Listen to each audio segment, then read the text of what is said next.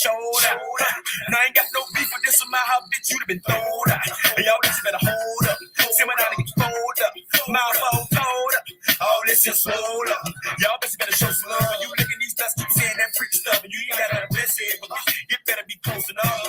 See, on me, I don't see ya, and I really won't want to be ya. If your head is bad and you fucking me, young bitch, then that's illegal. You always brag, you brag, talk about what the last nigga gave you. See, everybody ain't able, but y'all bitches so unbrave. You need to ask questions about nursing, cause I hate the smell of snake pussy. And your underarms a little musky. I was gonna spare you, but you had to push me, cause y'all don't need it.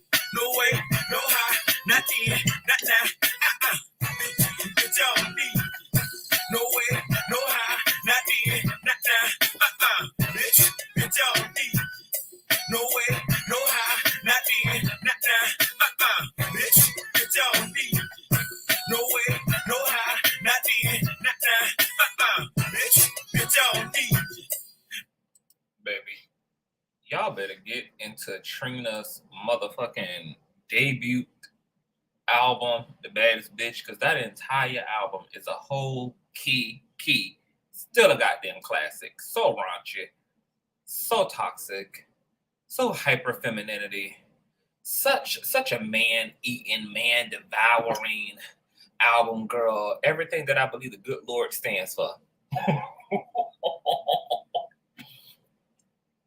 Welcome to another riveting episode of the CTV platform. It is your favorite breakdown commentator, Consciouztv, girl. We're coming to you loud, live, and in color on this beautiful and wonderful Saturday, girl. Now, this is a total improv video. I will be coming to you guys loud, live, and visually in color tomorrow night, girl. Because, you know, we got some trans teens to get into, girl. But ironically, I was sitting here scrummaging and rummaging through the YouTuberations, girl, and I came across a live of Mula Mo from the Bad Boys LA, and a series of events took place during this live, girl. It was a domino effect. So I'm gonna get more into that, but before we get deep off into the minutia, and I will be dropping the link to get you guys perspectives and opinions about this here situation, girl, because this is a repeat topic. It's a repeat subject matter, girl. It's just a topic that keeps on topicing, and we're gonna keep on addressing it, girl, and keep on slam dunking it, girl, until there's no more left, okay? But before we do that, I want you guys to give me a nasty piece of thumbs up, girl. Thumbs up, thumbs up, thumbs up, thumbs up, thumbs up, thumbs up, thumbs up, thumbs up, thumbs up, thumbs up, thumbs up. This video is 66 of you in the building. There should be 66 likes, at least 50 damn likes on this video. Please thumbs up, okay? If you don't thumbs up in the beginning, thumbs up in the middle, or thumbs up on your way out the door. Whenever it is that you decide to leave, but just make sure that you give me a old nasty like, honey, because this helps with YouTube's algorithm. This helps YouTube to recommend and to suggest the platform and the content to all other unsuspected YouTube patrons, girl. Thumbing up helps these YouTube CEO whores to do their motherfucking job, okay? So you are showing mad major love, okay? When you thumbs up this video, okay? Now, if you're new here, I definitely hold on, girl. This Dr. Pepper is peppering, girl. Hold on. See, my throat not as wide and as long as Reckless's is, girl. Got an old nasty Reckless throat, girl. You know, I got a Virgin Mother Mary, okay, Old Testament throat, girl. You know, old domesticated, patriarchy, feminine throat, girl. Okay, old lesbian throat, girl. This throat ain't never been used and touched before, girl. You know, old baptized, nasty baptismal type throat, girl. Okay, it knows no evil, feels no evil, sucks no evil, devours and deep throats no evil, girl. Okay, now, if you're new here, bro, you need to go ahead and thumbs it all the way up. And subscribe and do all of the things and the things, baby. Everybody needs to make sure that they have their notification bell set to all, because you never know what day or hour the king will be kinging. Sometimes I'll be kinging, girl, right in the middle of you giving birth. It's just going to be like that sometimes, girl. I'm going to be kinging sometimes, girl, when you're in the middle of signing those divorce papers, girl. I mean, you just never know when the Lord is calling me to the stand, okay? So with all of that, don't forget to also share, Let the world, let your favorite people, girl, let your church family, girl, let your co-workers, girl, let your adopted parents, let everybody know, bitch, that we loud live and in motherfucking color. With no further ado, let's proceed to give you what the fuck you need. I know a place where you can recharge your soul. Baby, that's Consciouztv. And in the midst of brokenness, he gon' see your asshole. Baby, that's Consciouztv. You gon' heal, you gon' laugh and catch a little shade. Ooh, girl. Y'all know he be slaying, y'all better stop playing. Come hear what he's saying. Ladies and gentlemen.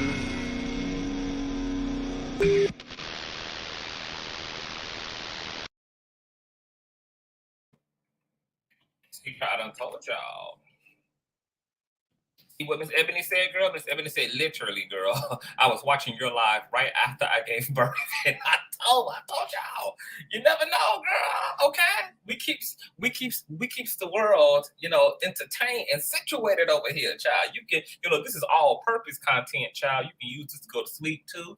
You can use it to do your 12-hour shift through, girl. You know, I be thinking about y'all when I be thinking about all my babies, all my bad bitch CEOs, all my boss girls who follow me, who be pushing through these long, grueling hours just to keep food on the table and a roof over their head and their children's head. And I say, you know what? Sometimes I gotta bust through and give my 12-hour shift girls some content, girl. Give my third shift girls, give my second and first shift girls some content, child. You know, I be thinking about y'all. So, you know, I be pushing through, honey. I be thinking about the whole kingdom, honey.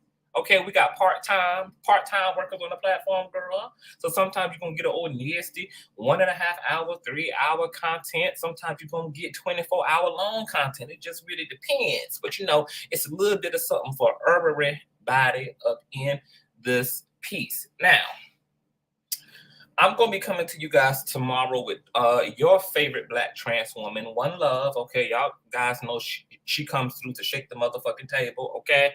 I'm gonna make sure that she's free, and we're going to get into some things, girl, because there was something that came up in the news, girl, regarding a situation down in Atlanta regarding a Black trans woman. She was rewarded $1.5 million, and she was set up by the goddamn popo, okay? And I think this is going to be a wonderful discussion to really highlight intersectionality and nuance within the Black queer experience, girl, and we just gonna, you know, put our foot off into that, okay? And probably get into some other things as well. Y'all know One Love likes to go apocalyptic, girl, when she comes through. But hopefully, you know, it could all be productive. Shout out to my baby mother, Ev, boo. Hey, boo. Hey, baby mother. I also want to shout out to all my Cash Appers and my PayPalers, all of my donators. Thank you guys so freaking much, girl. Your donations mean the world to me. They're helping me to get the things and the things done for the platform. Thank you so much. God bless you, baby mother. So while we're here, girl, as you guys know that we've been keeping up with Bad Boys LA, me and Reckless Logic, and sometimes Knockout Media, we come through, give you guys a weekly review per episode. If you guys have not been checking out the reviews for season 1 of Bad Boys Los Angeles, a Zeus network, aka a hood damn production, then you damn sure need to get into those reviews, girls, because they are epic, and we cover a lot of things that you probably wouldn't even think could be subjects that are given birth to out of these episodes, okay? We connect the dots, okay? So, as I was saying earlier on in the commentary, girl, I was watching this here. Hold on, let me pull her up. Let me share my screen real quick. Let me do that, okay? This came across my desk, girl. And this was Mula Mo from Bad Boys. You guys know King Homophobe, girl, and Miss Natalie Nunn on the IG Live. Now, let me set up the context here. So, Moolah, first of all, I don't know why this bitch is dressed like he about to go rob a bank. Bank of America, Wells Fargo, lock your doors, bitch. Double padlock the goddamn votes, bitch. Moolah is up to no motherfucking good, according to this goddamn half a ski mask he got on. nonetheless, he had pulled up William, the corniest bitch, up on this live, girl, and they had got into some teens. And of course, Miss William the baddest, she was popping all her shit, girl, doing everything that she won't do on the show, but she knows she's at a safe distance. She knows she's at an undisclosed location, girl, wherever, Bank of America in New York, Bank of America in the Bronx, Bank of America in Harlem, girl, wherever the hell Moolah is, girl, just lock your damn doors, girl. He's coming through with the money bag, bitch. They got into a discussion, and William was confronting Moolah from a very safe distance and letting him know, girl, where is all this infamous footage of me in my money suit twerking down on you with the BBL? Okay? And Moolah couldn't seem to answer that motherfucking question. Okay? And then Relly popped up on the live and was like, girl, fuck you and fuck William, because William is a punk bitch for letting you run his ass out of the show, out of the house, and out of his motherfucking bag, and out of ultimately making history, girl. So fuck him. And he was like, fuck you too, because you know damn well that that boy ain't twerk on you, girl, because if you saying that William twerked on you, then I twerked on you, and I damn sure ain't twerked on you. Did we twerk beside you? Did we Beyonce bounce in front of you? Did we walk past, tweaking and pop, locking and dropping? Yes, we sure did. But did we get up in your crotch, girl? Did we give you an old nasty, drop it down, bring it up slow? No, we did not. Okay, so I want to whip your ass, and I'll see you at the reunion. Okay, then Miss Natalie Nunn popped up on the live, and she wanted to clear things up. But Miss Natalie here was getting dragged so goddamn bad on the IG live, girl. They were dragging Miss Nunn's chin so hardcore, girl, that she had asked Mr. Moneybag here to turn off the goddamn comments, girl, because Miss Natalie just could not stand the rain, bitch. Okay? So she needed a comment section-less public discussion with Moolah. Okay? So he politely found the comment section off button, girl. And she proceeded to tell Moolah that, well, the public really, that for one, she did not intend for the Bad Boys Club to be the Bad Gay Club, okay? The Bad Gay Boys Club, okay? It was supposed to be a mixture of all type of niggas coming together, girl. So your Bloods, your Crips, your ex-cons, your gays, your trans, your non-binaries. It was just supposed to be a melting pot of personalities and masculinities on the damn show. She said she had all type of folk who had auditioned, that she even had sat and watched 9 hours worth of audition tapes. No, she said 9,000. She watched 9,000 audition tapes. Now, knowing Natalie, the only damn audition tapes she watched were the 8 of the individuals who she ended up casting, girl. So Christopher, DURRELL, and Drika Cockwell, William, Justin Bieber, Moolah, Curtis, Anthony, and Gutter Bitch, they just got lucky because they just happened to have been the first damn 8 audition tapes. Okay? And Miss Natalie threw the rest of the audition tapes to the rubbish bin, talking about she watched 9,000 audition tapes. Okay, right. So, as she's setting it up, she's letting the world know why she chose Moolah. She chose him because he had went to prison, because he had bad credit, because he had to fight for his virginity in that goddamn prison cell, girl, that he done been through all these prison melee orgies and shit, girl, and he just seemed to fit real well, you know, with the bad boy stereotype. Okay, typical nigga who we gonna need to give a Black Lives Matter march to eventually, girl. You know, he just fit the script, bitch.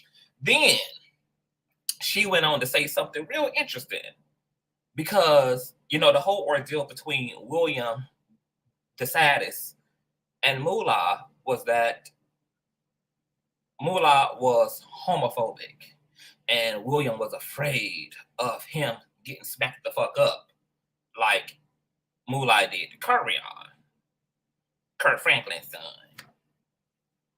And she said, I don't believe that you are homophobic. That's interesting. So let's listen to Natalie talk about Moolah not being homophobic, because I think this is just very fascinating. Hold on, okay? Before we play this audio, and wait a minute. Okay, shout out to Confessions of a Reality Queen, okay, for the IG upload. Shout out to, once again, Confessions of a Reality Queen, girl, okay? Disclaimer, copyright disclaimer under Section 107 of the Copyright Act of 1976. Allowance is made for fair use for purposes such as criticism, comment, news report, and teaching, scholarship, education, and research. Fair use is a use permitted by copyright statute that might otherwise be infringing. Period. What's going on, mods? Hey, boo. Hey, everybody in the chat. Hey, you guys. I forgot the damn speed, girl. Motor mouth of the goddamn South. Let's play a little bit here this live, girl. Okay, what you want to hear is Natalie Nunn and Moolah, child. Let's go. All right. Never did I feel like you were homophobic in my meetings, going over.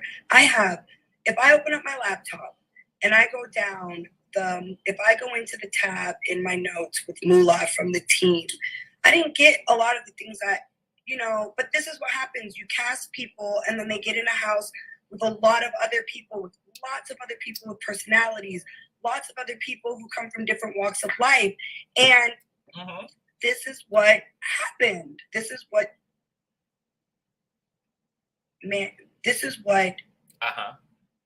came out on camera. Okay. Unfortunately, the people are viewing, and now I want to say this because I've learned this from being on TV for 15 years. Okay, go ahead and say it. You will only see about 5% of what people do living in a house for months or a month with, you're sharing a camera time with a lot of other guys. Right. And so it's not the Moolah show. I mean, yes, you're a big part of the show. But what I mean by that is that it's not all about you. We're not just seeing your life story and only you. So we're not seeing everything or who you represent, who you are, all the 99% of the time or whatever. Yeah. So you're sharing the camera with a lot of, respectfully, other really big personalities, other people. Okay, let's just go back. If I open up my laptop and busting, and so the fuck are my checks, baby. Chin is busting. Time is off. Let's get it. All right. Never did I feel like you were homophobic. Okay, girl. Natalie kind of uttered these same sentiments on the damn show. That she just felt like Moolah should be allowed to ask questions, even though Moolah asking questions resulted in him punching niggas in the mouth just because they would not confess to him whether they liked vagina or boygina. Okay. Here's my question, and I'm gonna drop the link.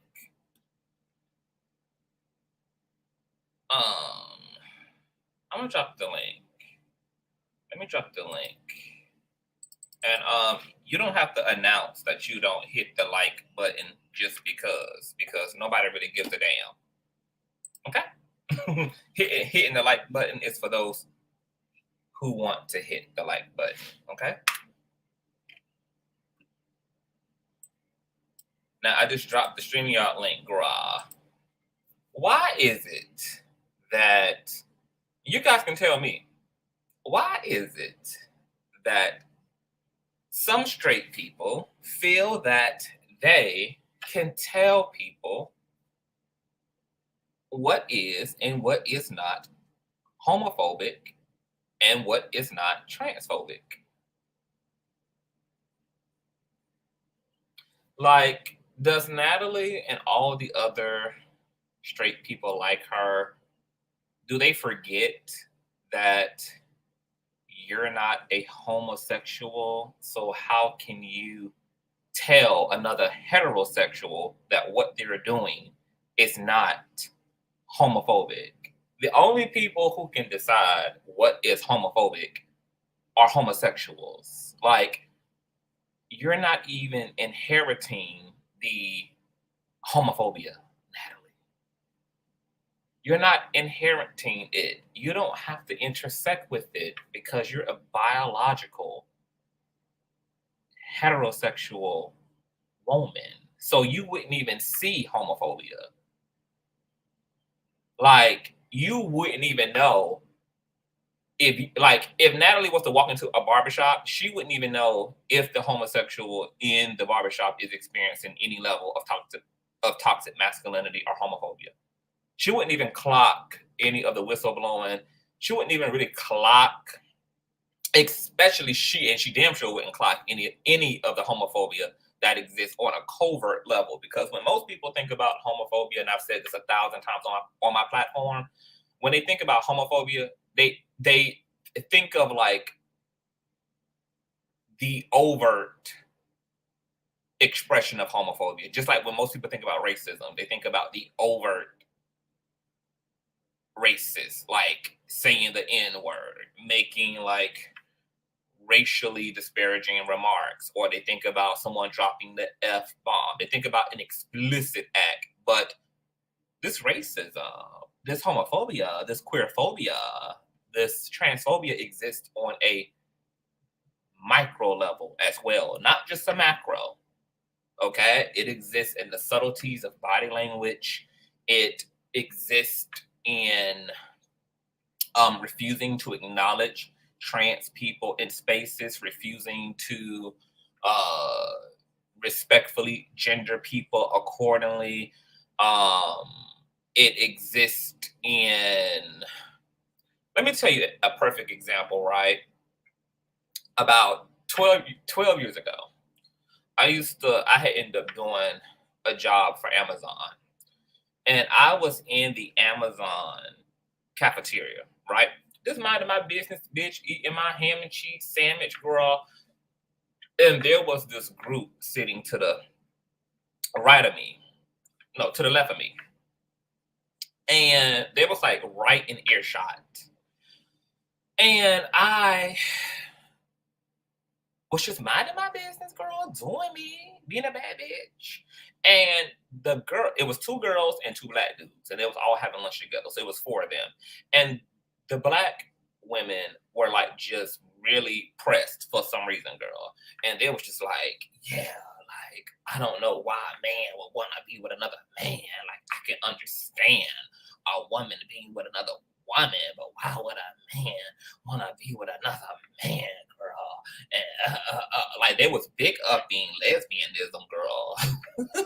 But when it came to same gender loving, same gender attracted men, it was just like, ill, you know. They reinforced that toxic masculinity and that internalized homophobia.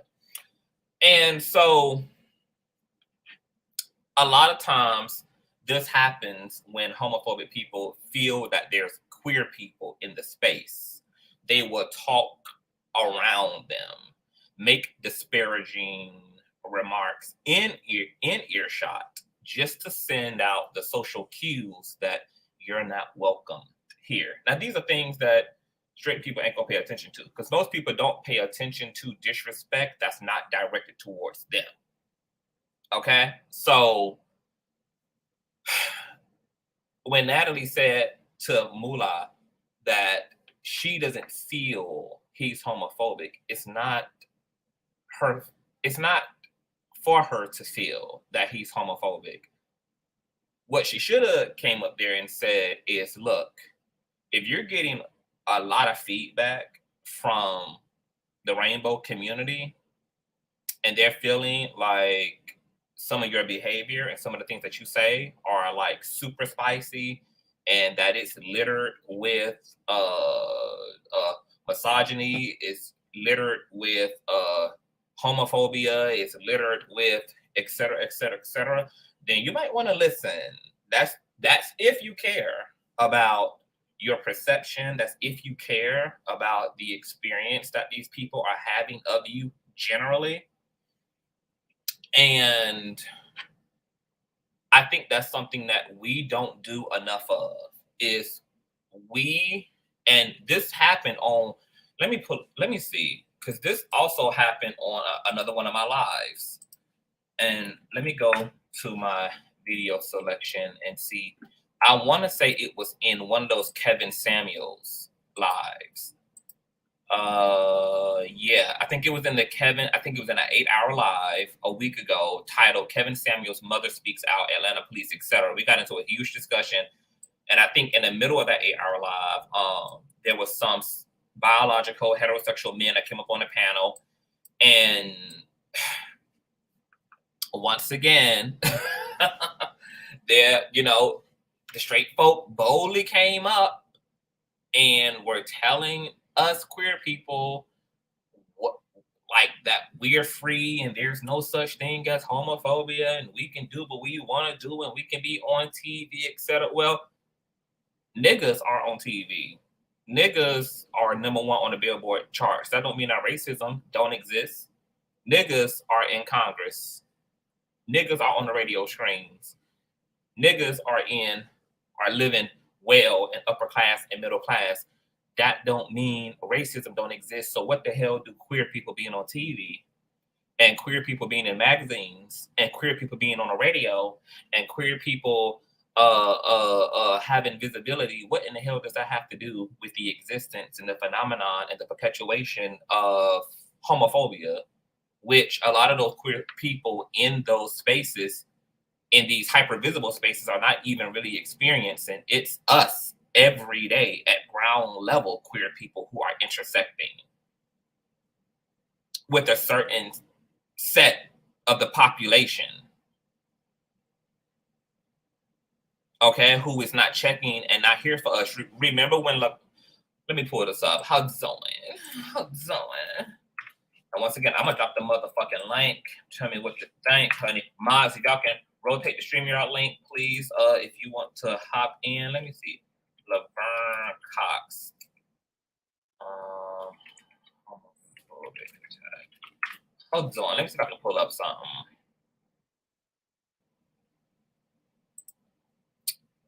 I think I want to read this real quick because I was about to bring up. Do y'all remember when Laverne Cox? Because this is going to run right into my fucking point. Okay, bruh. Let me take this down and move this up. Let's pull up, bruh.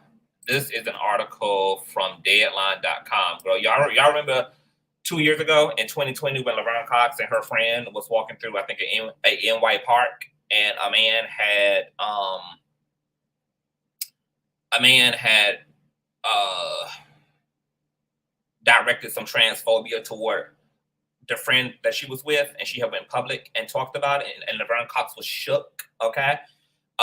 This is from Deadline.com, and the headline reads, Laverne Cox shares details of transphobic attack. Quote, if you're trans, you're going to experience stuff like this. Emmy-nominated actress Laverne Cox usually has celebratory and fun posts on her Instagram account, but on Saturday, she took to social media platforms to share her sobering account of a transphobic attack she and her friend experienced while at a grift park in Los Angeles. In the video, she admits that she was in shock and was feeling triggered after an attack from a man who aggressively asked for the time. Cox, who was masked and had a hoodie on during the walk, didn't think too much of it until she heard the man ask guy or girl to her friend, to which her friend responded, fuck off. From there, things got physical as she explained that the man started to fight with her friend. Cox was taken aback by the fight and called 911, but the altercation seemed to have finished as fast as it started. The attacker disappeared from the scene. Cox felt that the man wanted to ask her the guy or girl question as a way to target her as a trans woman. Quote, I don't know why. I don't know why it matters. At the end of the day, it's like, who cares? She said in the video. I'm in a hoodie and yoga pants. I'm completely covered up. I've got my mask on. Who cares if I'm trans? How does this affect your life? As a trans woman, Cox knows what it's like being harassed and bullied nearly all of her life. Quote, this isn't shocking to me, she admitted. Obviously, this is my life. I've dealt with this a lot, but it never fails to be shocking. She is grateful, and she and her friend walked out of the situation safely. However, she seems affected in the video as she reflects on the incident. Quote, it doesn't matter who you are, she said. You can be Laverne Cox, you know, or whatever that means. If you're trans, you're going to experience stuff like this. Cox added, quote, it's not your fault that there are people not cool with you existing in the world. We have a right to walk in the park. This comes after the recent celebration of Trans Day of Remembrance, which honors and celebrates those in the trans community. It also comes after a year when trans people, specifically trans women of color, are being attacked and murdered. Nina Pop, Summer Taylor, Dustin Parker, and however you pronounce this name, Carrie Herrera, are just the start of a long list of trans people that have been murdered. I think that name is Uniski Carrie Herrera, are just the start of a long list of trans people that have been murdered, and the numbers continue to grow. Just last week, Asia Janae Foster was found dead in Houston, and in October, Thelsa, I don't know how to pronounce that, Harris was shot and killed in Augusta, Georgia. According to Trans Respect versus Transphobia Worldwide's Trans Murder Monitoring Project, there had been a total of 350 murders of trans and gender diverse people between October 1st, 2019 and September 30th, 2020. This is a 6% increase in reported murders from their 2019 update. The majority of the murders occurred in Brazil, Mexico, and the United States. My God, today. Jesus. Wow. There's some comments here underneath the post. It's a lot going on. So I brought that up to suggest, to say that, first of all, like, there was a part of Laverne Cox that was like shook that this still goes on, but wasn't shook because she's experienced this all her life. And what she really meant by that is that at this point in her career as a celebrity, as a Black trans woman who is successful, who is now protected by her wealth, she has proximity to an industry that's for the most part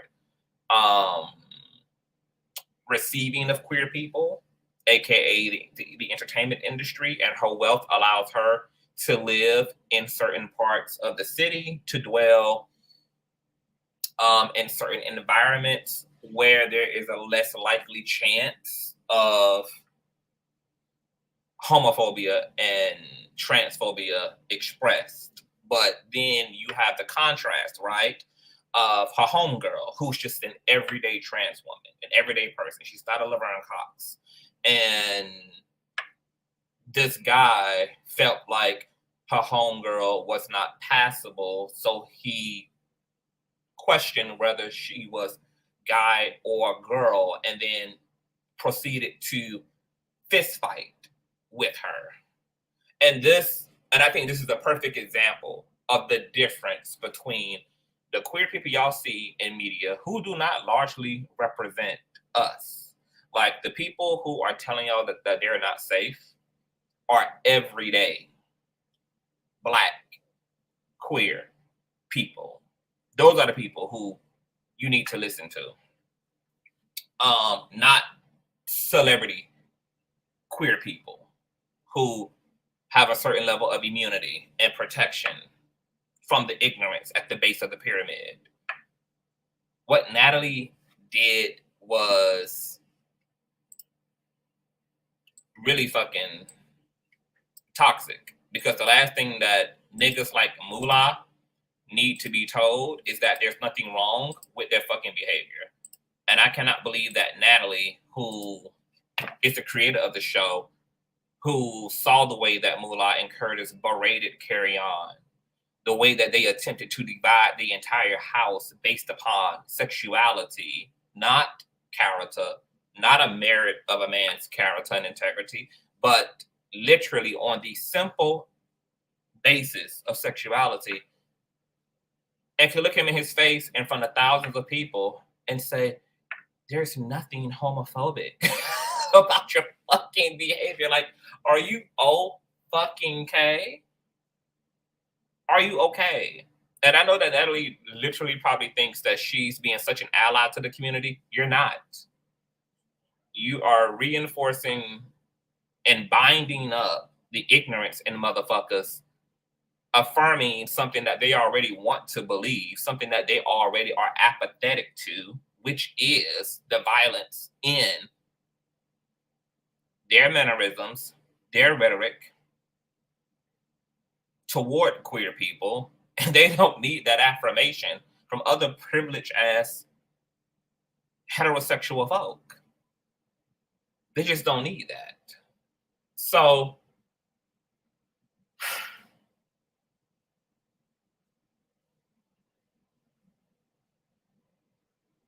I don't know why. Once again, it's difficult. How One Love, you know, black men love homophobic. Oh, black. One Love, don't. One Love, you can come up. I'm going to drop the link for you. This would be a perfect opportunity for you to come up if you desire. Amas have dropped the link. You just cannot tell people that what they're doing is not abusive to other people. The same issue with the whole Kevin Samuel shit. Like, of course, there are black women in the fucking sunken place who are going to defend Kevin Samuels, because when you have issues that exist on a systemic level, it means that there's been a lot of brainwashing that's happened. So you get queer people who are in a sunken place, just like you got queer people on Moolah's dick. Like, yeah, there's nothing. You're not homophobic, Moolah. You're not. You can do no wrong in my eyes, okay? We can't pay attention to these people. These people have been deeply dysmorphed in their fucking consciousness, okay? By patriarchy and toxic masculinity. They've assimilated. They've brought into the normalcy of narcissistic abuse. They've brought into the normalcy of being rejected and being outcasted, and they suffer from Stockholm syndrome, okay? It's not working. Hold on. Let me drop it again. Okay. Try that link. Jordana is in the background. Hey, Will. Got to see my hey, Will, boo. Hey, Jordana. Hey, what's going on, Conscious? What's going on? Wow. I'm just... I'm like... shook at how Natalie could literally see all that she saw throughout this entire season. Like, Moolah is just now getting his act together, like a little bit. And she could still, after filming this whole thing, witnessing all of this bullshit going on in the house, literally see these men draw a epic line in the sand between them and the rest of the house. And still, after all of that, turn around and be like, you're not homophobic. Well, you know that's like pandering to some extent. And when, first of all, let me just say that I've never watched the show. Okay. Never. So anything that I know is really kind of going off of your commentary about it. But just based off of what I've heard you say, it's not surprising to me that once again, queer people are used for entertainment, but ultimately are not respected. Talk about it. So she can use the queer people on the show, respect them just enough to have them on the show to make her money, but then in real life, she doesn't give a shit about them. So she will still turn around and pander to a black cis hetero man because that's who she's loyal to. I think that's just what it boils down to. You know, like we can do makeup, we can do hair, we can style. Best friend like Anthony, who allegedly is Natalie's best friend. Right. So you get tolerated. It's just another level of tolerance. But when it comes to equality, when it comes to actual freedom of people to just be themselves and not be used as instruments for wealth, then you have a different, then that's where the bullshit comes in. Mm-hmm. So I guess from what I know, to me, that's what it comes off as, your typical, you know, woman just using the gays for their own purposes. And then at the end of the day, they don't really care about the harm that's done. That's not their business. Because especially if they don't have someone in their family that they really and truly care about. Like, let's say her friend was harmed, then there would be some kind of outrage, but it's also like specific to that person. It's not that you care about the community, you care about that person.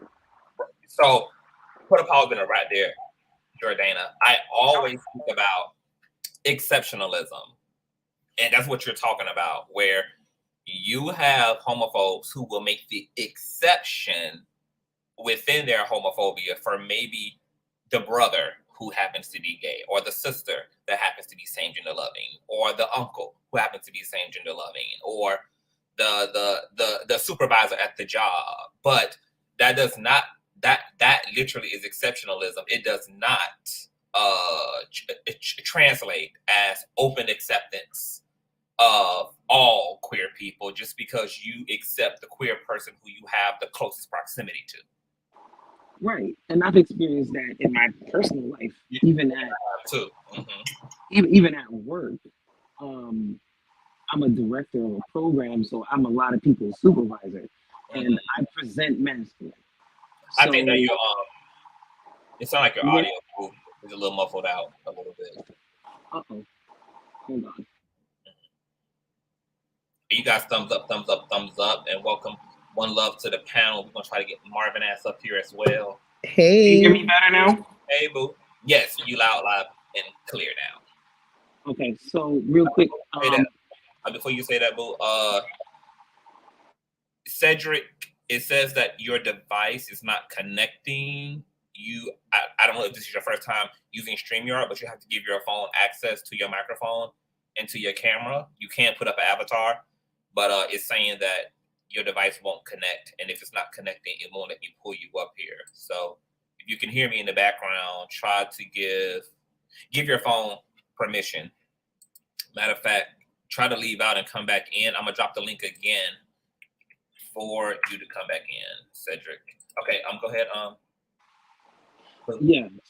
So scrap the work example. I'll give an even more relative. It sounds muffled again. Again? What the hell? Is something in front of the phone? Maybe he uses headsets. I do have my headset on, but I was using it before and you heard me good, so I don't know why it changed. Do you still hear me? Hold on. Yeah. Yeah, you hear me better now? Muffle. You hear me better now? A little.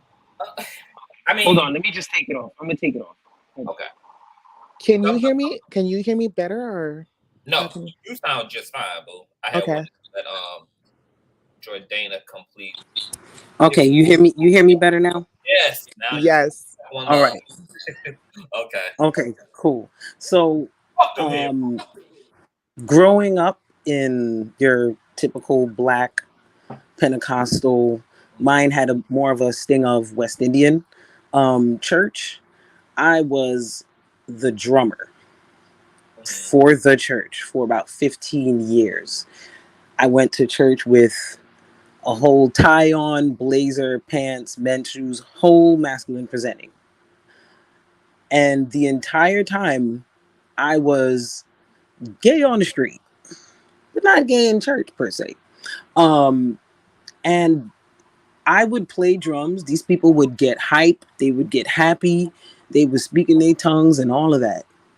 And then if a preacher, particularly, certain type of preachers, if we've ever been in church culture, when somebody's getting close to talking that bullshit, that would happen.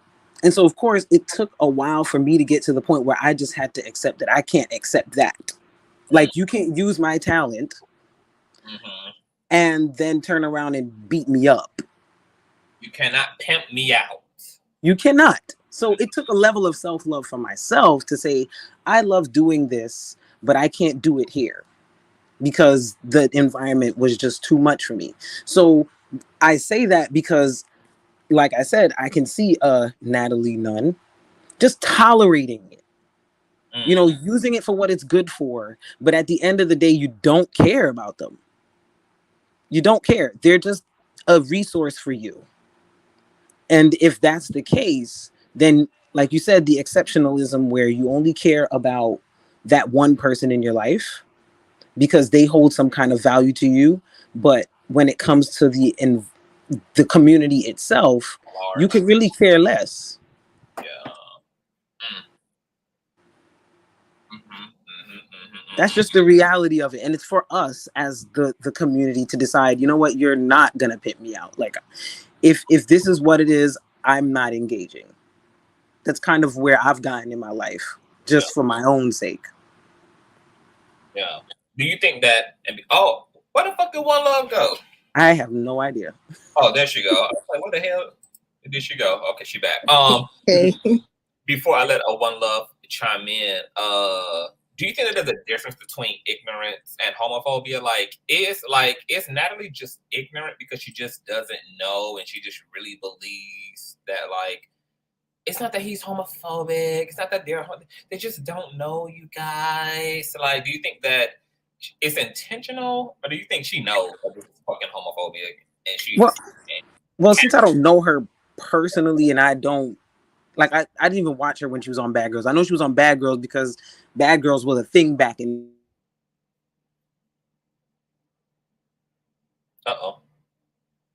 Can you hear me, Jordana? Is he gone?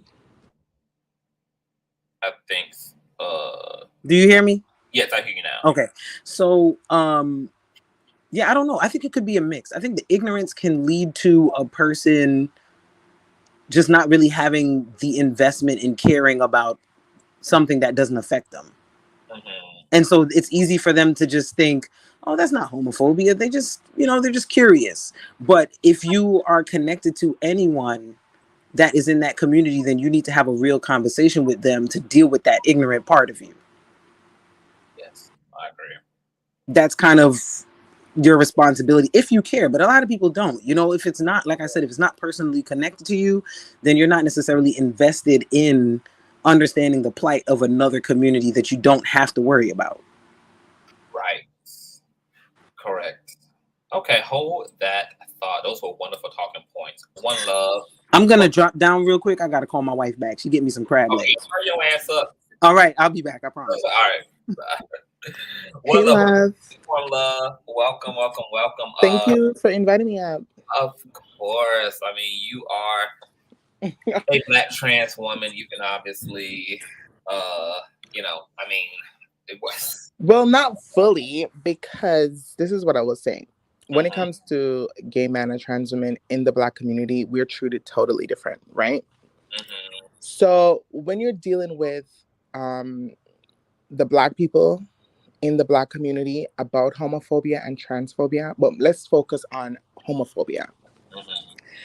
If with the Black community, if they're not violently beating gays or lesbians, Black people don't see it as homophobic. They see violence as homophobic, right? They don't see you getting outed as homophobic. They don't see just random conversation about LGBT people as homophobic or someone being disrespectful as homo. They don't see it that way, right? Because the reason why a lot of LGBT people see it certain type of way is because we're living the life, right? They're not living this life. So when you have a Natalie Nunn who has her hair done by gays or makeup done by gays, as long as a straight man is not violently beating this person, she really would not see homophobia. And but this goes One Love, even when she's seeing Moolah punch carrying on in the mouth, she's Right. still like, no, he's not homophobic, you guys. Yeah, but you have to understand the show is about violence, right?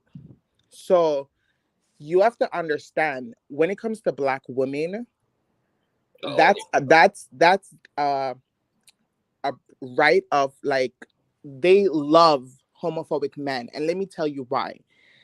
Black cis women, not all, but majority of Black cis women do not like men who dabbles in femininity or just who are super feminine. So the more toxic you are, the more attractive more cis women will find you, right?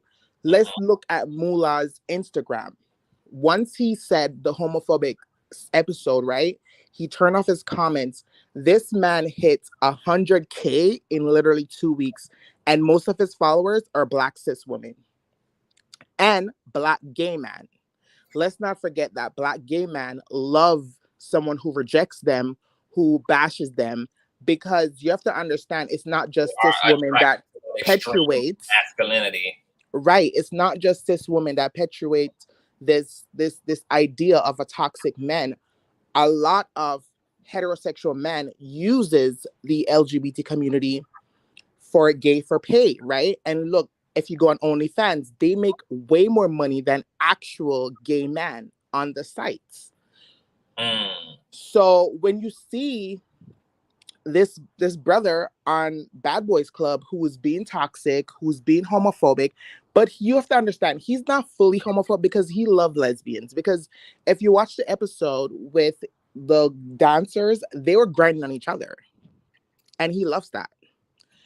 So it's a double standard when it comes to the Black men, but definitely Black cis women love a homophobic. Not all Black cis women, but I would say 90% of Black cis women love homophobic men.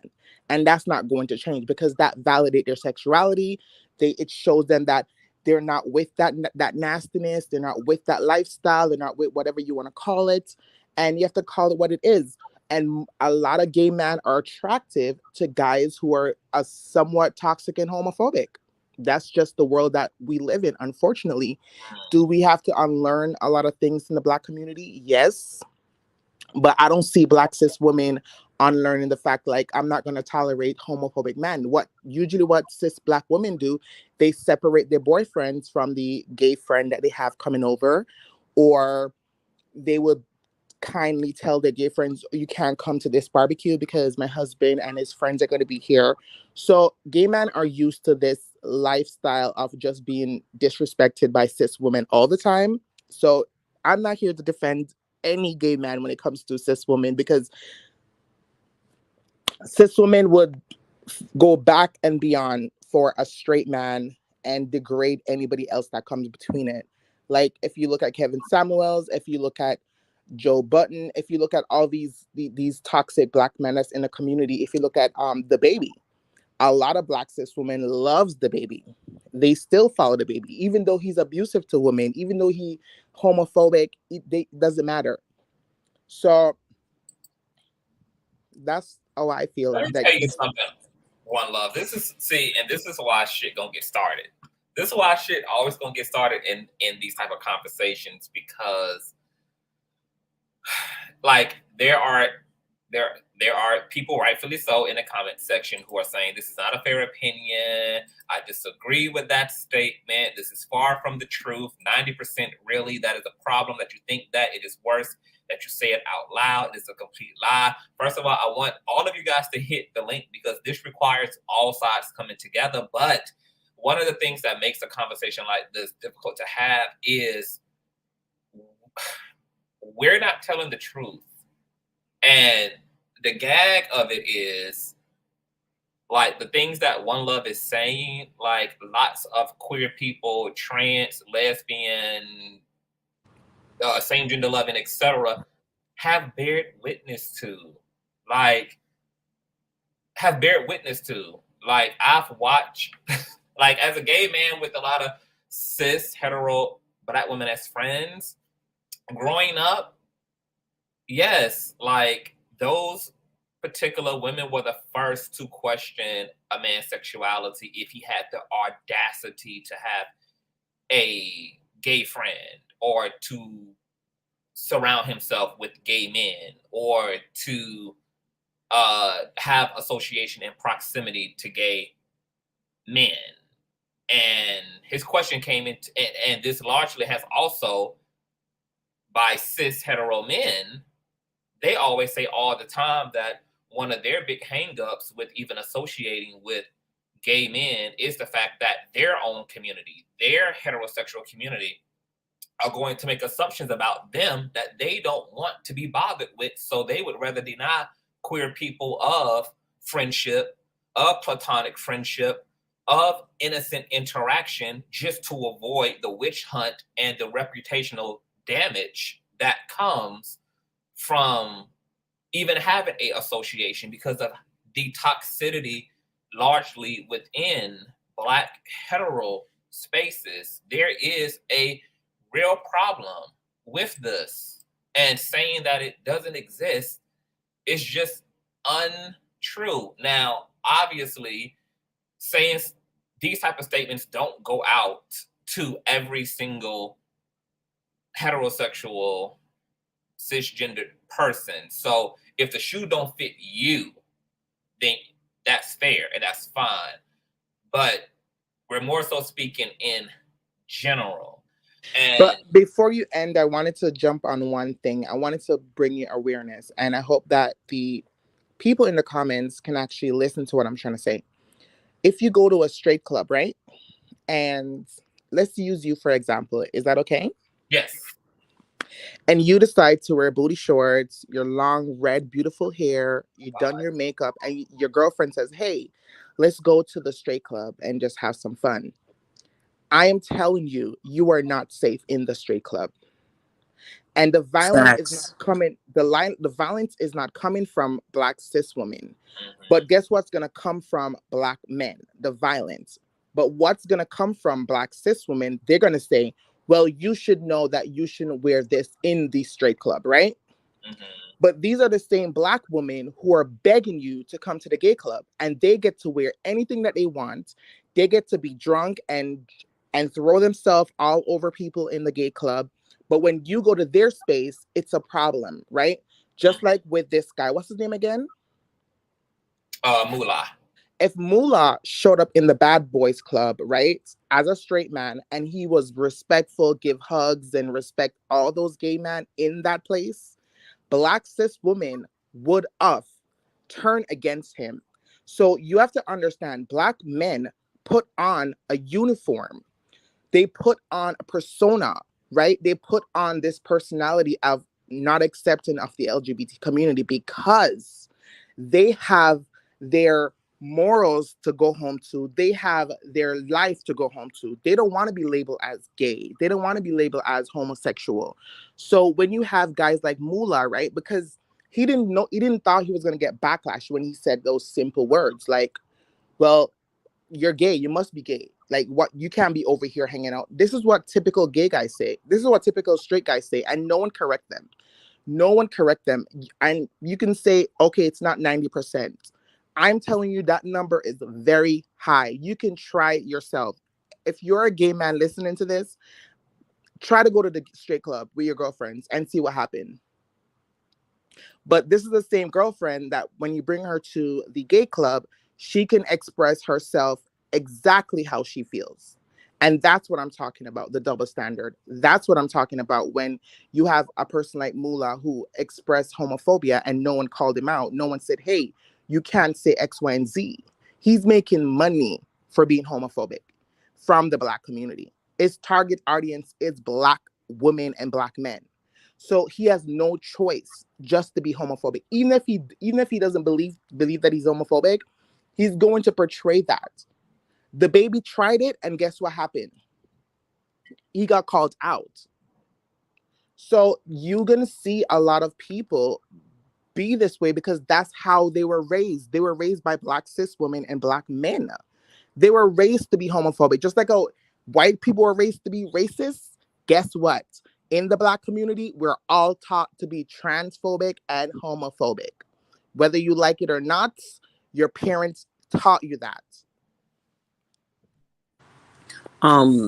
I want to say one thing. When it comes to like experiences, I think just based on the comments that you showed, Conscious, a lot of times when people are listening to something like the things that One Love said, we automatically filter it through an ear of, well, I'm not like that, or somebody I know is not like that. And a lot of times the homophobia word, there's kind of like a image that they have in their head about what it looks like.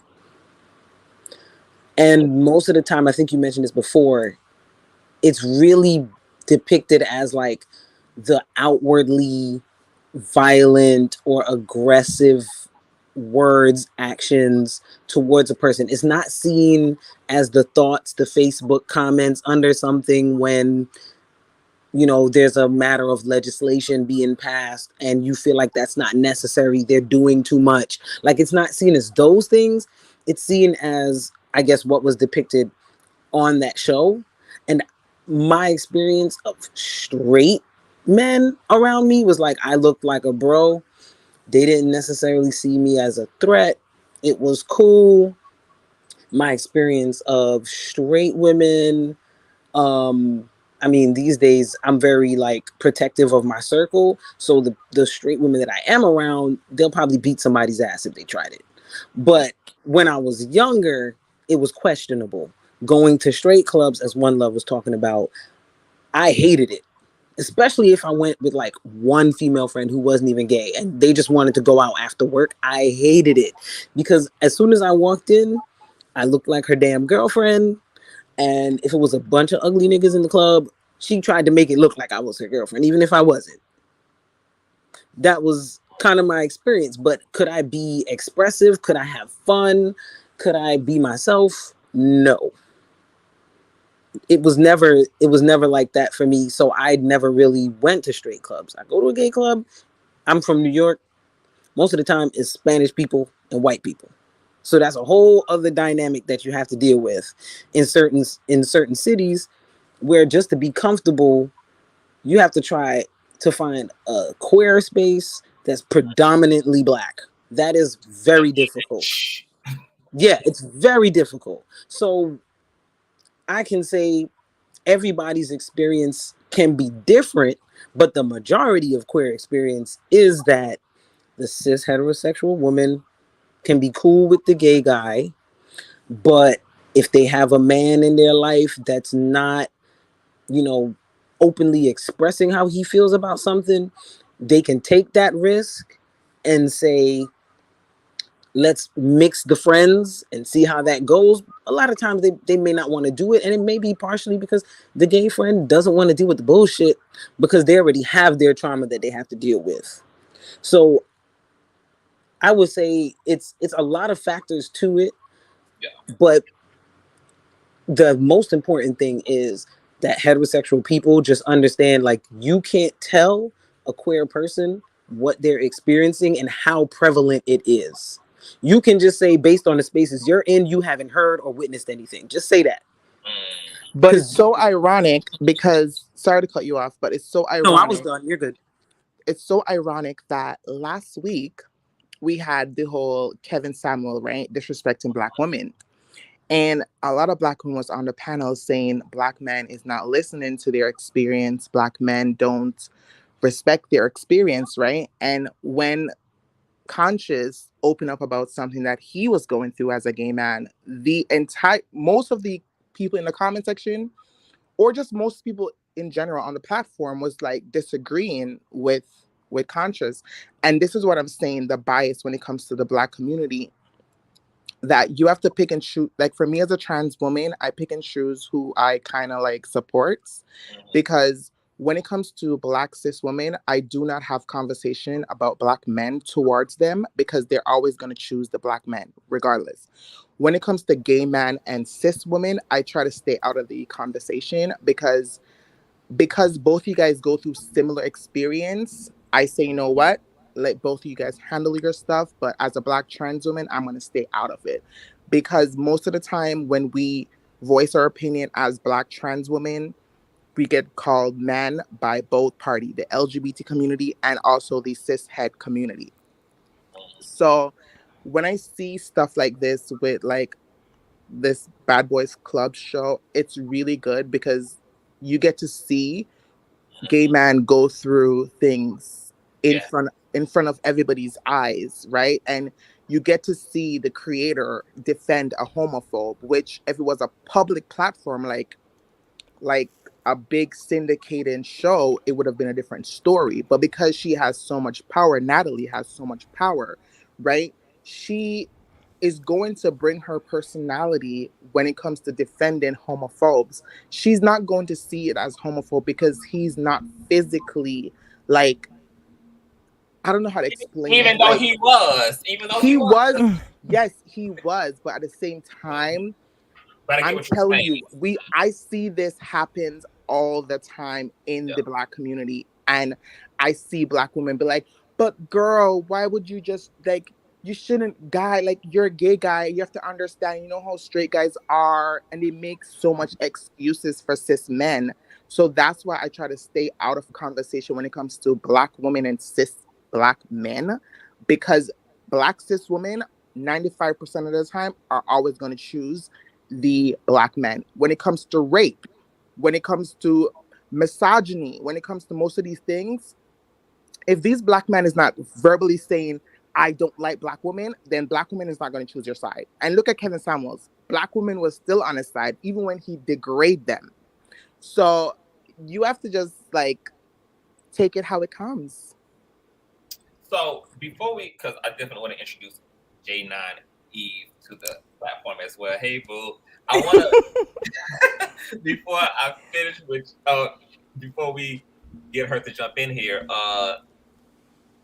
to your point, One Love, I think that something that we do as people is we don't differentiate the difference between like our anecdotal experiences and like more systemic issue. Like there is a collective issue of transphobia and homophobia in the Black community. I don't give a damn what nobody says. There fucking is. It's littered all in our bigotry, our religiosity, our hypocriticalness, even to people in the comment section saying that, you know, I was raised to love everybody. So was I. I was also raised to believe that homosexuality was a sin, unfortunately. I was also raised to believe that I would go to hell if I was queer as well, while at the same time being programmed to love and respect everyone. This mixed messaging that's within the Black community. Like there's all of this mixed messaging going on, and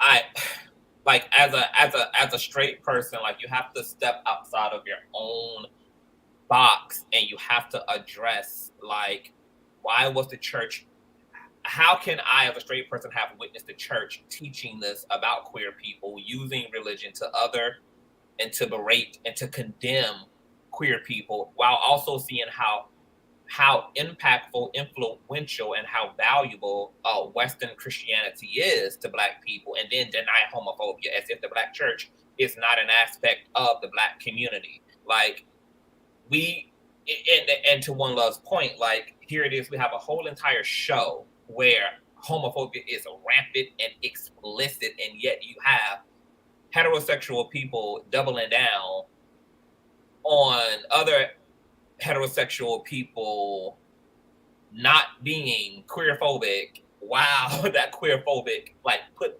that queerphobia manifested as blood in another queer person's mouth, like, and can still get up online and defend that this is not homophobic, etc. I mean, if you look, we're gonna get all the way into it. Stay right there. I don't want nobody to say nothing. Everybody continue to thumbs up this video, because see, y'all about to make me really pull out all of the receipts if we're gonna talk about, oh Lord, if we're gonna talk about the existence of homophobia or the lack thereof. The thumbs up the video. Because we about to get into it, honey, because the heterosexual community, I want y'all to make it make sense.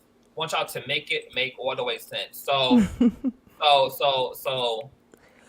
and then I want my boo here to jump in. So let's talk about the receipts. somebody that always comes to mind, aside from Lil Nas X, when it comes to like, girl, let's get into how the Black community feels, is Malik Yoba. This man got so toe up, toe down, beat and berated by Black and brown people for trying to be an ally, for trying to even admitting to being trans attracted. And I just want you to read, or not even read, but let's just dwell up in the comments.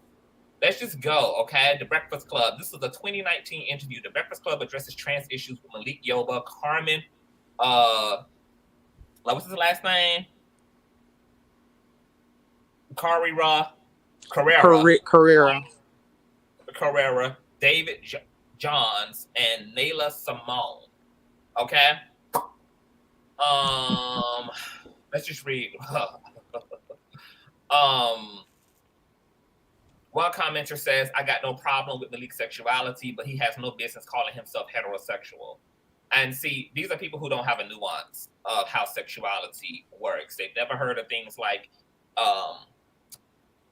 genophilia and androphilia, which would explain why Malik Yoba could still have a right to claim heterosexuality while also being trans attracted. But once again, talking about everyday people who do not want to be educated, who do not choose to be educated, taking up all this space about what is and what ain't. But why do they feel like they have the right to even tell someone what to identify as? That's weird. Because that's the privilege of the dominant class. Exactly. That's the privilege of the dominant class. You have another commenter by a melanated Black woman saying, shout out to the Black family standing up against the insane. Okay? Trans manifestation is insanity to some of our people. If Malik is trans attracted and is identifying as heterosexual, I feel there is a level of dishonesty, and he's perpetuating the stigma that he's claiming he's trying to debunk. Another erroneous statement. It warms my heart to see the enormous pushback against this mess. It warms my heart to see the enormous pushback against trans acceptance, trans visibility, trans attracted men. It warms my heart to see the enormous, the gigantuous, the disproportionate support coming from our own Black and brown people against the LGBT thing that's happening in the world. People, somebody else said people deserve the right to be safe and live how they choose, but you don't have the right to force your beliefs. So that bullshit. Why would this conversation on this platform that holds conversations be translated or interpreted as forced when no other interview and no other conversation on this platform is interpreted as forced agenda? It's just conversation. Comparing being Black to sexual orientation is a terrible example. I can't hide being Black. I'm trans and I refer to women as just women. They are the blueprint. I love and support Black women, and I know we will never be the same, and that's okay. I don't see how the Breakfast Club thought this was a good idea to do this interview. I'm especially disappointed with how Charlamagne, Envy, and Angela tiptoed around the topics out of perceived fear that they will piss off a certain class of people. So not cool. Okay, someone else said that the natural born Black woman doesn't get enough respect in society. Shout out to you. I'm so proud of y'all in the comment section. Mostly everyone here sees past the bullshit in this interview. Somebody else wrote, I don't like being bullied into a concept. Someone else says, quote, there's no such thing as natural born women. How y'all think that type of language makes us feel? Somebody else wrote, it's so scary. Thank you. Most wicked of people can present themselves as righteous, moralistic victims. Absolute madness. Someone else wrote, I'm so proud of almost everyone in the comments. People, well, Black people in particular, are way too smart to be falling for this BS.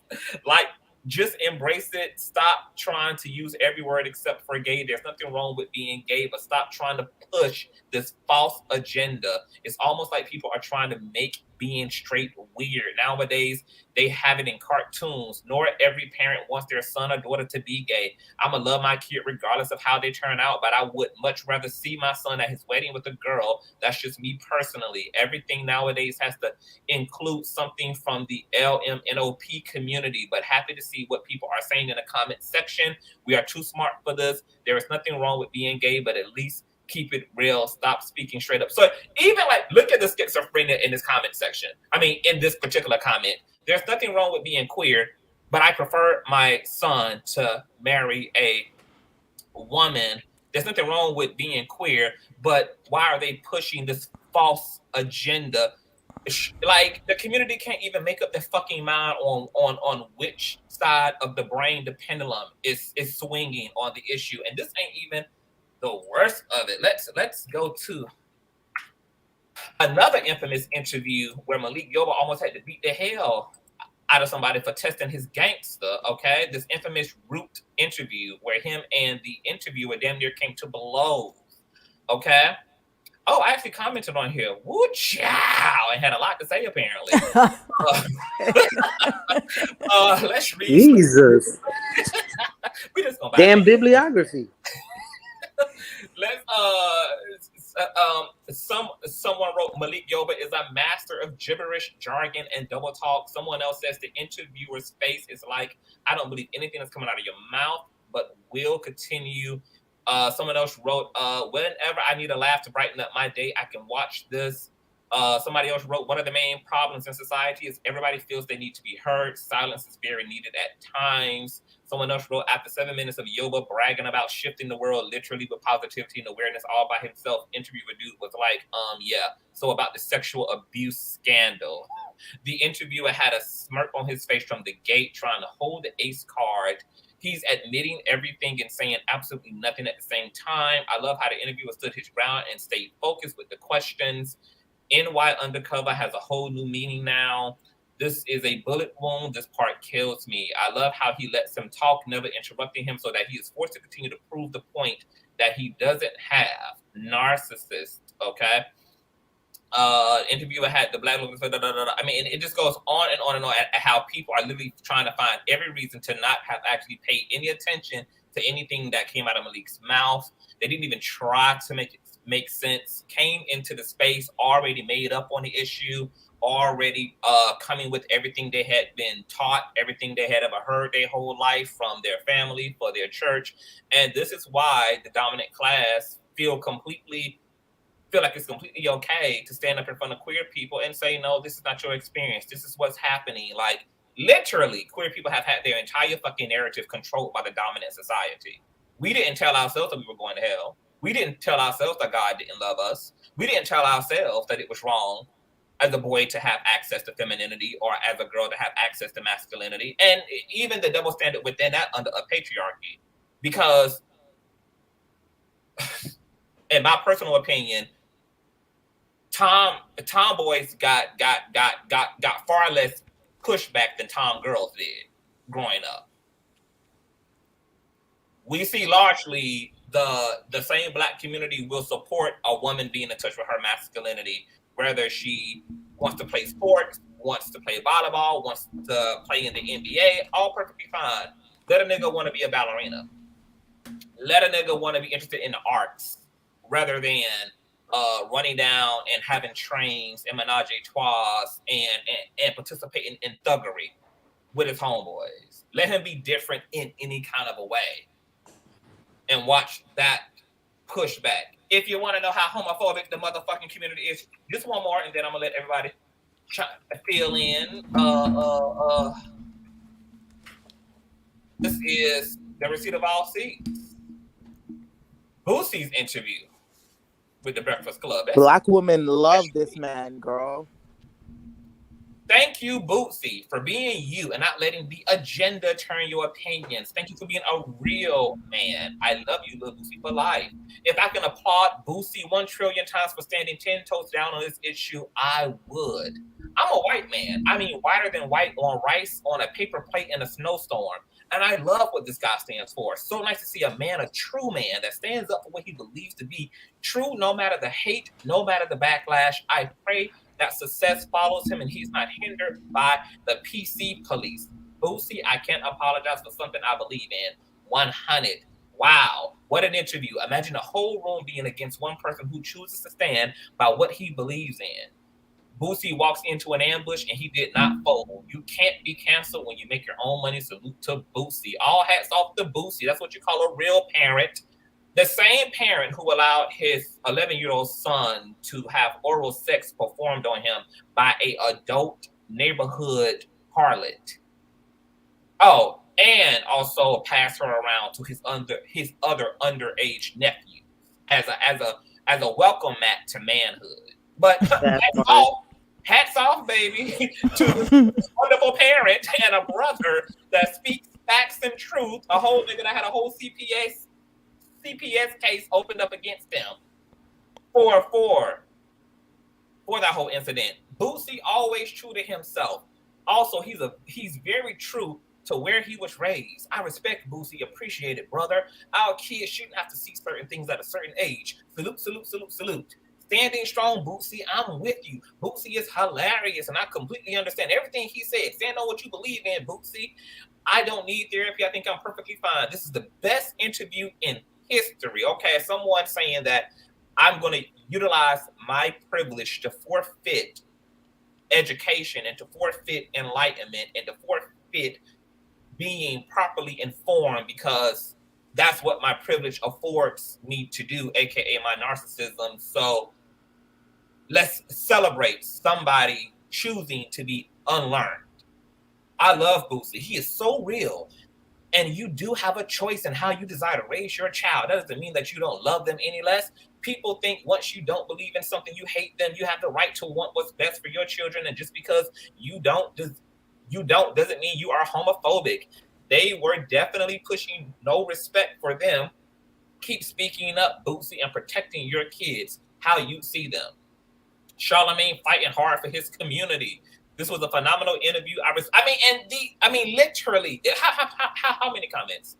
There are 52,000 plus comments, and they're all, for the most part, praising and affirming of Boosie's homophobia, of him running queer people back into the obscurities of society, get these people off TV, get them off of our BET stages, get them off of the fucking billboards, and let's weaponize the children as a way to gaslight the dominant class and act like this is about the children when really this is about us scary ass, insecure adults who refuse to take the opportunity to flex some true virtue toward people who we don't understand, but yet don't have to witch hunt against just because you don't understand them. But see, in the West, a lot of times what happens is we will villainize what we don't understand because we don't get it, because it's not a part of because it's not our normal, because it's not things we heard of. Automatically, it gets lumped and clumped into the demonic, into the devilish, into the evil, into the wicked, into the boogeyman under the bed category. We reject things that we don't understand, and unfortunately, queer people have inherited that. They've inherited now becoming the boogeyman under the bed. And everybody else gets to be in control of queer people. They don't want us in the schools. They don't want us as teachers. We shouldn't be parents. We shouldn't affirm our trans children like Gabrielle Union. I mean, hell, you want to look at the comment section under Gabrielle Union and Dwayne Wade and them being affirming parents to their trans. I mean, so when the Black community is like, we're not homophobic, not homophobic where? Not homophobic where? Not transphobic where? Not queerphobic where? Where?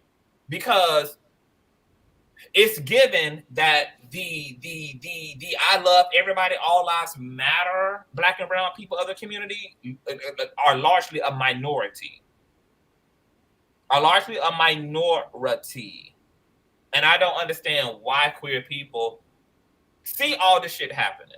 Like, they don't see the same comments. Like, they don't see the same interviews. Like, they don't see the same pushback against Lil Nas X. They don't see the same pushback against Malik Yoba. They don't see the same pushback against trans-attracted men. They don't see the same pushback. when the school system tries to get involved and wants to educate high schoolers on gender, on sexuality. No. But it was okay for the same school system to teach your children about the birds and the bees because that was oriented toward heterosexual and heteronormative dynamics. Now that there's an inclusion of transgenderism and that sex education also can encompass queerness, all of a sudden now we don't want sex education taught in the school. But yet we're such an affirming, such an open, such a loving community. And we're talking about collectively. I'm not talking about people who are individually not perpetuating homophobia. I'm talking about the larger umbrella. I mean, if you can defend it, defend it. But I want to welcome J9 Eve. Hi, Boo. Hey, Conscious. First of all, I love your fucking setup. I live for it. Are you a content creator? I am. My channel is I am J9 Eve, and I do lots of roastings of people who are unruly and do weird shit, like Fresh and Fit, Kevin Samuels back in the day, and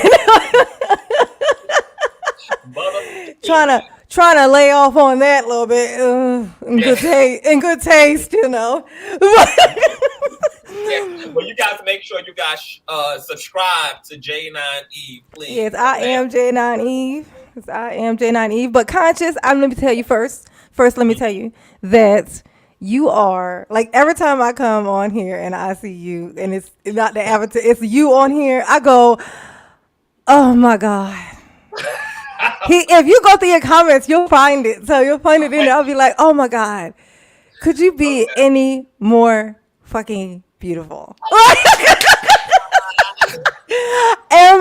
Please let me be conscious in my next life so that I can be my best self. Like I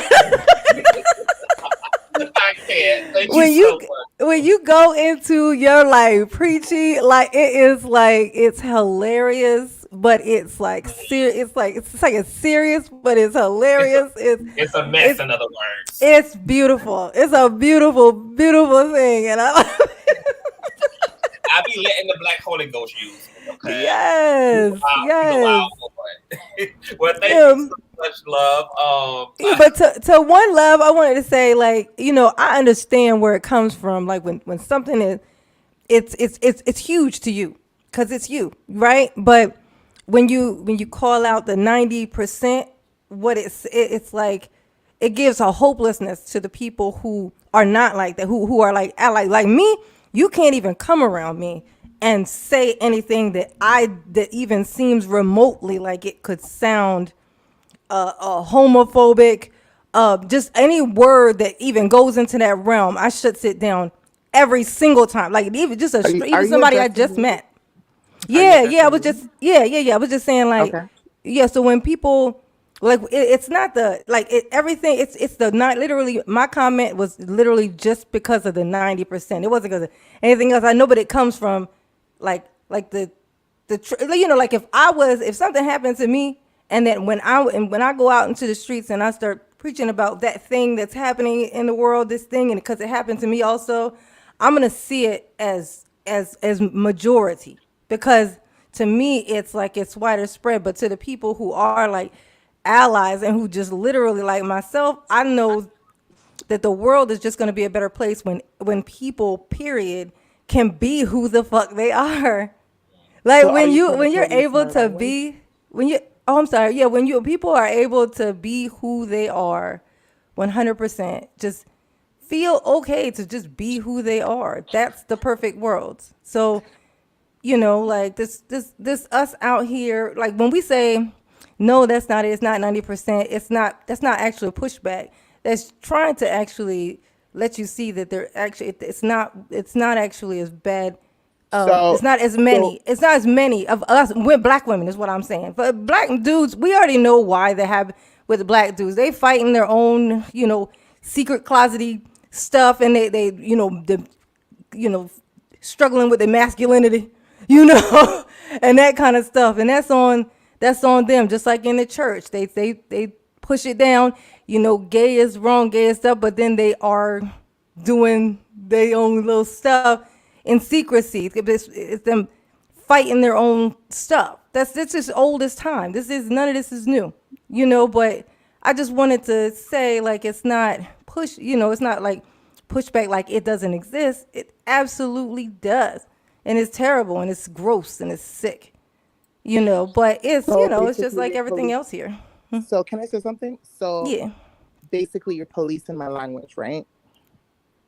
Oh. No, that wasn't No, conscious. Is that what it sounded like? At all. Wait, hold on. No. Who just I was said actually that? trying to give you hope I a little bit of that. Not all of us. Conversation, right? Oh my God, Who you're like aggressive. No, wait, I'm not. Don't label me as aggressive. I don't understand how what I said sounded like so that. In that statement, in my statement, right, when I said not all Black women, but 90%, right? Yeah. Mm-hmm. You didn't hear that part? Yeah, I put that in my message. 90%. The person next to me, you didn't hear that part? Of course I did. Okay, so when you're policing my language, you need to investigate every word that comes out of my mouth, right? So, for instance, you as a Black cis woman, if you're telling me your trauma, I'm not going to police your language. I'm going to let you express your language however you want to express your language. Yeah. Some of us walk with emotions and some of us don't. That's why there's advocates, and that's why there's normal people, and that's why there's people who is conscious, right? The way you like how he preaches. So what I'm trying to say to you is that when you're trying to police my language, I'm not speaking for these cis Black women who are doing the work. They are doing the work. That's why there's a safer place in some space in the Black community, right? But do you see how when a trans woman speak, how both of you guys trying to attack me just now? One is calling me aggressive and one is saying, oh, that's no, you were aggressive to me. Listen, if that's how you feel, that's how you feel, and I apologize. But I'm not aggressive. I'm just speaking on my experience, and I'm speaking how I feel. Just if you come on this panel as a cis Black woman and tell me, listen, Sasha, this is how I feel, I'm not going to push back. I'm not going to police you. So you heard me when I said some Black cis women. 90%. Well, no, you said 90%, yeah. No, I said go back on the tape. I said some Black women, 90%. 90% and some are very different. 100, is it the same thing? I know, but 90%. Okay, I mean, so that means only 10% of the women, of the Black women. But maybe you're part of the 10%, right? You're not walking this earth as a Black gay man or a Black trans woman, right? And when I hear these people who are sign birth females speak on homophobia, that's a privilege. I'm not sure who's the other person because I can't see your name. When you were saying that you don't get a lot of pushback because you were assigned female birth, the reason why you don't get a lot of pushback because it's misogyny, and that's your privilege, right? So when you hear trans women and people who was assigned male at birth, who are feminine and androgynous speak about homophobia, I think that you guys should start listening and stop saying that we're aggressive. I said that because of how you spoke, I have to speak this way because guess what? People don't listen to women. And it's clearly on this panel, you're not listening to me because I'm a woman and you're not listening to me. I listened to you. You didn't think you understood what I was saying. I was not doing any of that stuff you just said, but I just literally wanted you to know that you had that. I listen. I just wanted you to be ally doesn't mean nothing happy. to me. Ally does not mean nothing to me because this is what I will say to you. You see, when someone calls themselves It does an out ally, here in the real world. It does listen, out here in the real world. You shouldn't be calling yourself an ally if you really believe in my humanity, right? If you really believe in my humanity, you should not. I'm not an ally for nobody. I show up for people. What is the fight? I show up for their humanity. What the so fight when is. someone say allies to me, you're treating me as other. That's what I mean Conscious, by that. did I come across weird or something? No, I you just thought. meet someone that's educated and will. No, I mean, you threw out a 90% statistic that was inaccurate. And I'm So telling it's you, not that's my about that. experience. So And it's I'm not telling you, about. that's my experience. Are you gonna say that's wrong? Are you living my experience for me? No, 90%. So Even if I said 90%. 100%, are you living my Yeah, experience? no. If you said 100%, then I could call you a liar because I'm part of 100% and I'm not. But we never So met before. We never. I met know, before. but I know, but never you been said you didn't around say you before. 100%. You didn't say 90% of the black women that you've met. You said 90% of black straight Right. cis women. Exactly. Okay, And I meant it. And I meant every that's word. what I'm saying. Like, and if you said Black cis 100, women, then hold on. Black cis women use trans women as weapon for these straight people. They don't. Yes, they do. If you see a man that you are attracted to talk to a trans woman, you're using it as a weapon to call him a gay man, a fag, all the slur in the world. So don't tell me they don't. Who just said they don't? I have playfully used the word. I do not lie. I have playfully used the word, said but you're I've been using it comedians, right? playfully That since was I my was a husband kid. that said they don't. Okay, so Yeah. so your husband. So hold on. So your husband said that cis women don't use gay man and trans women, right, as weapon to bash heterosexual man. Is that what he's saying? That's what he said. That's his opinion, and he's entitled to it just as you're entitled to yours. Does he have a trans friend or a gay man friend? Yes, actually, we have several trans friends. Actually, yes. Oh, you guys do. Okay, perfect. So I would like to know, what does his homeboys think about him being friends with trans women and gay men? That's the question. So this is what I'm saying to you is that yes, we're used by weapon, and just like we're having a conversation right now and your man is jumping on the conversation, you should introduce yourself, be respectful. This is a platform. You want to be respectful to every woman and every person on this platform. Even though I'm a trans woman, you're not going to disrespect me and jump on the platform and just like yell at the word. Introduce yourself. Okay, ma'am. Can I finish? As long as you're not going to be too long-winded, so I actually get to say something to you. Yeah, go ahead, finish. Well, all I'm going to say is, please let your husband, because he's a cishet man in this space, so he needs to be respectful to people on the panel. Thank you. Okay. Now, number one, you don't know my husband, so you don't know what he identifies as. That's your assumption, number one. Number two, I had unmuted the button. Hold on. I'm sorry. I'm sorry. I allowed you to finish. Thank you very much. Number two, I unmuted the button so that I could say something, but before I had a chance to introduce something, he was stating something to me. So he wasn't actually disrespecting anybody. I'm sorry you took it that way. That's the way you took it. I personally felt like you were being disrespectful to the other sister because she wasn't coming at you in a certain way. If you say 90%, you are generalizing a lot of Black women at once. Now, if you say in your experience, 90% of the women that you have dealt with, you have experienced that, we can't deny that.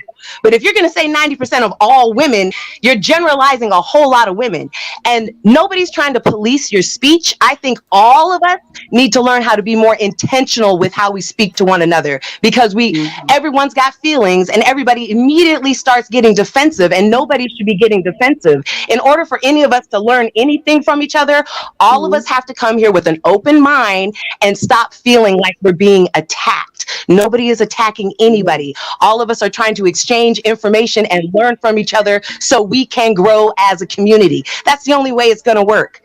Everyone has to let their defenses down a little bit and stop being so defensive. That's it. But to be fair and clear, why don't you come on the mic? If he wants to address my statement, why don't he come on the mic? I'm on the mic. Let me say this. How do you self-identify before I assume anything? I'm a straight man, been married for 27 years, a minister in the church. So, but the problem is, ma'am, don't generalize, just like my wife said. I don't care what my homeboys. I don't. Hold on a second. Hold on. I don't care what my homeboys think of who I hang out with. I'm my own man. I do what I want to do. I don't worry about what nobody else thinks. Period. When it comes down to understanding someone's identity, I understand. Period. I love everybody. It does not matter to me, gay, straight, trans, morphodite. None of that matters. It's who you are as a person. Intersex. It's called intersex. We don't use the word hermaphrodite. That's very offensive. It's called intersex. Listen, ma'am. Listen, I'm 52 years old, and in my day, I've been with one. Let's not try to mix my language and say what's offensive and what's not. It's called intersex. If you're not an hermaphrodite, that's what it's called, and that's what I'm going to call intersex. You're not going to use it for profanity and disrespect. But that's disrespectful. That's disrespectful. It's disrespectful to overtalk the host. Let me. I know that's right. Let me situate this really quick. This is a platform that is created by an LGBT person. We would like to use the proper language for one. It now is intersex. So let's just use intersex in place of hermaphrodite because intersex people do not largely utilize that word anymore. And I do understand where you're coming from, Oz. I get it. I also want to say to One Love's point, and this is why these conversations are like crazy, because it's not really about whether you personally care about some of the criticism that it's not about whether you personally care, Mr. Oz, about the criticism that you may receive from some of your biological heterosexual male peers. It's about like acknowledging the existence of that homophobia, because I know you have also expressed how the same community, the same Black community, has thought you were queer because of your aesthetic, because of the way you like to carry yourself, because of the issue of internalized homophobia within the Black community. I also want to say to One Love's point that this is, and I've said this on plenty of other lives. When it comes to healing, a big part of what has to happen in these discussions is we cannot, like, if we're looking to help, right? If we're looking to help someone heal, if we're looking to be resourceful to other people, especially people who can be considered less fortunate than us in whatever way they may be less fortunate, is we have to give up ourselves, which means that we have to retire the ability to personalize the way that people are talking about their experience. So literally, we all come into this conversation with the attitude of, if it don't apply, let it fly, right? Prime example is, we have a lot of conversations on this platform about toxic masculinity, about the Black men's community. And guess what? When Black women go to say that niggas ain't shit, and Black women go to talk about toxic masculinity and the shit that they go through and divesting, etc., I never get in front of Black women and say, don't say all Black men, even though I'm a Black man my damn self. I don't personalize. Those things don't apply to me. And I understand the larger systemic issue that we're talking about when we talk about patriarchy. So I don't have to get in front of men in that way or defend men unnecessarily, because we're not talking about my anecdotal politics as an individual. We're talking about something that exists largely in our community, that's more of an umbrella and a system that exists that women are oppressed under. So, and I know sometimes when we talk, we don't necessarily differentiate anecdotal from the system that we're talking about. But so I just want y'all to just not get hung up on language. Like, don't go out of your way to personalize it. Like, if you're not the 90%, fine. All anybody is saying when they say Black men, Black women, the Black community, is they're just saying, I'm having an experience of the majority of my tribe members. Like, Like, that's my personal subjective experience. I don't need data for that. I'm just simply trying to express to you that I'm having an overwhelming experience of violence emotionally, an overwhelming experience of violence physically from people who look like me. We are not doing a service to the conversation by saying, well, no, that's not me. No, that's not, no, I'm not, it's unnecessary. It may not be you. I mean, hell, if you're here, clearly it don't apply. You know, if you're here, clearly you are on the side of the fence where the grass is greener, right? So it's no need for, you don't have to, it's not necessary to do that.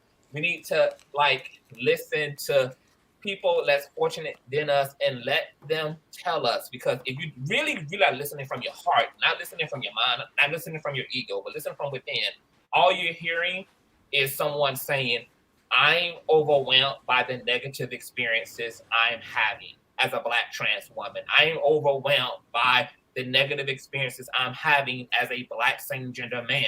I'm having an overwhelmingly negative experience as a same gender loving Black woman. Like, it's not, that stuff is not being articulated for the sake of everybody now diving in, making sure that they distinguish themselves from the majority. Like, and we should know this as Black people, because when we go to talk about racism and we go to utilize general terminology like white people, we know also we're not necessarily talking about every individualistic white person. Therefore, they don't need to be jumping in saying, I'm not like, it's a given. All we're saying is we are addressing something much larger than our own individualized power. We feel disempowered. We feel and all that language is just synonymous to an overwhelmingness. So can we just please not get into the I'm not that person, and just try to listen with the intent to really understand what other people are saying to us about the way that they experience the dominant class. Like, if any minority person in this country screams out about the dominant class, it's going to be a bunch of negatives. That's why they're in underclass. I mean, are underclass people having a chipper fucking experience in society? Fucking no. Like, are underclass people supposed, like, are they having some beautiful experience of society? No, they wouldn't be in the fucking underclass if that was the case. There's no, like, I don't, Mr. Oz, continue on. I just wanted to insert that, and then FB, Marvin, Prognosis, and then China ZJ Love. Oh, go ahead, Mr. Oz. I hear you talking, and forgive me for my last statement. I'm 52. I don't really get into what the names are and what that is.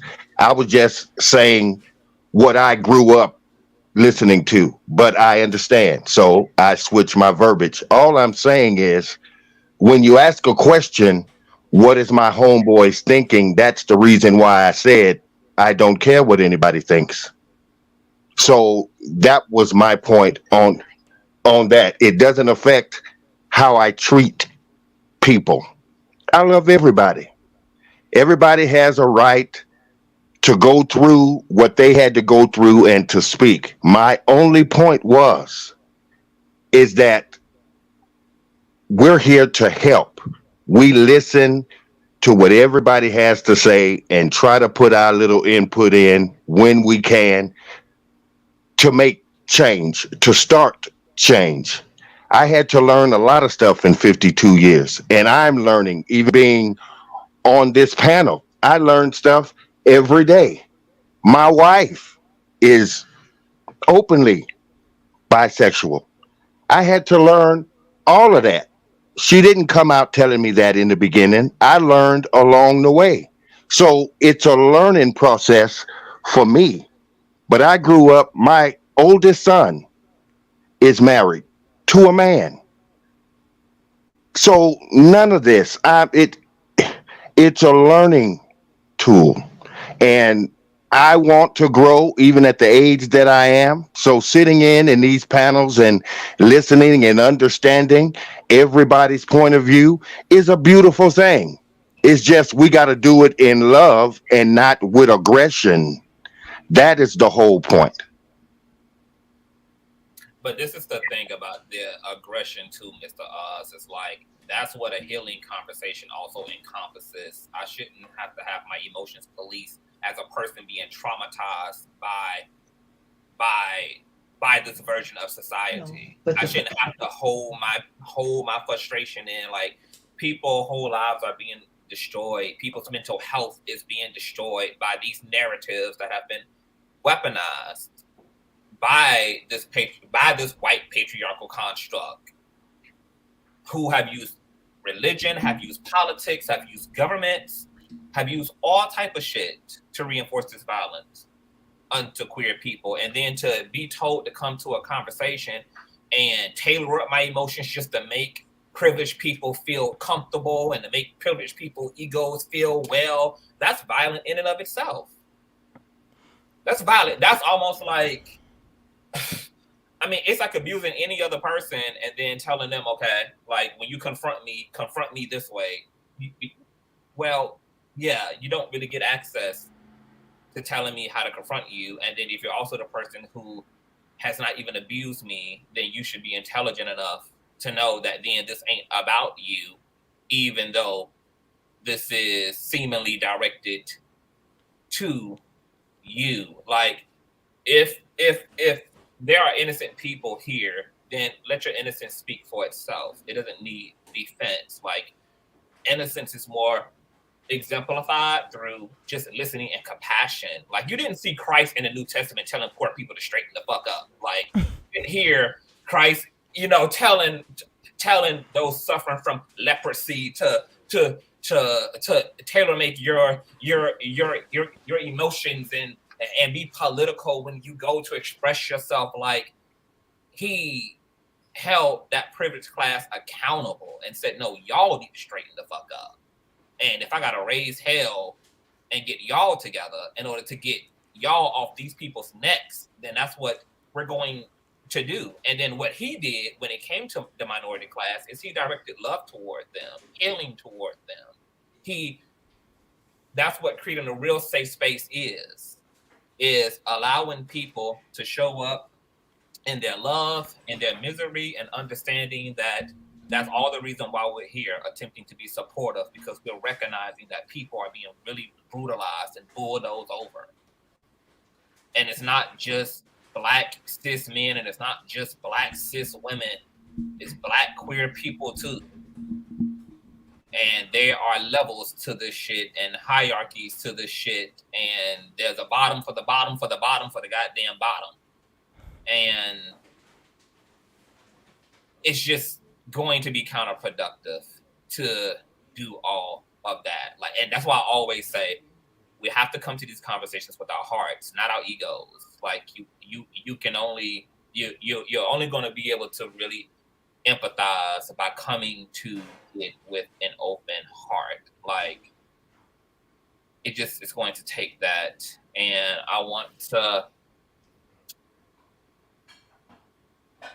I think FB, welcome to the platform, baby mother. Welcome. Thank you for being here. I know that these conversations are intense, okay? It's nothing cute about them. So I just want y'all to know, like, it gets heavy when it comes to these type of topics. But welcome to the platform, love. And what do you have to say about the matter? Hey, first of all, hey everyone. Hey Conscious. Hey Boo. I was a little triggered because of the what I perceived as a little bit of hostility coming from Miss One Love, and I'm just like, damn, like the young lady that was speaking was really just trying to say, hey, I feel you, it's not me type of thing. And I get that, you know, she's like, I'm not saying it's you, but the way the statement was posed, I think pretty much everybody was like, okay, well, you kind of generalized it. She was just saying, hey, it's not me, I don't feel that way, to, whatever. So that's what it came off a little. I say that to say it came off really rude. And as a person who I don't have not a homophobic bone in my body. I have siblings who are gay. I have very close friends who are gay. I even had one close friend of mine who was transitioning into, and forgive me if I'm using the terms wrong, transitioning into becoming a man. I don't know how to say that. But so for me as a heterosexual biological woman, good God, that's a lot of words. Thank you for taking time to say, yo, girl. I'm learning. I'm learning conscious. That's why I'm here. That's why I'm here. So I'm still trying to process that as my friend who is transitioning. It's really hard for me because I feel like I'm losing my friend. Like I feel like my friend, the one who I met all those years ago, is dying, and this new person is like taking over her body. So it was just like, it's still something I'm still processing as a friend, just as a human, as a friend, right? I'm not mad at it or nothing, but it's just like, whoa, what's going on? You know what I mean? And I'm learning. So and I still love her and accept her, whatever. It's just I gotta process. It's just a process as a friend. So but I say all that to say, I think, and I feel you, Conscious, when you say, trans, the LGBTQ plus community, it's just like it's been so much against y'all, and I get it and I respect it. And but I think what I find a lot of times in these types of conversations is just a prime example of one love. It's just, it kind of seems like a little, it's hostile sometimes. Even when I'm in separate conversations with friends or whatever, it gets really hostile on the other end, because it's just like, damn, like as heterosexuals, and we just trying to learn all this new terminology and learn this different process and really understand and accept the community, the LGBT community. Is just like, if we use the wrong term, if we don't understand it fully, if we misquote something, if we say something wrong, it's just like, you see, you don't get it. And you the type of person, it's like we become the enemy, when it's like, damn, we get chewed out. And it's like, God damn, I'm just trying to process this shit, because it's a lot. It's just a lot. And I don't mean to call it shit like that. Don't take that out of context. I'm just saying, it's just a freaking lot. Can I just say this? Yeah. I think and I'm just saying that.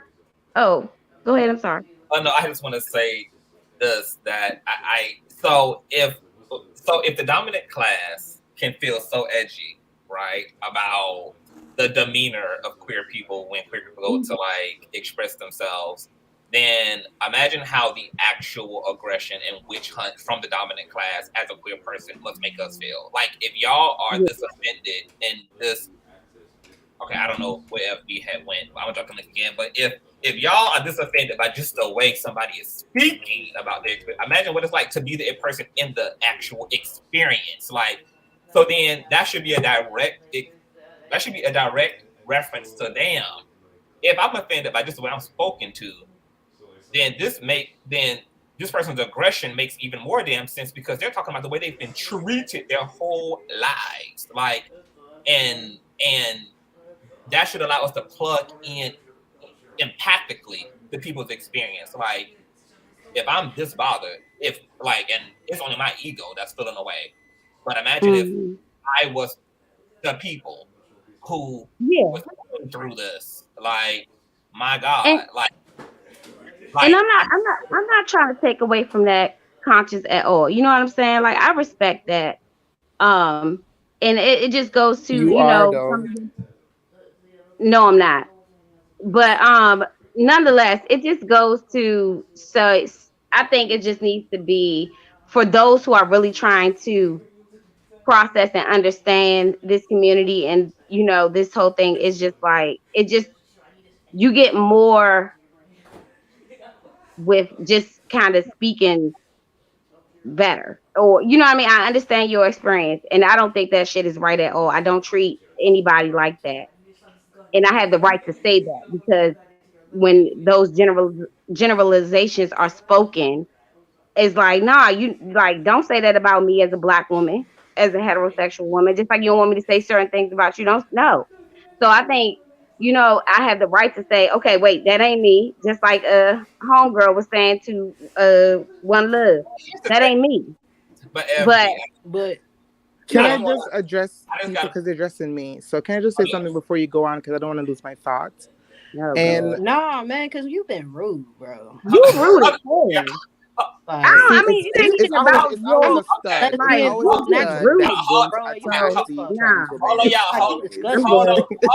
rude, I'd rather take it from Conscious. Hello, please. Okay, so One Love, jot down some notes just to keep it together, because I definitely have to let other people jump in here to get their talking points off. I get that, but thank you, China. Don't be you have to be respectful. You cannot call me rude. That is respectful. That's misogyny. Because you are though, and it's not misogyny. You're showing misogyny, and no.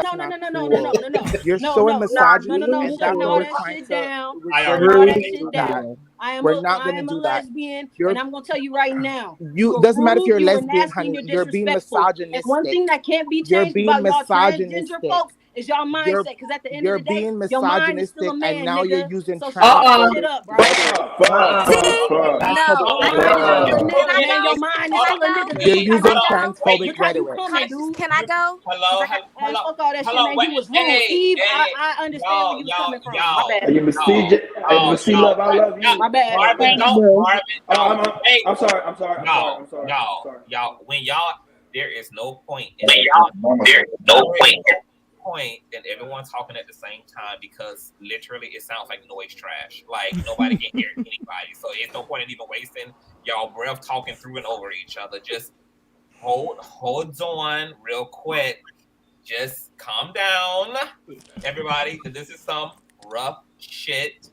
But honestly, I wanted to say before I allow China to jump in and everybody else, is that to your point, FB, I think we have learned a lot of toxic shit as a Black community. And one of those things that we've learned to do is policing the emotions of other Black people. We are still those people who tell, like, we don't even hear our own children. We don't even, like, are still the people who keep secrets, who keep family secrets, who hold shit in the closet, who sweep the elephant under the rug. We're still not a vocal, honest people who are completely transparent. And because we're not so used to that as a people, we take it so personal when other people are standing 10 toes down in they shit. And it feels offensive, and it feels wrong, and it feels all of this. But once again, you guys, we're talking like we are, as Black people collectively, we are a hurt group, period. Black women sound the same way when they talking about niggas. Black women sound just like trans women when they talking about the men's community. Black women sound exactly the same as One Love do when they getting off in Kevin Samuel's ass. Amen. In toxic masculinity's ass. Thank you. Thank you. Goddamn charge, taking no prisoners, showing no goddamn mercy. And if they got to dance on his fucking grave, then that's what they gonna do. So keep the same energy. We not gonna, just remember that everybody else get to keep that same energy when it comes to their plight with their people. And Black men keeping that same energy too when they go to speak about Black women. They all up in their bag, talking all their shit, speaking their experiences. This is how all minority people sound. It's the misogyny for me. We sound pressed because we are pressed. We are pressed and got good reason to be pressed. Do not call me a bitch. Do not call me a bitch. Love, not respond. One Love. I'm just saying. I don't give a fuck about none of that. You don't control. Do not call me a bitch. Do not call me a bitch. You are a bitch. And that's what you fucking acting like. Man, you came on this motherfucker. My bad, Conscious. My bad, Conscious. You need to drop her because she's being disrespectful. No, drop your ass, man. if we cannot do this as a panel, I'm just going to do this one at a time. I'm going to drop everybody and just let folk up one at a time. If we cannot be grown, it's fine with me. So, China love. Okay, before you get started, because see, you already got the Phoenix fire burning. Let's make it about the topic and not necessarily about One Love herself. Can we try to do that? Absolutely. Okay. Welcome to the platform, Love. Thank you for being here. Man, I'm so fucking excited, man. Let me show y'all my fucking energy, man. I am so in love with you, Conscious. Hypocrite. Yo, J9 Eve, man. I love your energy. Everybody else, yo, Reckless. I am new to following you, Conscious. You came up on my feed and I just saw you and I was just so attracted to you. You are beautiful. You're a beautiful specimen. You really are. I just like to say that, man. And if you're donating, I am definitely interested. I am a lesbian and I like to make babies with folks in the community, just letting you know. But I would like to say the topic at hand when it comes to just this, are we specifically when it comes to Natalie Nunn and Moolah, or just the conversation all around, specifically the general conversation around toxic masculinity, or just men, and when it comes to the constructs of LGBTQ folks and how we operate with each other?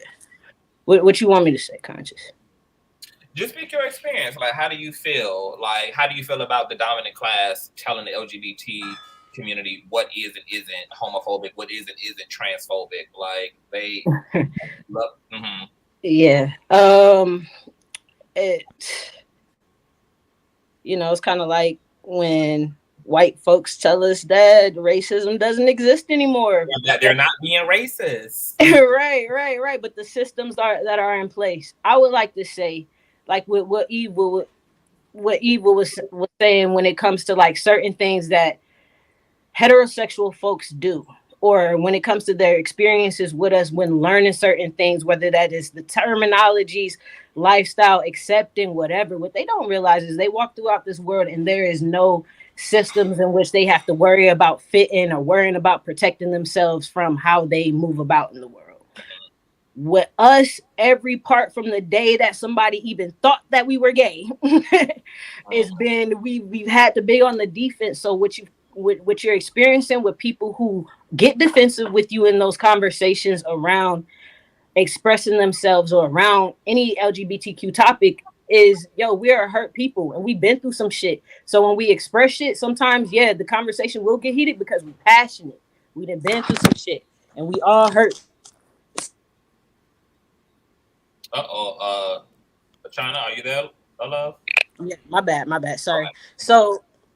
So give grace, like try to not be on the defensive when it comes to how we are expressing and saying what we need or what we're feeling by the things and the actions that you guys are doing.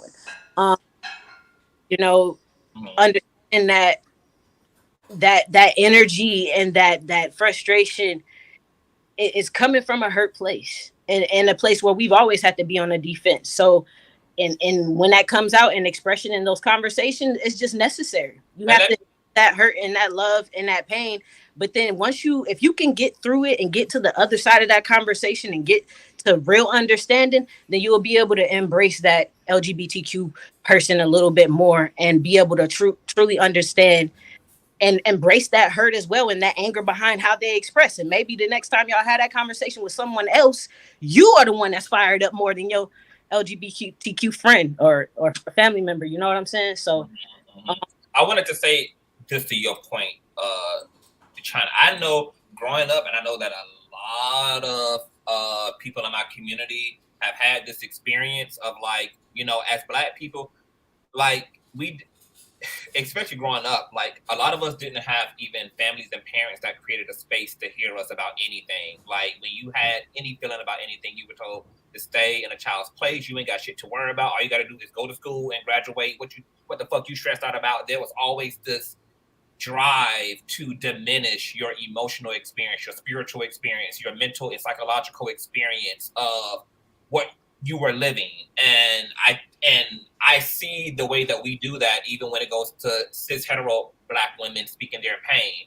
No, that's not. No, this is not what's happening. This is not what we mean as men. Da, da, da, da. I see it when Black trans women go to speak about their experience. Like I see it when Black queer men go to speak about their experience, etc. Like, and I think that we need to be introspective and to address that. We may not know that we're being deflective and dismissive when we're telling people to control their pitch, control their tone, control their et cetera, while also saying to people, I want to hear you. It's one over the other. There is no in between. Either I want to hear you or I don't. And if I say to you, I'm interested in your experience, tell me what this is like for you, then I'm giving you the green light to let it fucking rip. And I'm not looking to be the star of this conversation. Once I have to make an executive decision to make this about you when you go to share and testify to your situation. And I don't think we do a lot of that as Black people when it comes to each other, period, on a lot of issues. We are so fucking dismissive of each other's experience. And can I say the clip that you showed when it comes to Natalie, because I don't think a lot of heterosexual women acknowledge the fact that they participate in the perpetuation of toxic masculinity and homophobia and the things that they do when they support these heterosexual men. And it's evident in how Natalie kind of participated in the first conversation when everybody during that, I think it was at that first scene or the second scene episode, which kind of facilitate that conversation when he wanted to know these questions about what Carry On wanted, or you know what I'm saying? Like, just their thought process of what she feels like she's doing is helping. I feel like we just need to communicate, like, Natalie, you are not a community spokesperson for us when it comes to this conversation. And she really needs to sit on a panel with other LGBTQ folks to really truly break down these things. And I think we just need a panel of heterosexual women truly to really go through and just say, because they're perpetuating it and they don't understand how. I don't think they're really seeing it. And truly, I kind of do, because I feel like it's almost kind of like that passive aggressive whiteness, you know, what we experience, just like, no, you know, but you allow certain systems to be put in place. You allow this certain energy. I feel like she tried to insinuate based off of the interviews that when she was watching, when everybody auditioned, that he didn't seem like he was homophobic, but based off of, you know, it not being the Moolah show and it not surrounding him, the bits and pieces that they did get made him seem as if he was. That ain't just the case, though. We know that. We know it ain't just the little pieces that they put. That was all of him. I don't care if it was a piece. That still was a piece of how he carries himself in his daily life, if not worse. 10,000 times worse. It was just toned down. I do feel like there was some things that were not clear about that house. I do feel like it wasn't as honest as it should have been. I feel like it was strategically done to have, you know, more gay folks in the house than straight men. I do feel like that. I wish it was a balance so we could see more of a good dynamic, but I do love the fact that they did do it this way still. But I just feel like they were being dishonest with how they set the show up. Because like if it was an audition with multiple different men, then it would have been reflected that way, and that's not what it was. Right. Especially and all these connections when they have different connections later on, when we know that they did music together, they didn't work and did this and that together. So to me, it was very disingenuous. Y'all know each other previously, so that's another thing that just made it kind of like, you know, not as interesting. No, I understand, and those are great talking points. I want to play this clip again for those who just coming in, and this is Natalie as a cis hetero woman telling Moolah, who perpetuated a lot of explicit homophobia on the show, that he's in fact not homophobic. Trash. Homophobic in my meetings, going over. If I open up my... Let's get it. All right. Never did I feel like you were homophobic in my meetings, going over. If I open up my laptop and I go down if I go into the tab in my notes with Moolah from the team, I didn't get a lot of the things that, but this is what happens. You cast people and then they get in a house with a lot of other people, with lots of other people with personalities, lots of other people who come from different walks of life. And I'm gonna tell you what my problem with that. And not only is my problem with just Natalie as a heterosexual person telling another heterosexual person that what they were doing was not in fact homophobic, because she just wouldn't know that because she's not a homosexual. None of it is directed at her. It's not clockable a lot of ways to her. But another one of the issues that I have with people like Moolah is the fact that queer people have had to adjust to every type of other motherfucker in the world with no problem. So we're supposed to justify other people mistreating us. Like we've had to accept everybody and watch everybody and walk around this society and allow everybody else. And yet we don't get the same experience. So it's okay for people to bust us in the mouth and to divide the lines of gay and straight and all that. And we're told to be understanding of people being different. Once again, everything that Natalie said, basically back to the queer community, is what the fuck she was supposed to say to Moolah. Like, nigga, the world is filled with different people. Get over it. Queer people have had to walk these streets and live in homes and participate in the societies that we've created without perpetuating violence unto that community, regardless of what their opinions and feelings were. So we do not get to have queer people in the world and then justify our violence against them in any kind of way just because they're different. Yeah. We aren't the only people in society having an experience of people from multiple walks of life. Queer people having that same fucking experience of having to live next to, dwell next to existing families, existing spaces with all types of motherfuckers who they do or don't agree with. And we're not around here pew-powing and perpetuating physical violence unto society. But it's supposed to be completely acceptable when it's done to us. And we're supposed to have this compassion, like, well, just give these people time to understand that what they're doing to us is just brutal and psychologically damaging. Like, what? Like, what? Like, she was supposed to whip Moolah's ass in this dialogue and get his ponytail back into a high place, lay his baby hairs down real nicely, and give him a kiss goodnight. So it's just really interesting to me that queer people can get beat up on the show, can be berated and forced to come out of the fucking closet, and other heterosexual people like Natalie are saying, no, that's okay. That's not homophobic. And then think that she's being some ally and some support to the community. It's bullshit. But I want to let Protagonist and then Marvin jump in here. Prognosis, not Protagonist. Prognosis, hey boo, welcome to the platform. Thoughts? Can you hear me? Hi, can you hear me? Yes, love.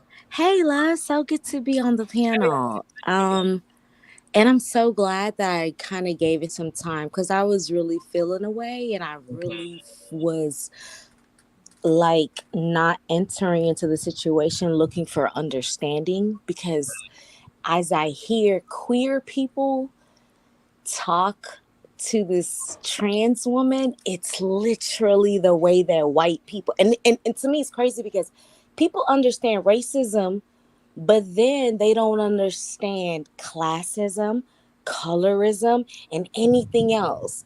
Like, privilege is deeper than what people really understand. It's the privilege to be like, no, and you should watch the way you talk to me. And I wrote down some things that I thought was so interesting because you're being a big aggressive black man. Remember that? No, these are words that people bitch in the park. Exactly. These are words that they were using. Because you're being an intimidating big black man to me. These are the words that people, I don't know if everyone's queer, but people were using the word hostile, aggressive. Thank you. And rude. And then it's like, wow, don't forget a bitch. Don't forget a bitch. Yes, they call me a bitch as well. Yes. these are things. So I'm hopping on some, and I'm a cisgendered heterosexual woman that has had to learn her privilege multiple times. Pretty privilege, financial privilege, things that I'm like, hey, I didn't. Are you going out, boo? Oh my God, please come back, girl. We need people like you here. Prognosis, can you hear me, love? Oh, your sound had went out. She might have got a phone call or something. Let me see here. Can you hear me, love? Hey, Reckless, can I talk while does she come back? Hold on for 1 minute, boo. Let me get Marvin in here, and then I'm gonna let you hop back in until Prognosis. Go ahead. Her stuff back. Marvin, are you there, love? Can you hear me? Marvin X Files. Hello. Okay. Yes. Are you Sorry. back? Just real quick. Yeah, I just want to say, like, it hurts me to see other people that understand what oppression looks like, other people that know, oh my God, they're making me feel like I'm crazy, literally gaslighting you. You know what that's like. So it's like, okay, maybe I'm looking at it this way, but if somebody's aggressively saying they're getting murdered at a higher rate, no one's giving them jobs, people being judgmental, let's be a little bit, like, give them some grace. We talking about grace, but yeah, I don't want to give them grace and no, you need to watch this. And it's something else I wrote down that real quick before I go, is that people feel like, oh, I'm processing this, I'm learning this. It's just like white people when we tell them, don't touch our hair, this is racist, microaggressions. Well, I'm new. And if you're mad that it's taking me this long, then I'm done. I'm going to throw away my toy and I don't want to play anymore. So good luck with your racism, nigger. Like, that's literally what it's like. It's like, oh, so you really don't want to figure it out. You want me to tell you in a way that makes you feel comfortable. And you can't do that. If you just don't understand, I just don't understand. Like, how you going to tell me how my comprehension level is? Like, when it comes to this, I don't understand. I'm very competent. However, and I'm gonna look into it. Mad at me because I really am trying to understand what the fuck is going on, what the fuck is being said. Like, I can't. It's people like you, and I don't mean like gay or anything like that. Just fucking rude. Just no compassion at all. For people who is genuinely trying to understand. And that's why, Conscious, like, I love you, but I mean, rude is rude. Period. I mean, it's like, it's no other way around. I know you like, oh, they're so frustrated. Oh, we've been abused. Oh, I get it. I'm sorry. I get it. Like, I'm not fighting you on that. I'm just saying you just being rude as a human being. That part. And then for you to get so frustrated to be like, oh, well, I'm still trying to process everything. Like, you keep throwing jabs at me because I realize I'm trying to understand this shit. And then you up there, huh? I want you to calm down, love. All right. And I just want to say, but the trans girl is the aggressor. Hold on. This is now y'all just rude. Hold on, y'all. This is the entire point of the virtue of compassion. It stands in place of surface interaction. It stands in place of the ego. This literally is what compassion means. Like, this is why compassion is necessary. If we don't have it, we end up here. And then we end up making a conversation that's supposed to be about other people, about ourselves instead, because our egos find a way to take that away from the people who we're trying to give space to.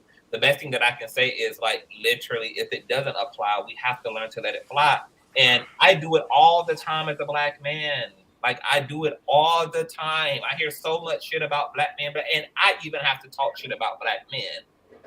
Like I have to affirm Black women when they're talking true shit about Black men, even if that incriminates the Black men in my life, even if that incriminates the Black men that I know personally. If it's true, it's true. If people are saying that they're being violated, if they're saying that homophobia and transphobia is too rampant, we just read through 3 different comment sections of the Black community largely sounding off to people who have so much homophobic and transphobic rhetoric and are saying, yes, this is the message. Yeah, this is the way, almost glorifying people like Lil Boosie as a Black messiah. Like, and then we wonder why queer people are so frustrated, so mad as hell. Like, it's a very fucked up experience growing up almost wanting to kill yourself because there's no affirmation for you. Walking around with the literal conviction and belief that God does not love me. God does not love me. God does not love me. So then what is the actual point of life? Why go forth? Why go forward? All these homophobic, transphobic dialogues that we have in our house, not even knowing that our own children might be identifying this way, internalizing their parents' perception, and then wonder why our friends know more about us than our own parents. No space is being created. All this fucking psychological and emotional abuse, and sometimes physical, which is why Kevin Hart got backlash for his sentiments around if his son exuded any femininity, he would crash a Barbie doll house over his head. Okay, can I say something really quick just to clarify? If you felt like I was saying something disrespectful to you or I was being super duper attacky, that wasn't my intent, huh? Who's speaking? Me. I'm just trying to say for the cis who's woman. Me? I can't see who's speaking. Who is me? Prognosis. Oh, okay. I just want to tell the cis woman, I'm cis too. I had to learn too. I had to do my Googles. I had to reach out. I'm not trying to attack and say, you're dumb, this and this, or whatever. I'm just saying, like, just take some time, take a step back and be like, hey, if it's that bad for them, maybe I just need to listen. That's it. And then ask questions and stuff. But you can't shut people down when they are the minority and they're telling you, I feel a way. That's all I'm saying is, as a cis woman, heterosexual woman, I grew up Muslim, I'm African. It's some shit that's like absolutely not. And I had to learn that your parents are bigots, and some of, not my parents literally, but are in communities, they're taught homophobia. This is something that we have to unlearn. But can we talk about how compartmentalized this is, prognosis? Like my own mother, who was not receptive to me being a homosexual, at the same time had the fucking nerve to have homeboys who were gay, but didn't want me to be gay, but yet could sit on the porch and smoke cigarettes with gay friends, could walk up and down the street all day, could intermingle with the gay adults, but had none of that same energy for her own son who was gay. This is the type of fuckery that this is the type of like Twilight Zone sunken place bullshit that trans people and queer people have to go through. Once again, all this fucked up ass mixed messaging, and we have to unlearn. Like either extremely violent or we have selective homophobia. Like, well, I'm cool with my gay coworker, and I have all the gay homeboys in the world, but then would not, like, for instance, I get complimented all the time as a same gender loving man. Oh my God, CTV, you're so gorgeous, your hair, your weave, da da da da da da da. But I'm almost tempted to go do literally a social experiment and go take a survey on how many people. The first question I'm going to ask is, do you find me attractive? Do you find that I have any beautiful attribute? Yep. And then if they say yes, your makeup or your eyebrows or your hair or your da da da da da da, I'm going to say, okay, cool. And when those traits that are deep feminine, I'm going to say, so would you encourage? So if your young son wanted to beat his face, like if he wanted to grow up, if he grew up and got to the age where he could have creative right over the way he dressed, would you encourage him to put a weave in his head? Would you encourage him to beat his face? Da, da, da, da, da, da. And I'm gonna see how many people would want that for their child, because once again, it's so easy to like when it's not close to home, we can sometimes be so accepting, but then when it's right in our face and it's right under our roof and it's our own, we like hell to the no. But then that's what I'm always saying, that that's not truly accepted. I love a CTV as a CTV, but am I going to raise my son to be a CTV? Probably not. Am I going to encourage my son to look like CTV? Probably not. But CTV as a standalone, I'd be honored, honey. As a standalone, is he amazing? Is he gorgeous? Yes, yes, yes. But would I raise my black son to look like this? Well, I tell him that this is okay. Would I tell him that it's okay for him to have a feminine and masculine aesthetic to like? Probably not.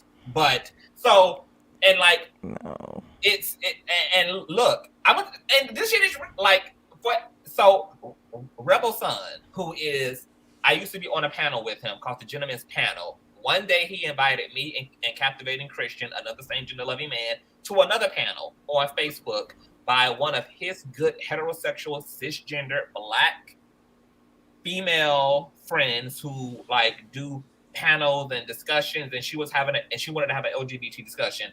When we got into that discussion, she was like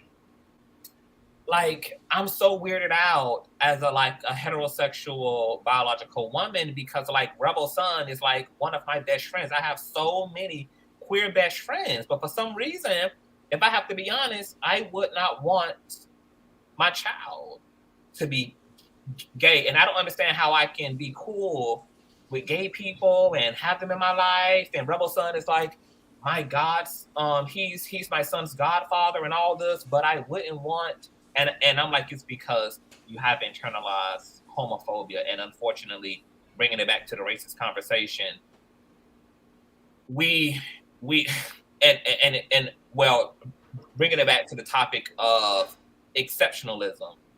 We think that sometimes the people we make the exception for means that we have a collective embrace or love or acceptance for for a certain type of person, and we don't.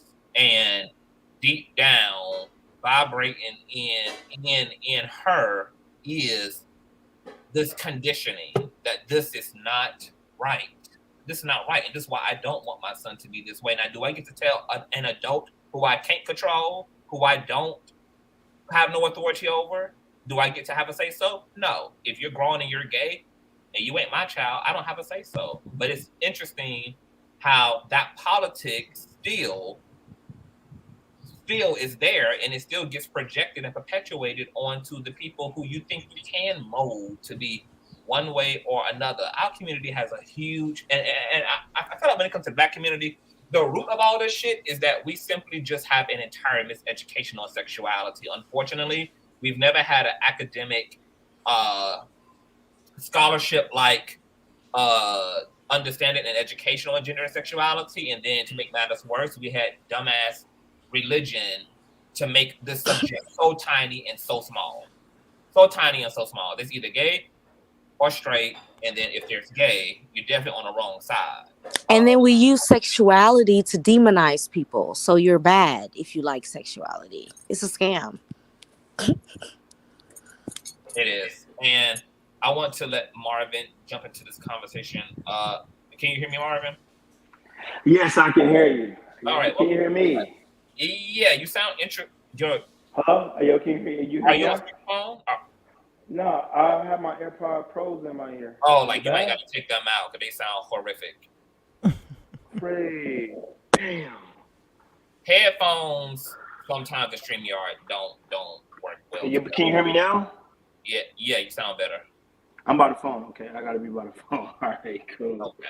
Cool. Hey, first thing first. Rest in peace to Kevin Samuels. First thing first.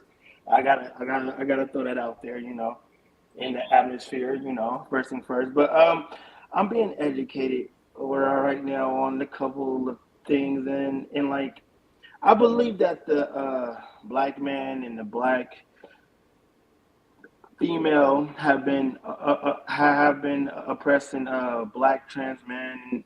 I mean, I could believe it. I could believe that. I mean, I'm a heterosexual male, and I'm just absorbing all of this knowledge, and I just came here to learn. That's what I came here to do.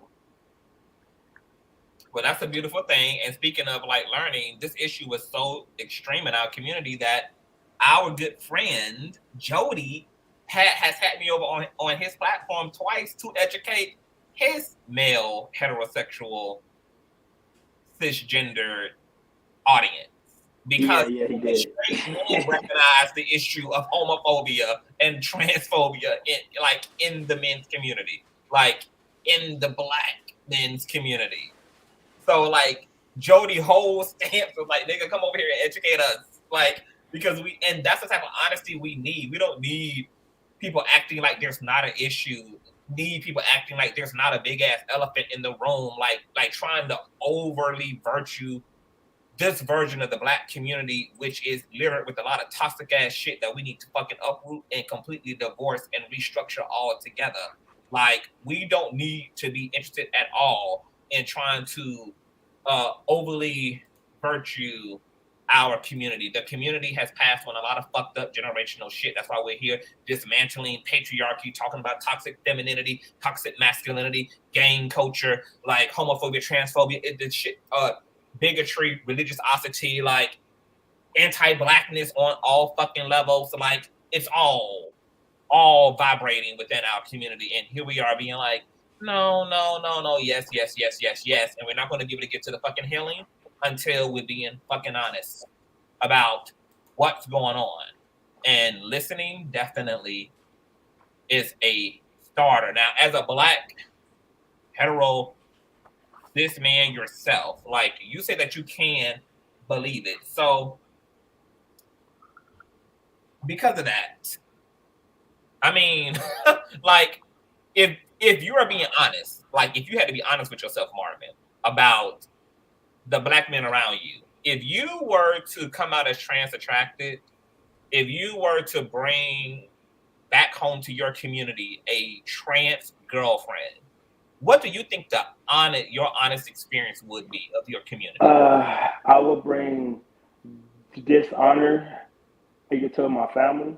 And my dad, he'll definitely say some shit. He'll be like, man, what's going on, man? I mean, that ain't a woman. You know, I'll be the laughing stock of, you know, I'll get talked about, name thrown in the dirt. Oh, shit, man. I would be humiliated. I'm going to keep it a buck. And my friends, they would talk shit, man. They'll be bad, bro. That shit would be terrible. Shit. I can see it now. Because, like, I wasn't raised up in that type of love is love. Nah. But not over here. It's always man and woman is the traditional household I was raised up in. So, you know, it was up to taught, I would say around like 6, you know, it was taught to me. But so why do you think that? So, like, that is, first of all, thank you for being that fucking transparent and that fucking honest. Like, yeah, why do you think that some of your heterosexual peers have a hard time acknowledging how heavy the issue, how thick and perpetual the issue of transphobia and homophobia is in the Black community? Like, why do you think some straight people try to belittle that issue or try to shrink it? I mean, I'm gonna be honest. Black people have a lot of issues, man. A lot more. I mean, it's the police brutality. It's the poverty mindset. It's a lot of things. So I would say that isn't our like top concern. With being a heterosexual Black male, it just isn't our concern. It's not even acknowledged. I'll say even me. I mean, I got other things that you have to focus on my family and the government and the police. It's a lot more other things that on our mind. That's oppressing us. Okay, so hold that thought right there. That was beautiful. I want the panel, and anybody can jump in, just make sure that it's one at a time. Can y'all respond to what Marvin just said, that as a Black man, a biological heterosexual black man being socialized in the black community, that if he had the nerve and the audacity and the unmitigated gall to bring home a black trans woman as a lover, as a spouse, as a date, that he would be ran out of his community. He would be the laughing stock. He would be rejected. His father would dismiss him, that he would be seen as dishonoring the family, etc. And this is coming from a black heterosexual man in the black community. Can somebody jump in and speak to that? Because I don't want y'all to be quiet now. Thanks for your honesty, brother. Yep, he's speaking his truth, and that's the way that it is. Definitely fact. I love a lot of trans women. They're beautiful, any color that it is. I wouldn't be scared. Is a video out there? Hold on. Yes, sir.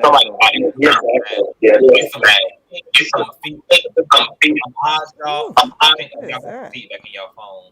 Okay, it's some negative feedback. So if black men are being socialized to, like, because what Marvin just explained is that, like, there are black men, and shit, I'm gonna say the majority. Yeah, I would go with a high. It's percentage. Are being socialized. That shit high. Yes, are being socialized to be ashamed of their queer attraction or their trans attraction, and then we have also black trans women on this panel completely hurt and offended because they're having an experience of being othered as a result of the way we socialize black men and black women, and then yet also want to police the feelings of a black trans woman who's right now being completely vindicated and validated by a black man in terms of the way that he's socialized to see his orientation and the way he's socialized to see queer people or to see black trans women. Like, this shit is fucking wild. And once again, like, I don't know why Marvin is like Marvin, One Love, myself are being completely in prognosis. We're able to be completely honest about the reality of this issue, and yet largely in this train, there are people who are like, it's not. Once again, we ain't going to get nowhere in this discussion or any discussion unless we're first and foremost being willing to be honest. It don't matter who it makes look bad, whether it's black women, whether it's black men. It don't matter who the fuck it looks bad. The reality is that it's bad. It's bad. And who gives a damn about who got to take the blame? At the end of the day, we got to clean this shit up, because this is the experience that people are fucking having. And there's no removing that. It's no glossing glamorous language over it or trying to minimize the issue. We got a fucking issue because of patriarchy and toxic masculinity, which has given birth to transphobia and homophobia, that got to be uprooted and addressed. And you're not helping the issue by acting like there's not a fucking issue.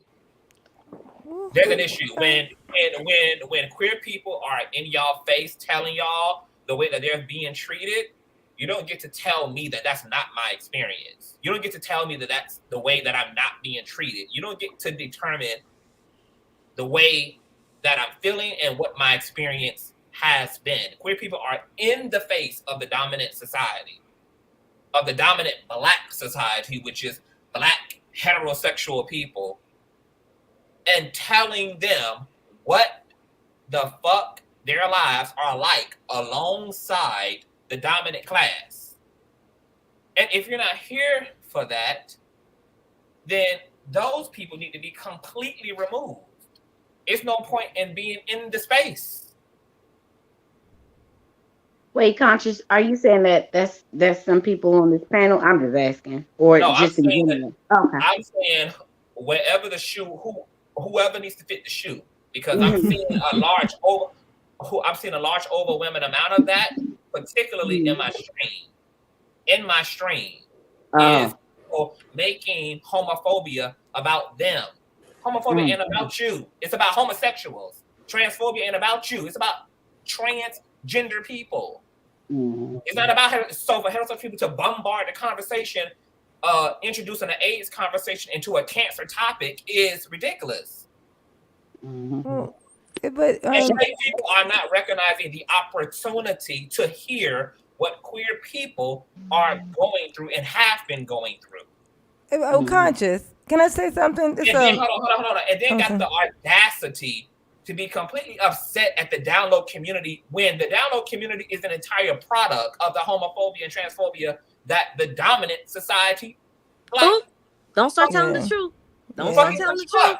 Got the fucking nerve to witch hunt against people to tell people that what they doing is abominable. Their attraction is abominable. They're going to hell. You dishonoring the community. You making your black mom and your black dad look bad. Blah blah blah. And then find it completely irrational when people are willing to not come out of the closet because they don't want to experience that level of social violence against their lives.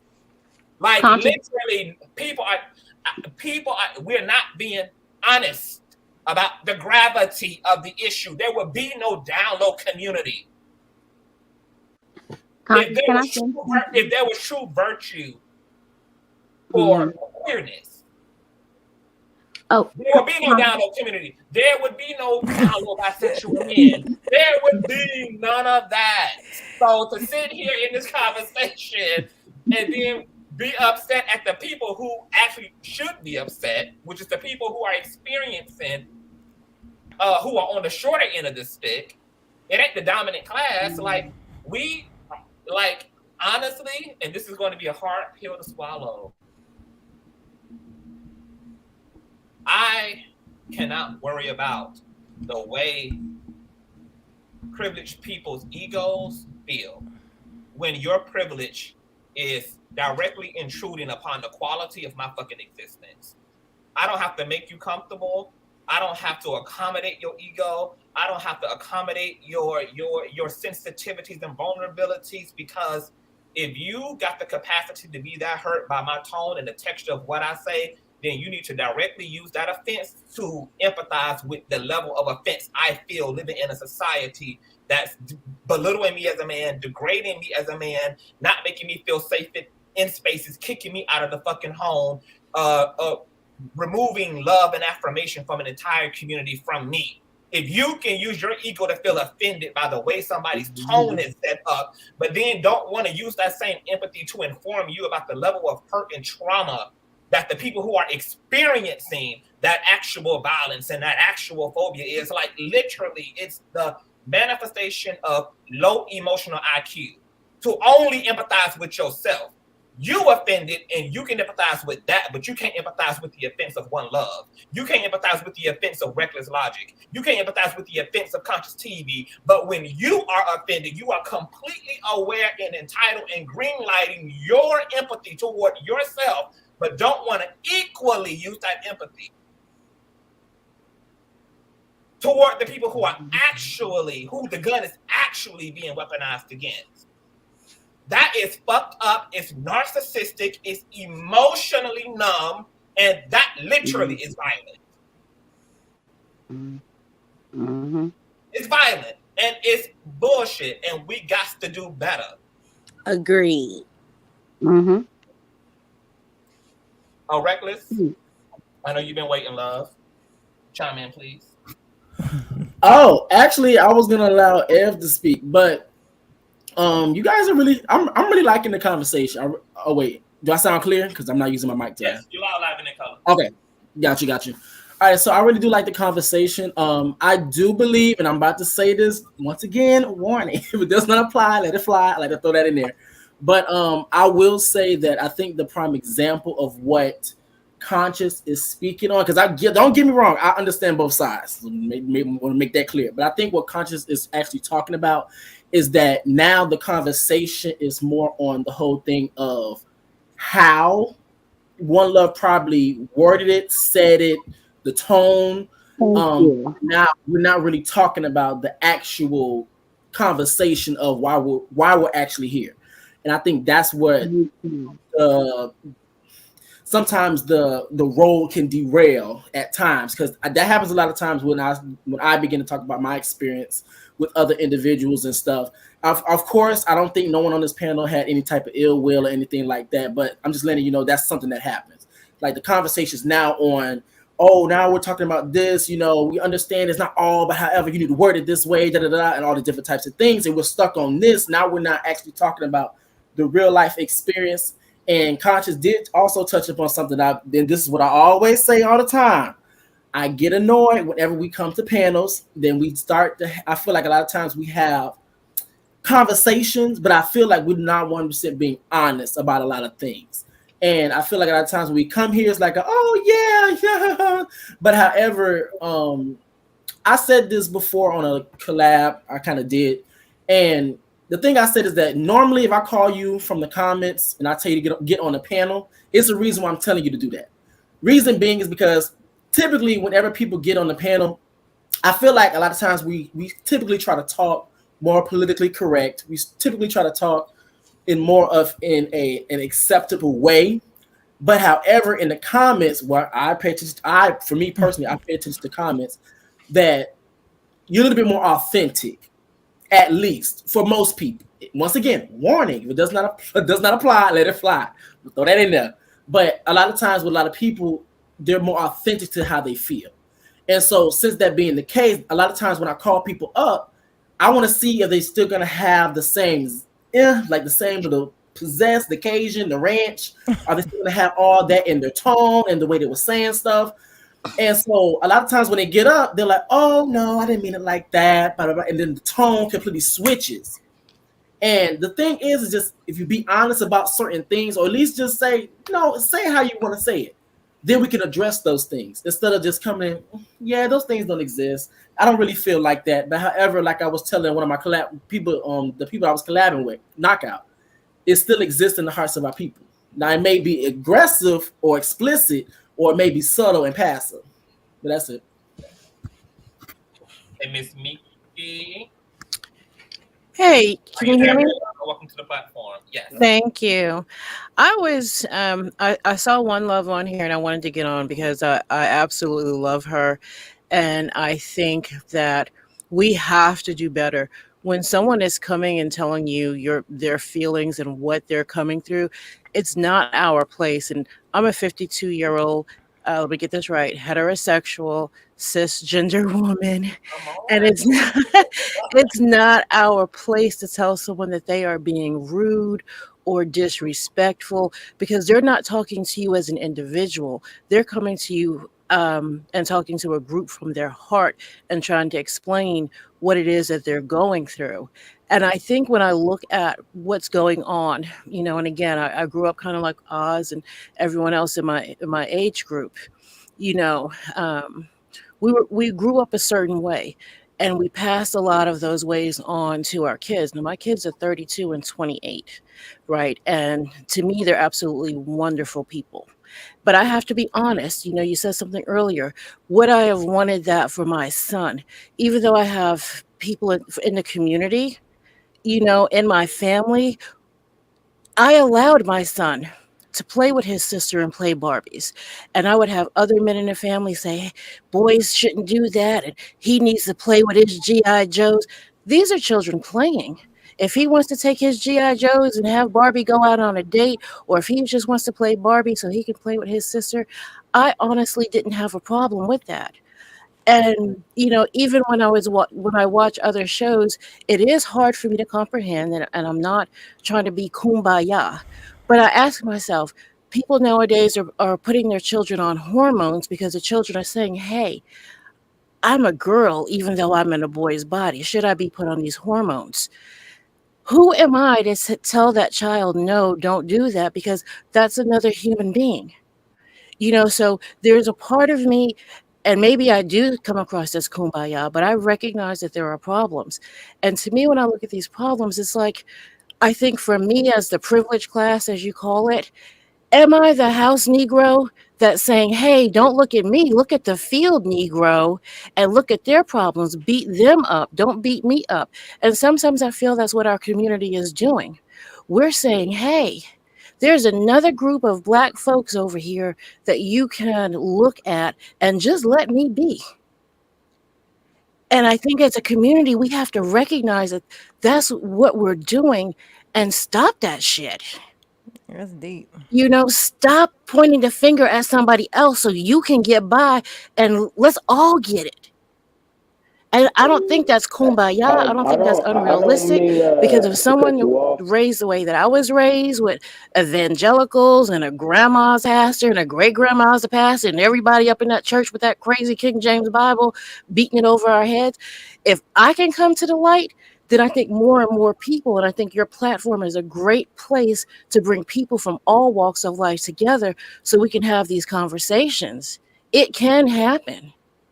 And one love, baby. I love you. You keep doing what you're doing. You keep speaking your truth, and you keep all of us in check. Oh. And that's all I had to say. Now that's home. That's some humble. Thank you, my love. I really appreciate that. That was really humble. Thank you, Miss Vicky, for that. And oh my goodness, wow, that was a mouthful. Marvin, you was also trying to say something to. Yeah, I believe that everybody is like being attacked. Heterosexual males, trans, everybody is being attacked. It isn't only gays, and the straight males are not even saying it's the gays, but it's targeted them, and we're not doing that. It's just that, and we're just Black, and it's a target on our back. That's how I see it. So yeah, that's all I wanted to say about that. Here's something that the Black community has to realize. All of our issues come from a white, Eurocentric construct. And we're literally trying to adapt as foreigners to a foreign social construct, and it's fucking up our lives. Yeah. And fucking up the quality of life for all of us. And we have become so dependent, and we've normalized and culturalized this Eurocentric construct to a point that we refuse to destroy it, even though maintaining it is at the expense of our own lives and the lives of other Black and brown people who we love or have learned to not love because of adapting to this anti-Black, non-Black, Eurocentric system. And this thing is buckety wow. And I know that it's hard for cis hetero Black women to hear any level of criticism, because we have definitely adopted the mantra that the most disrespected person in America is the Black woman. And because Black trans women are so invisible, we didn't even consider that there was another type of woman who might exist underneath the heels of cis hetero Black women, which would be Black trans women. And I think that Black women, rightfully so, have gone through so much bullshit. I can also understand, like, I can't agree with it, but I empathize with Black women having someone else to share the victim seat with, because I do consider Black women largely, not even sarcastically, I consider Black women true victims of the system. That's why I would help Black women to tear down this current version of the men's community, even if it meant removing like space for myself as a fucking man, if that would lift and liberate Black women. I understand why Black women feel snuffed out and feel claustrophobic, and I don't think these issues per se are about trans people or about queer people. I just think that, especially when it comes to Black trans women, I just think that Black women are just like, look, I don't have enough space my fucking self. I don't even feel like I can cut the pie in another goddamn slice and accommodate any fucking body else, even though we're going to have to do just that. even though we're going to have to do just that. I understand the feeling of just not having it and being able to see it for anybody else when nobody has been able to see it for you. So I understand some of the tension and the pushback between Black trans women and cis Black women, but if we all don't understand that there's an author to this confusion and it's not us, and get out of each other's way and actually make a swing at the actual monster in the room, which is white patriarchy, white capitalistic patriarchy, then we're going to continue to vilify each other. And we're going to continue to think that one another is the villain. And all we're doing is taking out our aggression on each other because we don't feel like we have access to massa to direct it at his ass. So instead, we destroy each other. But all of this is misguided anger. And it's all a big ass misunderstanding as a conquered people who don't have access to their native language, their native spirituality, don't have any access to anything that we brought over on this motherfucker. Because if you open up your fucking history books and you look into the continent of Africa, pre-colonialism, pre-European invasion, you will find diversity in philosophy, in metaphysics, in gender identity, in orientation.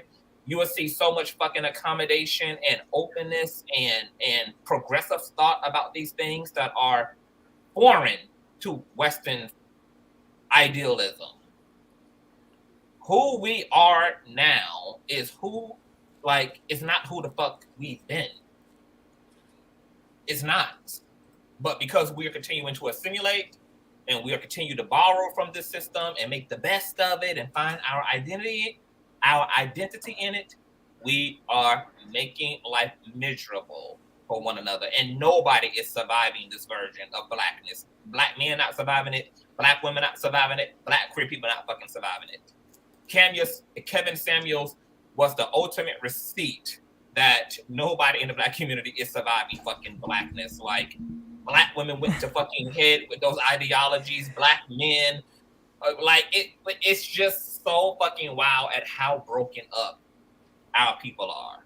We're trying to find our way and don't understand that some of our ways are literally just, once again, at the expense of other Black and brown people. And I don't know what I mean. We have to give it up. We have to give it up. We have to be told how we're hurting each other. Black men need to listen to Black women. Black women need to listen to Black men. And you know what? I'm going to say this too about Black men. I know that Black men think that this is a Black man's ass-kicking platform. And largely it kind of is. But I'm going to say this. The reason why it's like, I understand you niggas are just as much of a victim of this system as Black women are the victims of this system.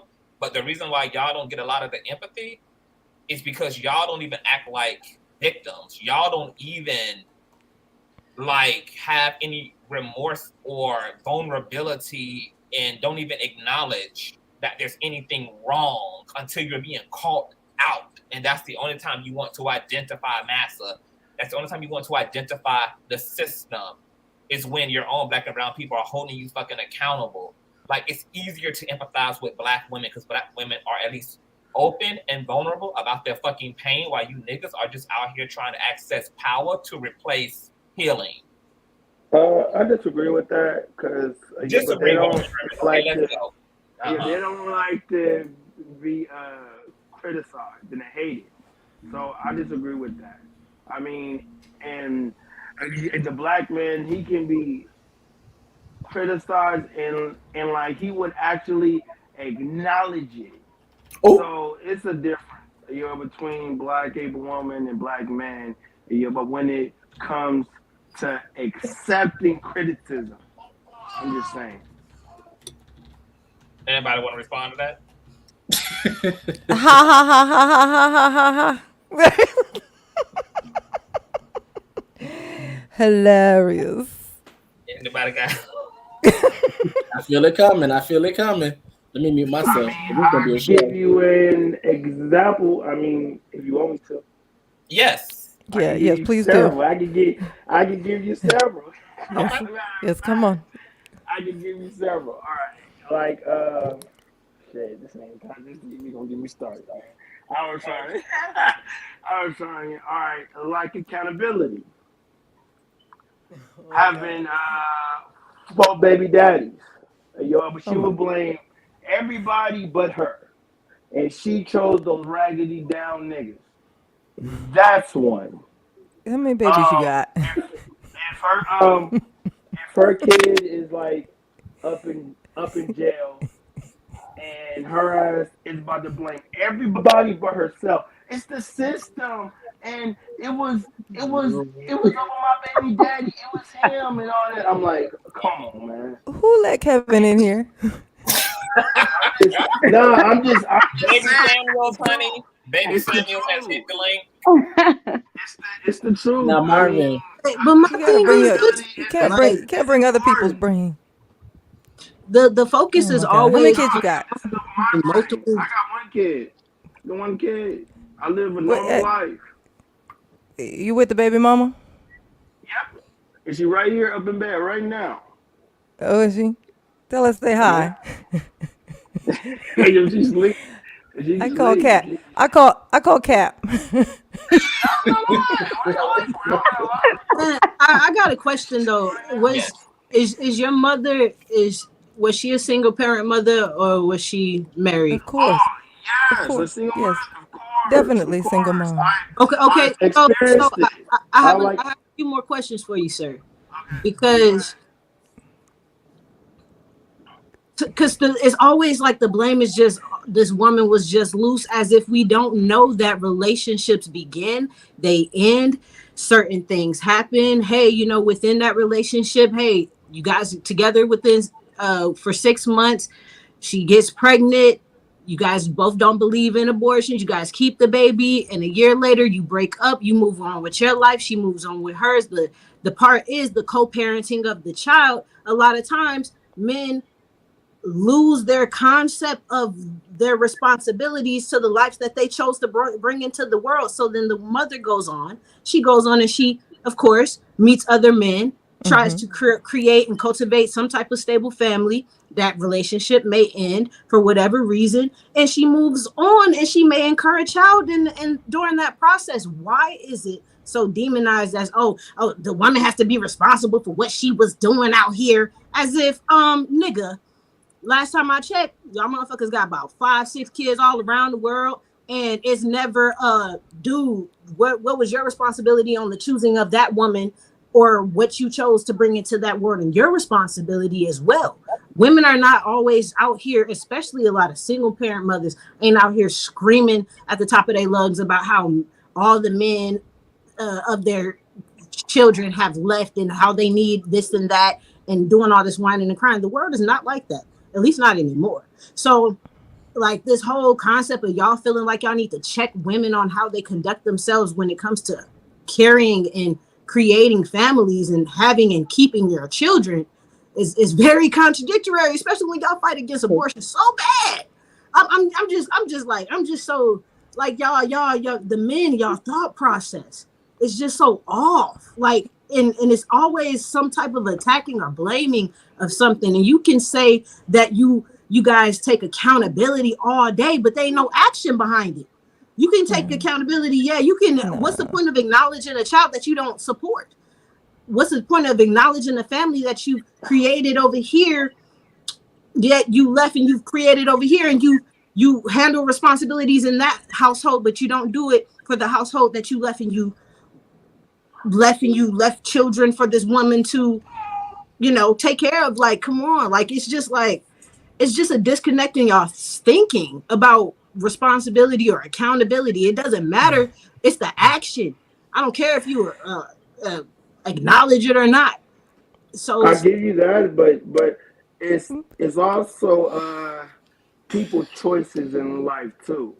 I mean, how many bad mistakes are you about to make? Hey Marvin. Marvin. Marvin, I call Cap. Marvin in here capping. Toxic nigga, that no good toxic nigga who been in and out of jail and like It's the Keep truth. talking about jail. His baby mama must be with a dude that's in jail. So No. You must be one of the dudes now and he's nah, feeling like, feeling some type of way about niggas in jail for some reason. It's just that I know what time it is. I mean, I've been through it, man. I like to see my mom and you through it, and I made sure I would never be like her. I made sure of that. But my thing is this: you and your lady right now, there is no guarantee that 5 to 10 years from now that you guys will continue to be together. You probably will have more children than what you have now later on. And if you guys do split up, she will go on and just like you, go on and create more children with the next family you choose to try to create and try to figure shit out with. That doesn't mean that, the nigga that she chose, which was you, was just some raggedy ass nigga and she should have made better choices, because that's exactly what I'm gonna be saying when y'all break up and shit like that and she move on and skip, you know what I'm saying? We gonna be looking back at the situation like, damn nigga, maybe she should have made a better choice. Like, come on, bro, we know that that's not how life works. That's not how relationships work. Shit happens on both sides. But the problem is the responsibilities when it comes to culture. Go ahead, my bad, brother. Go ahead. I'll let you talk too much. You gotta have a stable relationship. That's the thing. I mean, I know that I have to provide as a man, and I do. I work 2 jobs every day. I'm out here scrubbing dishes. I'm doing whatever. But it's the choices that we humans make in life. I'm telling you right now, bro. They promote this single motherhood crap all on television, and I'm like, what the freak is this shit? What you mean by promoting? Because ain't no single parent, ain't no woman ever was like, yes, I want to be just like that single woman on TV. Come on, bro.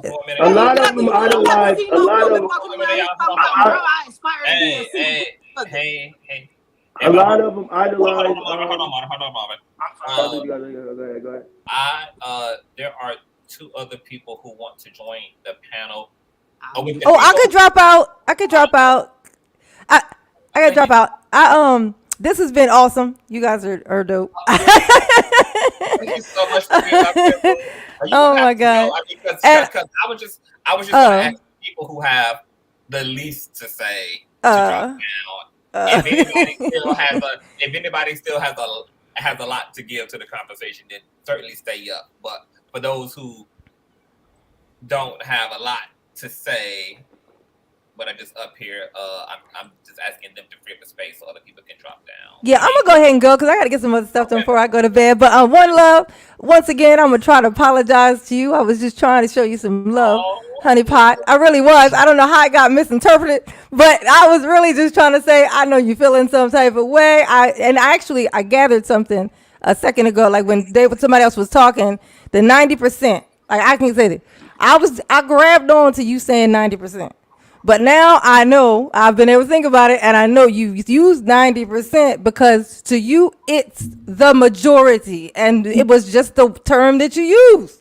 So I'm sorry for grabbing at that 90, and I think some other people might have latched onto it too, just for me bringing it up. So I apologize for that, but I just want you to be your fabulous self, okay? And conscious. I mean, come on, we're gonna get married one day. It's gonna be what it is. You know, China need to cut it out. She ain't getting no parts of it. I'm gonna follow you, man. I'm about to migrate to heterosexuality because I can't deal with these niggas. I'm gonna say, look, you got your choice. Look, China over here. There. I'm a straight female. You got your pick of the litter somehow. Come on, conscious. I'm ready to eat you up. You wanted by everybody everywhere, honey pot. I mean, you get the pick. All right, I love y'all. Y'all be. Don't forget that. All right, y'all be good. All right. Everybody. Everybody. That was Jada, you guys. Let me bring up now is Monica. I know you can hear me in the background. So before you even get up here, let me tell you how this about to go. You and Marvin are not about to end up in a cat clawing session, okay? Y'all can attack their thoughts, attack their opinions, challenge what they say, but no low blowing each other. I'm not here for that. So yeah, I'm gonna keep it clean. I'm a clean person, man. Yeah, you ain't got nothing to worry about. Y'all can go at it in ideology, but no low blowing, no misgendering, no all of that. Let's try to have productive confrontation, righteous confrontation. I don't mind the passion. I don't mind the passion. I don't mind the emotions. I don't mind the disagreeing. I don't mind the challenging the living dog shit out of each other's intellect and all of that. That's what this is supposed to be. I welcome all of that. But keep it, y'all know what it is. So I want to welcome Marquez. And I want to welcome Miss Monica. Hello, how y'all doing? Hello. What's up, y'all? What's up? Well, the first thing Marquez done pulled up. The thing, we have to have conversations like this. And it has to get heated. Hold on. It got to get heated. Look, we ain't even 15. I ain't even been 15 seconds. And I hope everybody heard my disclaimer. Everybody heard it because I'm going to reinforce it in action. I hope everybody heard it. Can y'all hear me? Can you hear me, Miss Monica? It's the question. I can hear you. Okay, I can hear you. So did you hear my disclaimer? Yeah, I heard your disclaimer. Okay, I'm saying, right. can you hear me clearly? I got my earphones in. I can hear you clearly. So go off, sis, but no low blows, but go off. I'm gonna tell you, you got to have conversations like this with these black men. You can't be civil with them. Just let me spin it. You can't be civil with them. Like I continue to say, you got to cuss these niggas out sometime. You got to put them in their place sometime. Talking soft to them, knowing that we full of agony and hurt is not gonna solve anything. You got to let these women, cis or trans, get their emotion out, and it involves cussing the motherfucker out.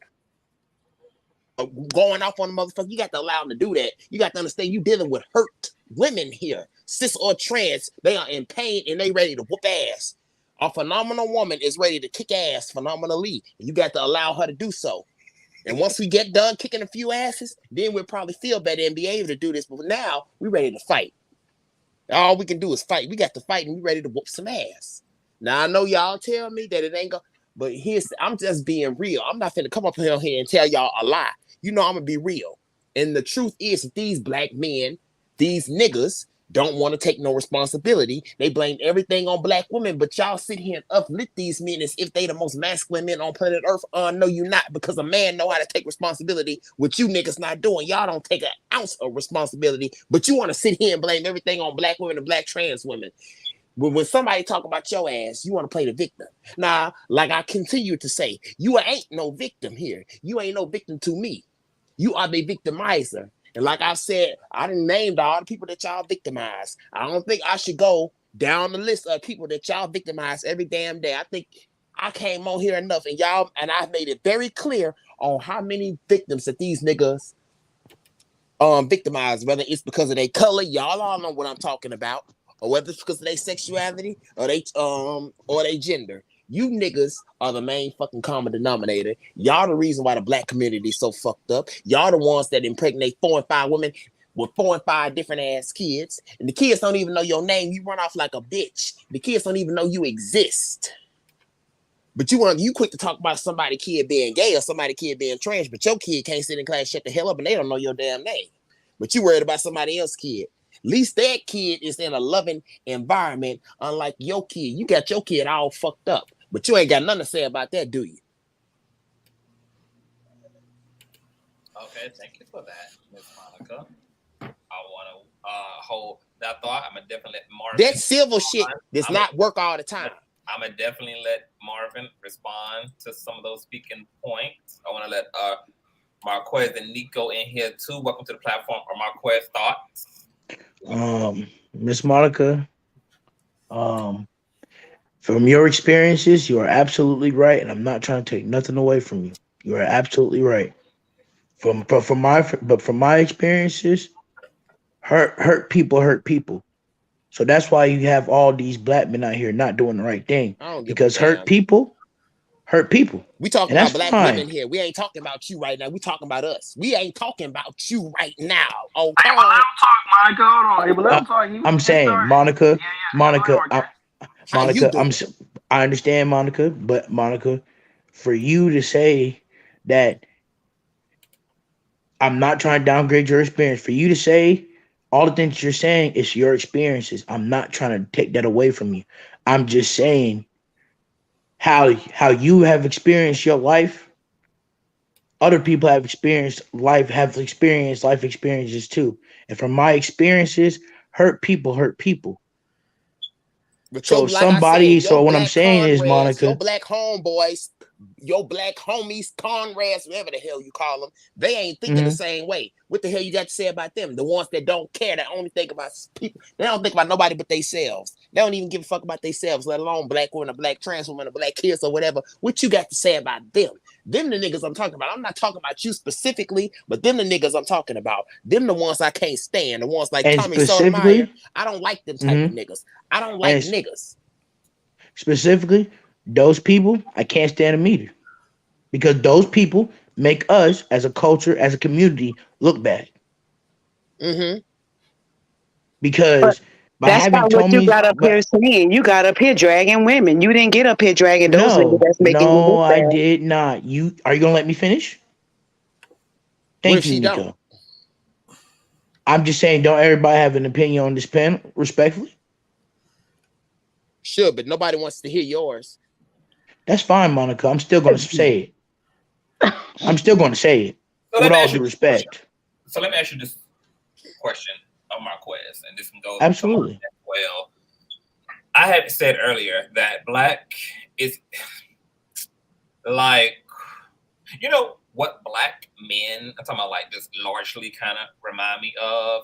Black men remind me of like the pastor who has this air about himself that he's practically God and he preaches so tough and he holds everybody else in the congregation accountable and he almost seems intangible and like some messiah figure. And Joshua 1994, bring your ass up on here. No, hey, don't interrupt me when I'm speaking. Y'all interrupt each other. Don't disrespect me like that. Okay, I'm sorry. I allow everybody up here with space and grace and respect. Don't do that. Black men remind me of that pastor.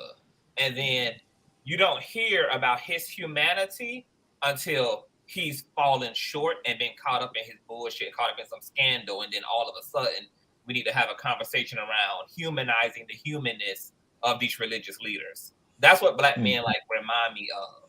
Like, why is it that like I know that black men are just as much of a victim of this system, just as much of a victim. But the problem is black men don't really verbalize or acknowledge their victimhood. Right. So, and then when they do, it's only when they're being caught to the carpet for, as what Monica says, what One Love says, it's only when they're caught to the carpet and being held accountable for the violence they perpetuate, which I know doesn't come from their nature. It comes from their socialization. It comes from their conditioning, because black people are not this.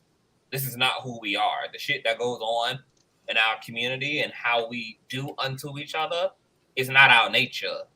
But because of what we've been through, we're now a different version of our black and brownness. So I have to remind myself of that even when it comes to black men. But sometimes I can lose sight of empathizing to the extent that I would like to when it comes to the black men's community, because I can't empathize with them. Black men just don't acknowledge it the way that everybody else in the community does. Like black women like are so articulate and kind of wear their wounds and their heart on their sleeves. Black queer people we're vocal about our pain, and all black men seem to be doing, rather than being like vulnerable, is just try to achieve power and avoid that vulnerability that we all need to see in order to work with black men. But with you can't work with them. But with black men, you can't empathize with them either. This is not going to work. This is not going to work. I'm not. I was gonna say. Okay, so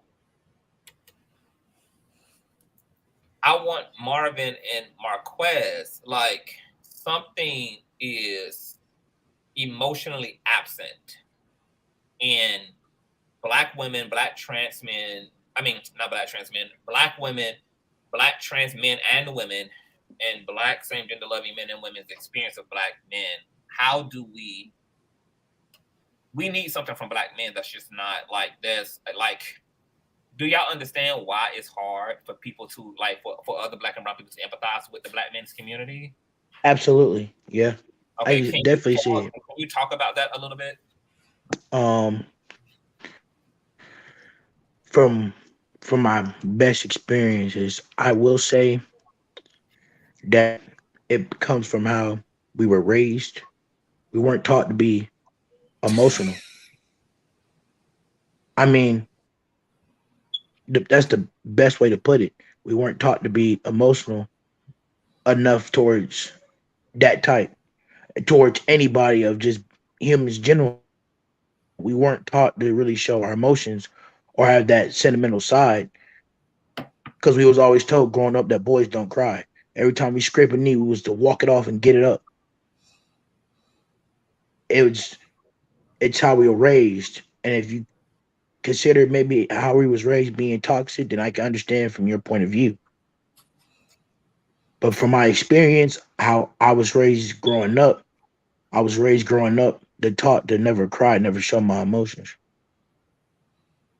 Always be that back wheel. Always got to put in 100% everything I do. Can't show my emotions. That's how honestly I can best answer that question. Marvin, do you? Me, I like agree with that, but you can also express yourself and communicate. But you're on mute, Marvin. You on mute, bro?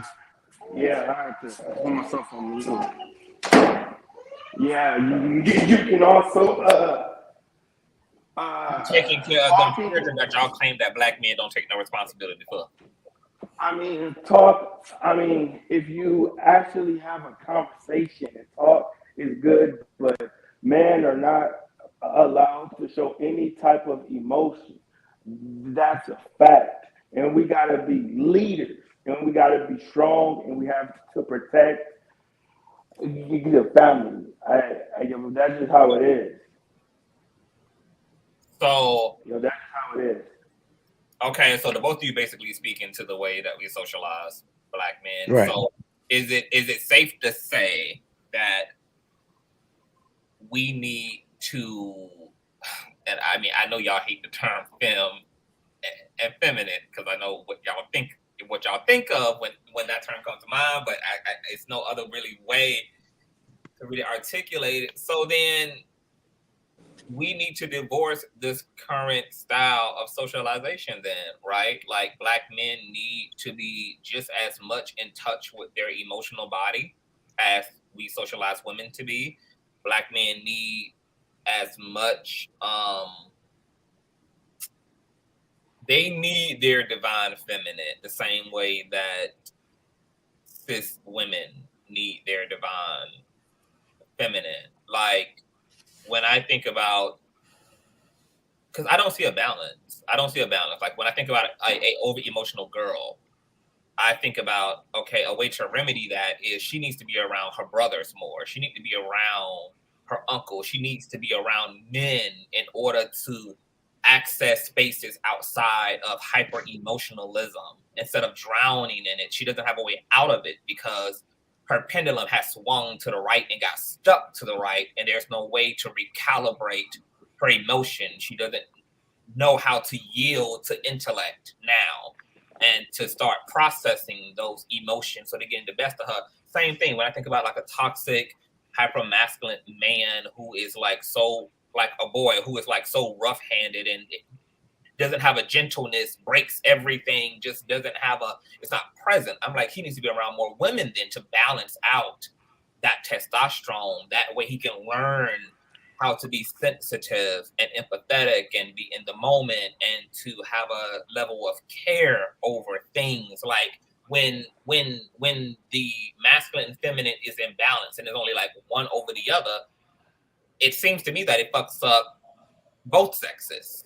Like, we need to get rid of this lack of gender nuance and need to recognize that both men and women need the same. Like, yes, we need to cultivate women to be just as independent, to be just as headstrong, to be able to rely on their intellect and etc. And we need to teach men the complete opposite as well, so that all people have access to both spaces. I mean, I am a metaphysician, so consciousness is made in the image of masc and femme. Just ignore Marvin, y'all. And that just needs to be there, because we're just living in a system where too many motherfuckers, like, either sex is trying to take up way too much fucking space, and we're just not breeding healthy people. We're actually breeding like a very codependent community, and we have toxic attachments, and we have a weird warped sense of how to liberate ourselves, which for us is always about holding power over other people as a way to create identity for ourselves and a way to avoid social trauma, and that can't be it. Nico, what do you have to say to some of the plights of Marvin, who baby mama, black women and baby daddies and etc. And what do you think about, like, why do you think black women and black queer people have a difficult time empathizing with black men's community, even though we know that they are victims of this warfare as well? Why do you think that we're kind of numb? Because they're the biggest crybabies on this planet. Facts. Thank you. And they don't fight for nobody else. They don't. They don't. And it pisses me the fuck off when we supposed to sit One here and act second. like they I some had to damn write bitches. Get the hell out of here. Hey, yeah. Piss me off. Hello. Let Nico have the floor. Thank you. Go ahead, Miss Nico. Thank you, boo. I had to write this down. I've been drinking, y'all. Oh, God. So hurt people, and it's the ultimate narcissist chess move to turn around and point out what a woman did to hurt you after you attacked her. And it's just weird every time you hear these fake masculine men stand up like the dishwasher. I'm so sorry. I'm just trying not to trigger the dishwasher. But he said that it's the baby mamas and the women who have multiple baby daddies. My kids make more than him, and I would have never slept with a nigga that do dishes.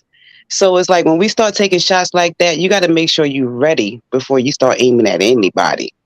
You know, one of my baby fathers from Hollywood sent him back. He's weird. Y'all all weird. They're like, it's rest in peace to your father. Anyway, the second drag was when they start moving this goalpost. Like I said, the ultimate demonic move is when they become the opportunists that are preying on the same women in their neighborhood that they turn around and criticize, but yet they sit around and create a brotherhood with the men that they claim they don't identify with, that is exhibiting this same behavior. So it's definitely giving demon vibes for me. One love, I got you, sis. Okay. Conscious, can I speak as a mother of a black man? Yes. Miss Miko? Yes. Yeah, dear, I'm sorry. Say it again, Conch. No, I meant Miss Miki. She had wanted to respond to. Yeah, as a mother of a black man, a 28-year-old black man who is married and has no children. Now, I raised him the same way I raised my daughter, the same way I was raised as a woman. I got hit upside the head if I cried. I got hit upside the head if I spoke to someone before they spoke to me first. I told my children to suck it up, don't cry. You know, you don't need to go to the hospital, get a Band-Aid, get some alcohol, and keep it pushing.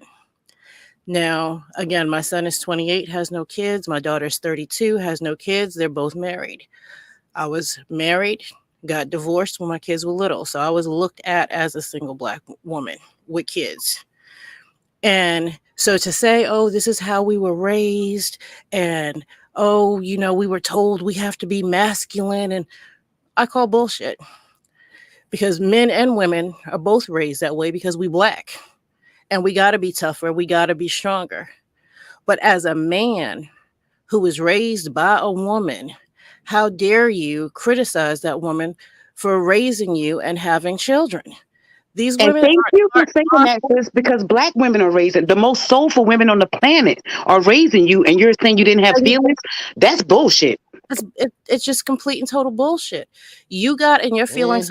My son went through a phase in high school, and I guess it was testosterone, whatever you want to call it. He went through a phase where he was homophobic. One of his best friends, he didn't know it, and I said, that boy, you know, he likes boys. Oh no, mom, you can. And as soon as they found out, everybody ditched him. But baby, no, you still coming over my house. You can still come and have dinner. But now, of course, as he's grown up in maturity, he's 28, he doesn't feel the same way because he lets society tell him who he should and should not be friends with.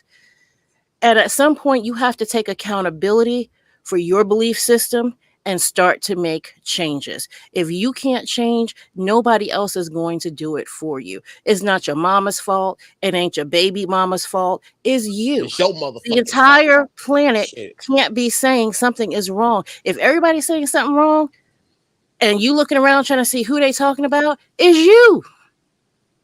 I can't Kevin, stand no damn bully. You love Kevin Samuels. I liked Kevin Samuels. I saw the big picture, but he preached accountability, and that's something you ain't doing. That is something you refuse to listen to, the word accountability. These girls and women ain't out here making babies by themselves. And I take accountability for every three nigga I lay down with. Your ass up, bitch. Can I respond to after Miss Mickey completes her thoughts all the way? Sick and tired of y'all not taking. Let me say something.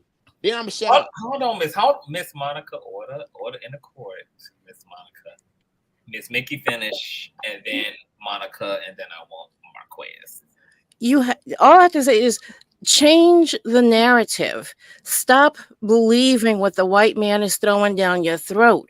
He's trying to tell you to stay away from the Black woman. Meanwhile, he out here raping and killing the Black woman, and he's trying to make babies with the Black woman to keep you away. Stop believing the narrative. Think for yourself. Look at your own circumstance. And if you happen to be around some treacherous, low down women, elevate yourself. Get out of that situation. But it's not anybody else's fault for what's going on. It's each individual person's. It ain't your mama, it ain't your baby mama, it ain't your sister, it ain't your auntie, it ain't your grandma. It's you. Grow up. But more than that, they already know what it is. They are participating in this behavior like cowards. Like the top of the conversation began was with the fact that most of these men are not living in their truth. They're giving false truth to women that they are taking advantage. And now it's trans women. And so let's go back to the beginning of the conversation when we were asking, why is it that men are not being honest with who their heart is with? It's because they got their eyes more on the white man than we do. They have no intention of having no accountability. Their whole goal is for wealth and whatever they were programmed in Western culture to obtain. They never had no intentions on being truthful with us, soul to soul. They see us as an opportunity. They are opportunists. And until we fix that, that's how they're going to continue to treat us. That's why I don't play with them. Well, you also have to adapt and realize you have to get out of the Western culture, and we have to start teaching our children and one another about spirituality, and we have to get back to the root of it all. That Bible is not going to beat your ass. We also need to just get away from the idea that white men is out here raping and killing Black women and all this. We are not. It's the R word. It's the R. We can't say that on YouTube. It's the R word. My bad. Well, we not in that day and age no more. They get to, we as women, and I ain't even straight, but heterosexual women can date any race we want to. We got options now. Black men are not the only one that we should just be. And they not the most desirable either. They not the most desirable either. That's not so we should have all our loyalty to the black men when they don't show up. You don't owe them no damn loyalty, girl. You don't owe them no loyalty. But I like to say this, man. I organize, and one thing that I've seen out of all the different organizations, especially grassroots organizations trying to fight for the rights of black people, most of the time it's incarcerated black men, the organizations that I work with. Mm-hmm. A lot of times the organizations, whether they're LGBTQ or straight, you don't see men at the forefront of their own fight, let alone ours. So we are always having to be out there, even when I say, even in the LGBTQ spaces, when it comes to gay men, there's a lot more. There's just an overwhelming flood of women out here on the forefront, not men, not even gay men. So, like, gay men don't need to be. Please let me talk, and then I'm gonna shut up. Conscious, can I go now? Yes. All right. Go ahead, man. Do you think? Talk. Hello, Miss Monica. Can you hear us? Yeah, I have a couple. Can you hear us, Miss Monica? She might be having some audio. Yeah, she might be having some audio problems. But anyway, the black man is the most desirable. Marvin. Hey. It was my turn. Hold on. Oh, I have to go, Mark. I'm asking you. Hold on, man. I'm like, what's going on here, man? We need Marvin. Yeah. Marvin, your audio sounds horrible. It does. Is it better now? It sounds like you have a credit score. It sounds like you have a credit score of a 350. Oh wow, damn, that's low. Do you still have those AirPods in? Yes, I do. You might have to take them out, bro. Can you try your audio without the ear? But yeah, I'll try. There. The sound explode like. Because another panelist had on bang when he did to speak. It was good. Is it better now? Oh yeah. Thank you. Welcome Yeah, to me. bro. Okay. Hold that thought, Marvin, really quick. Miss Monica, can you hear me? I don't know. Something is going on. Try to go out and come back in, Miss Monica. I don't know like what happened. Marquez, then Marvin. Yes. Okay. Can y'all hear me? Can y'all hear me good? All right. I'm gonna start with Miss Mickey. Miss Mickey, I respect everything that you said, but I'm gonna keep it honest and real with you. You get mad at us. You say, "Oh, we got to pick better people, and y'all got to pick better partners." But when you get pregnant and decide to keep that child, once a man gets a woman pregnant, it's no longer our choice. It's your guys' choice to keep the baby or not. Facts. And we got to stop acting like we got to do more than just that. Once we do that action, you decide whether or not y'all want to keep the baby. You decide whether or not you really decide whether or not y'all want to raise the child. You decide whether or not y'all put it up for adoption. You decide whether or not you want to put the man on child support. I mean, you got way more options, and y'all have way more hearsay so than we do. So if you think about it, you got to decide. I'll do for you. Can I ask you a question? Do you think that that's unfair, considering that it's the woman's body that has to endure the nurturing of that child for almost an entire year? Honestly, Conscious, that part, you're right. It's absolutely unfair. But did y'all just see how majority of people on the panel was saying how other black men's experiences were kind of shutting down other black men's experiences? Not you, Conscious, because you're the host and you're unbiased. But most people on this panel, if you're being honest, are having a bias and are showing their hate for men. Respectfully. Facts. I agree with and that. this is just me not being biased. To go back to Miss Mickey's point, Miss Mickey, you are absolutely right. But a lot of people having kids, a lot of this stuff can be controlled. For example, wearing a rubber, that can be controlled. If you don't want to have the child, doing pro-choice, that can be controlled. If you don't want to, we gotta stop acting like it's just us black men not taking care of our kids. There's black moms that can't do their jobs either. Facts. So you Especially can't a sit single here mother. and respectfully, you can't sit here, and this is just me being honest. You can't sit here and ask me to keep all the same energy when black cis women aren't doing the same thing for us either. But y'all So the how same can you sit weirdos here? that I'm would not done. interfere with a I'm single not done. mother I'm and not go. But done. can I I'm say not something done. real quick? I Y'all want got to. time? I want to finish my point. I want to come in after her real quick. I want to Please, add can something y'all to let? it. Do you mind that, Marquez? Because I was gonna. I want. Let me finish this last point, and I'm gonna be done. But you and like Miss Monica, and everybody saying, and China was saying upstairs, up in that part of the panel, you say, and I quote, well, we don't, we're not the only last option. We're the last option. Well, if you think about it, on the flip side, black women are starting to become the last option either. If you want to think about it. I If wasn't y'all want to done keep that talking. same Can y'all energy, hear me? I no. wasn't done. If y'all want to keep that same energy, Facts. I we're just think that keeping the they same are. energy. I'm just But keeping the it other races, they reciprocal. don't want them. I believe that. Yeah. If It y'all was can't it was sit no here and test turn on that around shit too. and it's crazy, Marvin, because it'd be the same people, that sit here and degrade us through the mud, but then get mad when we go date somebody out on the other race. Man, That ain't don't make nobody no mad. I There was sense. you about to go. say that Ain't shit. nobody That shit's mad. Make that make Actually, sense. hold on. Black women Okay, need hold on. Wait, No, no, no, no, no, no, no, no, if a woman got to make it make sense, I agree with you, Marquez. That's true. Hey, Nah, brother. hello. Man. Actually, I think this is interesting. So what I'm gonna do is I want everybody to just stay right there. I'm gonna drop everybody down. I actually want to hear what Marvin and Marquez have to say, and then allow the panel to really have a full plate to eat off of. Thank you, Conscious. Thank you. Mm-hmm.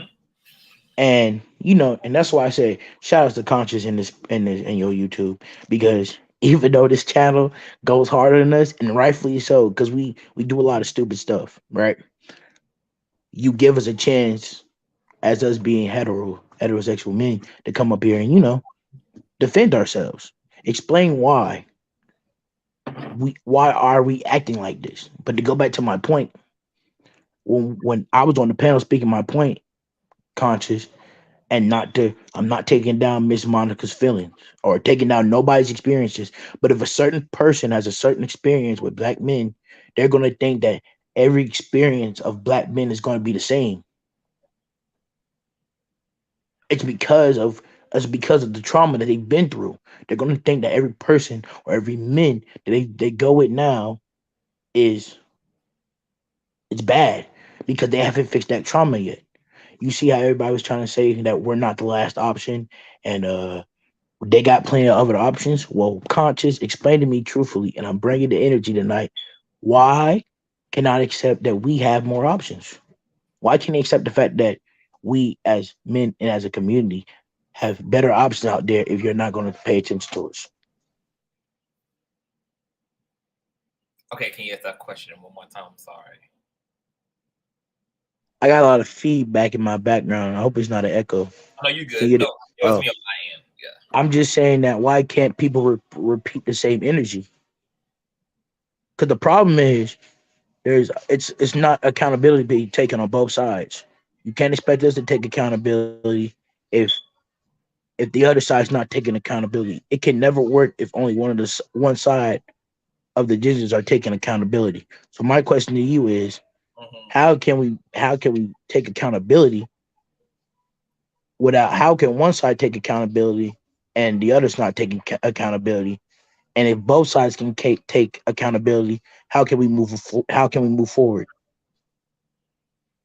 A lot of times I think that the way the universe is going to have us clean up the mess that's been made in the Black community as it relates to patriarchy is, and I know men hate this, but it's looking to me like the universe is intending us to start with the head, because men have literally been the head. So in proper logical chronological order,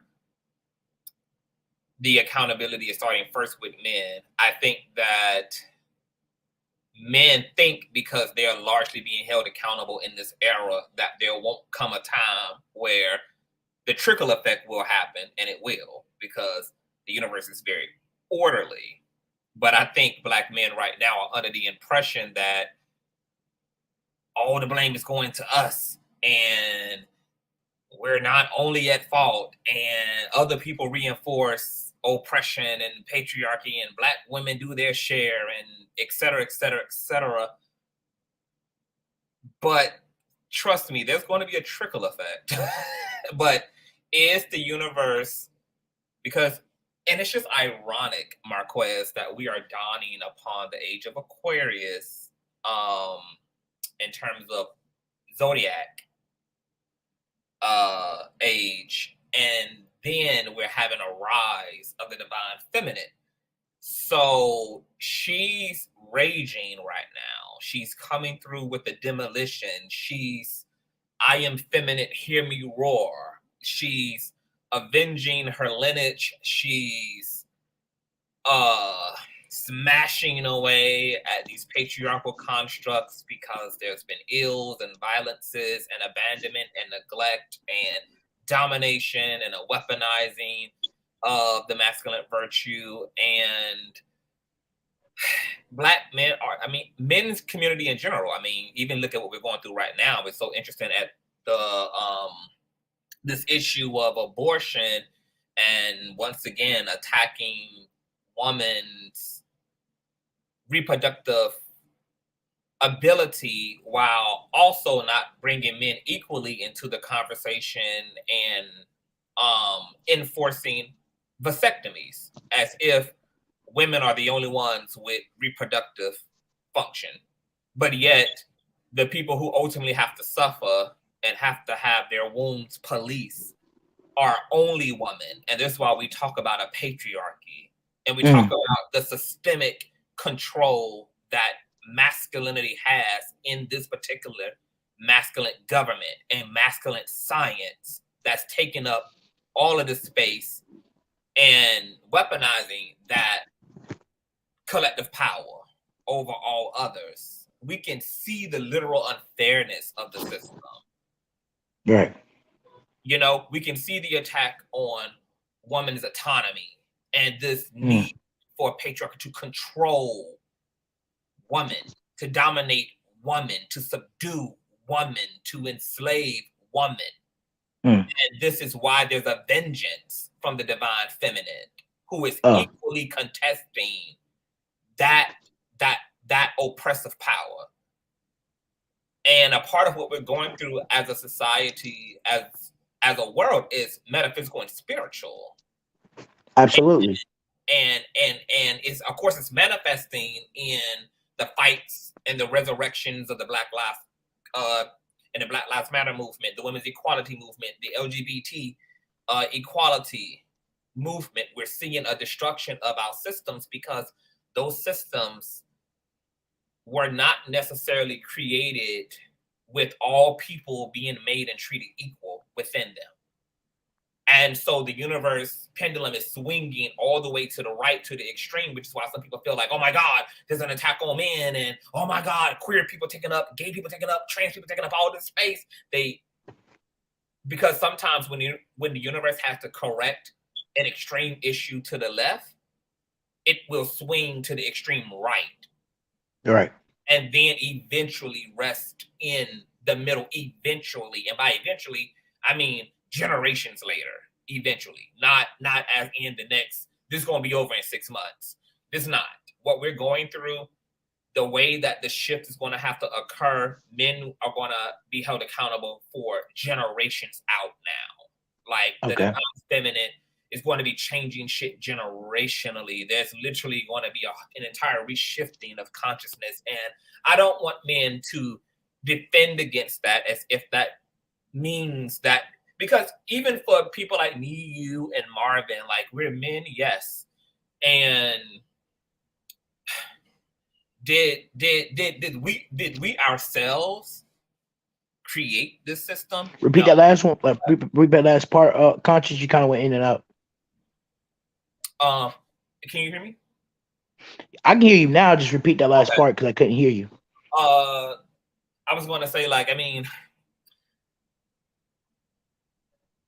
I forgot actually what the fuck I was going to say, but what I will say is that it starts with accountability, and I want us as a men's community to realize that it's not fair to have asked Black women to support Black men being the head of the household, the head of the pulpit, the head of the community, but also don't want to be the first to receive constructive criticism and accountability and proper and righteous persecution if wrong and evil has been done at the hands of patriarchy. It's unfair for us to have asked to be the head and then was allowed to be the head since we've been freed from the literal plantations and then want nothing to do with the damage done to the ship when we were indeed the captains. It's so unintelligent for us to want nothing to do with none of the wrong, but we would be willing to take all the accountability for any good. We are so quick to rush to be in control. We are so in a rush to be first, to be the alpha, to have the power, and then when shit goes terribly wrong with that power, like nope, not me, nope, we didn't do it, nope, women and the gays and no, the only person I had to crown the whole time was us. And if we led the community off a cliff, they have a right to denounce us and to take their chances on themselves now. So if Black women are saying, we let you niggas run it, now we need the will, considering all that's happened under patriarchal power, I think it's fair for us to not only listen to women, but to also let women into that space and allow women to have an opportunity to create in the Black community the way that Black men have been allowed to create society within the Black community. I would like to respond to that, Conscious, because that's a very, very valid point. In order for and I do agree, because and it's not in us three to be real with us, Conscious, we're the exception to the rule, because there's plenty other men out there in this community that makes us look bad, and you can understand, and I can understand why people feel the way they feel about us. You know what I'm saying? But also, go ahead, Conscious. I don't want to.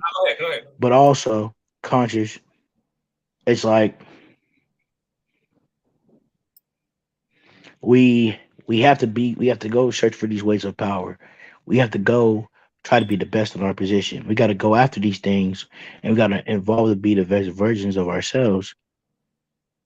You hear me? Because to get the women that we want, to be with the women that we want to be with and be happy, we have to be at that top of the power. We got to be in our 100% already evolved selves. They can't be with us when we're working and grinding on ourselves. They got to be with us when we're at the end. And I'm not saying for me, but in the majority, that comes off as, well, you weren't with me with the grind, but you want to be here with me now. And then when you're with me now, you're also making it a headache for me because of generational traumas, and some of the generational traumas affected those women, yes, but other generational traumas affected both of us. So as the majority of men feel like that, if y'all feel that way, I should have every single right to feel that way, because I was just as much going through traumas as much as you guys were going through traumas. And I'm not trying to compare. I know it might come off as being what it is, but this is just me being honest. The majority of the men are going to think this way. It's going to come off that way because of how majority of the men have been treated. It's like you want us to taking more accountability, and we are, and we're starting to evolve, and we're starting to actually take change towards accountability. But now it's time for that other side, that other gender, to also take accountability. It's only fair and it's only right. Yeah. We've taken up a lot of space. I mean, when I say that men have created the world, men have created the world. Like, only like women represent less than 30% of leading scientists in the world, less than 30. We have a majority men space in modern science. Women represent less than 6% in the political landscape. So we have our governments that are predominantly male.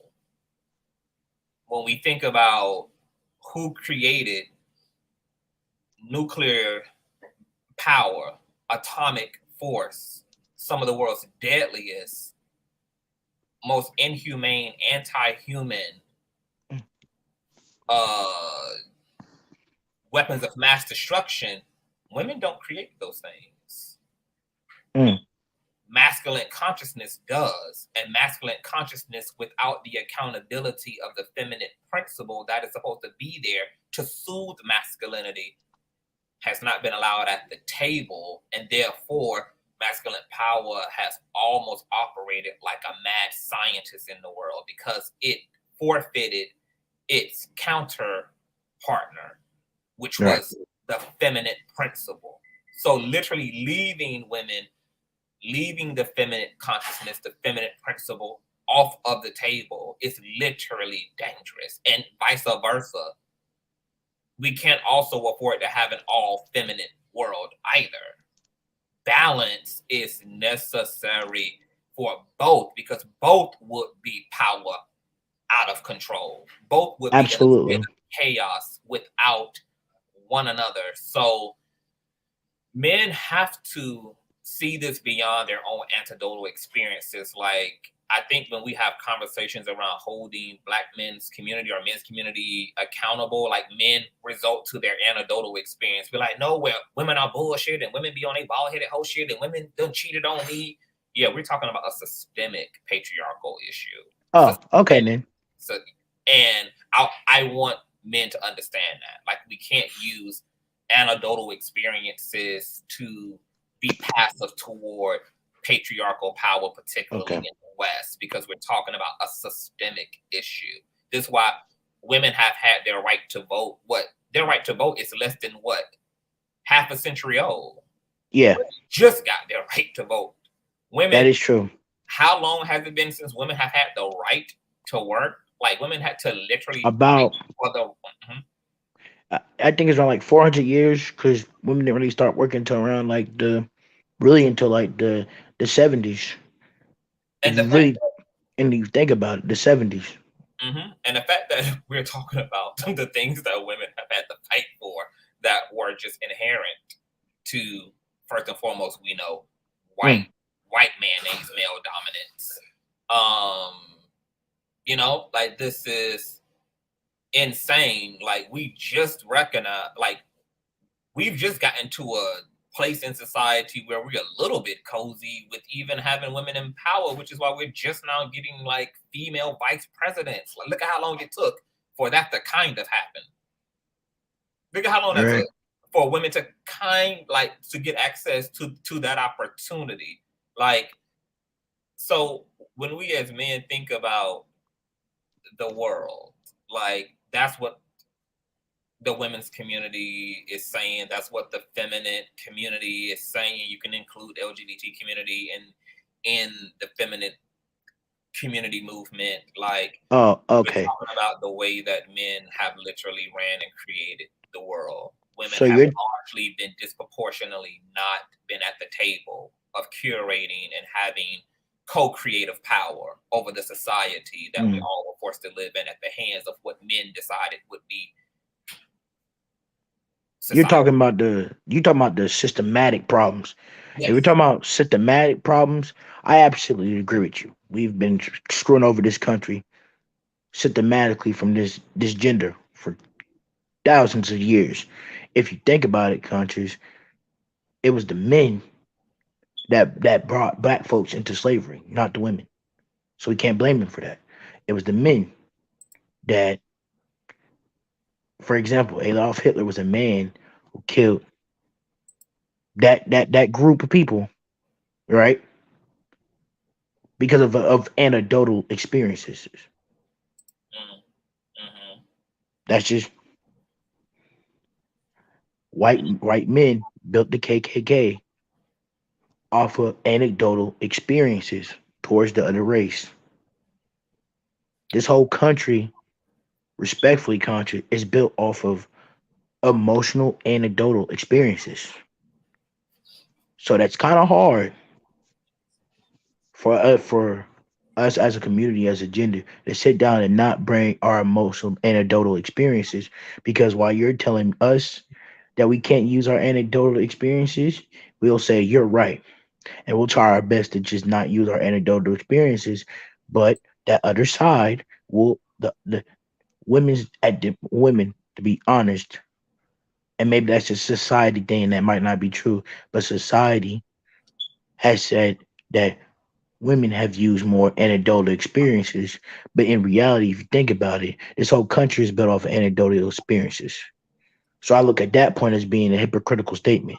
Unfortunately, women are in both positions. They're using, and their anecdotal experiences are only set up the way that they are because of the systemic issues. And that's what I was finna say. It's you gotta throw that point out, because it goes back to men saying, oh, that women can't do the things that men can that men can do, using their anecdotal experience to run the world. So it's kind of hard, Conscious, to tell a whole gender who's been in control for all this time that we got to stop using our anecdotal experiences, because the anecdotal experiences runs the whole world. It's kind of hard, but we got to. I absolutely agree with you. For us to change, we have to do it. And this is why it's going to be hard for men, because we've been socialized to have such a fucking ego. So of course we defend ourselves rather than explain and repent for ourselves. We are socialized in such a way to be so entitled to the top spot that we are on nothing but go. So right. For somebody telling us that we are scribbling all outside the lanes and hurting other people on our way up, we're just socialized not to give a fuck about who really gets hurt in the process. It's about the accomplishment. It's about crossing the finish line. It's about obtaining whatever it is that's been put in front of you to obtain in your identity and your esteem as a man. And I mean, look at how hardcore men's sports are. Like, nope, it's not about whether those football players injure each other. It's about getting to that fucking field goal and winning the championship. And right. It's about scoring that touchdown, winning the championship. Like, right. Yeah, it's rough and tough. It's mutual combat. Like, this is the way we socialize. Like, this is the role of men. But the thing about it is, like, as men, we're going to have to care more about these other people than our ego. Yeah, absolutely. I agree with you, Conscious. I'm going to have to care more about my community than my ego. I'm going to have, loving women means affirming women when they're right, and being able to call out other men as a man because they're wrong, and not feeling pressure to have some false elitist ego support a Black men's community just because you're a man and this is a man's community. Like, we have to give that up. That's why the community is in shambles now, because we don't have enough men holding men accountable and saying, no, you can't do this to fucking women. You can't treat them this fucking way. No, nigga, you need to be faithful to your fucking wife, nigga. You're trash. Like, you coming up in this barbershop talking about all the bitches you fucking talking about all the side chicks you got, and we up in here gloating and salivating at the mouth and reinforcing your toxic practice against the woman in your life who is sacrificing her body on an altar to you. Like that is fucking trash. The fact that we as men are supporting largely misogynistic ass music that reinforces more patriarchal, toxic, masculine ass consciousness unto other Black men who are also like being seduced and cultivated by that misogynistic music. Like, we're not protesting anything as men as it relates to what men do to fuck up their community from the inside out. And then to make matters worse, when women look at all that shit and say, well, bitch, I'm going to use patriarchy to liberate myself from patriarchy. So I'm going to hypersexualize myself.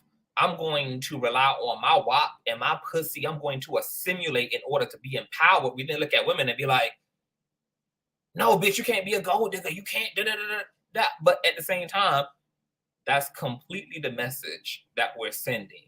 If we're saying you need to be a bad bitch and we're reducing women to being sexual icons and our only jobs are sexual conquest upon women's bodies, etc., then we can't be mad at women when they use their bodies to liberate themselves, when they use their bodies to acquire resource, when they use their bodies to acquire any sense of fucking freedom. Like, we literally are just hypocriting like a motherfucker. Like, and then we wonder why women are mad as hell. Like, it's nuts out here. Like, we're doing too much. As men, it's time for us to sit the fuck down and to listen to what everybody got to say about us and to trust that our community is calling us out righteously. And if we take an honest look at the state of our community and the role that toxic masculinity has played, I think we will be able to find all of the data to support the things that the people around us are calling us out about. Like, you know what? Yeah. True. And you're absolutely right. The men gotta hold women have to hold men accountable when they do messed up things. Some of us do it, some of us don't, right? But you're absolutely right about that, Conscious. But to add on to my point, wouldn't we be doing majority of women of the service if y'all call us out when we're wrong and other men are calling us out when we're wrong? Wouldn't we be doing women a disservice by not calling you out when you're wrong, when the women are already calling you out when you're wrong?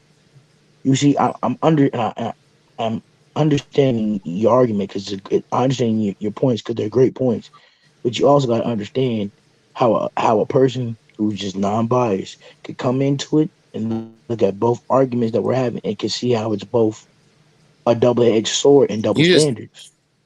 Because it goes back to all conscious what you're saying, that everybody, including majority of men, are coming from anecdotal experience. Everybody in this panel are coming from anecdotal experiences.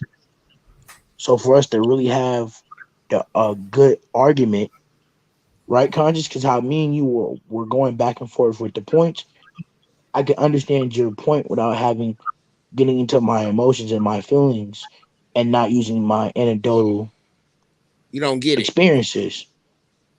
Everybody in this room have anecdotal experience and since I have Miss Barbara back on here, Miss Barbara, your points are based. A panderer. She panders. She's a panderer. Let me say, I went done. Y'all can I was just saying that you come off of anecdotal experiences. Let these niggas go. Get you a nice mulatto man and uplift these light-skinned men over these dark-skinned niggas. You're saying let these niggas go from your own anecdotal experiences, though. That's what y'all you do. Can't say that and have a flink and have a good argument of that, Miss Monica. You're literally having anecdotal experiences. Conscious just said that as I was talking to about my 3 I'm men. just not attracted to you. I'm just not attracted to y'all. Okay, no, that's not about it. What again? You're using your anecdotal experience to say that everybody is trash. That's not the case. That's what your Conrads do. Get on your Conrads. Don't get on me. Why you ain't sitting here talking to your Conrads? And you don't think we don't get on our Conrads? No, I do not. Now that's the thing I'm glad you said. And listen, China, respectfully, China, I can have this debate, and we can sit here, and I understand what you're telling me. Not all of us do it, but let's be real. When y'all, and that's true, women y'all held more women accountable when they do messed up things. That's true. Men don't hold other men accountable. You're absolutely right about that, right? It's not just about. But you can't get mad. But again, I ain't mad. some of your arguments, like some of y'all arguments are based off anecdotal experiences. And when I say anecdotal experiences, it's not because I'm trying to take away from your experiences. When I say anecdotal experiences, for us to actually move as a community and push past what we're pushing past, we got to start taking all of our anecdotal experiences to say that, oh, because somebody did this wrong to me, they're what all about trash. all these We black can't do women and that. all these light-skinned mixed men you hurt? What about their trauma? Do you care about their trauma, sir? Do you care about their trauma, sir? I think everybody, I care. These I think light-skinned everybody men should and these care. black women that y'all done picked on Everybody and should care about do their you own care about their traumas. trauma? I think everybody should care about their own trauma. That's what I think. Everybody should have their own problems, their own trauma. What are we talking about here? That's like me saying I don't care about my own trauma if I have trauma. Tell your I'm talking comrades, about your humans in homeboys, general. your Humans fuck in buddies, general are whatever. all coming from anecdotal You the same thing. experiences. So you're telling me as a man, respectfully, that I can't use anecdotal experiences.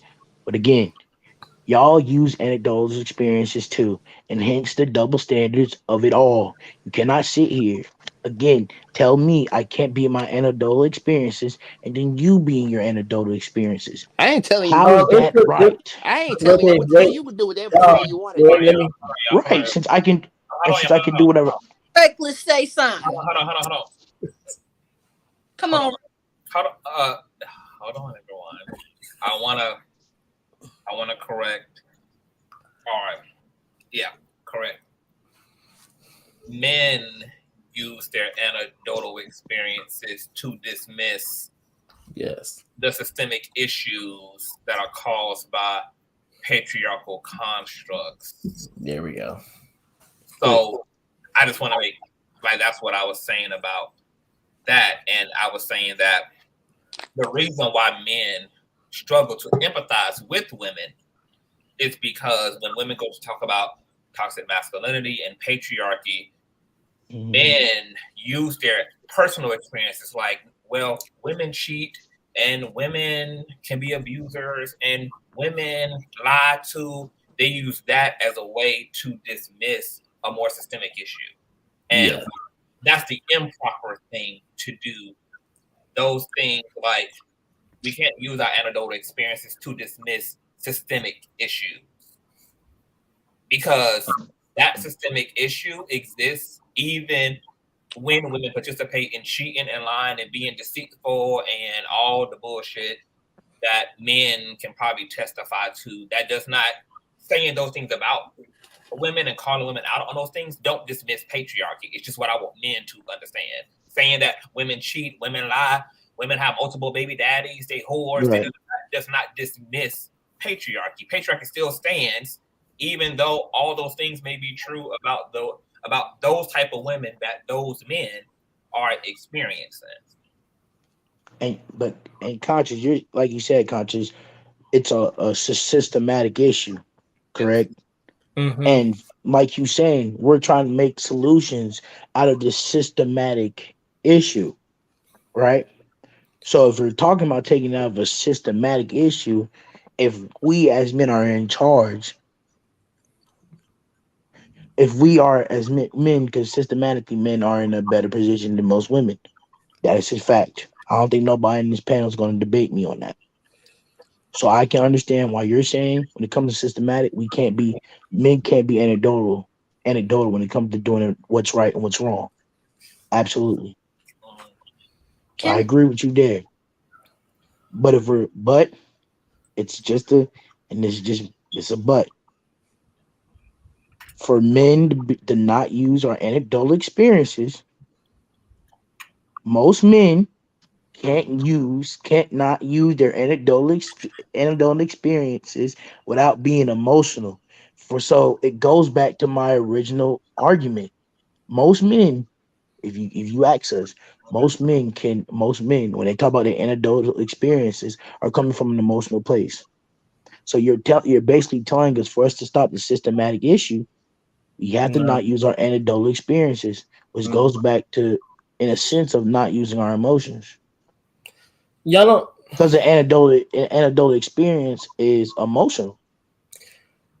But that's the thing. Even like Mark, even on conscious panels, that time and time again, especially if you really want to find explicit examples, is the Kevin Samuels panels, where men will literally talk about their anecdotal experiences, but however, it's only a reaction to be able to dismiss what women are actually articulating, expressing.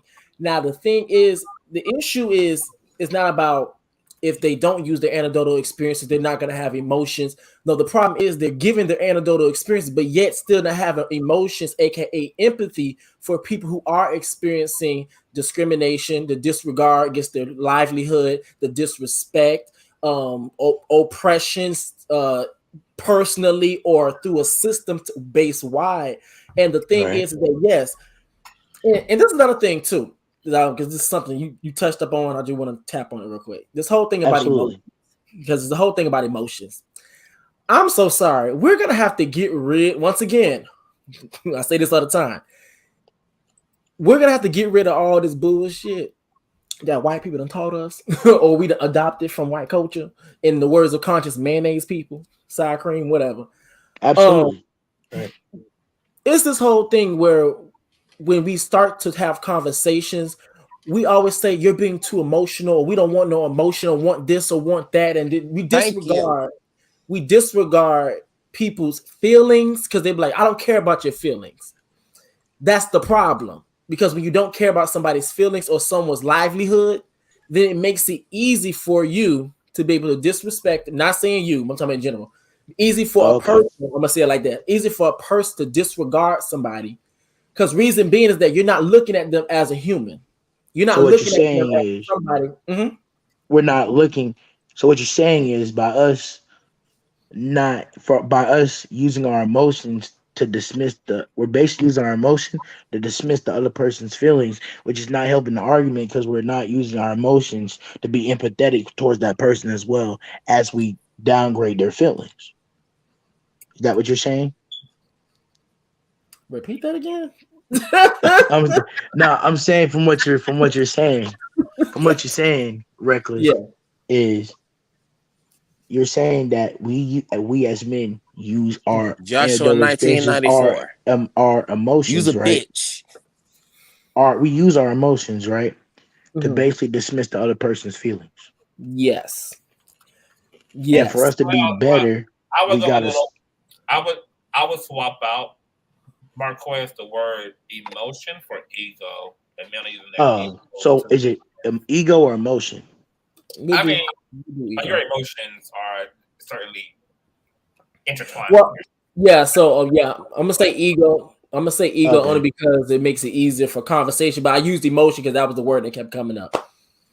Okay, so basically, if we step away from our egos and be more empathetic, we can get more better solutions. Yes. That's what you're saying. Yes. Because empathy, every time empathy is expressed by any one person, empathy is a temporary destruction of the ego. That's why empathy is so valuable. Empathy is going to be the only thing that's going to create a unified and healthy whole society that does not create systems of degradation against its own fellow humankind. We have largely ran a society, created societies in the essence and image of an ego, rather than a society out of empathy, which is a birth child of love. Joshua 94, you won't bring your ass up here and say this. Bring your ass. I'm sick and tired of this motherfucker. Miss Monica, I don't know why you even give him the energy. Let's retire calling Joshua to the stand. Joshua has never hit the link. Yeah, because he a bitch ass bitch. He's not going to hit the link. He's soft and he's scary. That's all it is. But go ahead, Conscious.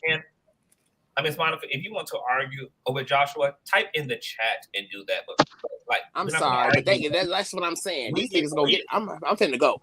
But these niggas gonna get enough of fucking with me. I will kick your ass and your son ass if you got one, bitch. Oh my gosh. You know what I'm saying? Tell him, baby. Hey, can I say something? I would like to say this because I feel like, okay, so in my organizing experience, we would do this thing that's called Get Your People Together. So the organization that I will be working for, it'll be predominantly gay. However, in that organization, we have allies. Some of those allies would be white. They want to work around black and brown folks. However, we all know that they got some work to do within their own group of people. And what we would do is we would split up and we would say, white folks, get your people together. Y'all got work to do within y'all group to teach y'all people and to do all those things. We would separate feminine, masculine folks to go ahead and break out in our groups. And the same thing, male, female, all this other stuff. What I'm seeing is what we just need to do here is gather our own people. We don't need to have men trying to check and tell women what they're doing wrong within our own sector of what we're doing. Men, y'all get y'all men together. Y'all know what y'all need to do, but y'all don't hold each other accountable as you guys should. And I like the piece where it came that came up for just that brief second about accountability when it comes to our groups, because that's the thing that is not being done honestly within you guys' sector is that, because then what we would see a huge and a drastic change with how men operate when it comes to the LGBTQ. So that isn't honest at all. Can I explain to you why that's hard as a man to be accountable for other men? Guess what? That's not my business. I do not. It's not our business, but right. But hold on. Know that this is good. Okay, I want to hear it. Man, I mean, because it's hard because, and now I'm starting to understand it's hard because we as a group of men have a lot of ego. We are egotistical. We have a lot of ego problems. It's hard to tell somebody that what they're doing is wrong and they still listen to us and not look at us as if we're hating and we don't know what we're talking about. If I'm telling somebody, bro, you got to get up, you got to work, you got to do what you got to do, you got to be a man, you got to do the right thing, I can say that, but in the back of my mind, he's not going to listen to me because he doesn't want to listen to me. As me being accountable for and telling him that he got to do what he got to do, and that's because that's an ego issue. So how can we sit here respectfully and ask everybody as men? We can make them accountable all they want to, but the hard part is their ego gonna let them do the right thing? So we can't control their ego. I got this. Doing is beautiful. Just that acknowledgement right there. So you got your group of men, your 10 homeboys, and we said, dang, we know that this is an ego thing. Well, then we attack the ego. We address those things directly, but the ego has to come down first, and then we attack the next issues after that. Go ahead, Reckless. I want to go let you speak. You're all good. It's just the whole thing of, I said this when it came out to Knockout Media. It's a socialization that goes along with when it comes down to addressing things. I forgot exactly who said it because I had said it before, but someone else has said it. I forgot exactly who. And it reminded me of what I'm about to say is that there's a socialization and a conditioning that goes along with it. Yes, we understand. Yes, even though we may be queer, however, we are still men. I am very much aware of the conditioning, the socializations, the conversations that happen in barbershops, locker rooms, frat parties, when you're talking to just your male cousins, brothers, etc., fathers, when they are there, whatever. But I will say this is that, yes, you may not be the person that goes out and actually cheats. You may not be the person that actually goes out and put your hands on women or put your hands on, etc., or go out and sell drugs. But however, it's something I always say all the time. The thing is that, yes, you may not be the person doing it, but however, you may laugh it off, or it may be subtle ways that you may find a way to, as soon as homeboy gets inside the barbershop, let's be very clear. The conversation that happened, oh yeah, I just cheated on my girl, I'm thinking about breaking up with her, blah, blah, blah, blah. And it's something I always like to say, you're giving a license to something that does not have its permit. But then you'd be surprised when that whole socialization or conditioning is all happening. If you So can't, basically, yes, sir. we're not the problem because we're not the problem because we're not doing it. We're the problem because we're letting it slide and not saying anything. We're the Right. problem, but we ain't the solution. And Okay. it's not saying nothing. You don't stand in solidarity. You don't value it. That's how you feel. You don't separate those types of dudes. You still let them be around. You still around. You still, when they say something, you don't say, "Hey man, don't talk like that, man. That's foul, bro." You know what I'm saying? You're not checking it so that they look at themselves in the mirror or challenging their own beliefs to open the door for those conversations, so the conversation pivots. Mm-hmm. That's just something added. Go ahead, continue, Conscious. Sorry, Reckless. Okay, so yeah, the thing is that yeah, that's part of it, yes. But I also do want to make it very clear: you're not gonna get everybody, because at the end of the day, everybody grown. You're not gonna get everybody. But however, it's different when you actually do the personal work and you make a conscious decision, a conscious effort to do what needs to be done. It's something I used to, well, not used to. I said it tonight. The thing is that whenever we get to these conversations and stuff, it's very interesting to me that a lot of times too, that I feel like a lot of times we kind of put up a facade, and I always say this all the time. I'm like, oh, I hate we had this conversation because I get annoyed because I feel like we're not being 100% truthful. But however, that's something that kind of annoys me, but it's something else that kind of annoys me as well. But however, I understand why it happens. The thing that kind of annoys me as well is that when we start to get into certain conversations and stuff, oh, he done dropped down. But whenever we try to get into certain conversations and stuff, okay. Should I keep talking? Yeah, I'm gonna keep talking. But the whole thing is that when we get into certain conversations and stuff, and I do understand, we're learning. I understand we're learning. It's a process. But however, I was telling Conscious one time, I was like, the thing is, sometimes I do kind of get annoyed with, I see certain people continuously come on the panel and they continues to make the same mistakes over and over and over and over. And the first thing that come out their mouth, I'm learning. Now, once again, warning. This does not apply. Let it fly. Okay, gotta put that out there. But I'm just learning. I'm just learning. Now I will throw a shot this way. In particular, I'm not gonna drop a name, but in particular, a perfect example is when we correct certain people on terminologies and stuff, and it's not the first panel here, and they say stuff like, that's too hard for me to learn, but yet you can't understand queer. But you don't understand queer, but you understand, and you make a conscious effort to say alternative lifestyle, which is something much longer than that. Right. That's the example. But the thing is, the point I'm really trying to get to is that when you get to these conversations and you get to, when we had this conversation, you have to make a conscious effort to do the work. Because the thing is, if there's already a system that's doing conditioning and conditioning people on a 24-hour basis, you have to make a conscious effort to be able to get away from that. From my own story, I was internalized homophobia, transphobia, internalized, all these different things because I grew up in the church. But however, one day I came across this bitch, the host box, and the difference is that I was eager to learn, of course, but yet I wanted to make a conscious decision to unpack it. I didn't want to unpack it when I was here having conversations. I wanted to unpack it once I clicked that Xbox. Absolutely. I wanted to unpack it when other people weren't around.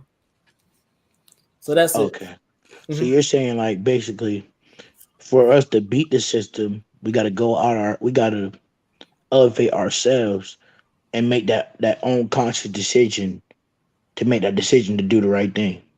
Yes. Because at the end of the day, it's your choice whether or not it's your life, whether or not you want to make that decision. Yeah, because the thing is that like I literally just said, if we're sitting up here talking about it's a system, now I do understand some things that's out of our control. Let's call a spade, because we are the minority for a lot of different things. But when it comes down to conditioning, in a sense, because here's the thing: once you are aware of it, that is when you have the power to make that conscious decision. I'm gonna use me for example, so I'm not throwing shots at anybody. Once I realized that I had internalized homophobia and I used to say things, even though I was brought up in the church, I didn't know no better. Once I realized I would say things, even though I thought they were like harmless, even though I thought they were innocent, I thought they were like pure. Once you realize those things, you have to make the conscious decision to be able to change that. Because the thing about it is, guess what? I wasn't, because I was still young. I'm still going to church because of my parents. So, which means I'm still going to be conditioned on every Sunday. But however, when you make that conscious decision, because guess what? When you make that conscious decision, you're battling or being able to combat that conscious conditioning that's fucking up your mindset. But the difference is, one is your choice, the other one is by society's choice. That's it. Hey, can I just say something before I go? Yes. Thank you.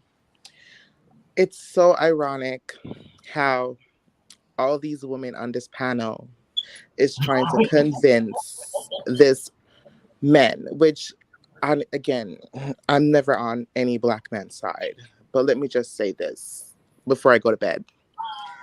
Y'all is trying to convince this man not to be misogynistic, not to disrespect the black woman because the black woman has the womb for your kids. But y'all has so much patience for him.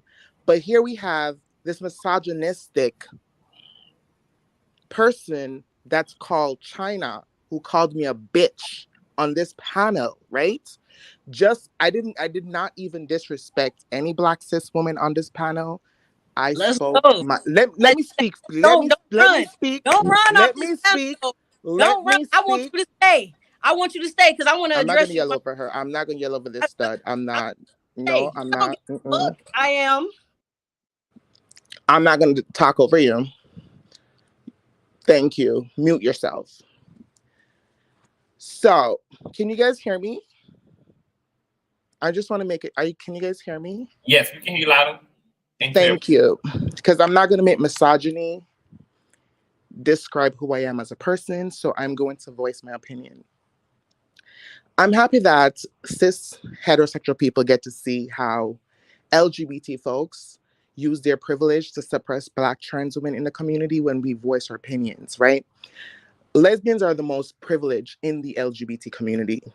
They navigate a lot of cishet space, and they navigate a lot of cishet Black man space, right? Because Black men tolerates them, give them spaces. So they try to copy a lot of misogyny whenever they try to speak to trans women because they don't believe in their womanhood, right? So for this person to come on the panel and call me a bitch out of my name just because I'm speaking my truth, right? And no one corrected her on this panel. Only one person corrected her. I can't remember the young lady's name. No one corrected her. Only one person corrected her. And I just want to say that it's very disrespectful. If I was invited on a space to speak my existence, I would like for the host to kind of set the ground rules that you can call people bitches. I've never once called any person on this panel a bitch.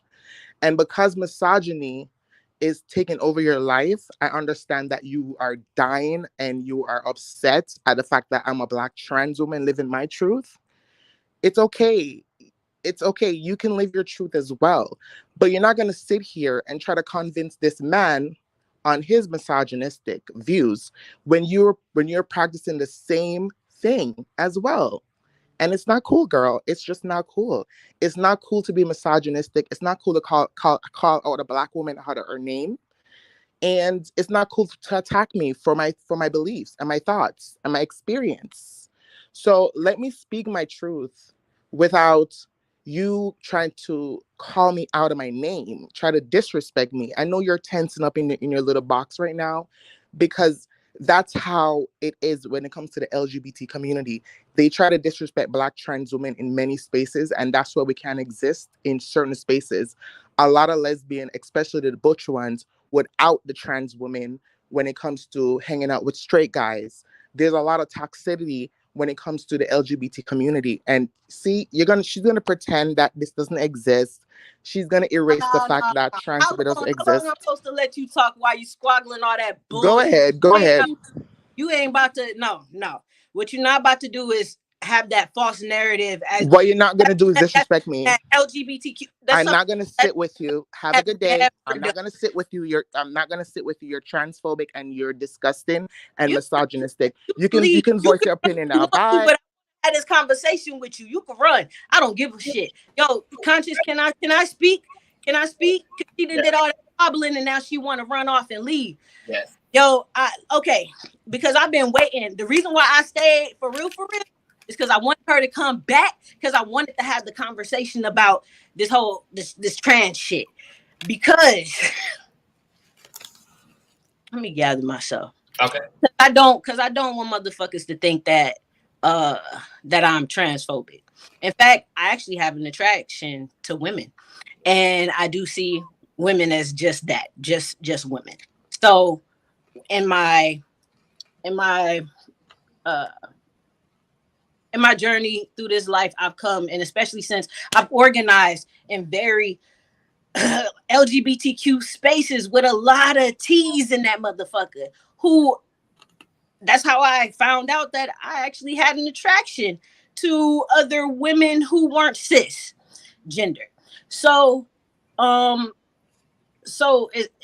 that bothers me, because the reason why I came on defending the way I did is, the thing is, I'm a lesbian. I love women no matter what. So on either spectrum, cis or trans, I'm gonna defend disrespect on both ends. So if I felt like the lady that she came on, I think it was J9, if I felt like the response and the energy was warranted, then I would have shut my motherfucking mouth. If I felt like, heterosexual cisgender women were coming at, our community foul, transgenders foul, or One Love, I believe, foul, I would have said that. But I just feel like there's a imbalance between both. I don't like the energies when I see both. I don't like the nastiness with both. I don't like the nastiness and the cattiness and the disrespect and the rudeness that a lot of transgender women display towards cisgender women.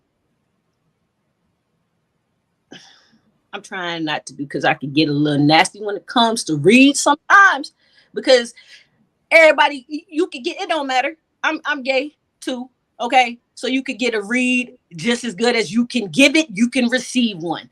So as a lesbian woman who, I love women, I'm going to defend either spectrum. So I felt like you were being disrespectful in your tone, even in your explanation of your experience.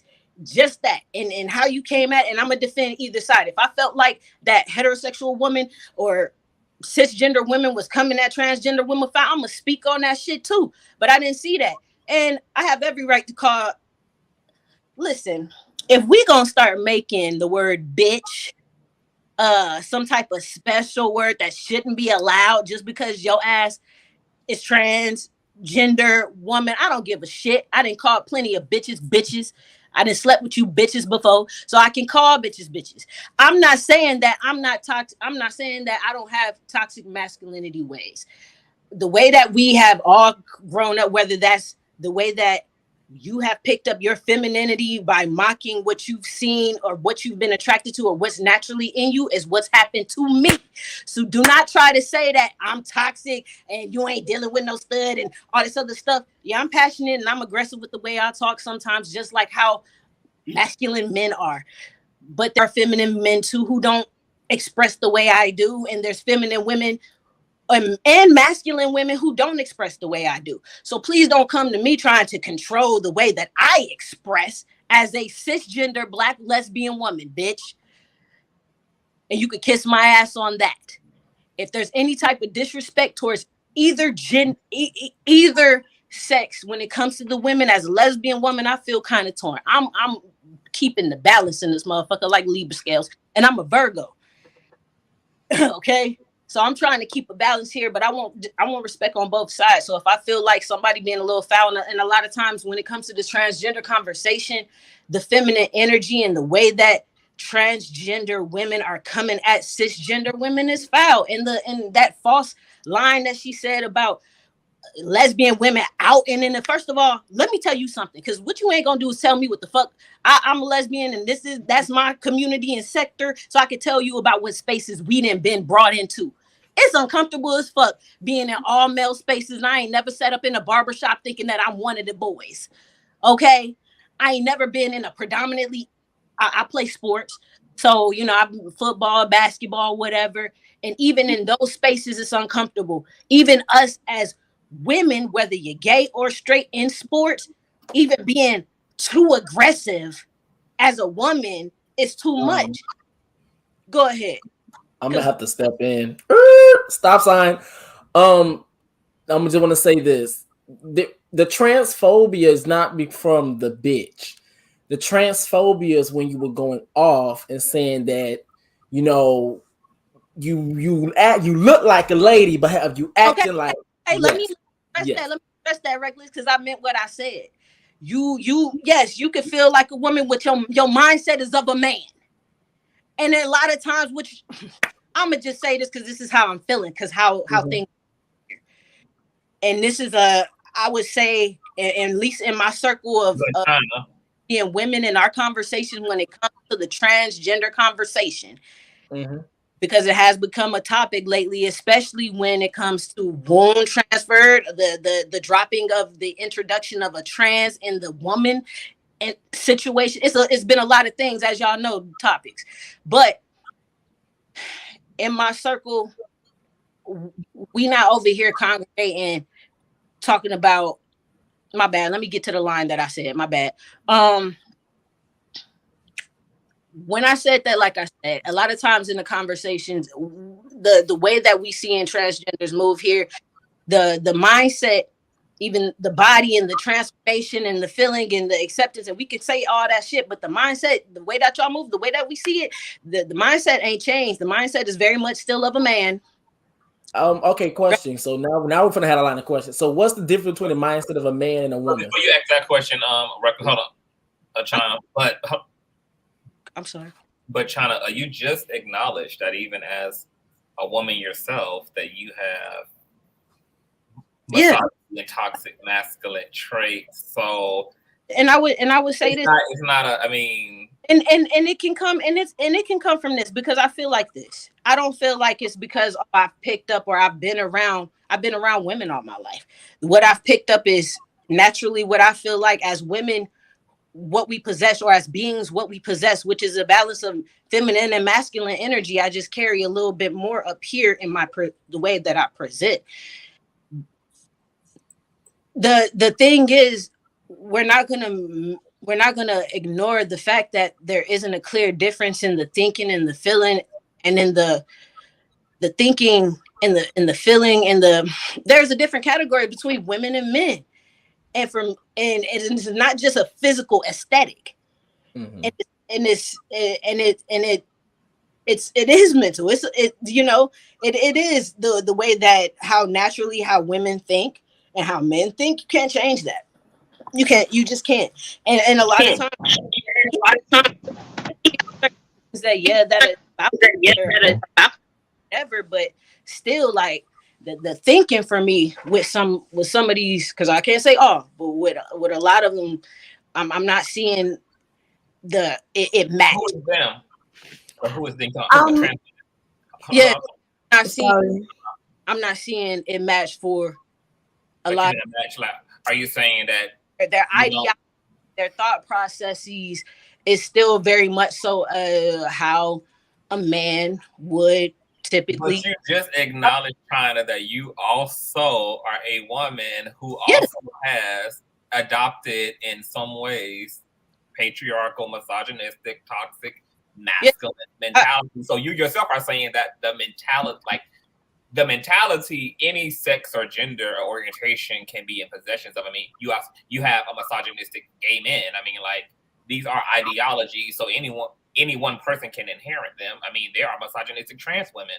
I mean, so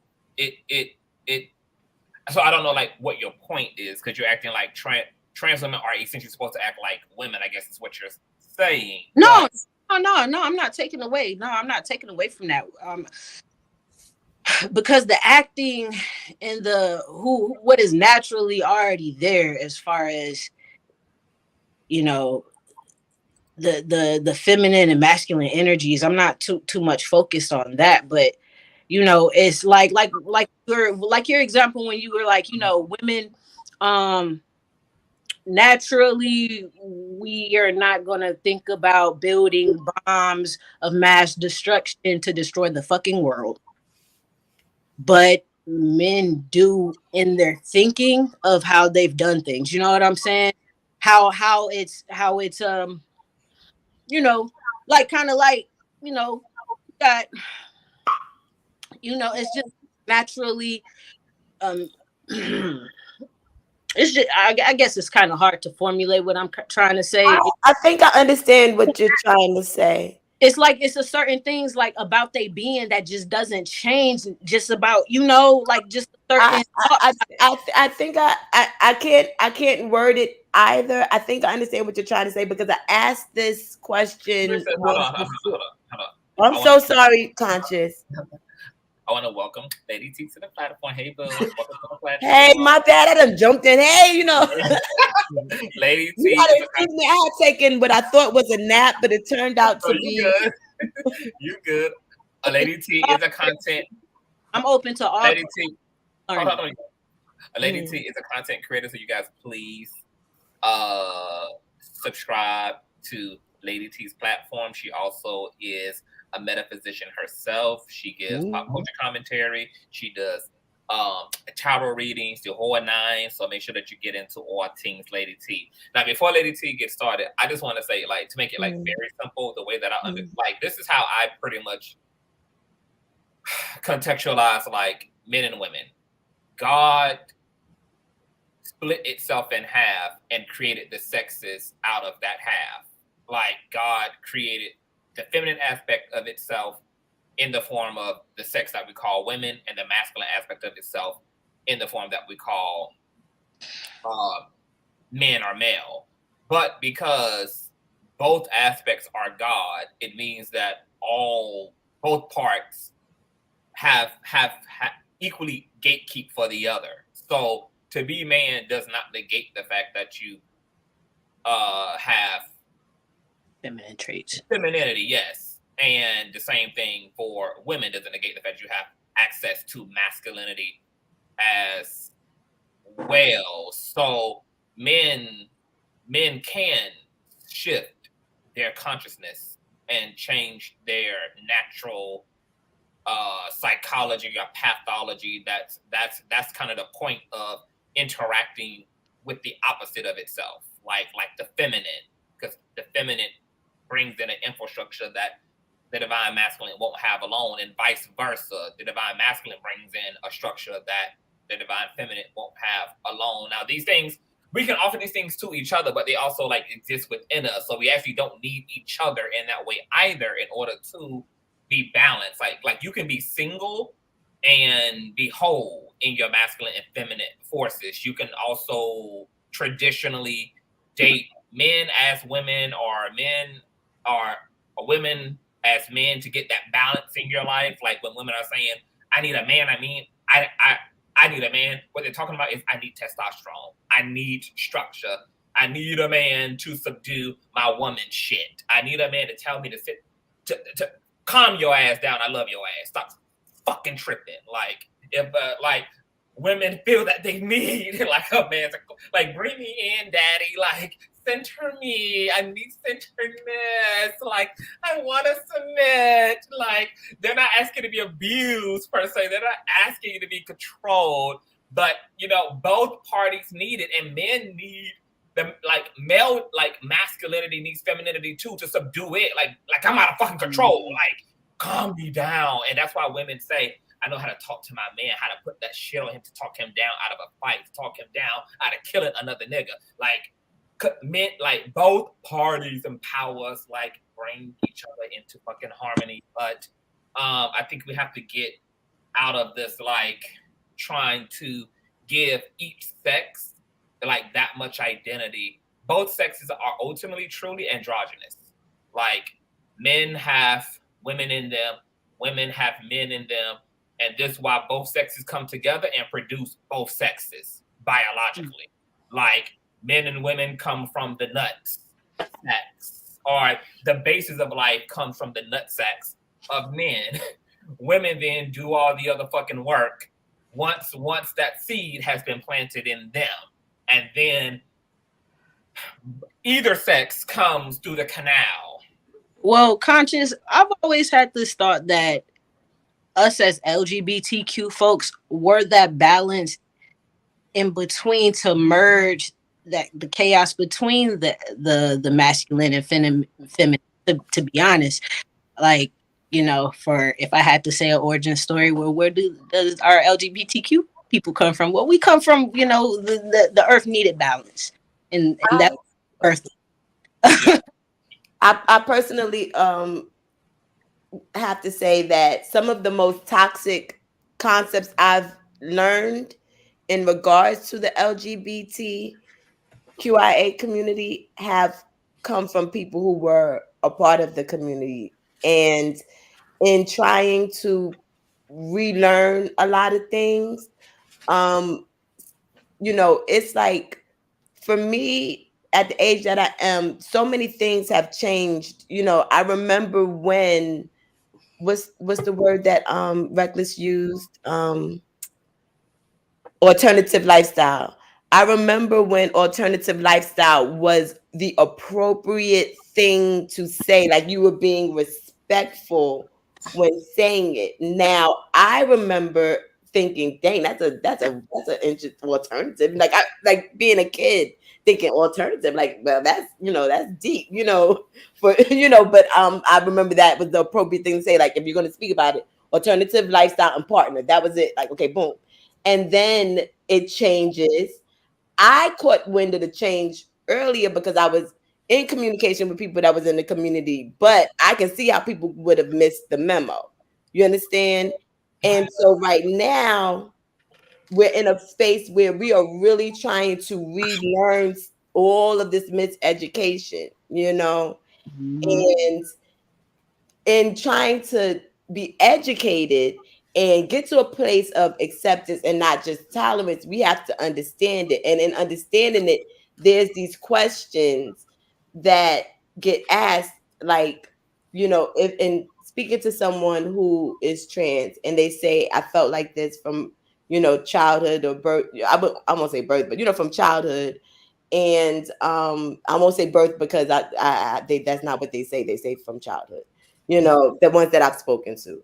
And it's like, then I have this concept in my head that you was just discussing of having both the feminine and masculine within me. So it's like, okay, well, you know, I can see how then you would know that you felt more like a woman, you know.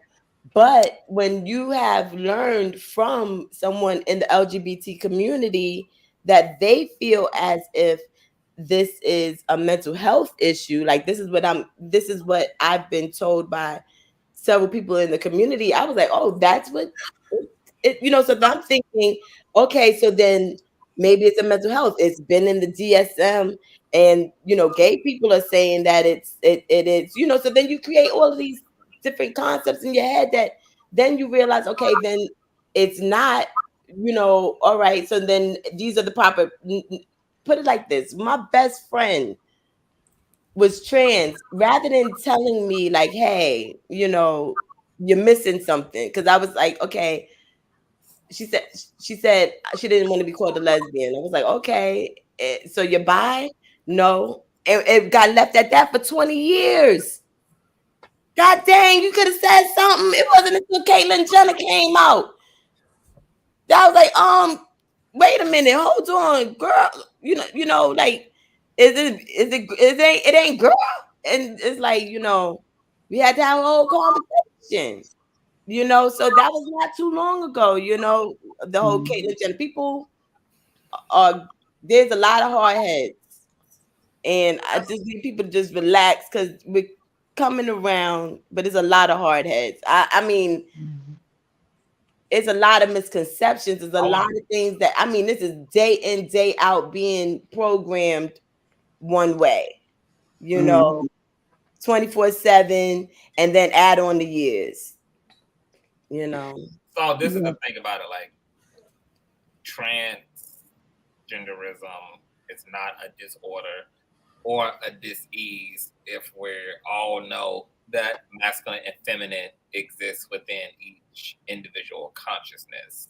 All trans people are experiencing is that consciousness.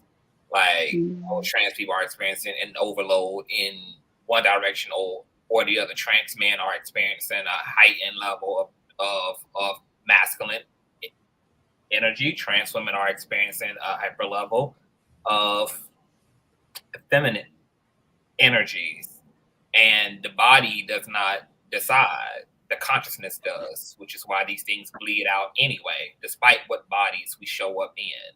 The consciousness ultimately is having the final say so over identity,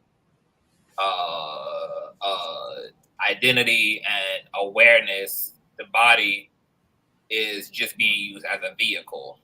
Sometimes that vehicle can be inconsistent with the nature of the psyche or the soul within that vehicle. Just like think about it like this way. If you were to pull your car into a parking lot and look at other cars, you honestly wouldn't be able to tell anything about who the driver is based upon the cars. You don't know whether the BMW belongs to a woman, a man. You don't know if it belongs to a psychopath, a killer, or a politician. You don't know if the Benz or the Pinto belongs to a white man, a black man. You don't know shit just based upon the car, the vehicle. The vehicle is literally only superficially used for mobility, and its practical functionality has very little else to do with the awareness that exists as the occupant in that vehicle. And so one of the unfortunate things about the West is we've made too much of identity out of the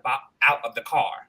We are deciding and making too many assumptions about ourselves and extrapolating and making too much of an identity out of the body we're in.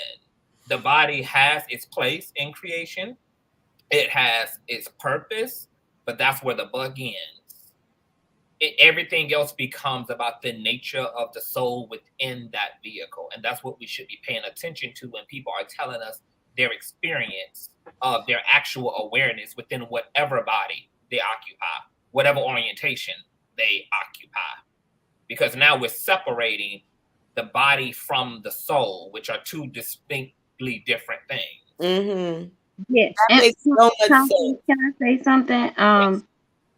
Yeah, I just want to tell you thank you to you and Reckless, like, and Lady T. I love how she broke it down. I don't remember everything that she said, but I definitely appreciate how she broke it down as far as like us as a community, well, heterosexual, whatever, just trying to learn how to learn the different terminology, and just things are changing really rapidly. So we just trying to just keep up with everything and understand it, and not taking away from anybody's feelings or experiences or anything like that.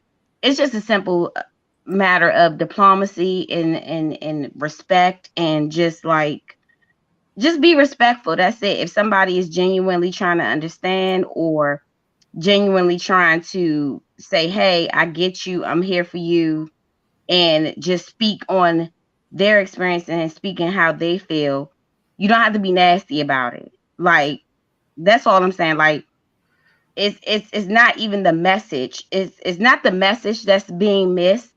I feel, and I'm speaking on behalf of myself, and I think China can agree. It's not what you're saying, it's just how you say it.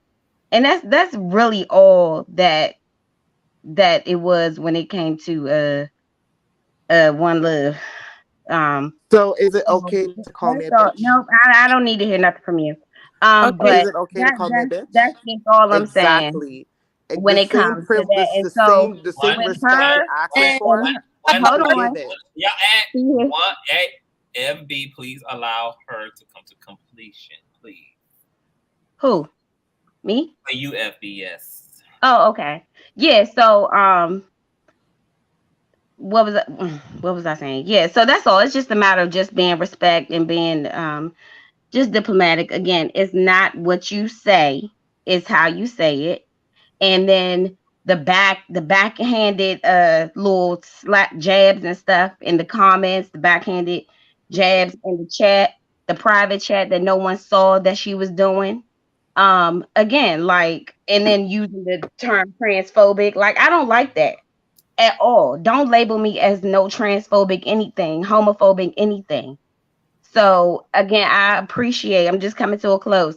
I appreciate you, Conscious. I appreciate you, Reckless, and all of those who really take the time to educate us and have patience with us and not be so nasty and disrespectful.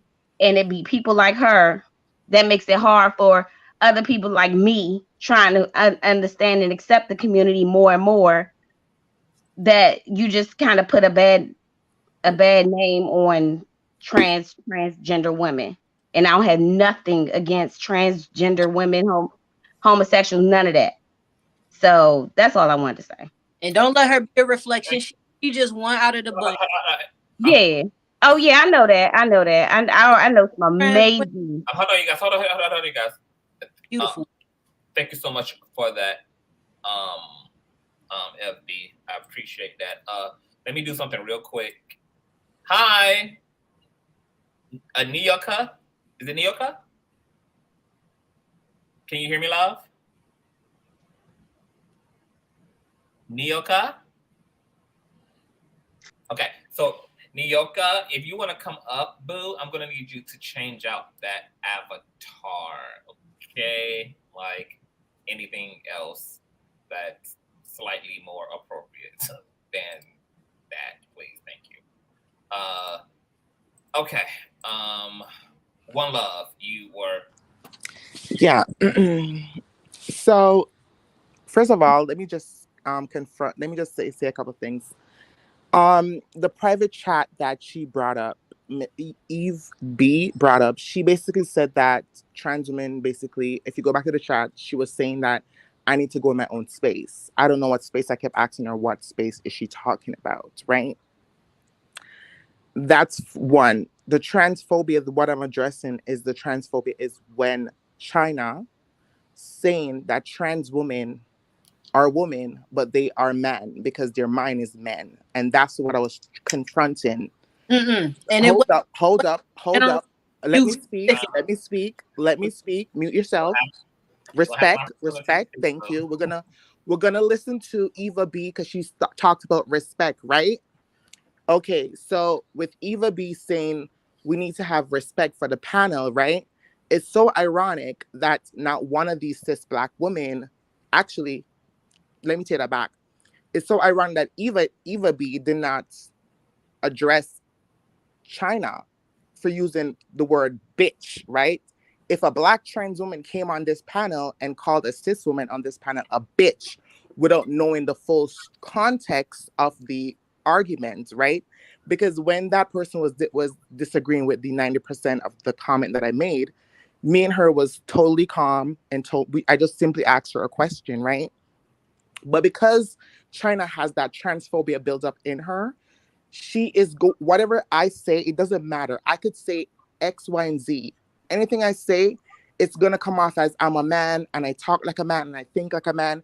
It's always gonna be like that. I know I deal with people like that every day in my life, where if they see you one way, they're not gonna accept you the other. So you have to learn how to do that.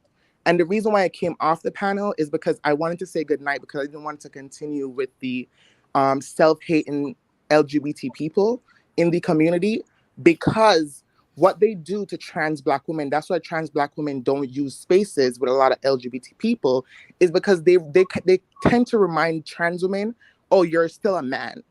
It doesn't matter how you look, you're still a man. You still think like a man. You still act like a man, right? But they're the same one that present masculine, show up in spaces masculine, but then no one police their gender, but they like to police trans women's gender, right?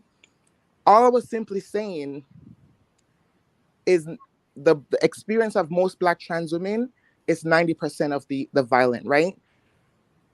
everybody on this panel generalized black man when this black man was speaking, and no one said some black man, no one said majority of black men. They just say black man in general, right? So it's okay for them to say it, but then when trans women use that same verbiage, that same wording towards black cis women and the violence that they perpetuate toward trans women, it's a problem. So that's where I was coming from.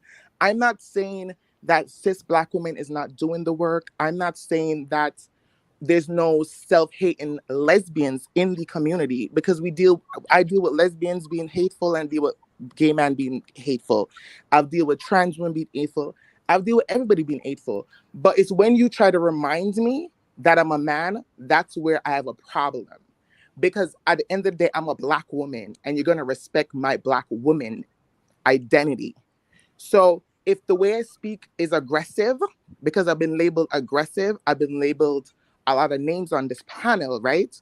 But One Love never disrespects not one person on this panel and call them out of their names.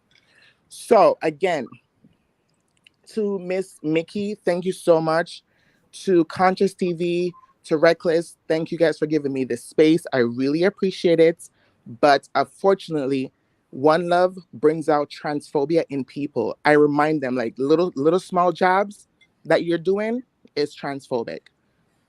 And it's going to show throughout the panel. So again, thank you so much. That's a beautiful thing, One Love, because that's how people get to see what's inside of them. For those who have that inside of them, is we mirror whatever biases and conditioning that people have in them. Like when I show up the way that I do as a black man, like I trigger the fuck out of cis hetero black men who are not used right. to a man assimilate to any level of femininity whatsoever, which could be a learning curve for those men who have an opportunity to see themselves by their reaction to me. And I also want to say too that I definitely make it my point on all of my panels to let everybody know and issue a disclaimer that obviously this is social media, this is a panel, it's an open discussion, it's an open debate. I welcome y'all to challenge each other's perspectives and all of that, but I never encourage people to have personal attacks on each other. Not necessary. So when you were called a bitch, I didn't even actually hear the word bitch. I just heard everybody kind of over. Oh no, she called me a bitch about 3 times on the panel tonight. So let me address that. But Conscious is not finished speaking, honey. Continue. And I just want to say I didn't even hear, because at that point probably what was happening is everybody was over talking, and I can't even make out what's being said, which is why I don't want people over talking each other to begin with. But I don't want anybody being disrespected, and One Love did not call anybody out of their name. She did challenge the living hell out of people's talking points, and she did challenge the hell out of people's intellect, perception, etc., which is what I welcome here. But I don't want any of you all like giving each other any personal low blows. So I was on mute when I was saying it, but she saw me mouthing it, so she addressed it. And when she addressed it, I came on mute and I said it. Okay, so that's why I didn't hear it, because you were mouthing it. Right, I was mouthing it first, and then she addressed it, said, "You calling me a bitch or whatever, you could call me a bitch." And then that's when I went ahead and got off of mute, and I went ahead and started going back and forth with her. So, So are you able to apologize then for the insertion of the word bitch? Not quite yet, because I don't feel like it's like if you want a genuine apology, then it should be. So what I want to do. The apology come off of the heels of she did not call you out of your name. I get that. Are apologizing for having to call out of her name, and you didn't use your ability to out debate her in place of just resulting to name calling.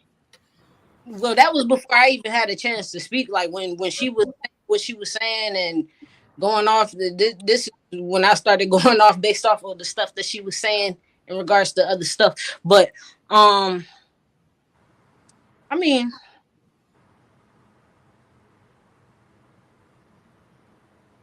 It's okay to say.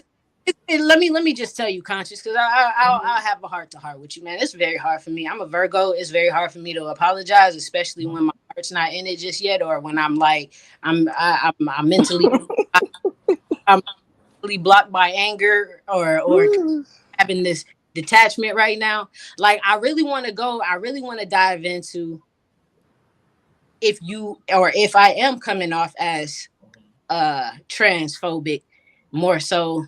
That's what I want to dive into. If I am, I need to understand how. Okay. Can you do me a favor? Yeah. Can you address what was transphobic? Are you talking to me? Yes, as it relates to China. Okay, so there's several different things. So the first thing that she did was when she came on the panel, right? The aggressive tone that she used with me, the misogyny, I knew that was coming from a transphobic place, right? Because calling the kettle black though, girl, you didn't just ask. Go ahead, but your tone like it's like the pot calling the kettle black. You want to Are you gonna let me speak, or should I let you speak, girl? Like, which one is gonna be? Because if you want, I can just be silent because I'm not going to argue with you. China. The misogyny is showing, girl. Okay. All right. So the way that I noticed how she became misogynistic, I knew there was transphobia coming from that place because she said I was attacking the cis woman, right? And me and the cis woman was simply having a conversation. I was just simply asking her, hey, are you addressing me? And then that's the first incident. And I could see her mute and I could see her talking like this fucking bitch. Like she's just going off. And I'm watching her on live, but probably she doesn't know that she's like literally on live. And that's when I addressed her, like, are you using the word bitch? Because I'm not really familiar. I'm usually familiar with your panel, but I'm not usually when people are just calling each other's bitches and kind of thing like that. So I'm like, okay, whatever. Then she moved on to talking about trans women and how they show up, right? If they show up aggressive, if they talk about themselves. She said we have a man's mindset, right? And you have to understand that because trans women give up male privilege, or that's how they assume that we give up male privilege, because they just assume we all transition as a man and we born as a man and all this stupid social construct. So a lot of aggressive women who identify as a woman, right? When they see trans women give that privilege up in their mind, like, you're idiot. Why would you give that up? Why would you give up being a man, right? When they're aspiring to be a man, they dress like a man, they talk like a man, they adopt misogynist, they adopt transphobia. That is so fucking false. I just can't. I cannot sit here and let you just say some crazy ass shit like that. Like, to see your own damn assumptions though.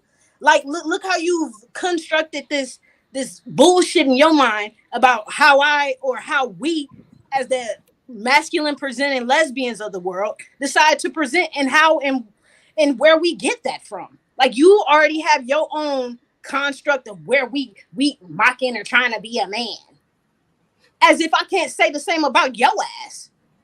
Okay, are you done? Are you done? I'm not gonna yell over you. Go ahead, my bad. Okay, I totally understand that you don't respect my womanhood. I totally get it.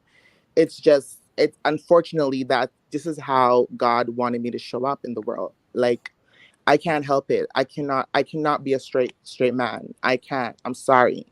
So I get it. I get that you are kind of like have an envious part when it comes to trans women giving up male identity. I understand it. You're upset.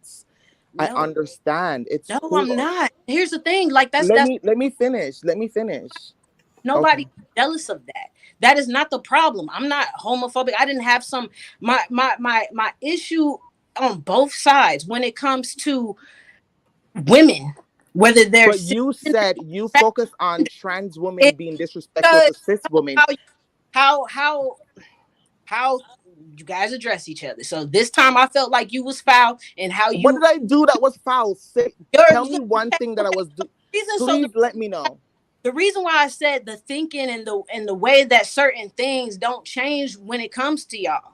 But you're generalizing trans women. So you're doing the same thing that you said I'm doing. I can generalize it all I want to, but at least when it comes okay, so you're allowed to do it, but I can't. When it comes to you, that's how I feel. That's okay, and I get it. Listen, I'm not asking for acceptance. Attitude, your own aggression, that feminine imitation that you're mocking of what feminine energy does. I'm not. This is natural, honey. I'm a natural black woman. I'm a natural black woman. So I didn't like your energy. I'm a natural black woman. How you jumped in the conversation. I didn't like your energy, and that's the reason why I said what I said. What I can do though is be the bigger person because you are a woman and say that I do apologize for calling you a bitch because I didn't need to call you a bitch in order to prove my point in the conversation. That's false also. I didn't need to curse you out or to call you out your name to prove my point of view, but it is different from yours. So I'm just saying, but I don't feel like I'm homophobic, transphobic, because I feel as if the way that certain transgenders and the way that you came on is very reminiscent of that same masculine energy that you were told that you were born as a man with. It's just I wasn't born a man. It was just I'm sorry, you were born a woman. I'm sorry. I wasn't born a woman either. I was not born a woman. I said they said they being the government, the doctor who spanked you on the ass. No, they didn't say that. That's not what they said on my birth paper. Whatever, or whoever your birth certificate, whatever the case may be. It said male. It says male. I'm not taking from that, but I don't have any animosity towards you. I just really I don't like the negative and that catty and that aggressive energy on both sides. It just happened to be you today. If that other woman had. If I felt like the heterosexual women who were coming on the panel, heterosexual cisgender women who were coming on the panel was being nasty towards you and foul and the way that they could, because it's been times when it's been panels when it's been reversed and I've been on the opposite end defending and like, nah, check the way the fuck you coming at my people, man.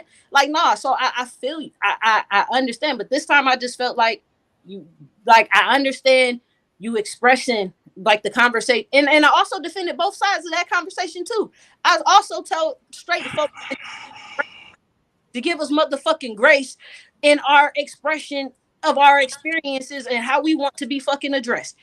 I said it's two sides to the coin, but I do see both sides. I just feel like both of me need to move with respect and grace. Okay. Can I rebuttal? Yes, ma'am. Okay. First of all, you said your people. Who is your people? Lesbian women, man, or women. The lady never identifies as a lesbian. Talking about when did I say, like, in what specific point? Because sometimes I mean, if I say my people, sometimes I can mean women, or sometimes I can mean the LGBT. Okay, so when you're talking to a trans woman, you said your people. You said attack your people. Who is your people? Let's clarify that first before I continue. Because we're all black up in here. So who's your people? So my people is black people, women. Okay, so I'm black. LGBTQ people. You said I came and I'm attacking your people. So who are you talking about? That's what you said. That's what I said when I started the conversation. Came on attacking your people. No, that's not what I feel. I'm just saying. I feel like you just came on in that conversation with that specific woman, kind of just aggressive, and that's what I've seen a lot of times when it comes to trans women and cisgender women. But yes. Okay. Well, let me just say this, because I saw in the comment, I'm going to address two things, and I don't want to keep going back and forth because it's redundant at this point. But the person in the front put male/men. Who was that person? I really want to address that person in the comment section. I'm not going to waste my time. Sorry? Yeah, this one. Yes. So so basically, when people say trans women are, can you hear me? Marvin, echo. Some feedback in the background, bro. Okay. Oh, is it noise on my end? Yeah. Can you mute yourself? Can everyone mute themselves, please? Yeah. So let me just address this person. When you guys call trans women men, they were born a man. No one is born a man, and no one is born a woman. No one is naturally biological woman. Woman is a social construct, right?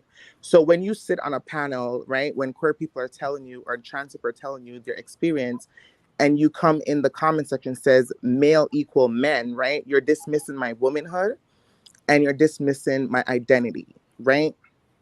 One Love, could I So, ask, because I feel like the reason why that conversation it keeps coming up is because that it never the transgender there's never any explanation past that, because you and I both know that there is a science to why or how to prove the fact behind how you are a woman and was not like misdiagnosed, but like gendered wrong at birth, because you may have more chromosomes, female chromosomes, you may have ovaries inside, but just have a penis. You know, there's other things that makes us more than just a girl or a boy. Like, I'm on our side. You get what I'm saying? Like, I'm on your side, man. I'm not against you. I'm not against you at all, pretty lady, please. Like, I know that there's more, but there's the conversation stops where you just left it. It doesn't expound more than that, so they can finally know, like, damn, okay, so the doctors got it wrong, and there's more. No, but I think listen, I'm not listen, the reason I'm not saying, listen, there's spectrum of being transphobic, right? I'm a black transgender woman, and I was also transphobic, right? So I had to do the work, and I had to learn transphobia, right? I hated myself, and I hated myself because my parents told me what I am was wrong. My culture told me what I am was wrong. The Black community told me what I am was wrong. So I hated myself. So when I say transphobic, I'm not saying there's spectrum to it. There's people that has small amount of transphobia in them, and there's people that has so much greater transphobia that they will go out there and murder a transgender woman. That you have to understand. Just because if someone, sorry, to categorize it as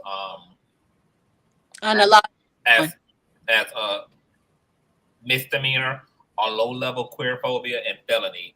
Right. Phobia. So I'm not trying. Listen, when you came on the panel, I wasn't looking to attack you. It's because you called me a bitch. So now my wall is up. I'm not here to fight queer people because I know that we go through struggle. You may be the privileged one in the LGBT community, but I'm not here to fight you. My fight is with straight Black men because they're the one that's murdering Black trans women. My fight is not with a lesbian or a queer man. It's not. The reason why I address cis Black women, and not all cis Black women, but the reason why I address cis Black women, because they are closer to cis Black men than anybody who is LGBT.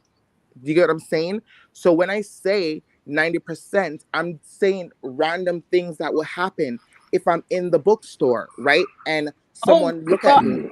Understand that, and with that logic, for me, baby, it was the tone. That was it. Even if, yeah, you have to understand the conversation was heated. The conversation was heated, and as what Conscious says in the beginning, this conversation is going to get heated. Just like how when you have the Black cis man on the panel, y'all was going crazy on this Black man. Can you give me grace? Because like you said, it got heated, and I muted myself for a reason. I knew I was muted. And I'm giving you grace right now, but I'm not going to accept. But hold on. Listen what I'm saying. When we was all in the heat of the moment, and you said, "Hey, shit was hot," and I said what I said. But guess what? I wasn't disrespecting anybody. Hold on. But I was on mute.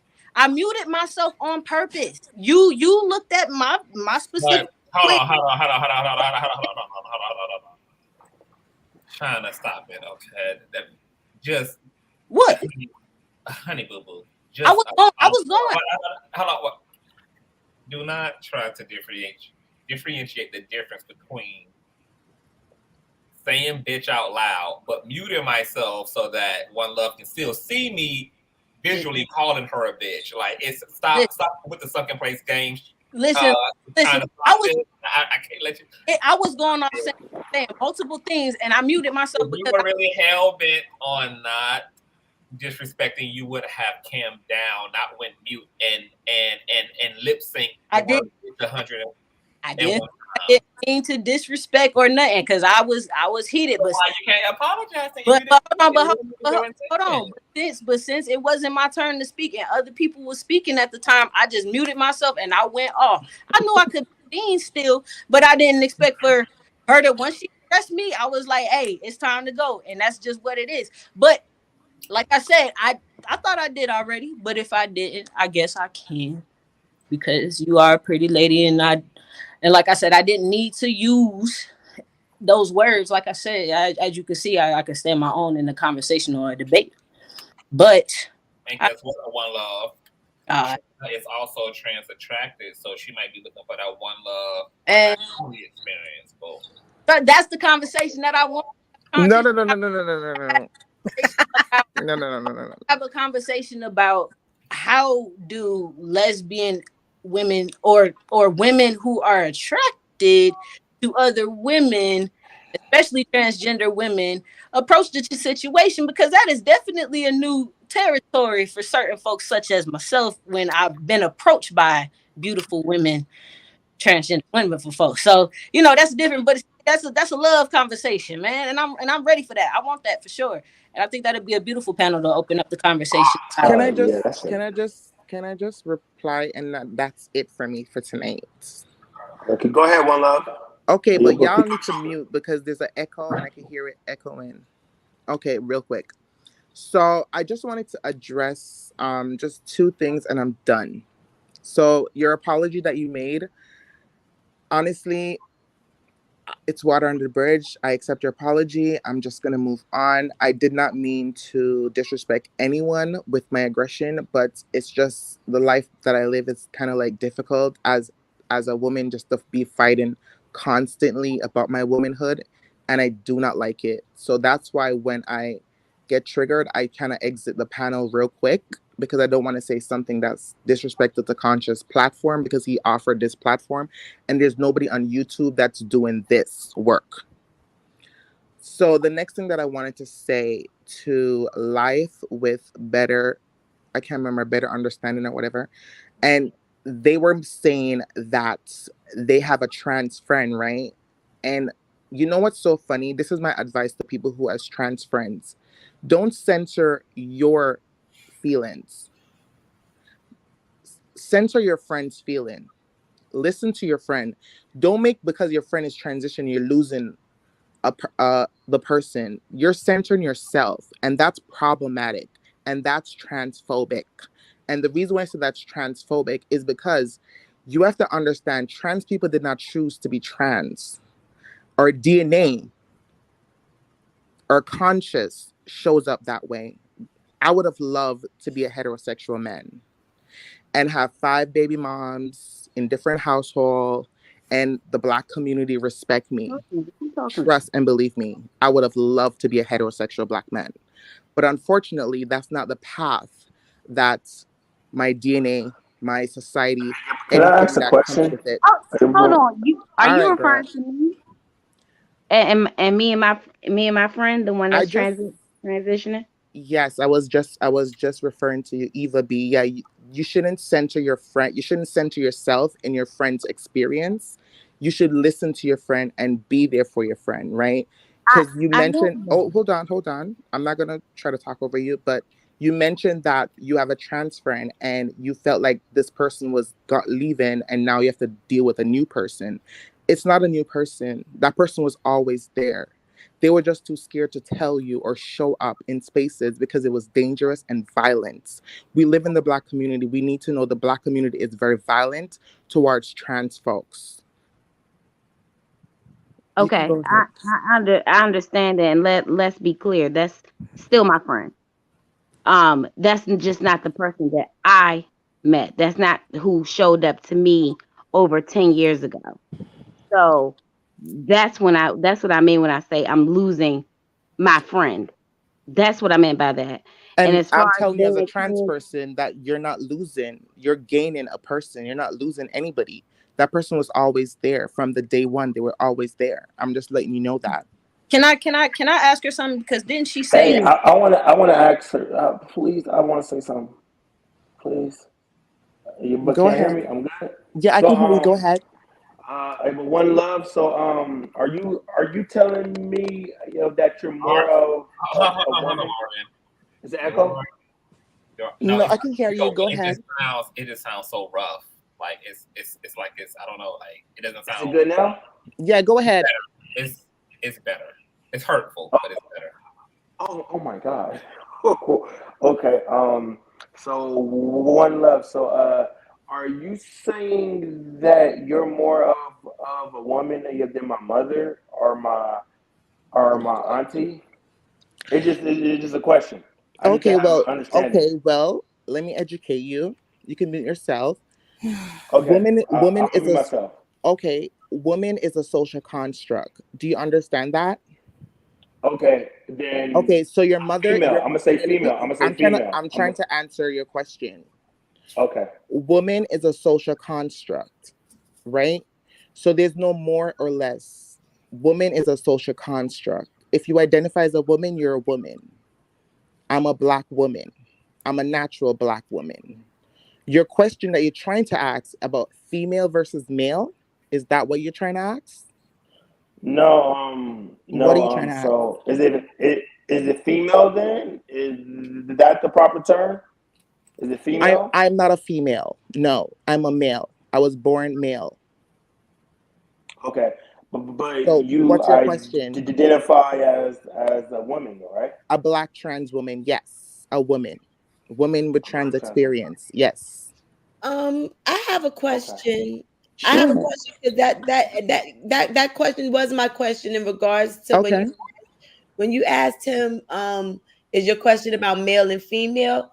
That was my question, because I think one of the things that's hard for people to understand is the fact that the woman is like, like the womb man, so it has the B, like they took the B off or whatever, right? And so it's like, how come it wasn't in deciding which terms are going to be appropriate? How come it wasn't female and male as opposed to and woman? So back in the days, in the 1600s and 1800s, Black women was not called Black women. They were either called male or female breeders, right? So you were not even labeled as a woman. So when you hear Black women say you're taking over women's spaces or you're identified as a woman, in the 1800s, when you came to America, your ass wasn't identifying as a woman. You were either a male or a female. You were separated that way. So when someone asks me a question, if I'm a female, no, I'm not a female. I was born male, but I identify as a woman. Woman is a social construct. So when you mention the woman, that's just some transphobic technique that people uses to dismiss my womanhood, because English is not African language. English is a American language, right? And Europe people don't even use English, right? So what I'm trying to say to you is that when you mention the word woman to the womb, you weren't even classified as a woman in the 1800s, in the 1600s, in the 1400s. White woman was labeled as a woman. The construct was made for them. So when they even wanted to do the voting, they didn't even want Black women next to them. They didn't even label it as a woman. So when you try to investigate my womanhood, your womanhood was being investigated as well.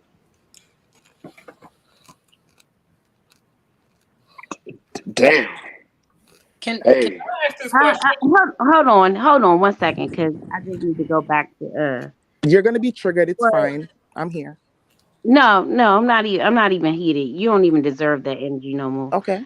My thing is this. Hold on 1 second.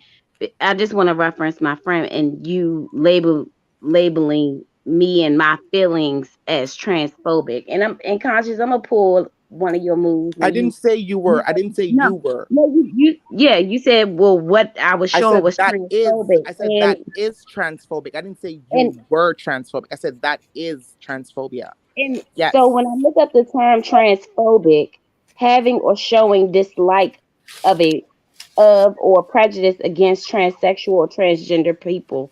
Exactly. I don't have That's what you were doing. No, I don't.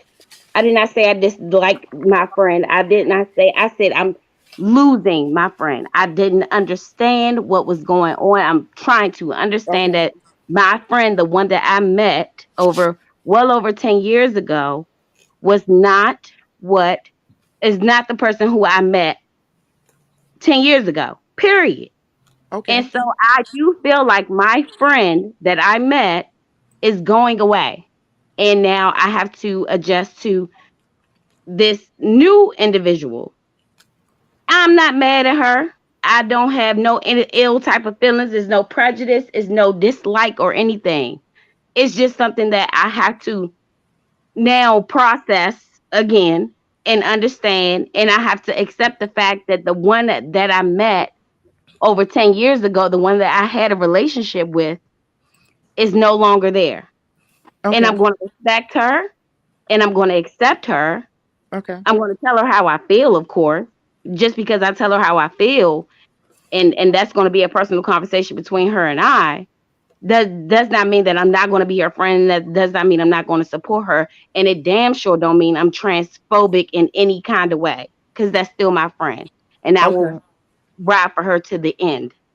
Or him. Okay, well, if you took it that way, I totally apologize. That's not what I meant. I meant to say, when people say that to trans folks, we were always there. It's just that we didn't show ourselves in the beginning because it was violent and abusive, and we didn't want to show up in that way. We have the power now. So I understand that and respect that, but you've used transphobic a lot. And yes, because there was transphobia that was spewing on the panel. Yes, and it wasn't just me. Ridiculous called it out as well. Ridiculous. Yeah, well, calling people transphobic, and just like you just said, showing those tendencies and actually being that person. You just said. Did you not hear? Did you not hear things? Did you not hear China when China said, "I'm not trying to rehash anything. I'm just going back to what." I don't want to trigger China, but I'm saying, did you not hear when she says trans woman has a mind as a man? That's what TERF people say to trans folks all the time, right? That's why we can't use the bathroom. That's why we can't be in spaces with other cisgendered women. So when you hear trans people say it's transphobia, just like how when black women in spaces with black men and they use the word misogynistic or violence towards women or rape culture. Sorry, I don't mean to use the R word. But that's what I'm trying to say. I'm calling it out. I'm not saying you're going to block your friend from being a woman. I'm not saying that. I'm just saying it may come from a place of transphobia, and that's fine. We can unlearn that, or we can educate ourselves. I'm pretty sure when you leave this panel, you're going to have a conversation with your trans girlfriend. She may disagree with me when she watched this podcast. But what I'm trying to say is I'm not trying to disrespect you in any way. I'm just trying to make you understand, yeah, it sounded a little bit transphobic to me, but I'm not saying that you are transphobic because, again, I don't know you personally, but some of your views and words can come off as transphobic. Just like when China said I was coming off as aggressive, which I don't mind because I like to be aggressive sometimes. Hey, but One Love, I got a question. One Love, that aggressive comment is really geared towards your womanhood and not your masculinity. That black women and aggressive. But I mean, listen, wait a minute, China. You know that's the case, whether we like to admit it or not. We know that we get called aggressive regardless. And that whether you're a lesbian, a trans woman, or a cis she's back. Hey. Black woman, you get that aggressive comment. It just comes to the territory. So I wouldn't take that. We're seeing each other pretty much in that. So I can take that. I would also like to offer another perspective in that, because when I hear before you do that, China, Marvin was trying to ask something real quick. I just want to jump in real quick. Well, if she haven't talked, so I'll let her go. It's fine. I'll let her go. Okay, China. Well, after China, Marvin. Okay. All I was gonna say is what I said, that she's losing a friend, is a different perspective, because I hear both sides, and I hear both sides. And when One Love said, this person is been there. It's just you weren't able to see that person in their full capacity, which is very true. At the flip side of that, though, I do see where she's saying I'm kind of gonna have to adjust to that new person and that new friendship, because we do know that when transitioning, especially when doing any major surgeries in their transition, there are changes, and there is a dynamic when it comes to a male friendship and a female. I can get undressed in front of my girlfriends and feel just fine, and my gay boyfriends and feel just fine. I cannot do that in front of my heterosexual, masculine presenting male friends. I cannot. There's a different. There's the comfortability and the theme that girl code, and that sisterhood changes when that person becomes a man, because it's a man. And our relationship as women to men, lesbian or straight, is just different. There's a clear difference when how we both interact as women with each other and men with each other. And men, you got your male friends, y'all do what your men do with your male friends that you do not invite your girlfriends to, your girlfriends to. You just don't. And there's a clear difference in the dynamic of that friendship that will change. And I think that we have to acknowledge that. If the lady who has the transgender friend, if she is a straight woman and this friend is becoming a man and she has a husband or a boyfriend, she like how she used to be on this phone with her girlfriend for hours on end, when this person becomes a man, now that changes, because with any other man, you're not. Let me ask you this. Hold on. But let me ask you this question, China. Would that not be the case if that trans friend was identifying as a woman and saying sex attracted? It would just change because boom, now this person is a trans man. I'm kind of. If her friend was a biological woman who was same-sex attracted, would it still not be the same? Like, I mean, what would be the difference? The difference between a woman who is naturally born and she hanging out with her lesbian friend, and the difference between talking to the trans man, to the trans man. Her friendship with a trans man versus her friendship to the lesbian woman, because she is a naturally born identifying woman, and she is like the sisterhood there's a sisterhood and a comfortability with women that we just cannot ignore them. I see both spectrums as a lesbian and with my straight friends or women. Like I see it. Okay, so hold on. Okay, cool. Difference. So let me ask FD, when you say that you're losing a friend, like what aspect of your friend are you in fact losing? Like, is this person changing also in personality, or is it only in a gender expression? I would say when I say I'm losing my friend, like the memories that I have with her, the pictures, the experiences like we had as girlfriends, you know what I mean?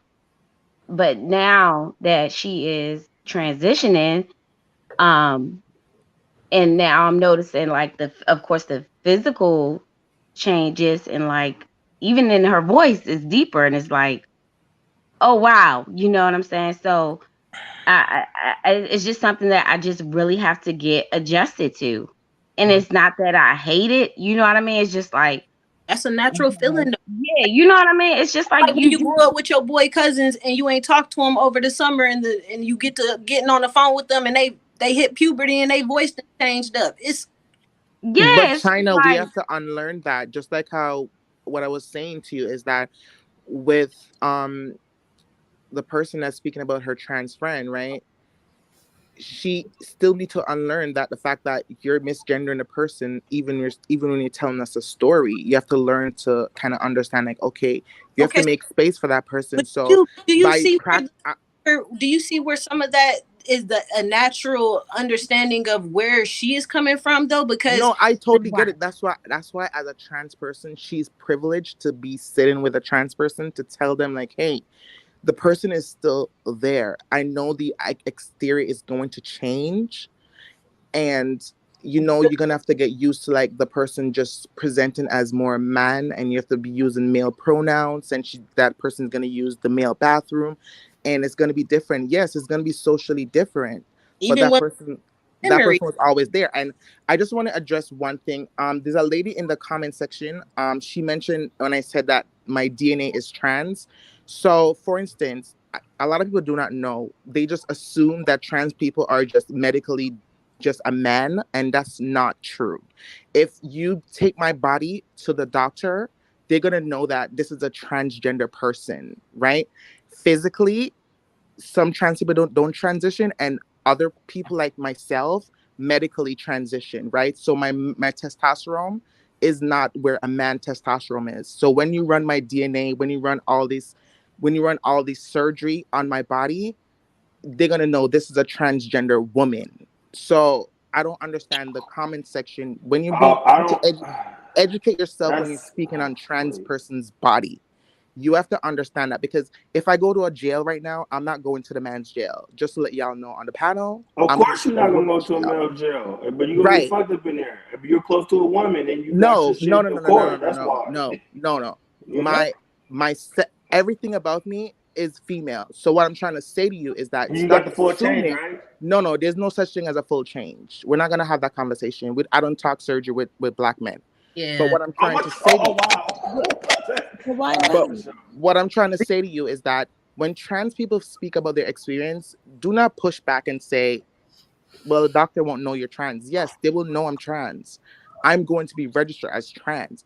I'm still a male because I have a DNA of a male, but my body is not as a regular male. Me and a next male doing blood work is totally different. So do your research on that before you make a comment and sound ignorant in the comment section.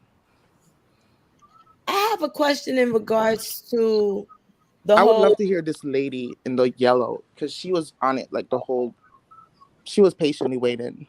And please don't leave One Love. Like, we need you here. We need this conversation. Like, we need the back and forth, because I don't feel, like there's certain I don't feel like I'm wrong, or my perspective is wrong, and I don't feel like your perspective is wrong in certain things. You know what I'm saying? And we just all got a different view on how things go. But I feel like everybody's perspective is wonderful. One Love done made you put the hat on, pull out a pack of cigarettes, and beat you into submission.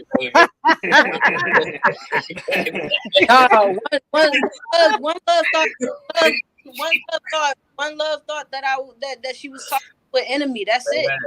That's it. I'm 10 toes down on the fact that I'm not homophobic, but I do stand on what I stand on, and I'm gonna speak on what I feel on both sides is wrong. And I don't agree on everything being considered transphobic. That is incorrect. So I just, I was about to mention that too. Damn, that's a defense mechanism. I was about to say that shit. Damn, you be. Hold on. You are also valuable here because you were the only you and Mr. Oz are the only two cis hetero men on the panel. Hey, we hate it here, my God. We hate it here. Damn, black man hate it here. I'm trying. Did you put those earbuds back in? Because they need to be out. It sounds. All right. It sounds horrible. It's horrible. I do want to let Lady T. I'm good now. And then keep it that way, please. Please keep it right there. Okay, don't move the dick at all. Just right there. Good spot. All right. Good spot. Okay. I want to let Lady T ask, and then I have a question for the men on the panel.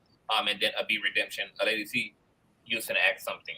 Yes, thank you, Conscious. I have a question because I don't want to, if I were on the panel and I said, I could have easily said what what's her name? Eve B said, because I felt as if I lost my friend when she transitioned into a man.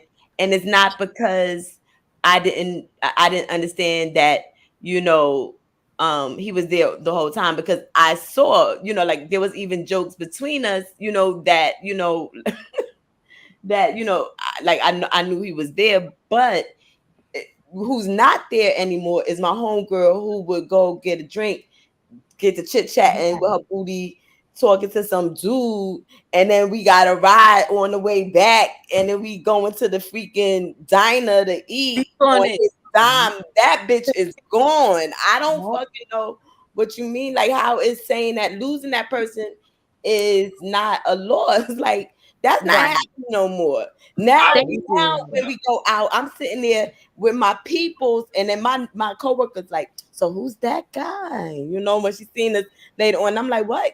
You know, like, oh, you know that you was with, and I was like, oh, you know, like now it's a whole nother experience. That wasn't our experience before.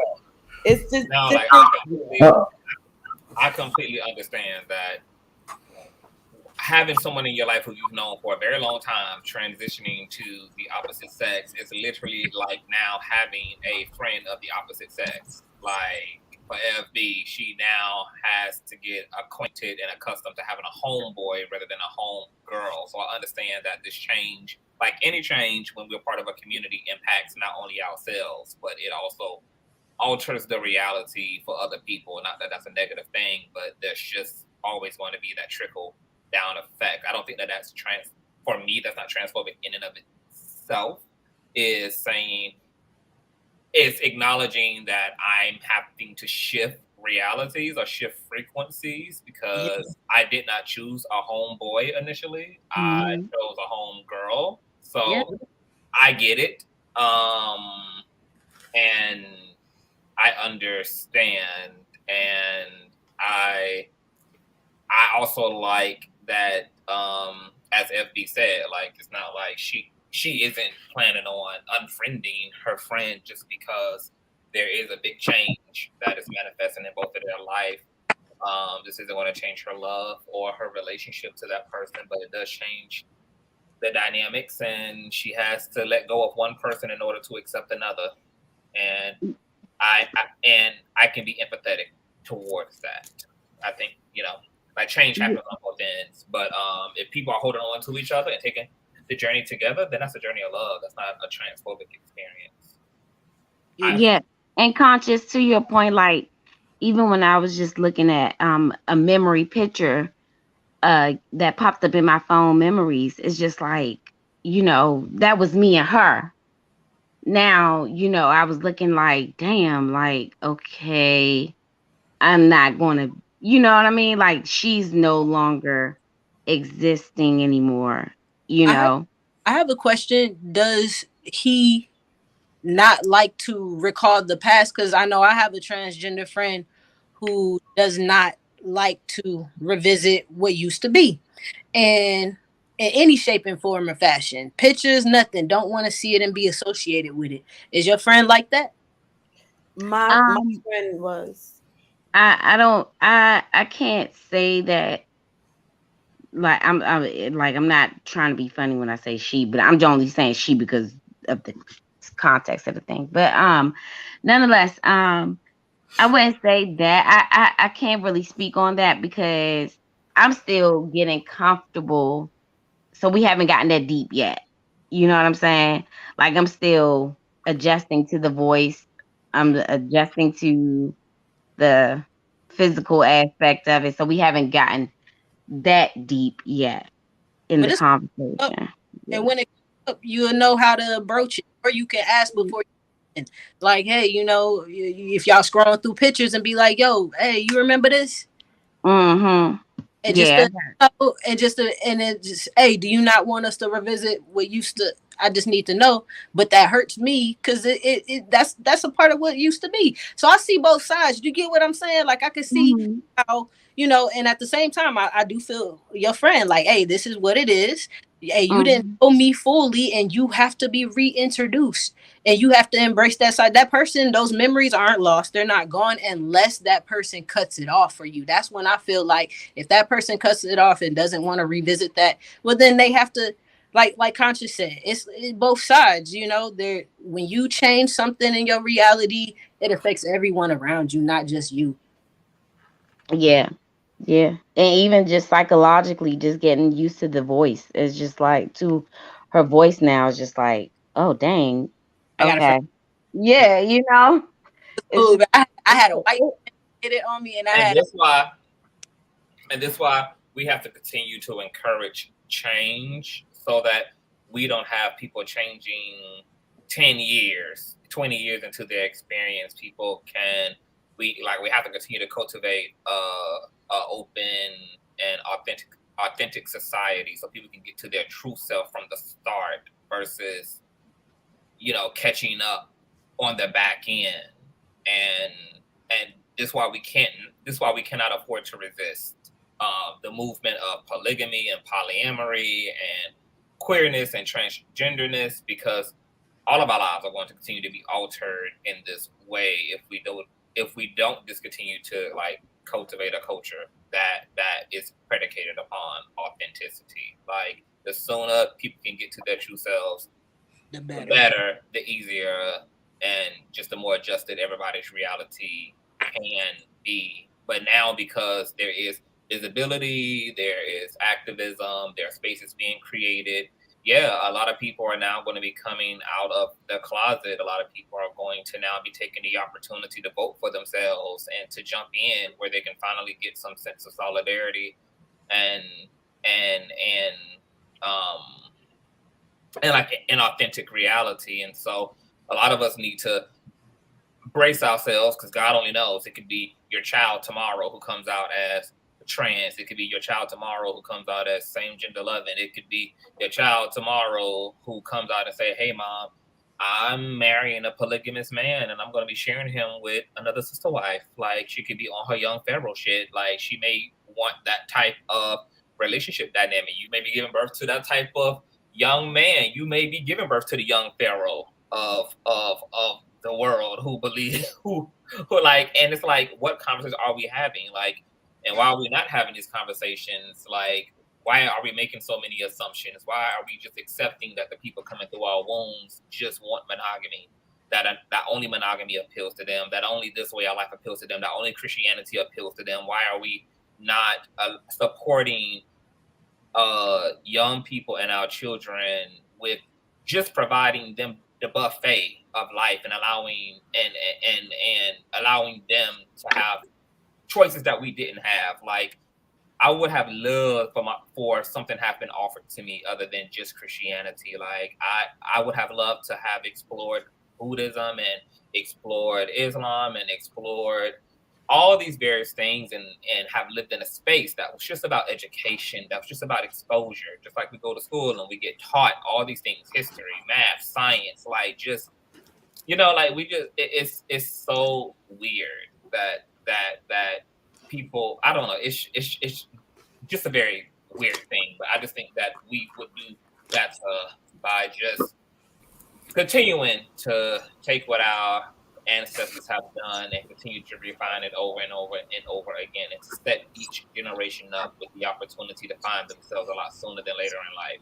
Like, we don't need people having a quarter of a life crisis. We don't need people having a midlife crisis, because basically they've assimilated to all of our vision and then get to 40 and be like, I don't want anything to do with what the fuck my parents wanted me to be or what the church wanted me to be. Fuck all this shit. Fuck these hoes. Fuck these niggas. Fuck religion. Fuck, like, just have a big fuck you fest going on at 40, because it just took that long for you to be like, to give yourself the right to exhale. And yeah, people want to be mad at you, because I was mad at my parents when I realized that I was not encouraged to be me. I was encouraged to be their vision of them. And then when I went on the self-discovery mode, the first thing I had to do, like all healing, is you got to be mad as all hell first. Now it's the blame game. I'm blaming Christianity. I'm blaming my parents. I'm blaming my family. You play the blame game when you are undergoing self-actualization, like issue awareness. That's the first awareness like that you have, is that I haven't been supported. So if we don't want our children to have resentment and everything, we just need to encourage them to be who they are, and we need to get out of the way a little bit. Just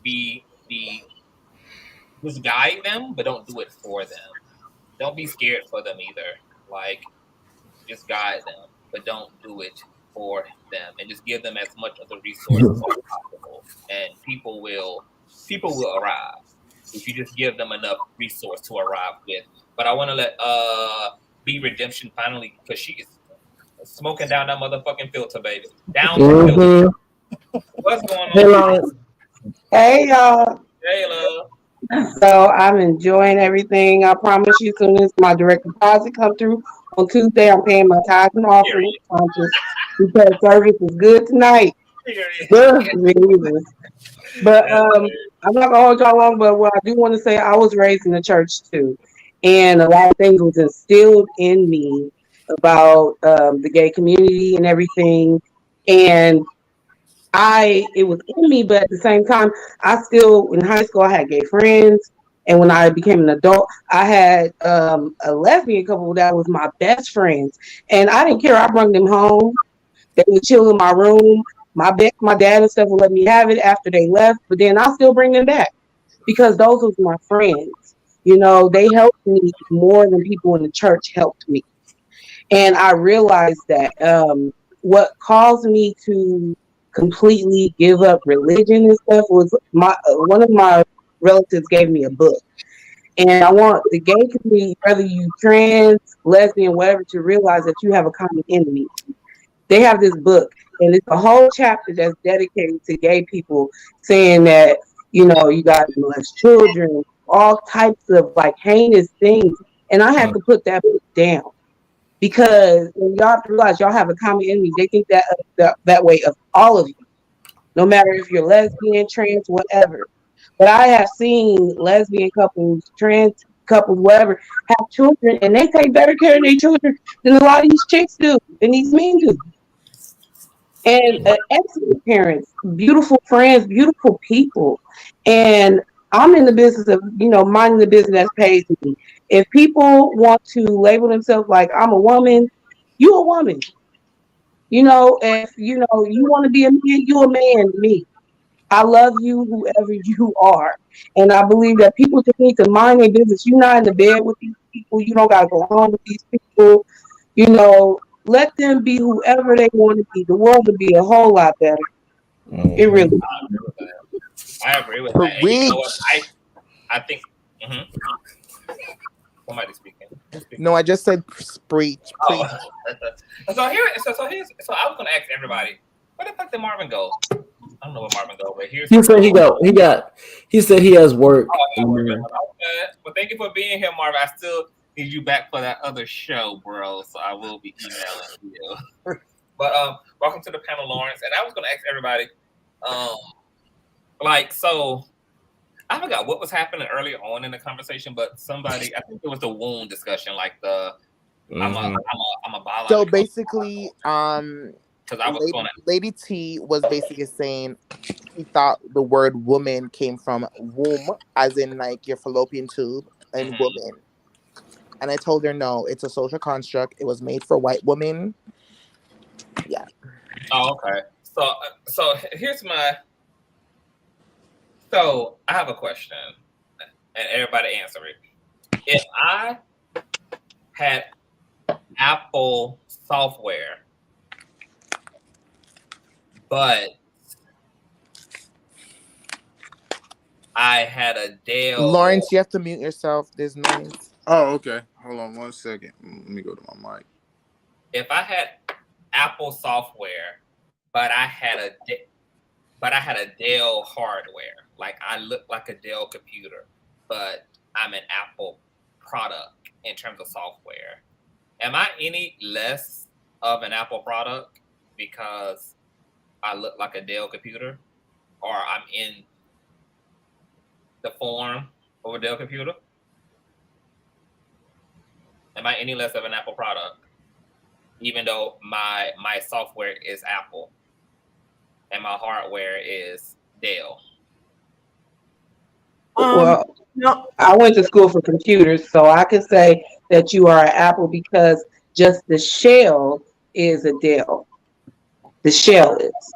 And your insides, what's been changed, that's all Apple software. So it's certain things that you can't do with Apple that you can do with, a regular PC. Okay. So that's my take. So you agree with me? The operating system of rules overlooks. But I think that's a good analogy because then, for me, I'm sorry. For me, I would be confused about how to access what I need from you because you're presenting as a Dell and it's like it's command instead of control. Like I don't know if that. Oh, I thought that would have hit. Maybe I'm too high.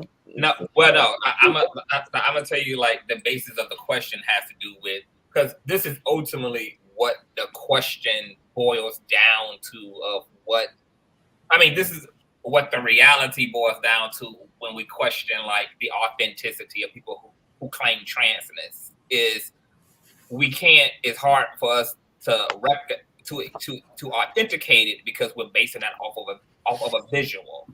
We're saying no, the hardware is male, no matter how you dress it up, while the trans person is claiming female or male within. So if there's a such thing as like the essence of a woman, like if feminine is a spirit, if it is something spiritual, which we have been having a conversation for the past 6 hours about masculine and feminine forces, spirits, energies, etc. Non-physical components of the multiverse in which we live in, then I just don't understand why it's difficult to give credit to trans people's experience. Their software is female or male, like in either a male or female body. So once again, like don't have the hardware naturally, but nonetheless, I have the software.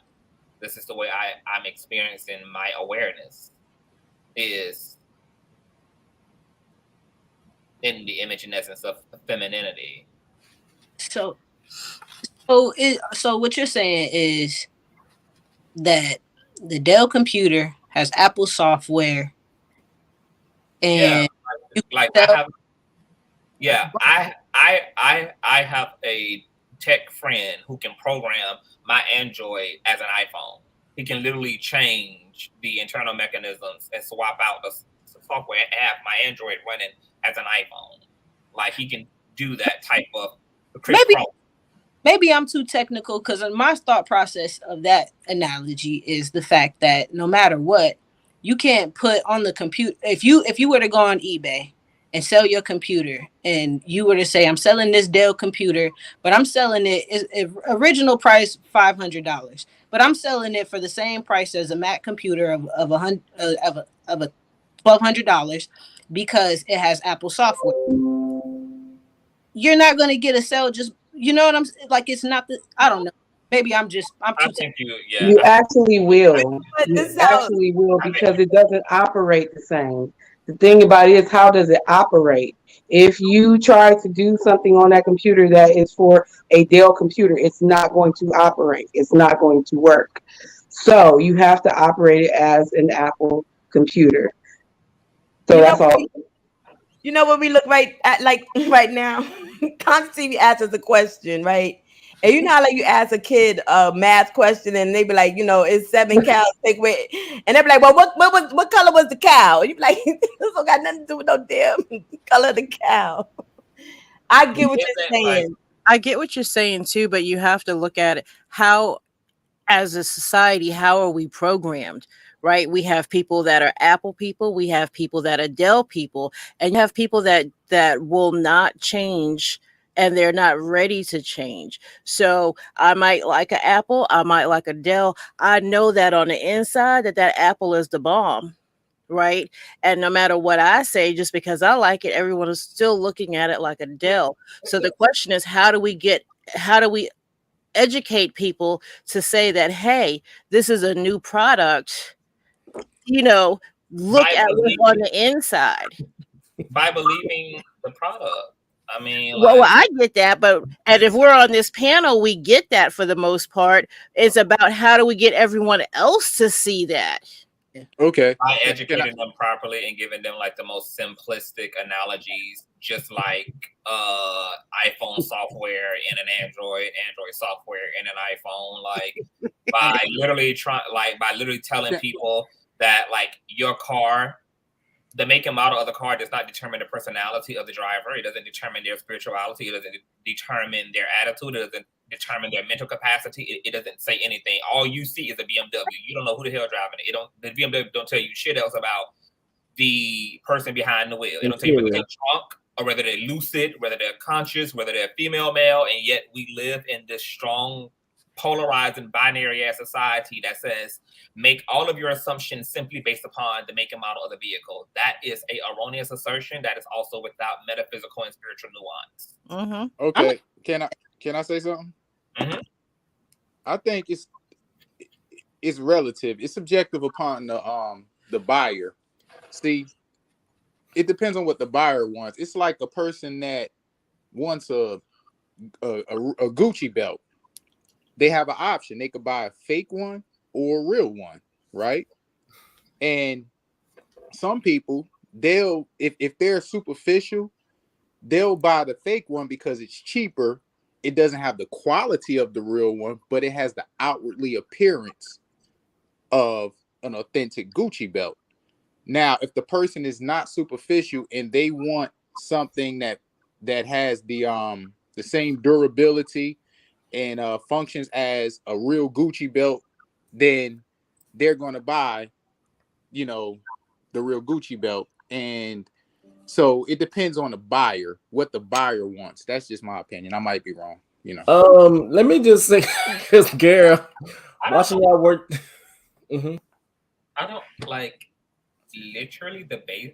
It's funny how I laid out such a simple analogy, and even that is like completely like that's like calculus to people. Like people are literally still focused on the technicalities, and that's my whole point. Is for me personally, the entire trans, even non-binary movement is literally more of a metaphysical manifestation than rooted in the material world. That's why material-based left-brain scientific people are struggling with trying to understand this phenomenon, because this phenomenon at its core is more spiritual. It has very little to do with the mechanisms, which is why the whole transgender thing completely obstructs all of our material social constructs around sex and gender. It was meant to do that. That's what spiritual things are meant to do, to obstruct our erroneous assertions and assumptions about the nature of reality, or even more so, the nature of consciousness, the nature of the non-physical self. Once again, that's why I also use the analogy of the cars. Like, we in the West identify so strongly with our bodies, like my ethnicity, my nationality, like our identity is so rooted in the roles and the environment and the material world. My country, my melanin, my sex, my that. And it's like, you know what? Even with all of those identities, there's a non-physical part of my ass that's intermingling with all of these intersections. And for instance, you have like trans racial people, like Rachel Doe. What's her name? Or Rachel Doe. Like, what's the like the black identifying chick? She's a white woman. Rachel Dolezal. Rachel Dolezal. Like, you have people who are not black by DNA, but they're black by the culture. Like, they're having some other experience in their awareness. Like, and with me being a metaphysician, like, I don't have a completely like Christian like concept or cosmology of creation. Like, I believe in reincarnation. Like, I believe that there are probably plenty of Black souls also occupying white bodies in this particular incarnation. Those people, that's why they have such a deep conviction, like, about Blackness. I'm Black. Like, it feels so natural to them. Like, this feels more authentic to them than anything else. Like, I just think that there's a lot, like, as Western people, I don't care how much we say we're Christian and how much we claim the Bible and in God we trust, we're actually so non-spiritual to be so religious, to be so such a religious nation. We're so non-spiritual, so non-metaphysical. Like, and it's kind of disgusting, to be honest, at how arrogant we all are in the way we think things can and can't fucking be. Like, who the fuck are any of us to decide how the universe is actually doing things? Do you understand that, like, less than 1% of all the fucking knowledge in the universe? Like, your knowledge of how shit actually is literally less than 1% of the pie chart of information that exists in the universe. You don't know shit, and you need to remind yourself every day that you don't know shit. Like, if we all remind ourselves, I don't know a goddamn thing, I think we'll all be better off, and there'll be a lot more space available for all the mysteries and interesting things that the universe is doing to actually show up and be without pushback.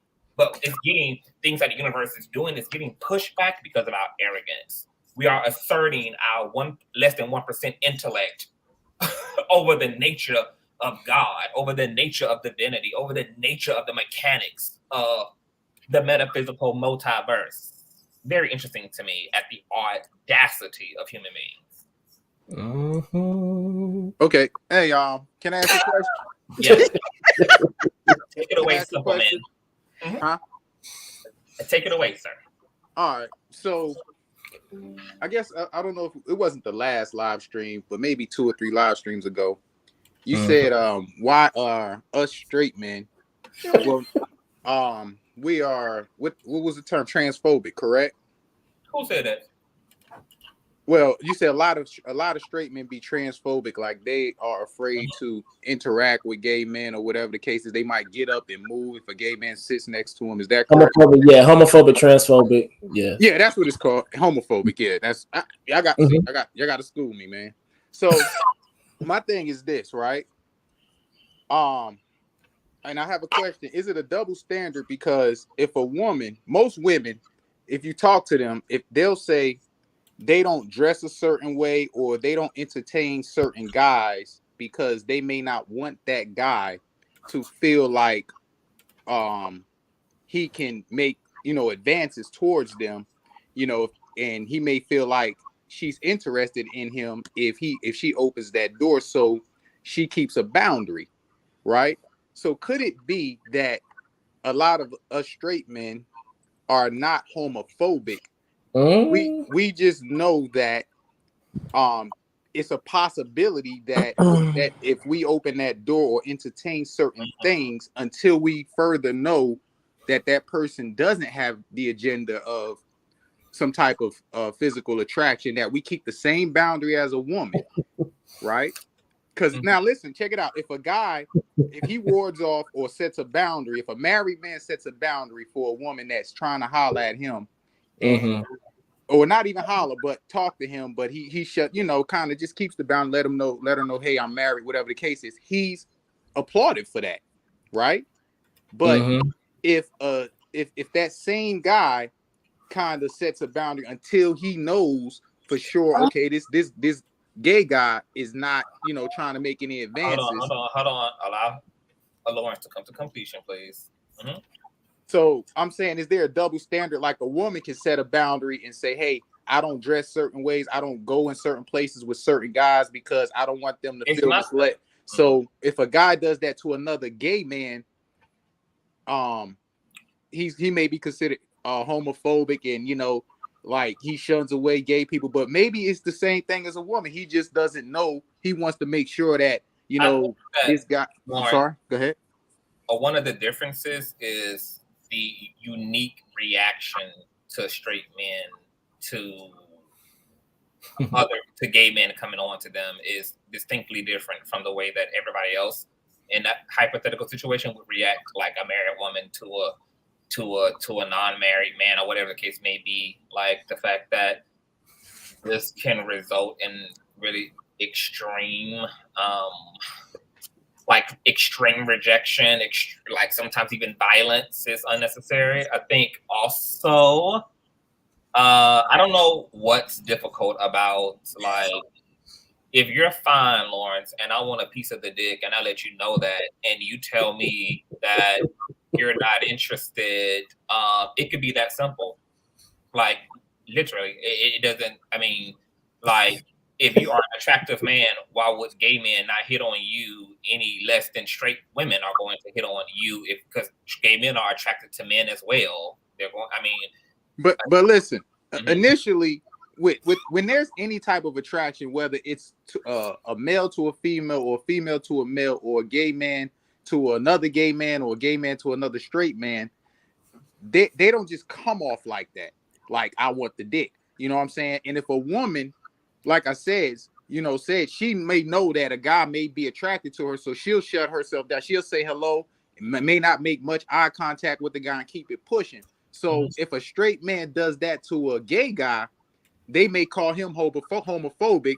I don't think that's homophobic. I mean, like, that's not homophobic to me, but I'll let the other queer people, I mean, saying that you're not interested or your so-called orientation is not same-sex attracted does not make you homophobic because you don't want to see. All right. So the thing is that who the hell eating chips? Okay, so I'm gonna say this. The whole thing is that one of the big issues when it comes down to situations, there's a lot of assumptions. There's recently Joe Budden was on a freaking podcast interview, and they was asking him about his sexual orientation because it was up for debate or people were speculating and whatever. And basically he was kind of picking at their brains or whatever. And basically he was letting the dude know, like, what's gonna change if you know that I'm bisexual. And the first thing that came out the dude's mouth was, I'm a very good looking dude. He really wasn't, but he was like, I'm a very handsome dude. But however, I don't rock that way. And he was like, what makes you think that I would be attracted to you? Because it's something also called types. It's something also called as in I can find you physically attractive. But however, in my case, for a lot of times, for me personally, I can find somebody physically attractive. But however, when I hear them open their mouth and they say something that can really turn me off personally. So it's different factors that do play a part into that situation. And also, too, let me say this, and I'm gonna be quiet. I'm gonna let everybody else talk because I'm actually liking the conversation. I'm actually listening.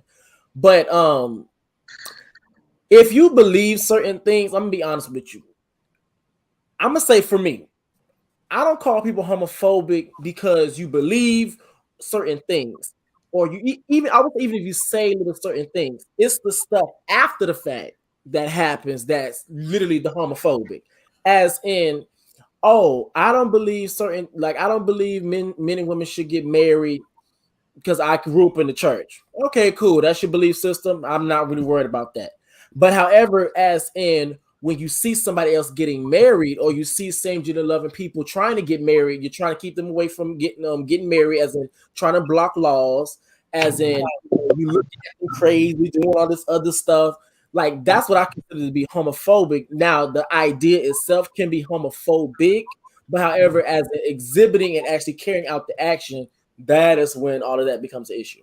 For me, I also want to insert there before somebody else is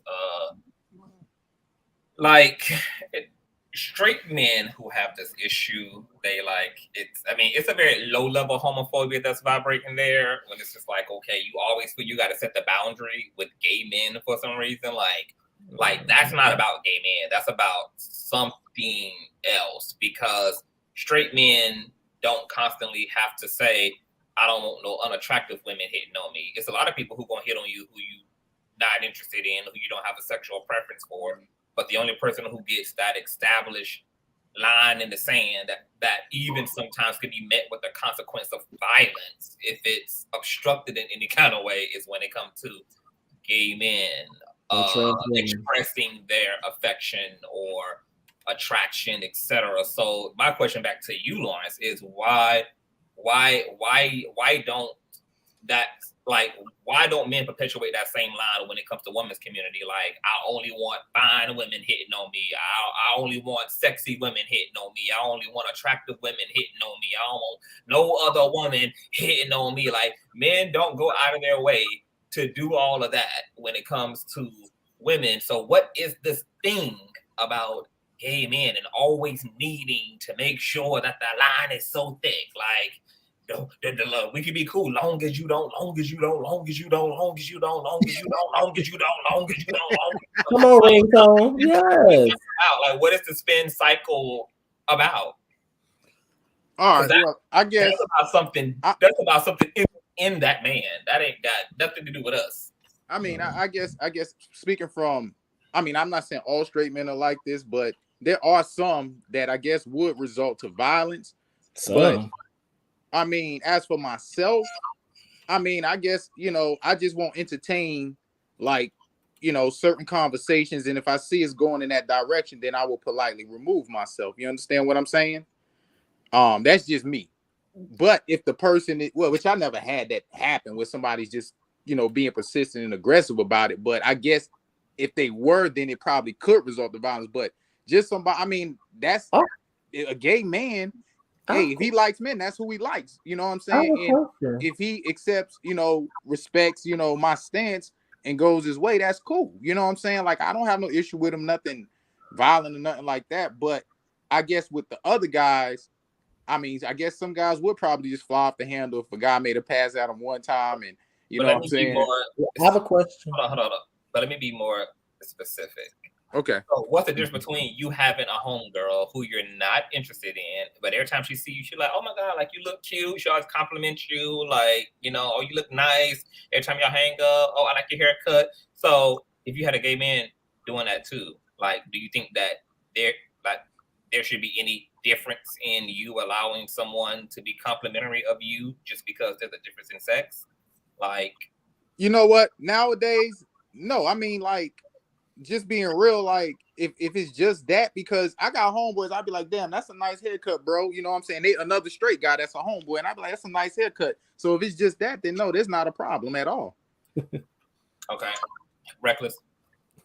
My bad, just thought about something. All right, so I'm gonna be honest with you. The whole thing is, I'm confused. Now, provide some clarity. Why would it end up in violence? No, you asked the question. I mean, not you, but Consciouztv. He said, why could it end up in violence if a guy, I guess, gives a compliment only or makes a pass? Which one was it? Or both. I mean, either. Okay, like I said, I can't speak for them. What I would think is because I don't want to assume, because I could be wrong. But as for me, you know, if it's just that and they leave it right there, if I let them know, hey, I don't swing that way, and they go their way, that's cool. You know what I'm saying? But if somebody is like aggressive or something, like, you know, I mean, I'm gonna feel like, hey, that motherfucker might try to rape me or something, just like a woman. Women, wait. Hold on, wait, let me. They speaking the truth, brother. No. I'm glad that you actually walked right into that, Lawrence, because I literally said that the new definition of homophobia, especially in the context of talking about homophobic men, is that homophobic men are afraid that gay men will do to them what straight men do to women, which is prey upon them. No, I said if he's being aggressive and he keeps going, then I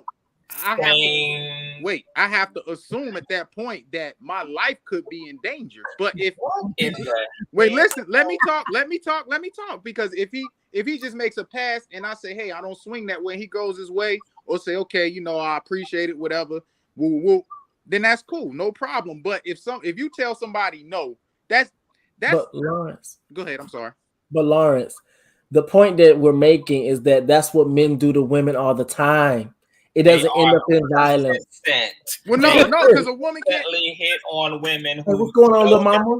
One form or another that they are not interested in. You don't see women pulling out gats and guns and shooting a persistent nigga. Like, you don't see that. So the fact that men jump to these is so interesting. And this is why I say it's so funny how even straight men know how dangerous patriarchy is because they project that, because they expect that patriarchy from gay men. Like the fact that all of a sudden now cis hetero men know what it's like to be in danger, know what it's like to feel unprotected, and to like they now having the experience of sexual violation, etc. Like it's so fascinating to me that now like straight men are having the exact same experience of patriarchy, but in the context of all these like urban legends they have about the conduct of gay and straight men's dynamic. Like very interesting to me. Hey, and conscious too. Well, just to add to what you're saying, or Mr. Lawrence was saying, it might be some childhood trauma there too, because a lot of men were, you know, sexually assaulted or abused or whatever. A lot of niggas are just toxic. Oh well, no, I'm just saying. No, I believe that too. But what I'm saying is, there might be some type of traumatic experience with another male. I know my sibling was, you know, touched for years. So, you know, it's just by the same sex. So it's just like, you know, maybe that's where some of that phobia comes into place too. Maybe they'd be like, I don't want no dude, you know, touch me or whatever. I had a dude I was dating one time, and I'm getting a little personal, but when we would have sex, he did not want me to go near his butt. Yeah. And I was just like, I ain't trying to do nothing. But I was just like, I just thought it was really weird. Told y'all, if he would you go clench near his your butt. man's ass during sex, you need to be prepared to be punched in the lip. Yeah. And it's like, you know, like where did that come? You know, where did that come from? But he would literally clench his little butt, and I'm just like, but they go too far with it, because it be any little thing or whatever. You just trying to get to the sink and shit, and they gotta have a whole panic attack.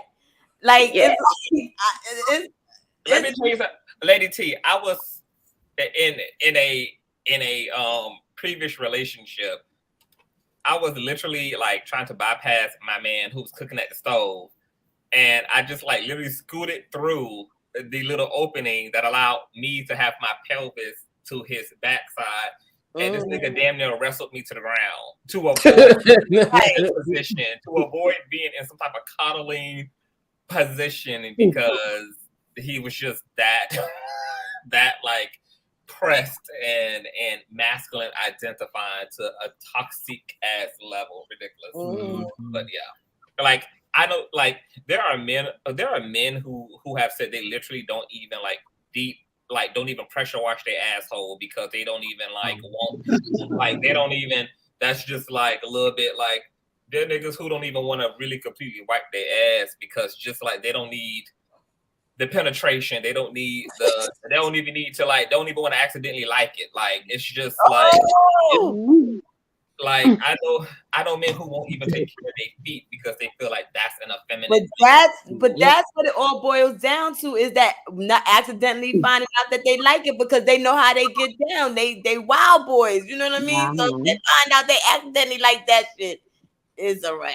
And that comes with maturity too, because male, straight or gay, like that shit, right? And we all know that. But I feel like the point that's being missed when it comes to this conversation is, he's like, what's the difference between, like, you know, it's like he doesn't know how to identify the difference between, because I finally got it. Like, I was trying to figure out like what the heck he was saying in the beginning, and finally it clicked. He just should have said, when a lesbian has a male friend, we do have certain things that we will not do, such as there's certain spots that I'm not gonna go with an all male crowd, all heterosexual male crowd. That is just not what I'm going to do. I don't actually have any straight male friends, because these motherfuckers don't understand boundaries and they catch feelings. So and on top of that, there's just certain ways that I'm not gonna allow dudes to touch me. But here's the thing: when I come across a man, whether they're gay or not, there's a certain essence and a feeling. Just like when I come across a woman, I know when they are friends, and I know when they want more. And you as a man should know the same. You know when a person is just wanting to be in your space because they wanting to kick it with you, and when they thinking about a little bit more, and when you need to put a boundary.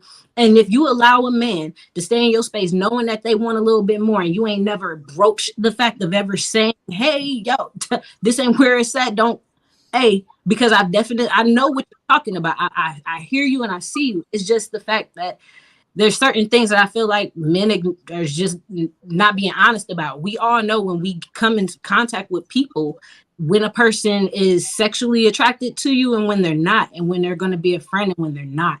And just saying, I don't have to put up that boundary when I come across a man who I feel like is has a feminine energy and that clicks with me, or who is gay, and I'm like, oh, that's my girl, okay, and I can let my hair down and I can be a little bit more, you know what I'm saying, but you know what I mean? You know the difference, like you just know the difference, you know. And I know when I have my heterosexual male friends, if I did have one, that hey, I'm not coming over your house and kicking it, because you know I'm not doing certain things, you know. And it's okay. Okay, boundaries. It's okay. I'm gonna have to provide a little bit of pushback on that, because the reason being is that on the grand scheme of things, straight men do a lot of more, I'm gonna say, for lack of better words, gay shit with each other than they do with us, or we would do with them. Let's just call a spade, aka football, slap each other on the ass. They be over here playing, over here just pantsing each other. Like, it's a lot of other stuff. So I'll be like, I get it, but at the same time, it's like, but you just did all that over there. But you said you didn't want the over there. But I'm not even attracted to you. But you thought I was gonna. Okay, got you. Heard. Right. Which is like that weird Moolah and that other Curtis dynamic. Like, they cool with each other. He can have his arm around him. They can shoulder to shoulder. But you know that carry on fucking on some dick or something. He like, nah, I gotta know where you at, because I can't put my arm around you. I can't be buddy to buddy if you gay. It's weird. And can I say something? Yeah. To add to that, CJ, I'm glad that you know where, you know, straight guys are coming from, because you, like you said, you don't do certain things with straight men because they may have a, you know, ulterior motive. Now, I'm here to bring back. And then another thing is this too. Let's just say it was a genuinely a straight guy had a gay friend, and he was just genuinely cool with him. The gay guy, you know, they was just friends, nothing sexual, no type of attraction, just friendship. Those women will see that and run with it. They'll test. So a lot of guys is like, fuck that, man, because of those women. Those women or other guys. Here, this is where that sir is true. That they'll take that shit and run with it. And now, like now, and then now it's like, oh, he gay. Look at here, he was cool. Look at this, and now you got to deal with a whole like, goddamn. So this is the reality. When I said in the beginning in the conversation, when I said we got to hold heterosexual women accountable for how they perpetuate toxic masculinity and homophobia on the low, that's how you do it. That's condoning right there. That's an example. They will say, oh, look at him, he's gay. So at the same time, it's like, goddamn. You know what I'm saying? You know, they'll put it out there on some bullshit. And, you know, so that's another reason why I think a lot of straight men don't. This is why I need straight men to step up, though. If you consider yourself as a man, and like nobody should be able to, you shouldn't care what nobody say. No, it ain't. Listen. But the thing is, you know, like they'll take that shit far to your job. They'll do all that shit to straight guys. You know what I'm saying? And just, you know, a lot of people ain't built to deal with that shit. A lot of people ain't these big so this is even more though, like this is even more of a reason why especially straight men should be able to empathize with all of the plight of the LGBT community, because if that's how you're treated and you don't even genuinely identify as queer, but that's the way you're treated just because you're perceived that way, then this is the reality of the homophobia and transphobia that queer people speak of. Like, if that's what you're going through and that's how you're being mistreated, and you're not even gay, they're just perceiving you as fucking gay, and you have to now inherit that homophobia. That's the reality of the homophobia that gay people talking about, that queer people talking about. The same. Yeah, because women, they'll let me tell you something, man. They will they use gay as an insult to straight men, but at the same time, they be friends with gay men. Like, y'all need to start checking them. Honestly, they talking about y'all. Wait, let me just step right in. Hold up. Okay, I'm sorry. Let me step in. Now, this is my only issue that I be having with heterosexual black men, because I meant to say it the last panel, but it slipped my mind. Here's the thing. Those are conversations that we're having inside of the house.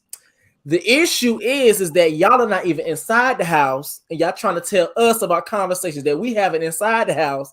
But however, if you was inside the house and were allies with us, you would know that those conversations are happening. That's the issue that I have with heterosexual black men trying to tell us, oh yeah, you know, the black woman, blah, blah, blah, blah, blah, and yeah, as if we're not clear what's going on. Now, we're having those conversations and those things are addressed. But the whole thing is that you, in the words of Chris Brown, how are you hating from outside of the club? You can't even get in.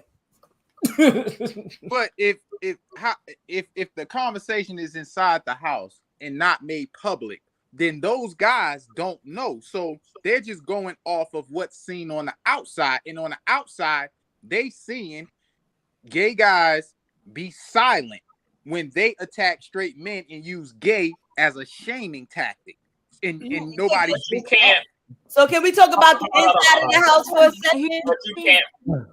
But you can't nitpick black women about their homophobia or their internalized homophobia or their emasculation of black men when those same black men they do that to also explicitly participate in homophobia too. You're the same person who, when you dap up your homeboy, is going to use no homo. You're the same person who doesn't want your son to turn out as a same gender loving man and to walk down the aisle to a man. So it's like hypocrisy can't call out hypocrisy. Like, and that's why, I mean, it kind of like, it cancels itself out. It's like, it's a homophobia. It's a homophobe crime.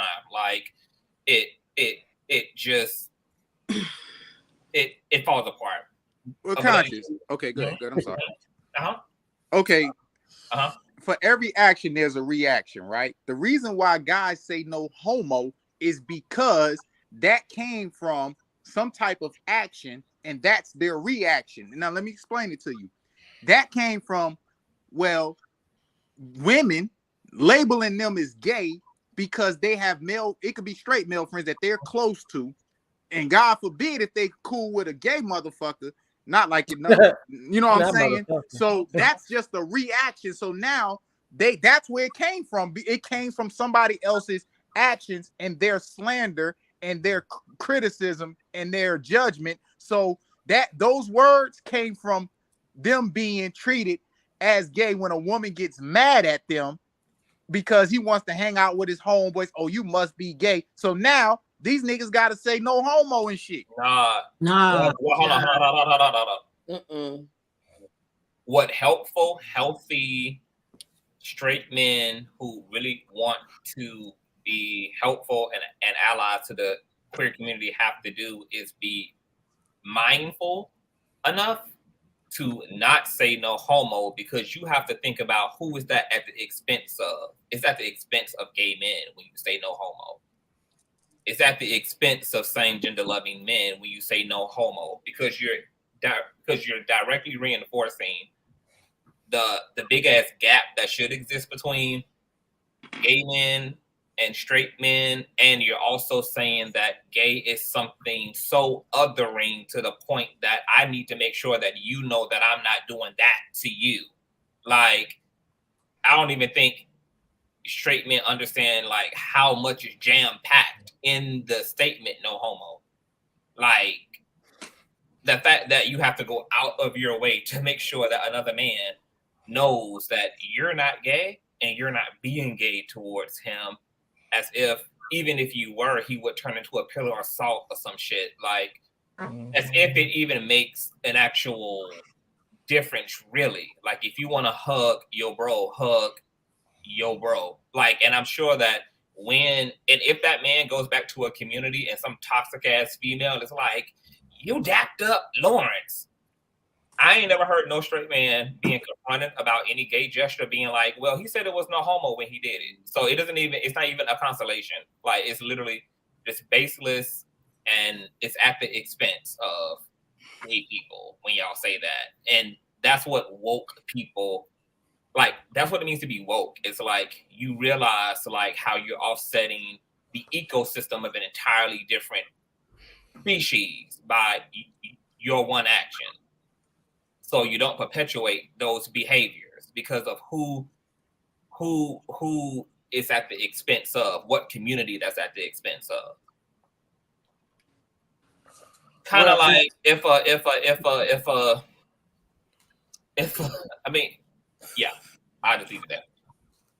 Well, I think with anything, you should go to the source of it. Like not one time have you ever heard me say that. This is like my second live stream I've been on y'all's. Yeah. I don't say that because, for one, I feel like I don't use those words because at the same time I know who I am, right? But I'm speaking for the guys that do use those words, right? And I feel like it came from something else, and it came from them being attacked. I mean, they was attacked in the black community. It's no telling where the hell it came from. It could come from religion. Come on, man. It came from anytime that you said something. It comes from all. I mean, it comes from all types. It honestly, where it really stems from is just the insecurity of the straight male masculine. No, because fragility of y'all's identity. Literally, like that y'all have to be performative in y'all masculinity, that y'all have to perform masculinity rather than just be masculine, or the fact that y'all are so hell bent on denouncing the feminine aspect of yourselves that it reinforces even hyper performances of masculinity. Like, let me make sure you know I'm not doing that feminine thing. I'm not meaning this in a feminine way. I'm not like, I can't even cut my toenails in peace without making sure that, like, I gotta leave some shit a little rigid because I gotta leave some heterosexual, like, blueprint on these toenails to make sure that, like, I don't want these lines to be too clean. Like, it's just like, I don't even understand how it's so paranoid to just, like, I don't understand how y'all even carry it. Like, hold on. When I was a self-hating gay man, it was so tiresome to, like, just have to exist and uphold and do this, like, tight roping. Like, I don't even understand how the fuck. I literally don't understand how y'all, the energy it takes to just, like, consider all that. Like, let me make sure I'm not gay. Let me make sure I'm not feminine. Like, I can't even live like that. I'm sorry. I'd just rather just be my fucking self. Y'all can judge me, call me gay, call me. You just have at it. I have to be free. I'm not. Well, see, I can't. Conscious, check this out. That came from the big word, trolls. So trolls will take something, take your words and flip it, bounce it, and say, see, he said this, he said that. That means he's gay. So it doesn't come from trolls. Oh my God, y'all on the internet, y'all know what folks do. Wait. All this behavior prior to the internet. This ain't the homophobia didn't show up like when Google was created. Right, like this has nothing to do with trolls. You know what it has to do with? It has to do with that time period in a young boy's life when they were about 12 years old to maybe 15, 16 years old, where they were wrestling and humping and doing all of this type of stuff.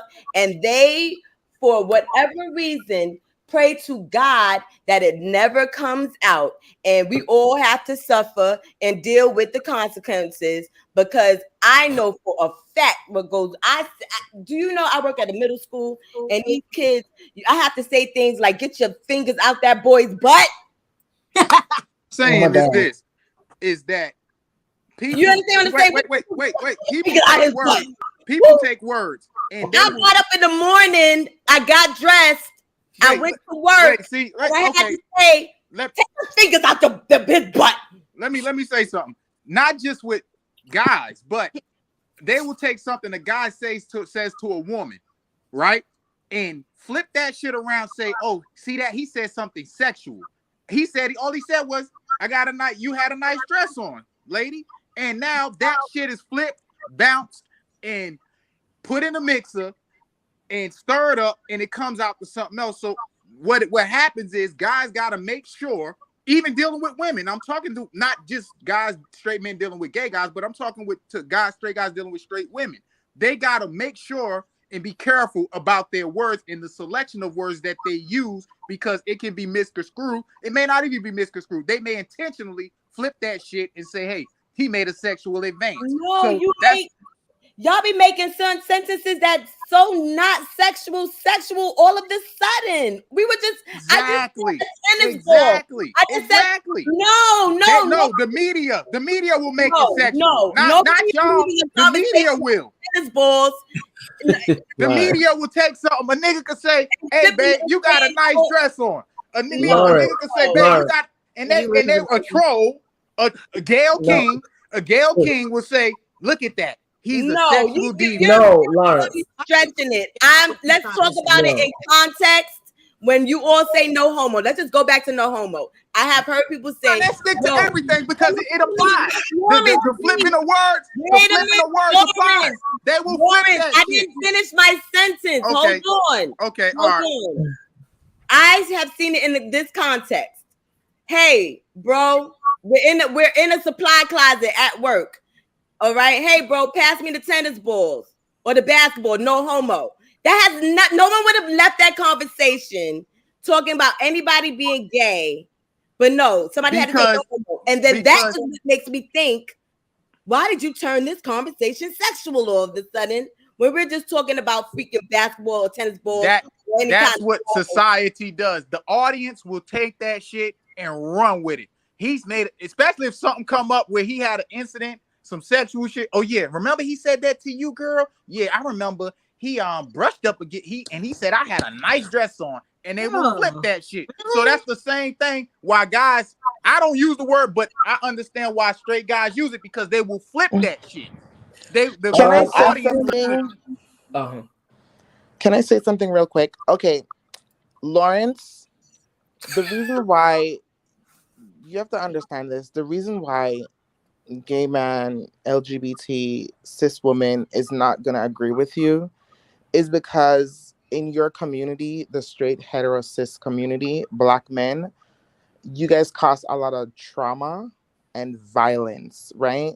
When it comes to homophobia. So we will never understand, they will never understand basically your experience of basically cis women using gay and trans as a weapon for your sexuality. Wait a minute. And listen, all we do is make. Go ahead. I'm sorry. Go ahead. Lawrence, I'm a Black trans woman, and I get approached by Black cis men, right? And even when these Black cis men knows that I'm trans, there's always a cis woman in the cut just waiting for him to be by himself, for her to warn him, hey, you know that's a man, right? So, and if this man says that's fine, she's gonna say you are a fag, right? She's gonna use it as a weapon. So you have to understand that I get what you're saying, but the panel is never going to agree with you. And they're not going to agree with you because they now become the oppressor. Okay. They now become the person that... I'm gonna mute my mic. I'm gonna mute my mic again, but go ahead. You can always count on one love, baby. They now become the suppressor, right? So they don't want to become the Black man, right? They don't want to become the white man of the community. They want to still remain the person that's getting suppressed. So when they start doing it, because I've seen it, I've experienced it myself every day, where I've talked to a straight man. Most guys that I talk to are straight men, right? Because I'm just a woman that's what exists in the world, and straight guys find me attractive. They would use it as a weapon, and they would weaponize it and call this man gay. For opening a door for me, they will call him gay. And when you confront them, oh, I'm not transphobic, I'm just trying to let you know that this is not really a biological woman, or, you know, you shouldn't be hanging out with gay guys late at night. That is so disgusting. That I know that, but they don't want to be called suppressors. But they are. They are. We are all under white supremacists. And I'm not here to defend you because, again, your community has caused a lot of damage to the trans community and the LGBT community. So what I'm trying to say to you is that you can make your argument that women use gay man and trans women as a weapon. but they won't acknowledge it because they hate looking in the mirror of homophobia. They would You know deny what? it. God bless you. You know, hey man, hey, you said enough. Go ahead. I'm gonna mute my mic again. No, that's it, babes. That's all I wanted to say. And I wanna provide some pushback because not everybody, at least not me. I And when understand. I say black woman, I'm not talking about everybody. So please do not I understand. who the cap fit, let them wear it. Like Right. If it don't apply, let it fly. However, when it comes to this panel and everybody on the panel, I'm supposed to be the sleeping. way that I think, I understood you when you were saying when you were coming from, but to me it goes a little bit deeper because people and young boys who haven't been affected by anybody gay say no homo in their groups. I remember being in school, fifth and sixth grade, hearing these little niggas say it in their little small circles, and they do it to each other. They teasing and taunting each other before somebody else, before a girl. And they look where first are they girlfriend. learning this shit from? Because I know most young gay men were called F-bombs and gay in a derogatory sense from like other 7-year-olds to 9-year-olds. Oh, I got a story. Come on. We all got stories. No. I got a story because I almost kicked this little bitch in her mouth. Let me tell you, I was a server, right, at the old restaurant I used to be at. So I'm in there helping somebody, they have a big giant party that came in. I'm over there helping everybody. I'm over here getting their people orders. I'm trying to see what's going on. All of a sudden, little bitch almost got fucked up. All of a sudden, I'm sitting there minding my business. I don't know. It's like a big giant, it's a whole bunch of commotion going around. But then I guess the queerness in me it tingled. It just tuned into her voice in the back. She's about, this nigga gay. It was a little girl. She had to be roughly around 5. Baby, when I tell you, bitch, that little girl, I couldn't do nothing but laugh. But that also goes to my point to what I be saying when people be like, we don't want to talk in the schools. But however, you teach homophobia to your kids at a very young age. And don't be a effeminate presenting man in any kind of way and have little 6-year-olds come to you and be like, my mama said you a girl. And I was like, is your mama okay? Like, is she okay? Listen. Okay, I don't understand. And they did that to me the other day. My nephew says to me, he goes, he was like, you got children? I was like, no, I don't have children. He was like, oh, you a female? I was like, yes, I am a female. I was so proud. Like, oh my God, yes, I'm a female. He was like, He was like, this girl in my class, she gonna be a female when she grow up. I could tell. And then that's when I realized that he thought female was lesbian and tried to call me out about not having kids, which means his mother must have been up in there trying to talk about the fact that I don't got kids. And then since I don't got kids, I must be a fucking female. I said, okay, thank you very much. Hey, Conscious. I want to send you a cash app, but I don't want to get kicked off this shit because it's on my phone. So I got you, brother. You good? Ridiculous. Is it? I mean, I would much rather Lawrence. I'm listening. Go ahead. I would much rather you send me a dick pic, but a cash app is fine. Wait, see now, brother. Now we taking this shit too far. You know what I'm saying? I don't roll that way. No disrespect to you or what you believe. I don't roll that way, sir. I just wanted to expose all of your homophobia. Oh. Nah, I don't roll that way, man. You know. I appreciate you having me on the panel or whatever, but I don't roll that way. From you. Reckless, can you hear me? I say what? I don't want a dick pic. Oh, okay. All right. I'm just Reckless. Yes. Hold on. Oh, sorry. I didn't hear you. A committed relationship to 2 wonderful men. Okay, and sometimes they dick me at the same time. That bitch a whore. Just so that we're both clear. That bitch is a whore. Okay, I mean, hey man, like I said, hey, that bitch is a whore. Okay, I'm okay. Okay. Wait, before Lawrence go, right? Before Lawrence go, Reckless said something about indie house kind of thing, and I think Lady T wanted to expand on that as well. So when you were saying like Black cis women are getting taught about in the house kind of thing about training of using homophobia and then using basically someone's sexuality as a weapon. Can you kind of expand on that a little more, because I felt that it was like pushed over fast and I didn't understand it. Like, what do you mean by cis women are getting in the house? Learn. I don't get what you mean by that. You talking about me? Yeah. Oh, okay. So basically, what I was saying is that a lot of times too, when we, as of lately, when we've had this whole Kevin Samuels, which kind of in a sense invites a lot of heterosexual black men in the masses. They come over and stuff. Typically, when we're having conversations and we're talking about homophobia and certain things or misogyny, anything like that, the number one thing they bring up is, how can, black women use gay as an insult, but however, but however, they're only bringing it up as a way to deflect from what we're actually talking about and holding them accountable for certain things that they have that has happened.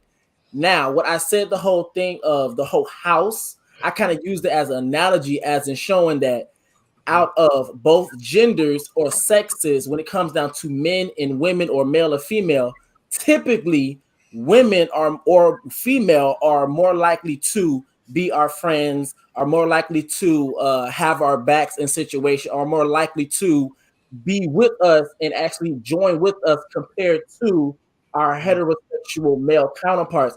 Since we're having a black conversation, I'm gonna say for melanated people. So I was saying the whole thing is that we're having those conversations, but however, the thing is, the reason why heterosexual black men warning, if it does not apply, let it fly. If it doesn't apply to you, do. But the reason why they bring that whole conversation up, because they don't even know that those conversations are actually happening. But however, if they didn't have a line of demarcation between queer people, trans people, and on top of that, black women, then they would know that those conversations are actually happening. That's basically what I was saying. Now, keep in mind, if the car can go forward, it can most definitely go backwards. I do understand that many things can be true at one time. So I do understand that there are heterosexual women that either show homophobia in explicit or passive ways. But however, those are conversations that we do have. It's kind of like the same thing in a sense where when queer people come to have conversations with hoteps, and the first thing they talk about is, do you guys talk about the pedophilia and the molestation that happens in the community? But however, if you knew and you actually be around queer people, you would know those conversations would happen. Okay, and I just wanted to know if Lawrence got that, because I think he didn't really understood that concept. Okay. Is he still here? Yeah, I'm still here. I'm listening. So you understood what he said, right? Yeah, I get what he's saying.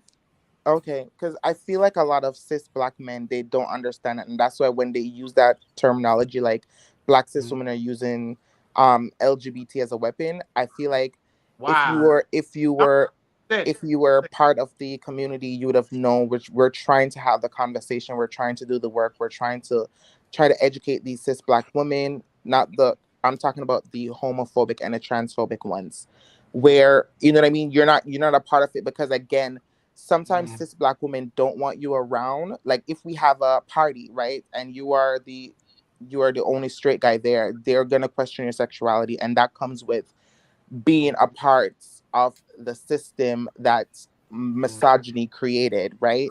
Where if we have a party at my house, right, a trans woman's house, and you come with 4 other straight men, everybody is going to look at you as a weirdo. Like, why are you there, right? And that's where we have to try to see, okay, there is some cis men trying to do the work, but it's few. It's like a handful. Like, it's not a lot. So I get where you're coming from, Lawrence, but baby, it's y'all need to do the work. All right, I'm gonna tell you, us in the straight community, straight male community, we making some headway on this shit. You know what I'm saying? Hey, Conscious, you still there? I'm here. Okay, both of y'all. All right. You remember a couple of days ago when I was saying how, I guess with the Kevin Samuels situation, that there might be. You remember I mentioned a mass shooting or something like that. Hey, what happened? It was 2 of them since then. Well, we understood that. We knew that. We knew that was going to happen. I was like, damn, I wonder if they were. I just knew, like, damn, with that happening, like, you know what I'm saying? Like, I just felt it. I'm gonna go ahead and speak, man. I'm done. Can I say something real quick on this subject before we get on to the next one? Yes. You know, I have a lot of friends and I have a lot of family, you know, that's part of the community, which is why I'm making sure that I educate myself.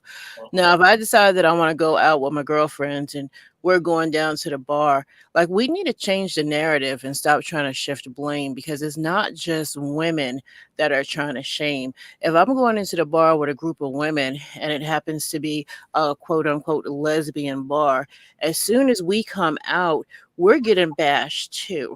You know what I mean? Like, what, dick ain't good enough for you, and you just need some dick, you girl. You know what I'm saying? Wow, I did not know that. So I want to be able to go hang out, and it's on both sides. So we need to stop pushing a narrative that it's just this, or it's just the men, or it's just the women. It's both. We have to educate one another, because I can't go downtown with my friend. I don't care. You gonna get the same energy from me that you give to me, but it happens, and it happens a lot. I don't care if I'm in Dallas, Houston, Atlanta, wherever I go. If we going to hang out and I've got a big community with me, we gotta go to the straight bar, we gotta go to the gay bar, we're going to have some fun, and wherever that is.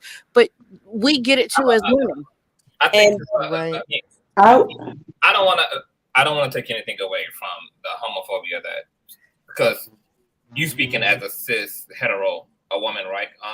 Yes. So I don't take anything away from the fact that like cis hetero women experience like witch hunt, but I think it's still a false equivalency. Like, no, and I'm not trying to compare that at all. What I'm trying to say is, don't try to use the excuse for your homophobia, not you personally, Lawrence, but the men as in general. Don't use the excuse for homophobia. Oh, well, if the women weren't attacking us and calling us gay, because women get it too.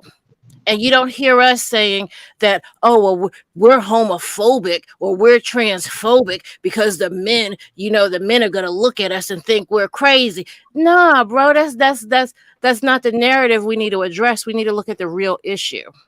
I'm glad you put it out there and flipped it over like that. I like that. Yeah, and I would say, as far as with my experience. Oh, sorry. I'm sorry. Go ahead.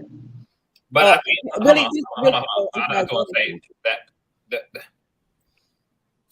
the reason why men invest a lot more into their feelings probably around homophobia than their cis hetero female parts is because the violence is much more severe. Perfect example is, does anybody know a record? Do you remember the name of that guy who committed suicide? Like, Reese. Yeah, can you give how you spell it? I think it. Hold on, give me 2.5 seconds. Sorry, what's his name? And y'all, we about to find out. Hold on for a second. Oh, okay. Can everybody thumbs up this video? Who's in the building, please? Hey, I just want to say, man, Conscious, I appreciate you guys having me. Reckless and Conscious, man. Hey, you guys have been great, man. Hey, and I appreciate the unbiased, impartial. I don't feel attacked and shit like that. You know what I'm saying? You know, you about to leave us, Lawrence? It was just getting good. Nah, I'm sitting around, man. I gotta pay my AT&T. Hey, I gotta pay my AT&T internet bill in a second. You are always welcome here, Lawrence. We appreciate you. We always need, like, I always love when straight cis black men, because I don't like to really talk at people. I like, for us to talk to each other and for us to do this as a team and bring all the perspectives together. I found it reckless. I want to bring up this article. I don't know if any of you guys, because this story went viral. I covered this on my I think I even had covered it on my platform. Okay, get the fuck out of the way. How's it doing? Oh, this is premium content. You can kiss my premium ass. How's it doing? Let's go to okplayer.com. Okay, I know that guy. Yeah. This is from OK Player. Do they got a picture of him? I want a picture. Is somebody snoring? Yep. What is this? Oh, shit. Who fell asleep? I do understand. Yep. Okay. So let's talk. His name is Maurice. Okay. So this is from okplayer.com. And Philadelphia man bullied for dating transgender woman dies by suicide. I should have said the S word. According to the Marsha P. Institute, Morris Wilby's death was the result of an overdose after his girlfriend Faith left him out of fear for her own life. Initially, it was reported that he had died by suicide because of the bullying and harassment he offered after discussing their relationship online. Quote, recent suicide is not the time to discuss cis men who date trans women, the organization wrote. Faith went on Instagram Live to clarify that Reese actually died of an overdose after she left him. A heavy drug user, Reese threatened to take his life and Faith. She ran away to safety, and it was then that he committed suicide. Our deepest condolences to Faith and Reese's family. The statement continued, this is a time to mourn for a loss of life, support Faith during this time in her life. She's a survivor of abuse. And as stated on her Instagram page, a woman who lost her lover. Black women who are always mourning and caring for the world while trying to keep ourselves alive. Our love and support to Faith. Morris Wilby was only 20. A Philadelphia man opens up about his relationship with the transgender woman and has died by suicide. He went by Reese Him Daddy on social media, had defended his girlfriend Faith in a Facebook post prior to his death, according to the advocate writing, quote, y'all can say whatever about Faith. I really don't care if she's not passable. I don't care if she wasn't born a woman. She is a woman to me, and I love her flaws. That's what makes her Faith. If you heard her story, it's motivating. I'm happy. You should be happy for me. A video then surfaced on social media of Wilby defending his relationship with Faith after being confronted by a group of individuals in public. So this is the part I wanted to get to because this video went viral. It was him like walking alongside a curb in broad daylight, and there was like a barrage of black men like berating him about his relationship to Faith, calling him all type of obscenities. Like literally, it looked like an Old Testament witch hunt, like against this man because of his relationship to his trans girlfriend. Quote, he was getting picked on and joked on all the time. A friend of Wilby's who asked to remain anonymous told Zeus, quote, where we are from, if you like trans woman and you black, the streets will talk about you, fight you, even try to kill you. He was dealing with a lot. So what's funny, and once again, this is like triggering me because we're not going to act like this is not real shit. We're just not going to do that. And this goes back to even what Marvin said on the platform when I asked him the hypothetical of if he brought a trans woman back to his village as a lover, how would he be received? And he literally damn near verbatim uttered this man's statements about his friend. Where are we from? If you like trans woman and you black, the streets will talk about you, fight you, even try to kill you. He was dealing with a lot. The anonymous friend also said that the judgment the 20-year-old faced contributed to his death. Since then, a number of people have written tributes to Wilby while also criticizing those who bullied and harassed him for being with Faith. Quote, when a man is confident and secure enough to openly love a trans woman, this is the bullying and harassment he gets. Activist Ashley Marie Preston tweeted, when trans attracted men kill us, it's out of fear that this will happen to them if they are outed. Reese didn't kill his girlfriend, he killed himself instead. Now, this is the video that I was mentioning, and we want to play it here, actually. You said, keep it in beat. You fuck what? You fuck what? Bro, you do what? That's thorough? Like, that's not thorough. You sucking dick and all that. That's not thorough, sucking dick and all that. He sucked dick. So nobody gonna tell me what the fuck don't exist. Nobody is gonna make motherfucking light of transphobia, queer phobia in the fucking black community when we got literally like history upon history upon history. That's exactly what. Hold on. And thank God to social media, just like racism, we no longer gotta convince niggas that it's real. We can play the playback on the bald-headed bullshit that goes on in our community. But go ahead and go off. Okay. Listen, that goes to my point I was saying maybe 30, 40 minutes ago, how the actual gay or trans person is not ridiculed and scrutinized, but the person that either hangs out. It's You get what both I'm of saying? them. It's both. It's both. Wait. See, that's what happens. Just like what's that guy Benzino? He had the joke. The jokes is on him. The joke is on I him. also read the experience of a popular trans woman by the name of Laverne Cox earlier, who was berated and experienced a trans attack in a whole park while just walking with her friend. It's on both ends. If we're gonna crucify the person dating the trans, then how much more are we gonna crucify the trans? But what I'm saying is that a lot of straight men are aware of the fact that, hey, so when they use the word no homo and shit like that, they doing that because people will take and flip and bounce that shit, and and that person might commit suicide.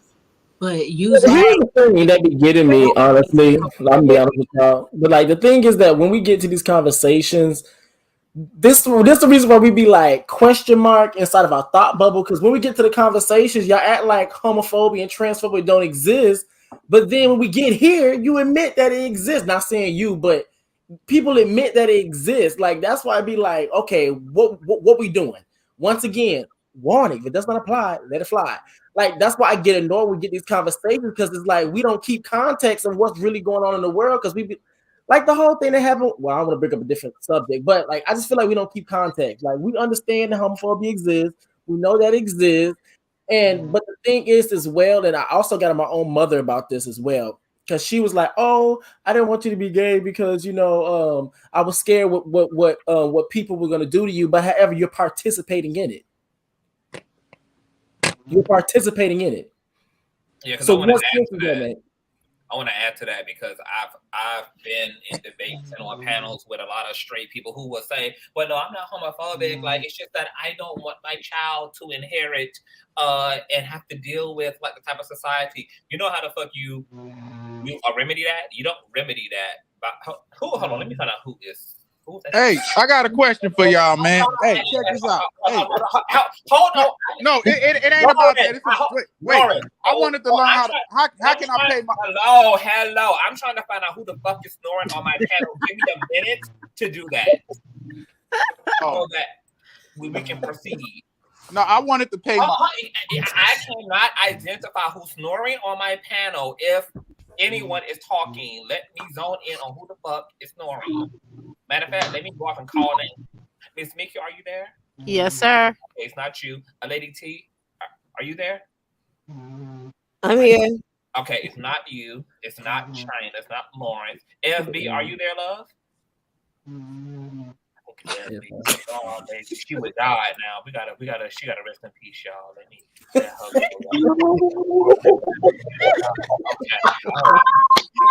Okay. Oh my God. I wanted to ask you, and I wasn't finished with my point. Is the way that you cure up homophobia is not by refusing to birth queer people. You cure up homophobia by clearing the world of homophobes and making the world safer for homosexuals to exist in or trans people to exist in. Can I go ahead, Lauren? Nah, I wanted to know how can I wanted to pay this bill over the phone. How can I do that without getting kicked off? I know it's somewhere. I'm new to iPhones. I've been an Android. I just got this iPhone. Hold on. I just go pay it and hit the link again. Like you can, Okay, the link's still in the chat. Just come in the chat and tell me that you're there, and I'll drop it. All right, I'll hit y'all back. All right. Pay them bills, brother. I like Lawrence. Lawrence is funny. Aspirin.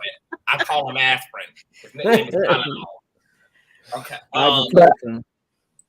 But yeah. I was gonna say that it exists with the women's side too, because I choose to hang around like homosexual people, lesbian people, and my family is very religious. My dad was a pastor, my mom preached and everything. I've been called, been accused of being a lesbian by my family, all types of stuff, but I choose just not to care because those are my friends. I know when I was in a tough situation, when I needed somebody to really talk to, they were there. the family that was Christian that's supposed to be, you know, welcoming and helping you, they were not there. The church was nowhere there for me.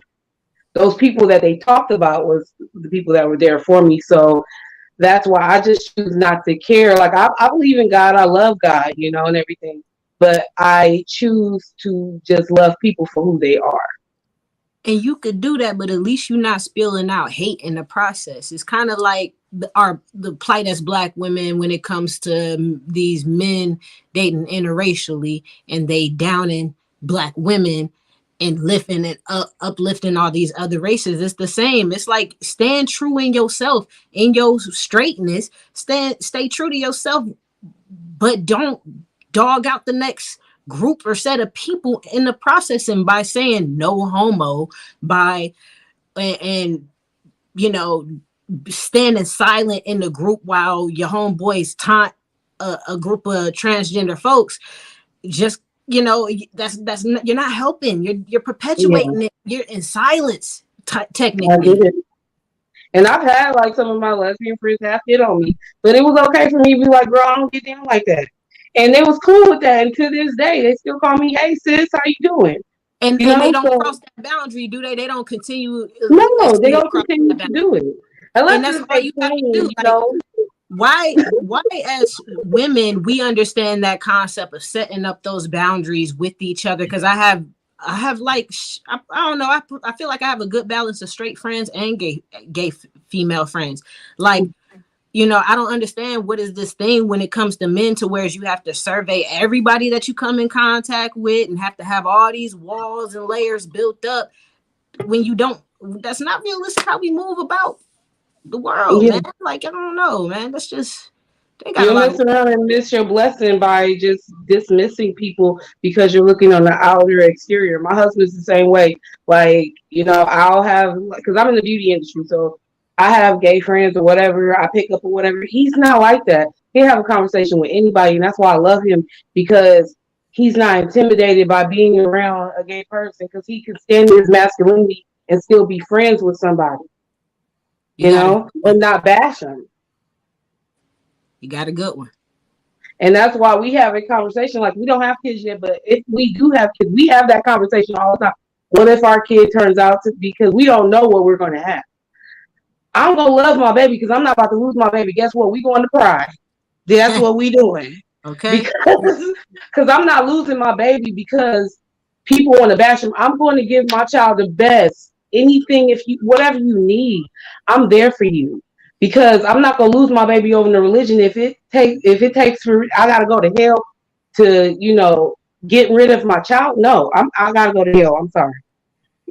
You know the logic, because okay, so are you saying you're heterosexual? Yes.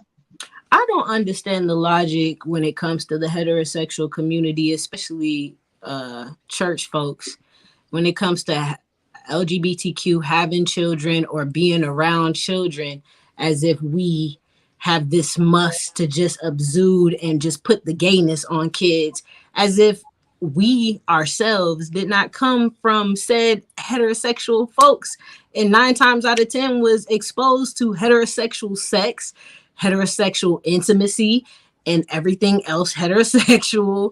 But you know what I'm saying? It's like, what is the logic between them just thinking like, or you know what I'm saying? Like, to the point where it had, and I'm pretty sure I'm not the only one who's felt this way, like it had me just feeling like when I had kids, like, damn, like I do not want them to be gay, because I do not want, you know, the world thinking that my gayness is, you know, because I'm gay, my kids is gay.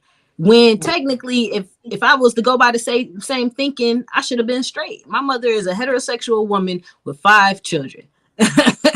Like, and I've never seen her with anything outside of a man.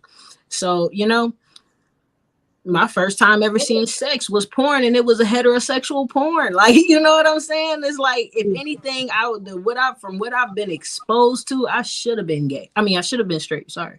Yeah, and that's all of us, because we all say that all the time. We all ask, like the whole entire queer community was socialized to be straight. So the fact that we all turned out queer any damn way, despite being socialized to be straight, is sexuality is not contagious. I mean, it's gonna be what it's gonna be, no matter I how think much that no matter how much you try to overload a person's brain with hetero anything. Like, you just cannot program someone to be straight or gay. They either are or they either aren't.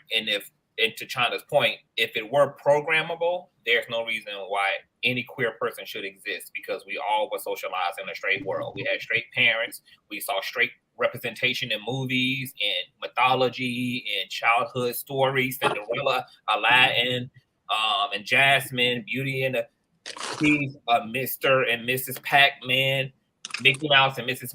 Minnie Mouse. We saw all this heterosexuality was raised completely in a heterosexual world. So the LGBT community should not even exist if sexuality was programmable.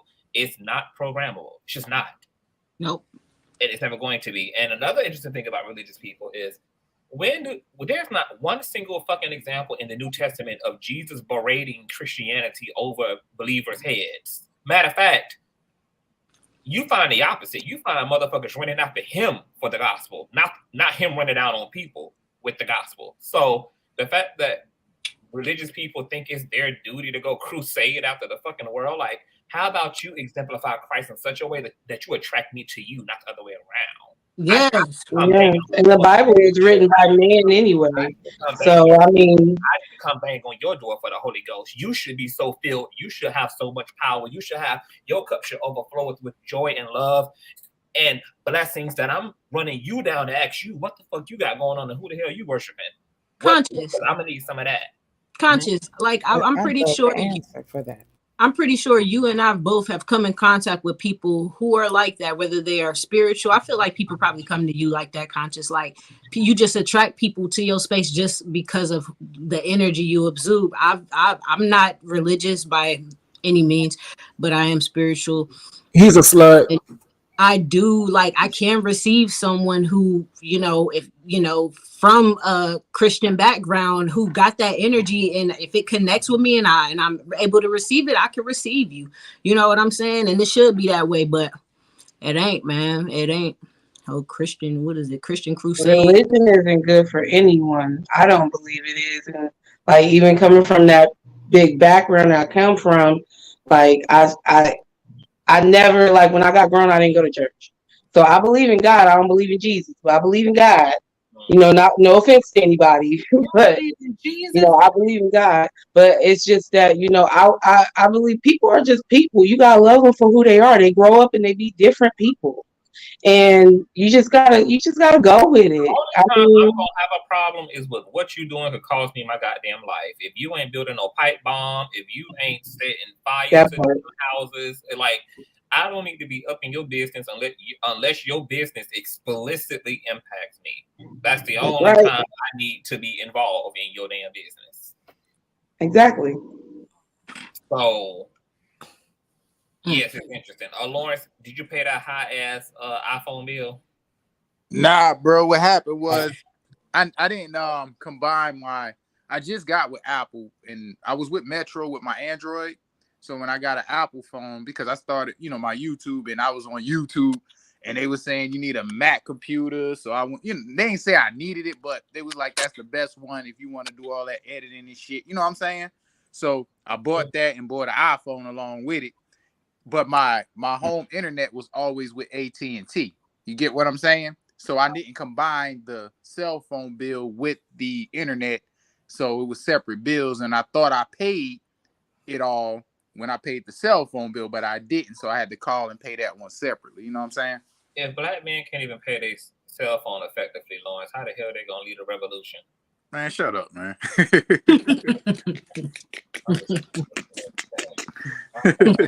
Hey, I'm learning, man. I ain't mad at it.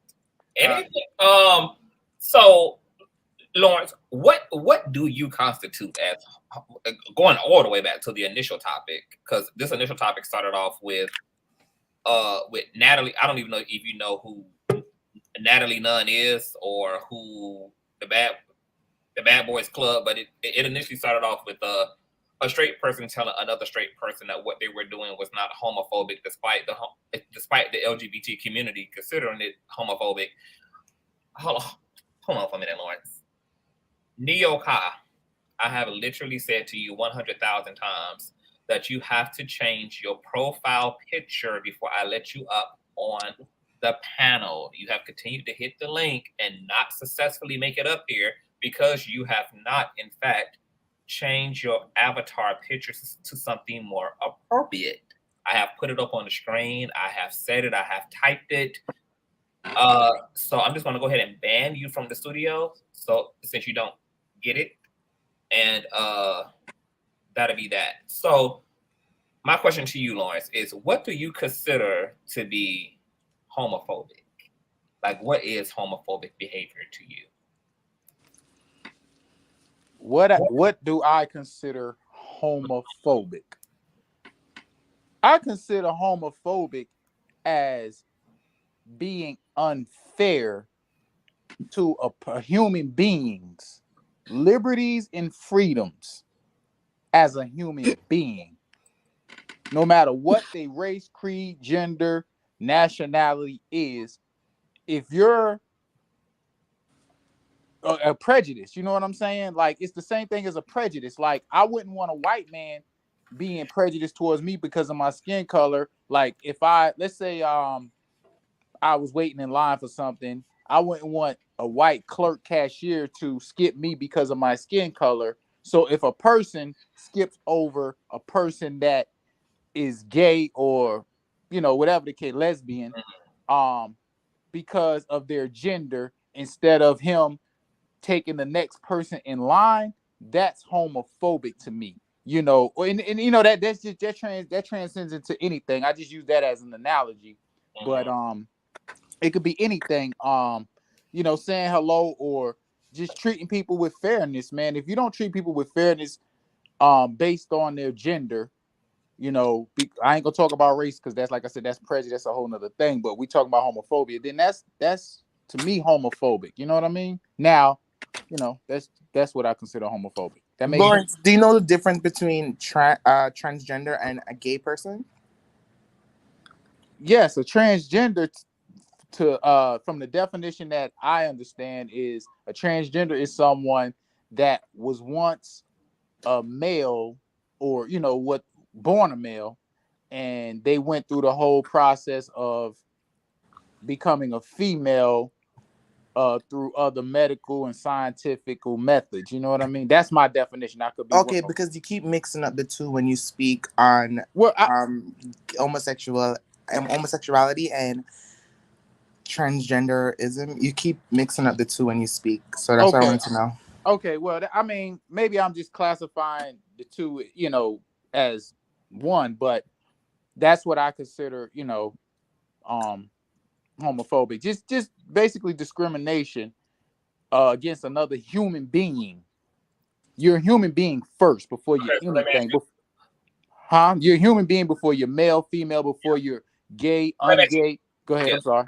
So let me ask you this question then. So, you know, because we had this question last time you were here. So, can parents be homophobic? Like, if my parent doesn't allow me to operate, who the hell is winding up a damn clock and cranking up a stove in the damn background? Who is that? China?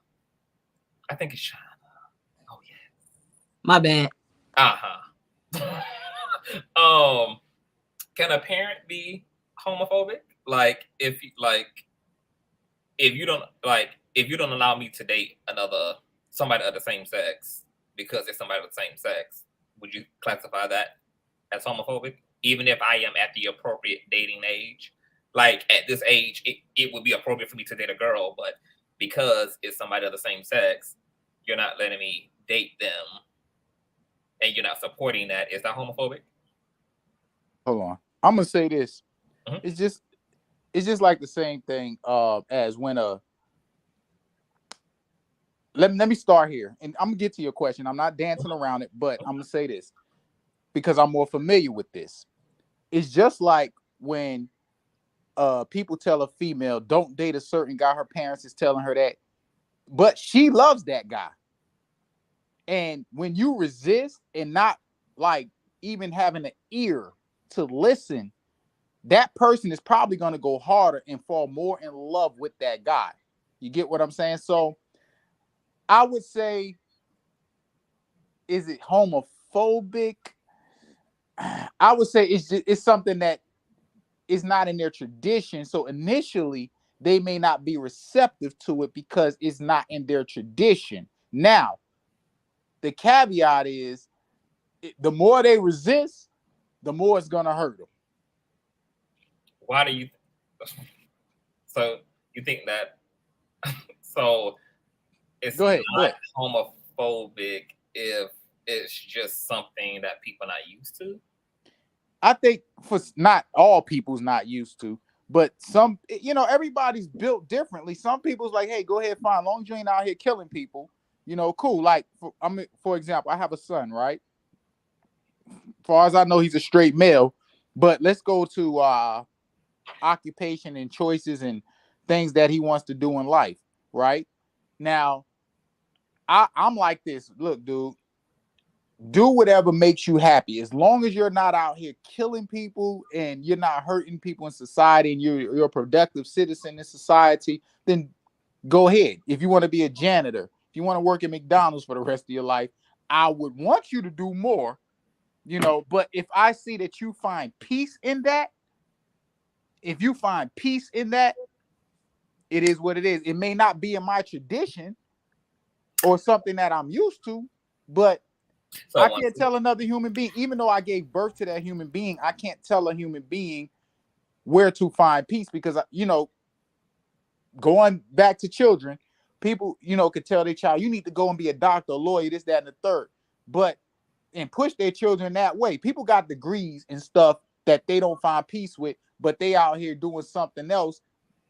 They got a master's degree, but they out here doing construction work because they like building shit. You understand what I'm saying? So damn, my phone said low power mode. Hold on. Hello. So, you know, I just look at it like that. You know, if you find peace in it now, parents, like I said, if my child came to me, you asked me that question last live stream, you remember? So somebody had wanted to clarify that. Can you acknowledge, Lawrence, that not liking your child's partner and not wanting them to be with the same sex are entirely two different things? I'm gonna say this. Because in one context, you support the sex, you just don't support the person that no being chosen, versus one is an exclusive disdain for the actual sex itself, regardless of who the person is of the same sex you're dating. No, I don't have a disdain for nobody. Like, for one, disdain, don't support, non-traditional, unconventional, whatever word you want to insert there. It's fine. Because at the end of the day, you asked me this question before. At the end of the day, if I'm a male, just like a female, she may want her daughter to be like her, you know, and that's natural. That's natural. But to going back to a human being, they're a human being before they're anything else, and I'm a humane person, right? So I cannot treat a human being and hurt them, you know, with slander, slurs, because they choose something that I'm not familiar with. But I can disagree with that. And yeah, I'm gonna disagree with it, but I'm not gonna treat them like they're not a human being. I'm okay. No, I totally get that. So a question to the panel: is it homophobic or transphobic to disagree? Like, is disagreeing in and of itself homophobic or transphobic? Hell no. Well, I said to the panel, Lawrence, we clearly know that you. Hell no. Can you guys hear me?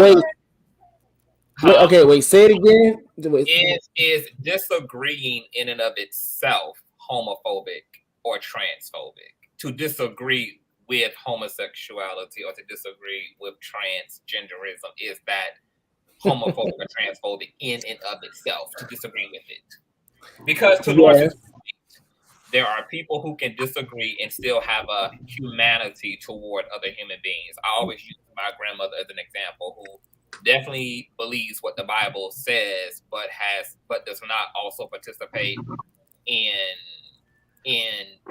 dishonoring or disrespecting queer people. She even loves the queer people in her family, allow them to bring their mates over for Thanksgiving. She does not weaponize her religious belief against queer people. Do y'all think that those type of people can exist? Can exist? Yes. Do I think it's homophobic? Yes.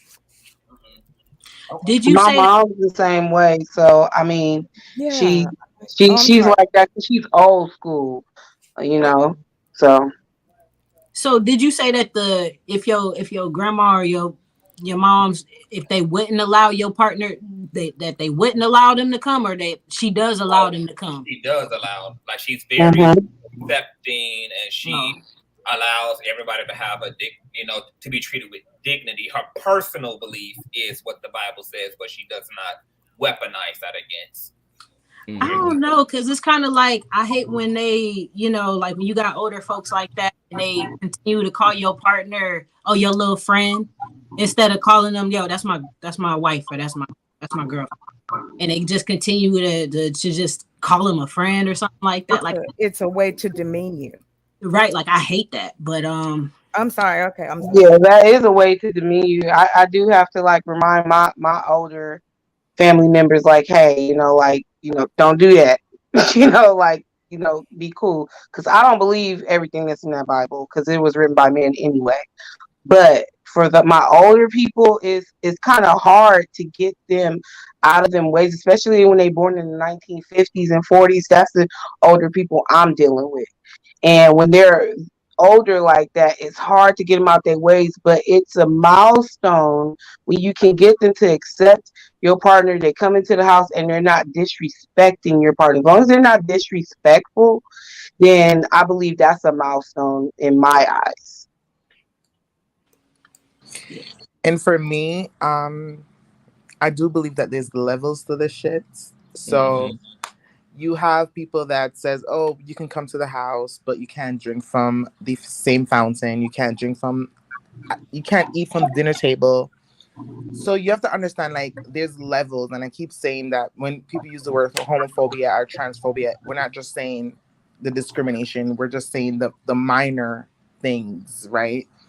Like Lauren said, like, he doesn't mind his child being same gender loving. It's just that he doesn't want to see his son being affectionate to a next man in front of him, or kissing or holding or starting a family, because he can't vision his son starting a family with the next men, right? That's what he said in the last panel. So is he homophobic? It's levels. It's the levels to this question. So what do you think about people, though, who there are no stipulations? Like, you're not drinking from a different water fountain. You can come and be and exist and show up like anybody else in the space can. And it's just that I have my own personal opinion, but that's not being weaponized against you at all. There is no, you can come, but you got to sit here, or y'all can't kiss in front of us, or it's none of that. You have full autonomy. You have full access to the space. You're treated with respect and dignity. That's my house. But a person just holds their opinion, because that's how my grandma is. She's very clear about what her belief is, but she does not weaponize it at all against other people. Yes, those people can exist, but I'm gonna say, for me personally, I think it is still homophobic or transphobic, only because of the simple fact of when you start to really get down to the core, what does it lead to? It comes from homophobic or transphobic beliefs or religious, whatever. But the thing is that I think, and it also goes to what we said earlier, I think where the mind goes, the body will follow. So I think a lot of times too is that when you just, I guess, you still have your beliefs, because I dealt with this with my own mom, is that when you still have your beliefs or you think about it in a certain way, it's kind of hard for you to adjust and being able to find that middle ground. And so that's kind of thing that I kind of run into and stuff. I don't know. I believe it's still homophobic, because at the end of the day, what are you disagreeing with? Like, because my thing is, if that's not for you, just don't do it. It's a life. Like it's like me saying I completely disagree with the heterosexual lifestyle. It sounds crazy when I say don't know it, who's right? next, but I would love to answer that one as a Yes. heterosexual Panel, woman. Mr. Hi. Monica the How y'all third. doing? How y'all doing? Y'all can hear me okay? Hey, Lawrence. Yes, you loud, live, and in color, boo. Okay, I am because I've been up all night. I finished my video. Okay, anyway. Yes, ma'am. And then I moved my check-ins to my savings. You know, I was doing what Mr. Lawrence was doing. You know, I'm out here. Let me put my clothes up here. I've been listening. I enjoy Hey Conscious. You guys, I appreciate your the information and the stories. I want to share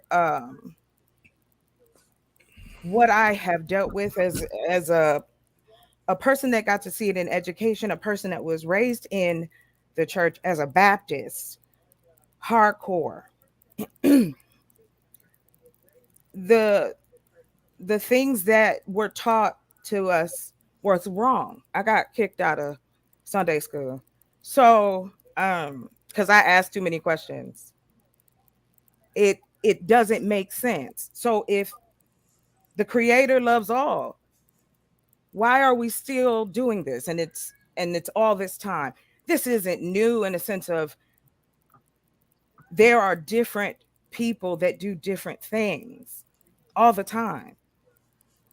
They've been doing it. It's in the history books. It's in the beginning of the time of feminine and masculine, and all of these conversations have been in the history because they only taught us their history. So I wanted just to point something out to you guys, and the reason why the terminology, especially in the heterosexual community, which it blows my mind that they feel oppressed. That's all that, I'm blown away. No one is coming after but I can't say that. We do have the same enemy at this moment. Reason I say that is because there's a huge shift, and we were talking about old people.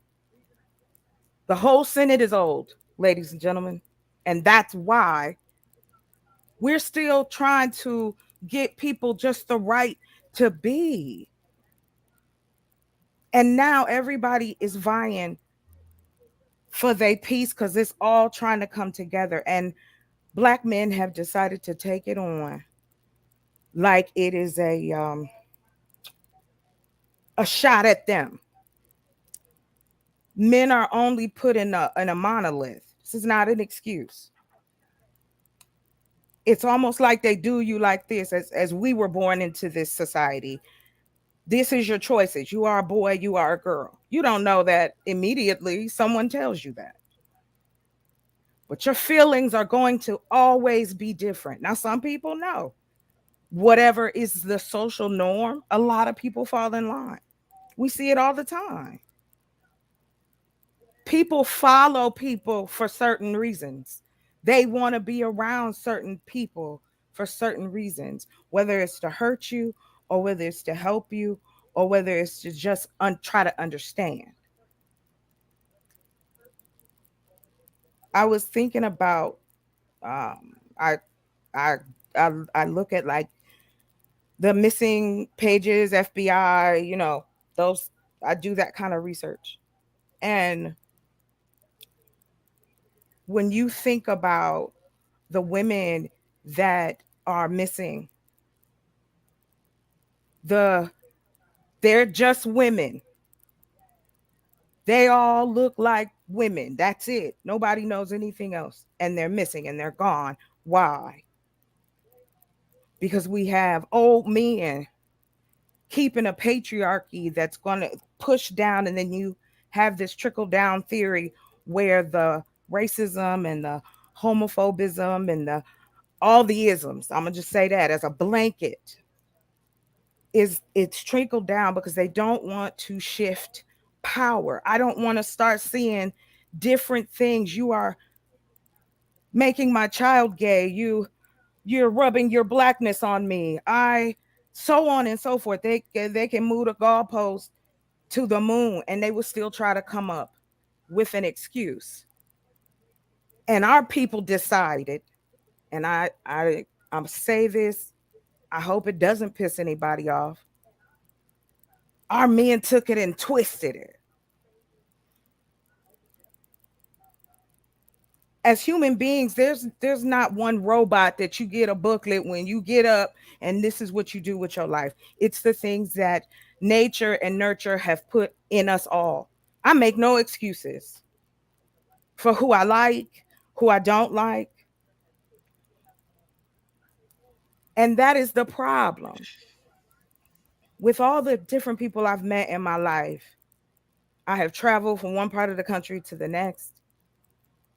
Have I been called out of my name a few times? Yes, I was in Texas. But then in that same day, I was invited to a dinner party. That doesn't negate anything. You still take the part with you that, why couldn't people just leave me alone? Because they make a decision to demean you. When a straight woman calls a straight man a gay ass or a punk ass, or he ain't got no meat, men can thank other men for putting this unrealistic standard that a man is only connected to what's in between his legs. And then you ride with it. Y'all take it with you. And this has been going on for years. This has been going on from the 70s, the 90s. Now we here. Y'all so worried about it falling off, y'all check it like 50 times a day. I mean, it is true. You can look it up. These are facts. They unconsciously check it. That's why it be you're like, man, come on, man, dude. If I stood in front of you checking some things, you'd be mad. Let's stop. Hey, can I say something? No, Lawrence. No, go ahead. I'm sorry. I just wanted to share that part with you guys. Okay. Can I tell y'all a story real quick and then I'm gonna get into it? All right. I got a homeboy, right? Had a homeboy. He's away right now. I was a barber for some time, right?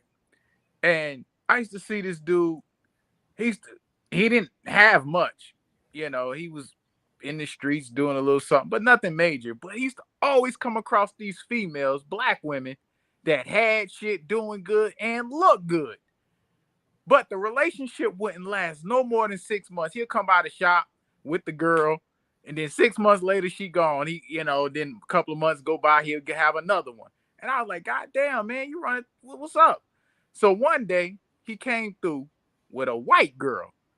Now, after me seeing him with like 3 different sisters, like that was nurses, accountants, and this nigga ain't even have a car. Then one day he come through with this white girl. She ain't have no ass at all. So I'm like, he ain't gonna have her long. Then about a year went by. I'm like, God damn, man, he's still with this motherfucker.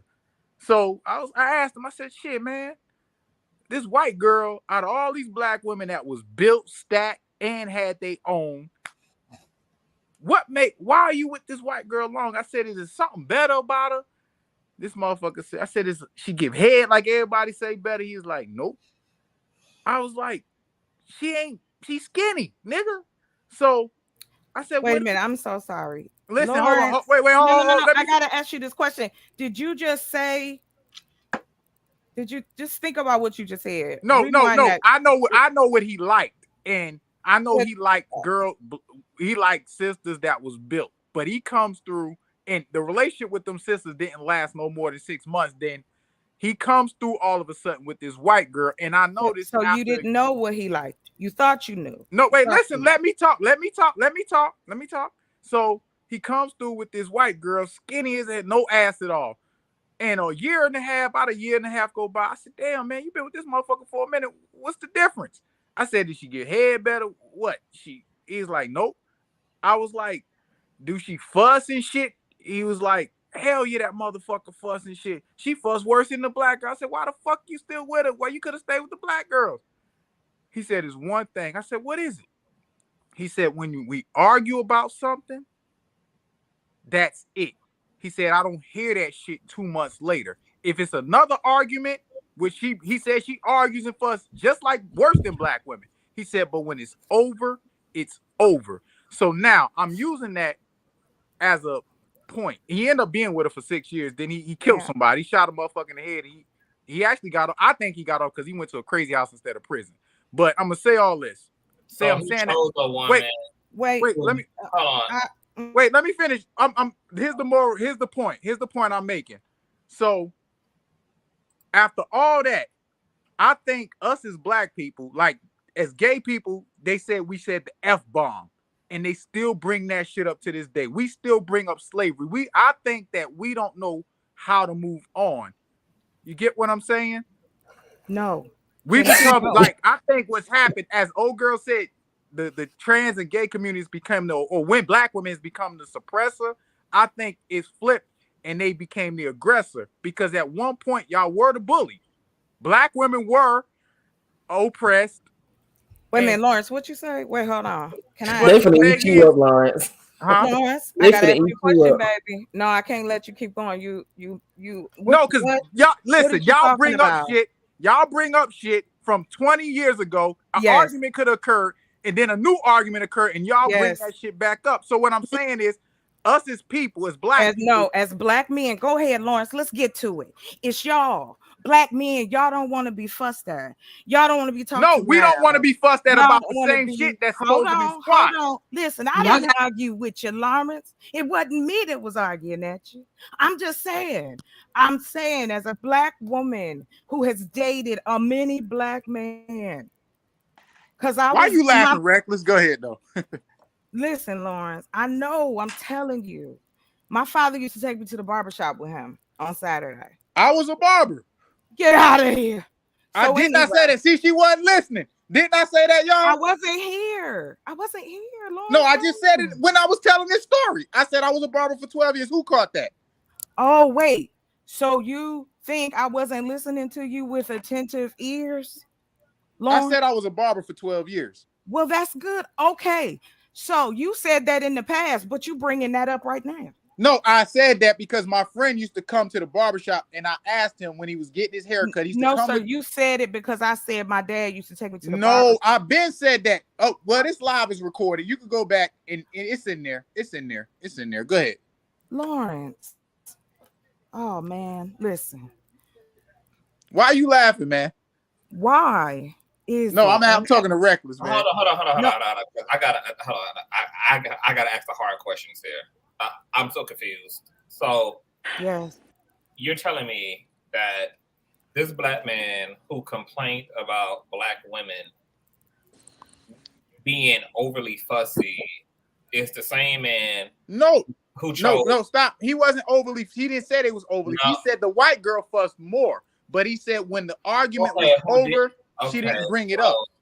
So, you telling us about a black man who complained about black women not knowing how to give up an argument is the same man who took an entire man's life and is doing a bid in prison. But yet he got the unmitigated gall to complain about the temperament of black women while he No, I would just use that because he was saying how, and I'm just using this as an analogy, how it plays into, I get what he was saying about our community, how we Lawrence, that's what I'm saying to you. You're not. My entire man's whole whatever just collapsed because his own temper has landed him in prison while the black women who couldn't stop arguing with him are with another man free to argue with another nigga while he's in prison because he didn't have any more self-control and ability to walk away. Consciouztv, you're missing the point I'm making. You're deviating towards his character. I should have never said that. I could have left that part out. But the part I want you to focus on is what dawned on me when he said that they don't let stuff go. Like the argument. Wait, hold on. Something they argue about today, right? Something they argue about today will be brought up 6 months later, right? Now, I see in our community, like, okay, we get it. the gay community, they used to drop the F-bomb on y'all. You know, the FAG word. And black women, they were oppressed. And I see that we keep bringing that up.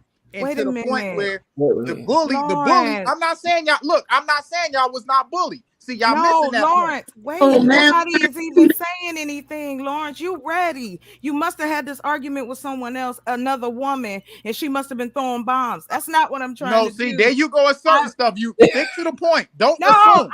Wait a Don't minute. assume. Hey, Lawrence, guess what? Everybody assumes, sir. Well, no, Just that's like not the case. It's not. everybody I didn't have that judges. argument with somebody else, baby. Okay, that's all you had to say. And now I go, well, my apologies. I may have assumed. That's it. See, the problem is we're so used to being combative. We're so used to it. It's we let it go through being jokes. To hate your wife is so funny. Ball and chain. These things are toxic. My grandparents stayed together for everybody black people story, 88 years. Okay, that's fine. But when you look at what they had to go through to stay together, my grandparents had 10 children. My father worked right. I didn't understand how you doing that. And you working 2 jobs, but people was different back then. They had a lot more time with no cable. I'm just saying, Lawrence, listen. My question to you is, I've been listening to the Black Manosphere. I like it. I'll go over there and I want to listen because I want to hear. I don't study women. I study men because y'all have turned it into a game. And then you don't want to apologize that you turned it into a game. But that's cool. And then you shit, but I'm gonna let you go. Nah, you're gonna let me go. You don't do it. So Lawrence, what I'm saying to you, sir, is this.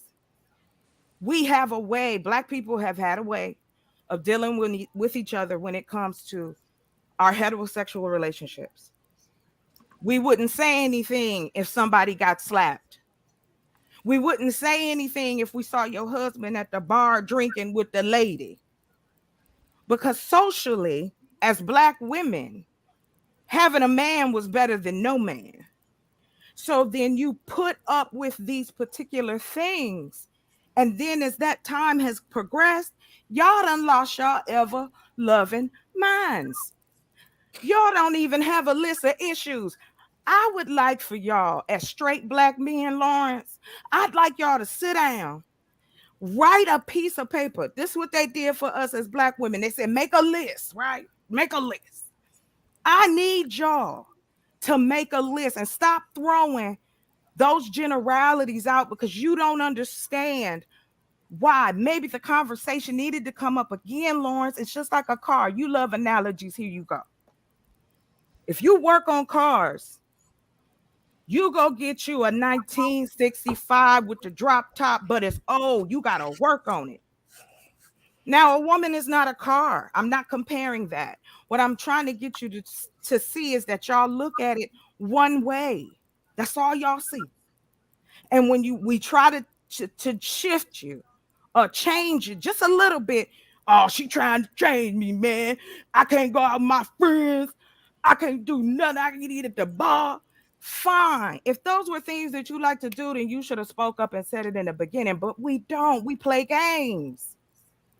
You want submission, and we want protection. We've given y'all submission, and we ain't been protected.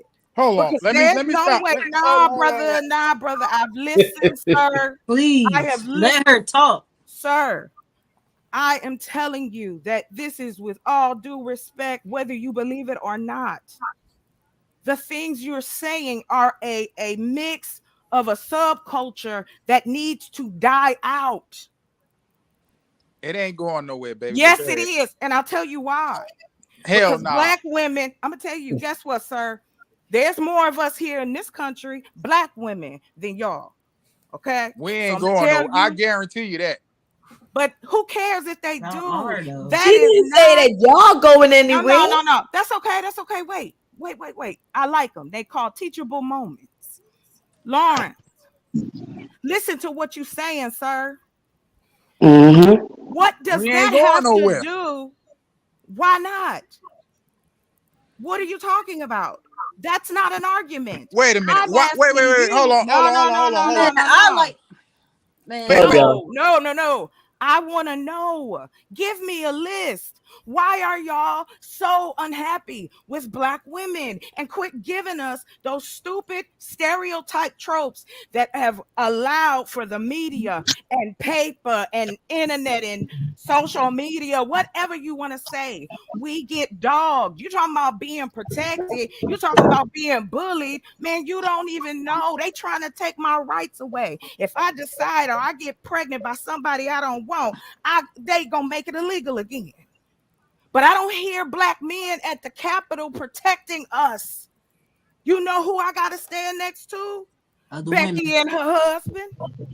Wait a minute. Wait, hold on. You want a motherfucker to protect you. You want somebody to protect you, but you can't feed your protection. I don't cook for a nigga, but you want that nigga to die for you, but you don't want to feed him. I need that nigga to get up off his ass. You don't want to feed him. Wait a minute. You don't want to cook your protection. What are you talking about, Mr. Lawrence? You don't want to cook your protection. But you want that nigga to die for you. I want to answer him. I want to answer him. Oh, sorry. No, baby, that's okay. Because I've heard this argument before. This is needed. I heard this argument before when I was a little girl in that barbershop. I listened to them Black men every Tuesday complain about their wives, complain about their side pieces, complain. But then you finish the sentence with, oh, well, she do cook. No, do you ever say in a compliment to a woman? And Lawrence, I want you to think about, have you ever said this to a woman? Man, she don't even want to feed her protection. Listen. That nigga gotta have strength. He gotta be strong. And she don't want to feed him, but she want him to die for her. Fuck out of here, man. Who are you talking about, Lawrence? You are such you on one hand, you like soft cooking, but on the other hand, every time it's violence. Why do you have to take it to that level? I'm not talking about that. Listen to me.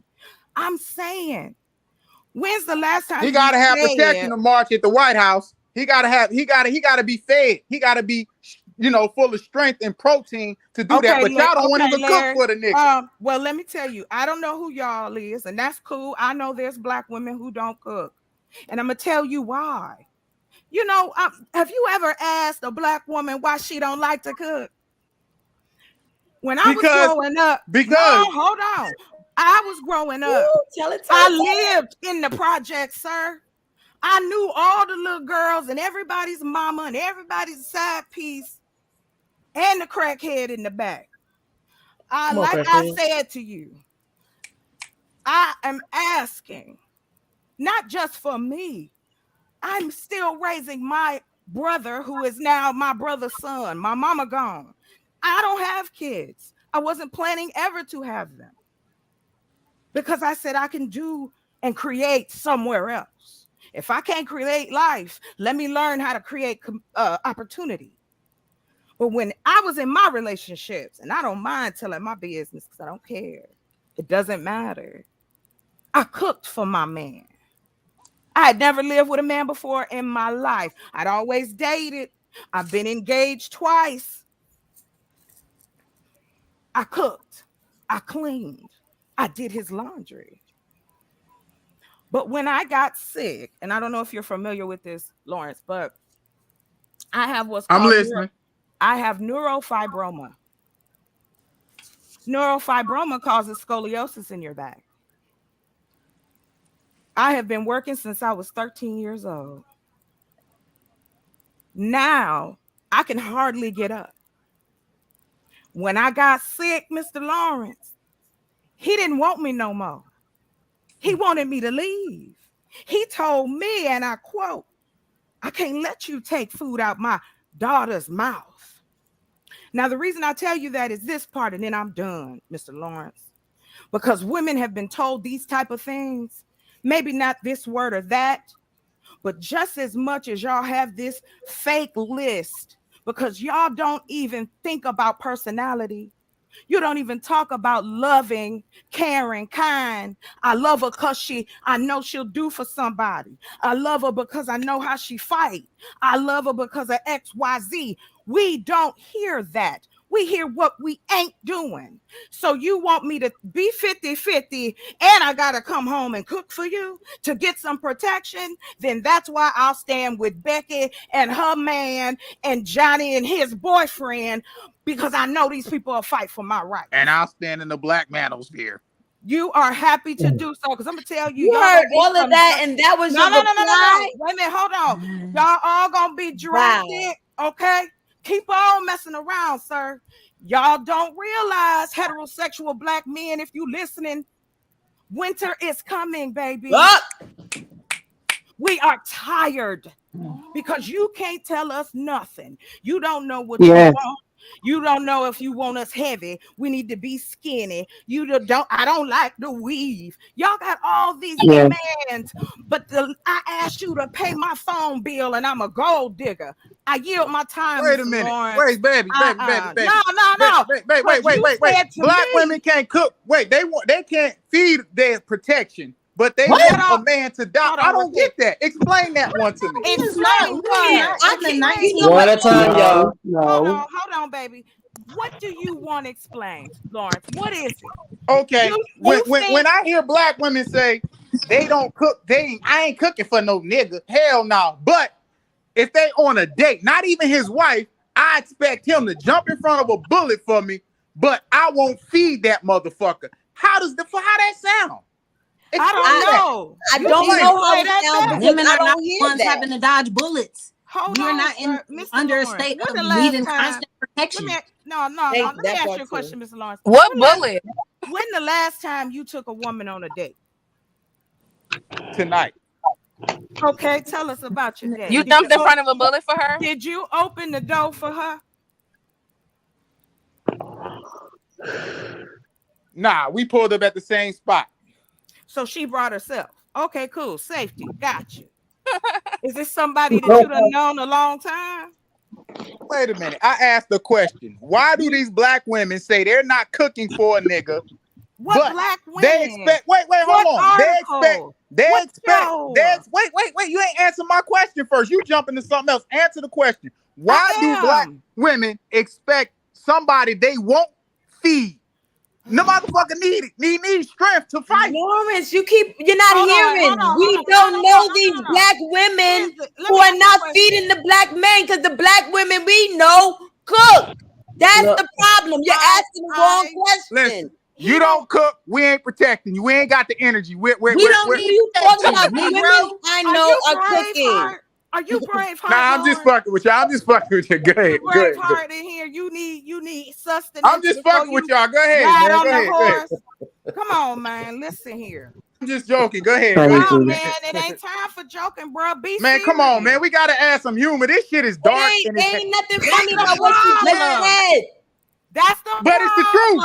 Y'all won't feed us. Listen. I know. Okay, now let's go with the fact that we have to but they want him to feed you. We need to have a different conversation. It don't matter. Okay, y'all. Lady T, we gonna let Lady T go. I'm sorry, but we have to have a different conversation, because why you throwing shots, Conscious? Go ahead, man. Because you're not dealing with women who are not willing to or have not. I have the same exact story that she just told, inclusive of not having kids and my relationships. I don't, outside of the illness. You understand what I'm saying? But I understand exactly what she's saying. I feed the man, okay? And this whole protection thing, like I get it. Like if this whole like I guess we have to live in some kind of Batman and Robin story. But as far as the reality in my day to day, you guys are missing the point, and we keep trying to tell you guys stuff, and then because we want to repeat ourselves, because it feels as if we weren't heard the next time, then we have to be compared to white women and how they operate and all the differences and y'all been left us. Spike Lee had to address that shit in the 80s. We didn't get to something new until to 2000s or something like that. Y'all been left. Y'all going. So whoever's not cooking ain't. Because the reason why you ain't being sad is because you ain't dealing with us, seem like to me. And on top of that, y'all went to the Supreme Court, Lawrence. and fought for the right to be with white ladies. Somebody You got know feedback. that? Everybody mute except for the people talking. Consciouztv, where you at, buddy? Can I just ask this guy a question? Go ahead with your proper voice. Go ahead and ask this guy a question. No, realistically, let's be adults and have a serious conversation. If you meet a woman today, at what point do you expect her to start cooking for you? When she want me to jump in front of a bullet and die for her? Okay, so how old are you, if you don't mind me asking? You don't have to answer, but I'm 17. assuming. Okay, so in all of your 17 years of life, this is probably why nobody wants to cook for you. You don't behave like a man, first of all. Like, we trying to have a serious Man, conversation. fuck out of here with that. See, there go that Come shaming on. shit. No, I'm being honest. We respect well, how you know? You're not a man. How you know what a man's for? You're not a woman by attacking a man. Oh, yes, I am. No, Because the I know fuck what a you man ain't. is. No, the fuck I have all brothers. No, you ain't. You're screaming. You're very emotional. So I know can you just ain't. tell if I was a woman Yes, who met I'm you, I would not emotional. take you serious. I'm a misogynist. Whatever you want to I call would me, I'll not do take that. you serious. You're joking too much. You're not acting like a grown man, but you want to be respected like one, but you're not carrying yourself. I don't want your respect. Don't respect me. I don't want it. I don't want it. Women cook for men that they respect. So you joke around a lot. So I can see a woman not taking I'm gonna joke some more. And no one's gonna cook for you. Okay, cool. All right. Can I say something to the older women who had spoke before? I believe it was like two voices that I heard, but that first lady, when she did that first part of what she said, it was so eloquently spoken. This is the problem. It's lack of comprehension as well, because he completely ignored and didn't touch on anything that you actually said and stated in that first part, and told this story that I still didn't get to the point of what was the point of that. You said all of that to combat what she said, which once again just shows that all you what guys I'm care saying, about is pointing what the I'm saying blame is on women. you're missing the point. These women will say, you don't hear women say, I'm not cooking. Well, I'm not, maybe, I don't know. Maybe our age bracket is different. I'm talking about, wait, hold on. These younger women, these younger women say they're not cooking for no nigga, but they don't want no man to cook. I want to touch on that because the older generation and younger generation of women are different.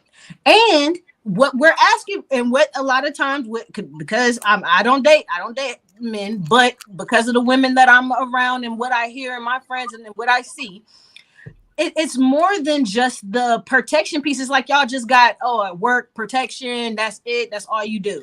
It's like when the lady had mentioned personality, the love, not just on her end, but on your end.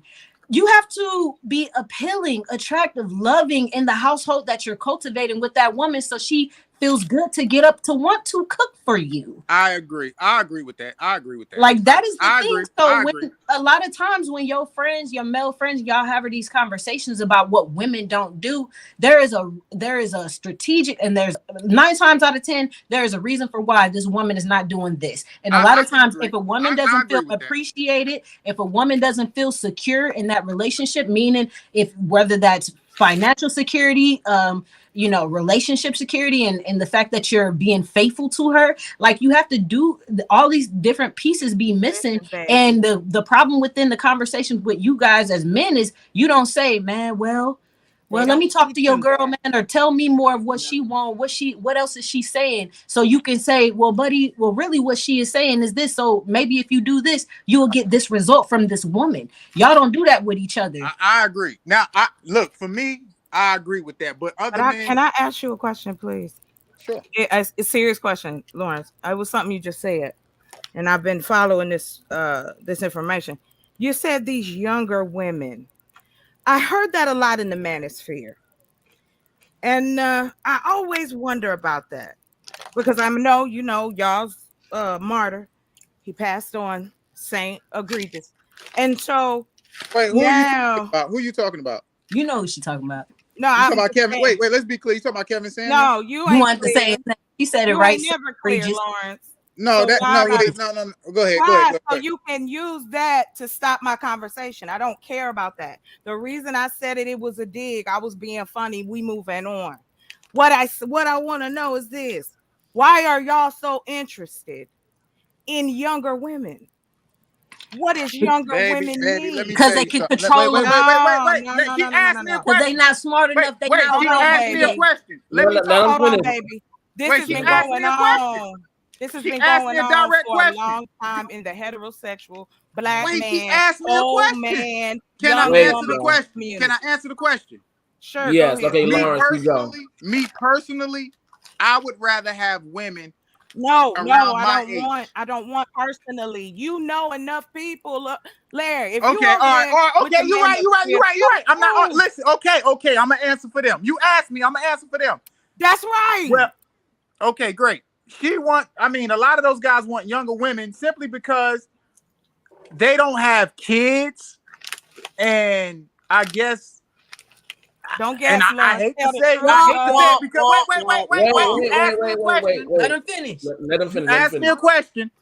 What I hear from those guys. Now, me personally, like I said, I like my women around my age, whether they have kids or not. Now, for the guys that I know that like younger women in my community, the reason is, for one, those women more than likely don't have kids. If they do, they're smaller kids. They're not like teenagers that they gotta, I guess, combat with. And I know you're gonna take that and run with. Why guys gonna combat? But and another thing is, they say that those women are more cooperative. That's what they say. So don't bash me for what they believe. You asked me, so I told you. No, first of all, just because I am passionate about my answer, I ain't bashing you. And if that's how you feel, I can't help you with that. No, I said don't bash me for what I hear from them. You That's are. I answered for them. What Okay. do you say if you don't agree with it, Larry? If you don't agree with it, Lawrence, do you stand up and say, "Look, dude, ladies can do stuff now"? Let me tell you something. What I like about older women, I'm gonna tell you what I'm not like. talking about older women. I don't care what you like. Okay, I'm go talking ahead. about the men you are talking to. You are probably older than them, and you could be giving the information that's needed. You know damn well what they're saying is dangerous. Not just to black women, but black trans women, any fucking woman. A dude could be walking down the street with a wig, he could get attacked because somebody in their feelings. Wait a minute. I'm so tired. No, Larry, listen. Wait, Because I want you to take this back to your people. Listen. I know that's right. Right. Y'all don't even know what you want. You want breeders. You want cooperation. When you just said they wanted younger women, you asked me why they wanted younger. You said that's what they wanted. No, wait. Okay, wait. You said, and I quote, you said that a lot of the guys that you know over there are saying they want younger women. You asked me why do they want younger women. I said from what I hear. Cooperative. What does that mean to you? Not just cooperative. They said they don't have kids. Don't just take everything. Don't be selective, sweetie. Take everything. That's what it's about. That's called critical thinking, sir. Cooperative. You're going to break something up to learn it. And Don't try to word salad me, go ahead. Larry. Don't word salad me, sir. I'm asking a true question, and you know well enough, and you've been here long enough in the black community. You know what old black men say. You know what young black men say, and y'all don't hold them accountable. So let me ask you this. Why do younger women want older men? Because y'all have money. Yes. Y'all got no personality. But here's the thing. I'm done. Exactly. So it's not about love. That shit she was saying. It's not. Okay, go ahead. Hold up. Listen, you have not trump carded me, sir. That is the truth. And don't sit there on no high horse like you got a gotcha. Men been paying for the pee since the beginning of time. They've been taking young women. They like younger women because younger women like older men. So older men like younger women. No, men are predators. That's why y'all like younger women. There you go. Y'all are predators. Y'all like fucking. No, baby, don't say it. Don't say it. No, let's be honest. Let's be honest. Guys, No, guys, guys. I like older women. You So have to don't put me in that category. I like older women. Wait. Just so you guys know, a little bit of him, he's telling the truth about, wait, about how he feels. But however, at the same time, I want you guys to pay attention. He's trying to get his route up. So I need for y'all to catch the cues. Oh yeah. Don't fall for it. You know? No, but let's be honest. They're predators. They like to prey on younger women. Listen. This is historical, honey. They learned it from the fathers that we still are letting run our lives. That would be Washington, D.C., the Senate. Those men are the generations left over from what has been done to this country and to the colored people here. Now, there's a long stemming. What they saw that the master did, he slept with his daughters, he slept with whoever, he beat whoever. The thing that is dangerous and why Black women are trying to give y'all the opportunity to see, but you want to play with us. You want to play these word salad games. You want to, you're writing with the one word. That's how it works. You read one word at a time. Don't play with me. But see, when somebody stand up, and you know this, Larry, you know this because I know you've been around enough men. And no, you may not want to be put in it, but I'm going to tell you this. No, I might not be, I'm not a trans woman, but if she asked me to stand next to her, I'm going to do it without blinking. You know why? Because that's a fellow human being. That's a fellow woman. Because I'm going to tell you something. I'm a Black woman in a society that does not want to see us achieve anything. You followed, and I'm not talking to you, Lauren, so don't take what I say and jump on one word. What is happening right now? Why we're having these conversations? But we got to take it further. Yeah, I know y'all don't like it when it go dark because y'all get scared of telling the truth. Because they've made men a monolith. Y'all don't even see it. Everything that is valued to Black men is something they can control. A car, a house, money. You want to do whatever you want to do. And the problem is, and I heard you earlier, Larry, the problem is why y'all got to be careful about what you say to us is because we are owed that. Y'all done asked us to keep our heads down and tiptoe for years. 1980s. It's still on the book, sir. We were property, and that's how y'all still see us. Especially heterosexual Black men. And then you don't call each other out. Because if we do it, we just are angry at Black Can I say woman. something? Wait, can I say something now? Can I let you talk? Can I say something? No. I hope you listened. Did you hear anything I did. Give me something. But ready to talk, you ain't hear nothing. Give me something. What I say. Okay. First of all, I'll leave you alone. First of all, I'm a very good listener from all dynamics. When I first came to this channel, I was scrolling. It came in my recommended videos. I seen something. It had the Kevin Samuels title, right? And it said Consciouztv. When I clicked on it and came into the live stream, I seen a guy with a weave, this, that, and the third. I was like, whoa, Consciouztv. Then I saw this. But I was like, at the end of the day, I'm not a judgmental person at all. And that's why I'm here. That's why I was there the last time. You know, so I do listen to everybody. So I'm listening. I'll joke around, but I'm listening. Go ahead, sweetie. I'm going to let you talk. That's not it.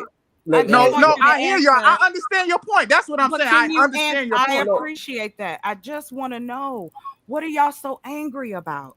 Well, I'm not them. That's why I'm here, because I'm not them. Listen, the average straight guy would not be in no shit like this. Most of them. What does that mean, Larry? You want a cookie for that? You're getting information. There you go. No. See, there you go. There you go with the sarcasm and all that. Wait. But you gave me sarcasm in the middle of me saying something to you. But now Okay, go ahead. Okay, Rico, go ahead. Okay, so Lawrence. Okay, what I'm trying to mediate this because this is powerful. That's why I'm not stepping in too much because I like this. Okay, Lawrence. I believe, correct me if I'm wrong, I believe what she's saying is that even if that is not you, that is not the case for you, your personal beliefs, systems, etc. But however, you have access to those other men that do believe those things, which is the reason why when we asked you, well, not we, she asked you in particular those particular questions, and she wanted to know exactly why do certain men or men in general, generalized, whatever, like younger women. Because she knows that she doesn't have access to those individuals, because even if she does, she doesn't 100% get the truth. But since you do have access to them, we all want to know what's some type of answer. Because here's the thing, we have conversations as in barbershops, locker room. We say this all the time, and this is where we are. This is when we're actually being authentic and the truth comes out. So the thing is that even if you give us the answer, in the end, you take what you learn here, you give it back over there, and then y'all start the conversation there. I totally agree with you, man. I can't disagree with that. I agree with you on that, brother. I agree with that. But are you gonna do it? Huh? Are you gonna do it? Yes, you gonna go call your people. Let me tell you. You're gonna have a manosphere meeting and tell them, listen, brother, we need to talk this out. I don't want to represent a group of men that want to be predatory over women. Whether Well, we see, old wait, or hold on, baby. When you use those terms, predatory and all that, it's a see, term. wait, that's it's a interchangeable. definition. Wait, sweetie. No, it is not. Oh, see, you're not hearing me. Now you're not hearing me. When you use those terms, predatory, you said a minute ago that younger women like older men. No, I money. didn't. Wait, predatory. So they can prey on older men for money. So that goes both ways. So let's make that How does that first. go both ways? A woman is Oh not my fully God. grown. Oh my Hold God. on. I know you're gonna see things your way. I'm not saying men aren't predatory, but you gotta understand that women are predatory too. Who are you listening to? Because it ain't me. Wait, somebody just said that younger women like older men for money. So predatory goes both ways. Not a fact? Wait. But Mr. Lawrence, I think I understand. That's not predatory. That's hypergamy. That's all women across all races. Women are hypergamous. Period. That's not the same thing as being a predator. So let's get that clear. That's white women, Asian women, Indian women, Hispanic women, black women. Conscious at? They all like men with money. Where they come from? Where they come from, man? Go ahead, man. I'm listening. Go ahead. What you mean? Where you come from? I'll be on this panel. Where you be at? Oh Where my you God. come from? Hey, who you talking to? With the attacks. Here go the attack. It's cool. There's no attack. Go ahead. The problem is I'm trying to educate you about hypergamy. No, but because you're ignorant, you think it's an attack because you're fucking stupid. No. You're projecting. No. I'm talking to you about hypergamy. Where's the attack? He don't You're know. ignorant, so you can't have a conversation. See, there you go with the names. Now I'm attacking you. You're dumb. Hold on, now I'm attacking you. No. Wait, hold up, y'all. Bring it on down. Anything done? Listen, because I was defining. Hold on, baby. I know what you was asking. Just hold back. But he's a child mentally, like a lot of them. So you can't get nowhere. Hold on, that's not true, sweetheart. It is true. Well, if that was the case, baby, then there would be no more us. Somebody got through to somebody. People still marrying each other. People still having babies. But unfortunately, there's a section of our people who feel it necessary to hurt each other with words, and then it moves on to the physical. The attack is that the conversation can go no further because we don't want to deal with the fact that Black men have adopted the same patriarchy that they're under. Yes. See, their competition is the white counterpart, our persuasion brothers and sisters, because they own everything. They own this internet we own. They own all of the things that we use now to put us in positions we never thought we could be in. Correct. Now we're able to reach out to each other, and all we do is talk about the same shit. We ain't doing nothing but spin the bottle. If I can't tell you, I'm sorry, Lawrence, I'm messing with you, but I won't call you Larry. My best friend's name, my mom's best friend name was Larry. He passed away. That's all I say. But when I talk to men, and I have talked to a plenty. Can I just tell you this quick, and then I'm gonna get off here? No, go ahead. Take your time. Take your time. I'm listening. Go ahead. I was a playwright once upon a time. I put together 2 plays and got one fully in like this. You know how, and when and you probably know, Lawrence, when poetry was the new black thing. That was deep. You know, the 2 snaps, you know, you cool, you know. I put on this play with nothing. The only person that helped me was my mama. I met all kinds of men and women who wanted, black men and women who wanted to be a part of something different. I put myself in a position as the outsider. All I wanted to do was watch. And I told them, listen, the one thing y'all can't do is hook up. That's my only thing. That's my only problem. Everybody hooked up with everybody. But the play still went on and it was fantastic.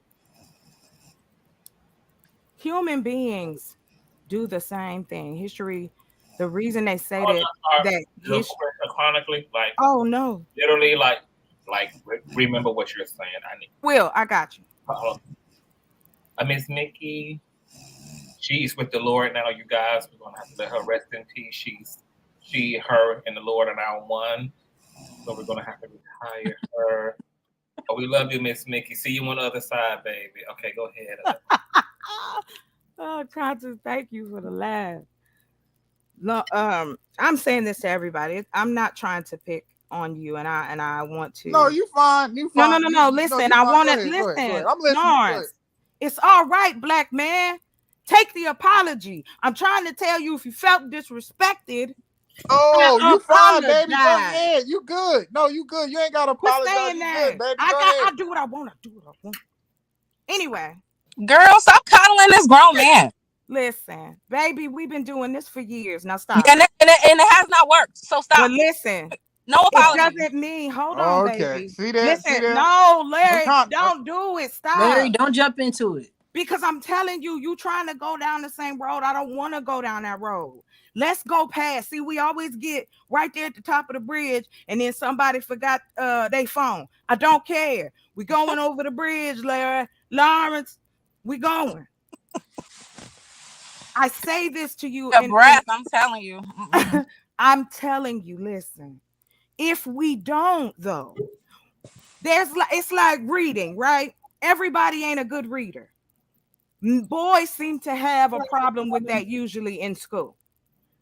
But there's also girls who have it, but we don't pay attention to them. Mm-hmm. We say, oh, she's so smart and she want to help. No, she has ADHD and she need to sit down. But black people don't discuss these things. And now this child goes through life, you know, doing these particular type of things, but we give them names and we move on. That's how black people are. And that's fine in certain instances. 2 things can live in the same space at the same time. I don't know when black people decided that that wasn't a true fact.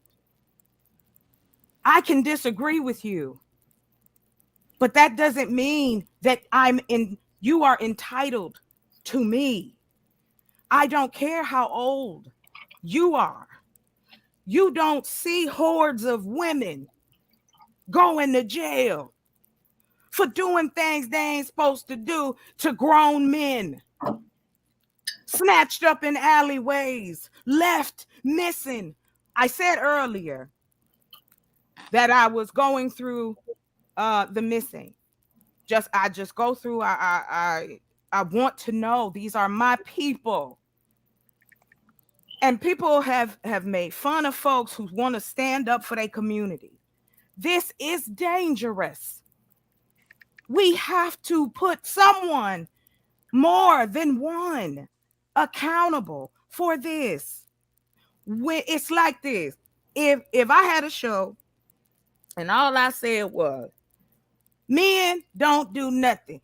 They can't be nobody. I don't like them at all. They can't even read. That is untrue, correct?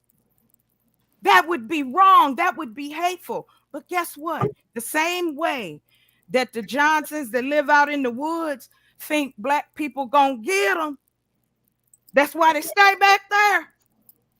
That's the same thought process. That's where we go with it. It is in your mind, sir. You choose to do whatever you want. Every black man has. My daddy did the same thing. He had 10 of us, but we don't know where we are. There's a few over here. There's a few over there. But he wasn't called no slut, any kind of derogatory. That's the man. And he made girls. Oh man, come on. I grew up with that. Hey, sir. And this has continued on, and y'all calling each other out, and I don't understand why. You have daughters. You want them to be with men like this? It's like y'all are so individualistic, and you don't understand why women will gang up. There are tribes across the world where there are only women. Did you know that, Larry? There are only women and children. Do you know about the femicide rate in the countries across the world, sir? Women are dying at an alarming rate. And I don't hear one black man over there in Manosphere Town saying anything. Y'all don't even say nothing about us. So I know you ain't gonna say nothing about no trans man or woman. You ain't gonna say nothing about no queers. You're so scared. You're so scared of you losing a position that you never had in the first place. They allowed us to do the things we do now. At any given moment, if somebody was crazy enough, this runs on tissue paper, but we can keep playing pity pat all you want. This is how destinies die out. And y'all don't want to take it seriously. I went over there and listened. The advice you give to young men is disgusting. That you wonder why they ain't getting no women. You wonder why they in Reddit talking about women. Now they want is a Chad. Who is Chad? I never said that, but go ahead. You know what? Okay, you say it again. Anyway, you want to be so separate, then why you go over there then? You done with that? Wait a minute. You don't go back over there. No. Every time I say something to you, go ahead. I'm listening. How you so different? You ain't different if you ain't saying nothing. The time has come. We done. Ain't nobody waiting for y'all to catch up. And that's what got y'all pissed off. Mm-hmm. You don't know how to do nothing because your mama didn't teach you nothing. That ain't my fault. I'm not raising nobody else's child. She should have done her job. He should have done his job. And you should have done your job by learning how to do something. Y'all sit around and complain, don't want to build nothing, but you give your money to scammers. You'll stand by a man that didn't help not one soul. Show me the statistics. Okay, can I talk? Can I talk? Because you cannot answer my questions. And Can I talk? Can I talk? Answer my question. How many people did you say that to that you don't agree with that younger woman stuff? Wait, baby, listen. No, don't baby me, sir. Don't insult me like that. Okay, ma'am. Yes, sir. Okay, ma'am. First, I want to say this. I wouldn't be here listening this long if there wasn't no substance to what you were saying. That's not what I'm saying. Oh my God, I can't see. That's the problem. No, it's not. You don't want to listen. Oh my God. Do you tell other men? Do you tell other men? Do you tell other men that you do not agree with what they are saying in the manosphere? Because you said earlier, I'll stay over in the manosphere. Hey, well, if you know people over there, can you pause? Conscious, are you there? Rico, are you there? Rico Reckless, Conscious, yes, are you there? Here. Yes. Okay. I want to ask your permission, right? I have a video called on my channel, right? Called Why Black Men May Have an Unfair Advantage Over Black Women. Well, I don't put black, I just say why men may have an advantage. Well, why men have an unfair advantage over women. And that basically entails my philosophy of why I think we have an advantage over women. And I'm gonna give you the gist of it just in short. Basically, what I realize is most men and women, let's say two parents, they have a boy and a girl as a child, then they break up. Both the children go with the mother. The boy, he has a full-time experience with the parent of the opposite sex, which is the mother. Women normally don't have it. They may have visitation with their father, but they don't get the full experience of having a relationship with the parent of the opposite sex. You know, it's basically, I ain't gonna go through it all, but I do that, ma'am. So I'm gonna let you talk. I'm listening. I'm here. I'm listening because that's why I'm here. I'm on a transgender channel, and I'm here because I'm not biased. I want to hear. No. I ain't want to listen. Listen, I'm not one of them niggas. I'm gonna listen. No, I'm gonna listen. I'm gonna listen. Hello, Lawrence. I'm a same gender love. I just want to apologize to the panel, and I want to hear everybody's perspective because it's fair. Yes, ma'am. I would listen. I would be wrong if I was judgmental. Hello. I'm not that type of guy. I'm not that dude. I want to listen. Go ahead. Hello. Hi. Hold on, everyone. Lawrence, do you understand that I am a same gender loving man? Man. Hi, Lawrence. I need you to respond, bro. Say that again. I said, do you understand that I'm a gay man? Okay, you're not okay. All right, I didn't get it. Okay, you gay. Okay, I didn't know. I seen the weave. When I see that, I'm thinking transgender. But go ahead. Didn't get it because earlier you said you were scrolling randomly through the algorithm and saw a man in a weave up here. But I thought you was transgender. I'm sorry. My bad. My bad, brother. When do you know trans women to have a full beard and a masculine hairline? Shit, man. I mean, hell, I don't know, man. Hell, okay. I'm wrong. Go ahead, man. I'm wrong. Okay, It's just all it takes. It's just what you like. Yes, exactly what you think in conscious. This is what heterosexual women go through. Yes, yes. It's femininity on a man so extreme that him literally having a weave constitutes him as a trans woman. Hey, that's why I'm here. I'm trying to get understanding, sir. It's very surface level. It's very surface level. Why do you tax me? I think we tired. I think everybody's tired. And when people actually, sir, motherfuckers is tired. I'm an insomniac. So may I speak, please? Is that okay, please? First of all, I just would like to say thank you for having me up on your panel, Mr. CCTV. I love you. Everything about you resonates with my spirit and my soul. Oh, thank you, love. And I just want to say, like, I noticed within our community, when I say our community, I mean the Black community, we have this phobia against self-accountability and self-responsibility for what we say, what we do, and how we treat each other. You know, it all sounds good when we going back and forth, but you're accountable for what you do and what you say. There's consequences to that. Sir, I'm not sure what your name is. And you like, I'm just joking. But I notice it's always some truth into I'm just joking. It's always a bit of truth hidden in I'm just joking. You mean that. And that's okay if you mean that. I don't think it's anything wrong with it. That's fine. But you're accountable for what you say. Of course, baby. Go ahead, though. So if you feel like a woman won't make you because like you're stuck on this cooking you something to eat thing. Okay. Not me. She asked me about other men in my community, why feel like why they shouldn't protect a woman that won't feed them. I'm good. Yes, Y'all sir. asked me about the people in my community, and I'm speaking to that. I'm speaking to the people on your. I apologize. I'm not speaking directly to you. I'm speaking to the people in your community that has that concern. Is that fair? Yes, ma'am. Go ahead. Okay. Now, as a woman I am a bisexual woman. I have dated men and women. I'm not confused. I'm not. I know what I like.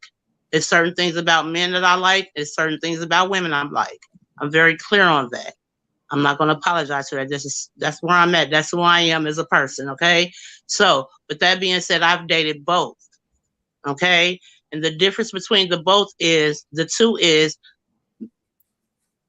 I've only dated black men, so I can only speak to black men. Black men have a tendency to be more aggressive and more volatile if they don't get what they want. Like it kind of puts me in the mind of a small child when you're raising, because I have identical twin sons as well. So when I was raising my sons, when they couldn't get their way, they would throw tantrums and act out. But they were boys. I don't expect grown men to have that same response. And it seems like that's the response that we are getting from our black men. And it's scary. It's scary to think that we can't come to you guys anymore and say, look, hey, this is what's going on. You know, can we work this out without being attacked, assaulted, verbally, mentally, physically, or emotionally? Like, and I don't think that y'all are actually like listening to comprehend what we are saying. Y'all are listening to respond to what we are saying. And we really need y'all to comprehend. And, you know, like I give this example, like team. We know that team means more than one person, right? Team means a collective, a group, right? That's what a team means. That's comprehension. So when we're talking to y'all, instead of, you know, listening to respond and to constantly rebuttal, how about listen to comprehend what we're telling y'all? Because collectively, we all black women can't be saying the same thing to y'all, and we're not talking about nothing. That's not right. Or, nah, that's not what it is. We're all saying the same thing. Everybody cannot be wrong. Like, that's just insane to me to think that a large group of people are saying the same thing, but everybody is wrong except for y'all, except for a small percentage. How is that? Like, that just doesn't even usually work out on the average of things, correct? Like, it's usually the majority rules, right? Okay, ma'am. See, Conscious, could you? I want to see which one was, you know, talking, so I can. Lang. Okay, Lang. I've been sitting here listening. I mean, maybe I'm one of a million that will listen. I'm listening to you. I hear you. You know, I'm not a woman, so I are you comprehending? Wait, listen. I understand what you're saying, but the thing is, it really ain't no but the thing is, let me get rid of that phrase. I'm just saying that I understand and I'm listening. I can't force anybody else to understand you or your point. You know, all I ask is, I'm not throwing shots at nobody. You know, Ms. I'm Venus, not trying to throw shots. No, sir. I'm not I saying you. apologize. No. I'm not saying you. No, listen. But it was another girl, I think Miss Venus. She was calling me all kinds of names. Can you focus on me, please? Yes, ma'am. Yes, ma'am. Go ahead. I'll let you speak. Go ahead. I'm gonna mute my mic. Go ahead. No, I just wanted you to just focus on what I was saying. Like, can y'all, like, are y'all listening to respond? Are black men are y'all listening to respond? Or are we listening to comprehend? That's just my only question. For myself, and there's some truth to there's some validity to what you're saying. I think a lot of people going both ways. They listen to respond versus just listening to comprehend. As for me, I'm listening to comprehend. That's why I'm muting my mic and letting you go ahead, and I'll unmute it. Oh no, so that was all I had. That was my question for the collective, because you were saying it's not you. I'm not talking about you in particular. I'm saying, since you were speaking for the collective, I'm wondering if you could ask the collective, are we listening to respond or are we listening to comprehend? Because when you listen to comprehend, that's when changes are made, because then we're understanding where one another is coming from, and it's just not like a shouting match over each other. You get what I mean? Like, if we're comprehending, if I'm understanding and comprehending what you're saying, then we can move forward. Then it won't be a lot of this back and forth, bouncing back and forth with the same talking points, just going in circles and then going in reverse again. I want to point. Comprehension is a skill. I want to point something out to him, because I think there's a small piece that's being missed in here. By the way, you are fucking gorgeous, like, bro. Like, Thank you. I have a son, I want my son to look like. Who you talking about, China? Like, you, Conscious, like you, like. Yeah, he fine. You are beautiful, man. Like, this is like, but yeah, and there's beautiful. Oh, the pictures, yes, the pictures going on the screen. Yeah, he gorgeous. He is gorgeous. I'm sorry. I'm just on a slideshow for Lawrence Brain. Right, but to the conversation though. Okay, so the part that I think you're missing, Lawrence, when you say because collectively we already know the answer to if they're listening, or are they just listening to listen, or are they listening to respond. We know that they're just listening to respond based off of his own response in that beginning conversation in the intro, completely missed, and the finger pointing and the misdirecting over here.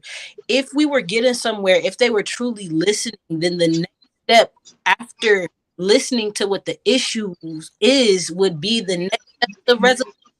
And that's why, not just the next step to resolution, but following through. I mean, genuine change and work within self to be able to make that change within that relationship or relationships with people to then move forward and do something else with that woman. So that's the key point that's missing. It's like we you say to y'all it's repetitive, and it's you were trying to give the analogy of everybody's in this constant loop and nobody can move past and let go. A woman will never let go. We can never, anybody truly, a situation is never truly resolved until the issue is truly resolved and can be moved past. That's the only way that you can truly move past it. Or you're going to continuously have this recycling loop of the same issue coming about when it's time for it to come about. It's just layers and layers of stuff on top of it, just soothing it for the moment, even down to the women who stay with these men who have these ideologies and these homophobic ways and all this other stuff. You stay with the man for years and just say, freak it. You know, you're not going to go back and forth. You'll deal with him. You'll still have your friends. You'll accept your gay kids or whatever while you still living with this man who is the biggest homophobe in the house. And we just going to say, okay, we accept it or whatever. But he just perpetuating this crap all over the place. You know, it's like that, man. And I piggyback off of that and kind of bring it back really quickly to that whole somebody ended up dead situation and the white woman, if you don't mind. Because when we were talking about listening to respond and all of that, it's more so, you know, are they listening to react or listening to respond? Because a lot of times you're just getting a reaction as opposed to a response. Because like you said, had it been a moment where you actually took in what was said, you would have a different response, I would think. And then, you know, you mentioned that sometimes, you know, once something is responded to and then there's action that takes place that changes it, then it doesn't have to really be discussed again. And I'm wondering if that brother who was with that white woman, as soon as the white woman said to do it, it was done and it need to be discussed again. And if that was the reason why the arguments were to a minimum when it came to being repetitive. But that's just was my thoughts. Or because we do know there's cultural differences with white women and how they are. So is it just like, or just women in general, when they just tired of fighting with a nigga and you get the right woman who would just be like, all right, whatever, you know. It's been perpetuated since the 70s, honey. Like I said, they fought in the 30s to have access to go out with ladies of other persuasions. If you guys are history buffs, as I am, you could go look up the old Jet magazines. I'm talking about, because Jet magazine was the black magazine for our grandparents, probably the people, some of y'all in here may or may not have seen them. But if you go and look, they're asking the same question, and this is the 40s. Are Japanese women better wives? And it's a black man with a Japanese woman on the cover. So that's why I said, baby, this has been a long haul. The men in our society, in their journey to try to keep up with a counterpart, instead of worrying about your house, worrying about your home, your community. I don't care who you sleep with. I don't care about your sexuality. I don't see that first. I don't care what clothes you got on, whether you got hair or no. These men walk around with a hairline running like Luther Vandross. Creep, creep, creep. And guess what? There's going to be a woman that will love that man and take care of him and be there for him. But what men never ask other men is what they really do at home and what they say out loud. Two different things, baby. Yep. Yes. Yes. I'm gonna tell you something. They always talking about our other sisters of other nationalities and cultures that they better than us. If you think about it, think about how people do you at work. We work for corporations. How many corporations anybody working here that's owned by black people? Me, well, I work for myself. No, baby, that ain't what I'm talking about. I'm talking about. Who is that? Venus? Yes, sir. It's Venus. How you doing? How you doing, Mom? Serious question. Can I please ask you a question, please? Go ahead, Mom. I'm not trying to disrespect you. I swear I'm not. I'm sorry if I did, right? I came in hot. So let me first give you some respect and apologize. But serious question. Okay. They were just talking about, listening to comprehend or listening to understand, right? Okay. And so I immediately thought about the 2 attempts that I've tried to talk to you when I asked you about your age, right? You kind of did a deflection thing. And then when I asked you when I tried to explain hypergamy to you, you kind of was like, oh, it's an attack. And so I'm just bringing that up to say the reason we don't get forward in communication a lot of times is because when we are trying to seriously communicate with you guys, either one of the two happens. It gets turned into a joke or there's Okay. All right. You're doing it now, man. Wait. No. Listen. What is the point you're trying to make? I'm here to listen. I'm not interrupting. Go ahead. What is the point? I apologize. Just like you apologize, I'm gonna apologize for the humor or whatever, the sarcasm. So now let's get to your point. Just fair enough? Is that fair? I believe the young lady is asking you to answer a direct question with a direct answer instead of skirting around the issue. Listen, you came in hot, ma'am. And when you come in hot, I'm just going to reflect that. Well, at that time, I reflected that energy. So maybe I shouldn't have reflected that energy. Maybe I should have took the high road. I apologize if I didn't. So now what is the goalpost? Where are we trying to move it to? Get to the point, and I'll be glad to answer if you got any questions, ma'am. Hello? Sir, it's that. Like, instead of just answering the question directly. No, I did. She just said, I said, okay, I admit it. Okay. She came in hot. I responded with sarcasm. I apologize. Wait, hear me slowly. Listen to it. I apologize. Just now. We heard you. Okay, sir. so now what is the point that you're trying to convey to me so I can understand, ma'am? Instead of dwelling on the sarcasm, I apologize for it. Now I'm asking, what is the point that you're trying to convey, ma'am? See how that don't work, sir? It doesn't work. She made a statement. I apologize for it. Hold on, guys. So what I'm supposed to do? I think me and Lawrence are probably closer in age than you think. But hold on, Lawrence, let me ask you a question. Just a quick question so you understand what these young people are trying to tell you. You did you grow up with your grandparents and your parents, or mom, dad? Yes, I've had every. I mean, I didn't have. You had it all, but I've had a. Who raised you? That's what I'm asking. My mother, my stepfather, my dad, my right. You're invited. Okay, perfect. Great. I love it. Same here, sir. Both my grandmamas was alive. But you know what, ma'am? I'm not trying to. Yes, you are, and I promise it's gonna mean something to you if you. But she's gonna come back and say she didn't get to answer it. You don't know that. Hold on, y'all. Everybody, I need to do a quick commercial break, real quick, just to break up some of the just a quick one. Hello from the other side. I must have killed a thousand days, baby, to tell you.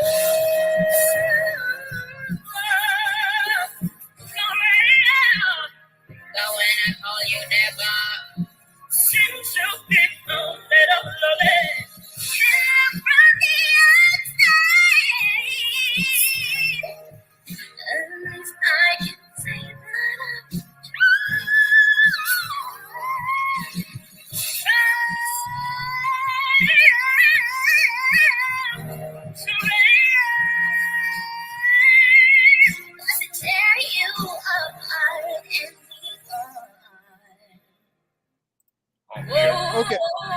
Now, okay, I'm back. Hello. I got dropped down. I'm sorry. Okay, I made Miss a Venus, mistake. Miss Venus, you still Yeah, there? I'm back. Okay, so Okay, now just like you said, just like you said, you apologize. I said, okay, fair, and I apologize for the sarcasm that I returned. Right. So now, what is the point that you're trying to convey so we can have understanding and I can comprehend? Can you go ahead? Okay, so you kind of proved the point that I was trying to make. If you would have let me, you gotta let this is it right here. You have to let a person finish, sir. You would have gotten my point if you just let me get to the end. I brought up the 2 examples to say this. The reason we're not having effective communication is because whenever some of us approach you, it's either A, deflection, or B, is turned into a joke. And then we get on this. You came hot. The You didn't first come thing with respect. I came with you come with respect. And no, I'm gonna tell you, if you don't come with respect, you're not gonna get through to me. I'm gonna tell you that. No, that's fair. That's fair. But listen, the first thing I said before the disrespect was, if you don't mind, how old are you, sir? That's what I said first. And you said 17. You started with the jokes. What does that have to do? Wait. What does my age have to do with what you was trying to convey to me, man? If you would have answered, you might have known. This is the point. We can't get nowhere because y'all play too much. That was the point I'm trying to make. When we try to communicate, we don't get far with you all because you don't know when it's time to be serious or when it's time to joke or when it's not time to deflect. I was trying to ask your age because I was going to say, out of all of your years of life, when did you actually have to jump in front of a bullet? That's what I was going to ask you. But I didn't get to ask if you live because in the you wouldn't real even world, answer. Okay, go ahead. I feel like I'm yelling over you and I don't want to do that. No, go So ahead. Just stop interrupting me. This is it. I asked you that question because it was leading to a point. That was the reason. But again, when you turn everything into a joke, the conversation goes nowhere. So in terms of listening to understand and listening to respond, I don't think you're giving yourself a fair assessment. You really don't listen too much to understand, sir. And I'm not trying to be disrespectful. I'm just trying to point out to you where you've done it so you can see what I'm saying. That's all. I disagree. I do listen to understand. But if you come in, I use jump in front of a bullet. I was given analogy about women that don't want to cook for a man, but they expect them to jump in front of a bullet. No, literally, no, not necessarily jump in front of a bullet. It can be use his strength that he may not have because he's not fed well by his woman to defend her just in a fist fight or defend her against a dog trying to attack her. But that's what I would use. I just used the bullet thing as an analogy. I'm sorry if you take everything literally, but it wasn't meant to be literally. Okay. So now, what is the point that you're trying to make outside of that? That's past. We got past that. What is the point that you're trying to make, ma'am? Well, I've made it. I still feel how I feel. You guys, you're looking to attack. You're looking for flaws. You're looking for stuff that people say and then throw it in their face. That's what you're doing. You can't even let a person. Is that not what the black man does to the black woman all the time? No. Hold on, because I don't want to be misunderstood. I am not looking to attack. I'm making a very clear point about comprehension. Yes, you are. And understanding. So even if you meant it in terms of a fist fight. So what is your point, ma'am, about making this better with black men and black women? What is how? Okay, let me. You gotta let a person finish. How does anyone talk to you? Let me jump in. So I've been listening, of course. Okay, one of the issues that I've heard, the point of what she's making is that even when they get to the point of articulating and having the ability to be able to express their emotions, their concerns, their viewpoints to warning. If it does not apply, let it fly. I'm about to generalize. Does not apply, let it fly. To black men, they typically either deflect, they walk away or shut down or completely disregard their partner. But the thing is, since you guys are in a relationship, an agreement, mutual, you're supposed to hear your partner out and compromise. That's what you do within a relationship. But however, the compromise is not happening or the communication is not happening. And that's the thing. Am I correct? Somewhat. I was talking even in terms of not even a relationship, right? Just as a person. Wait. Now you're the only woman, Miss Venus, that I really got sarcastic with because of your approach. Since I've been on the last panel and this panel, everyone, when they had a question, even from the host of this show, they came direct with no real attacks like that. Even when I was asked about what if your son was born gay, I didn't come with no sarcasm. The reason why I came like that with you, because you came like the typical, and I'm not saying you are, but you sounded like the stereo, the woman that they talk about. So that's why I came like that with you. But as a majority, none of them can say I came like that with them except you because of how you came. Fair enough? Host Absolutely. of the show, is that fair? That's fair, but listen, you're missing the point. We're past that. I came at you crazy. You responded how you respond. Fair. We're on a different point now. The point is this. You're still doing it now. There is a misinterpretation. You keep going back to that. Oh, Jesus Christ. This is, you have to stop. You keep going back to that. You're not trying to make it better.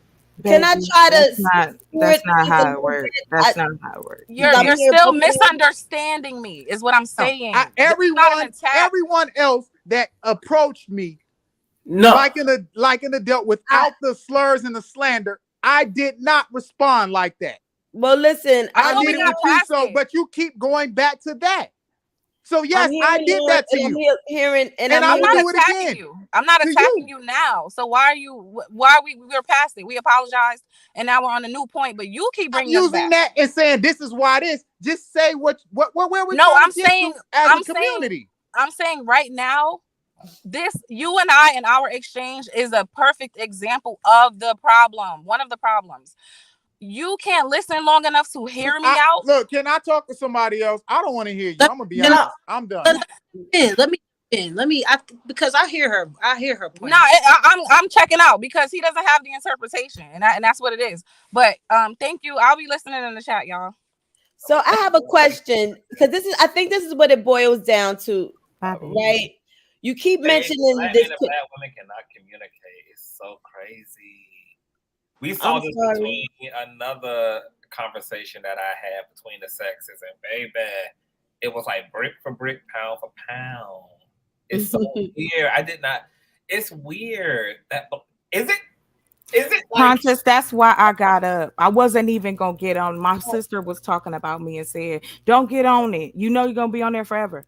But when Lawrence woke me up, I was listening to him, and I said, "Wait a minute. No. I know he better than that." I'm just, yes, Conscious. This is it.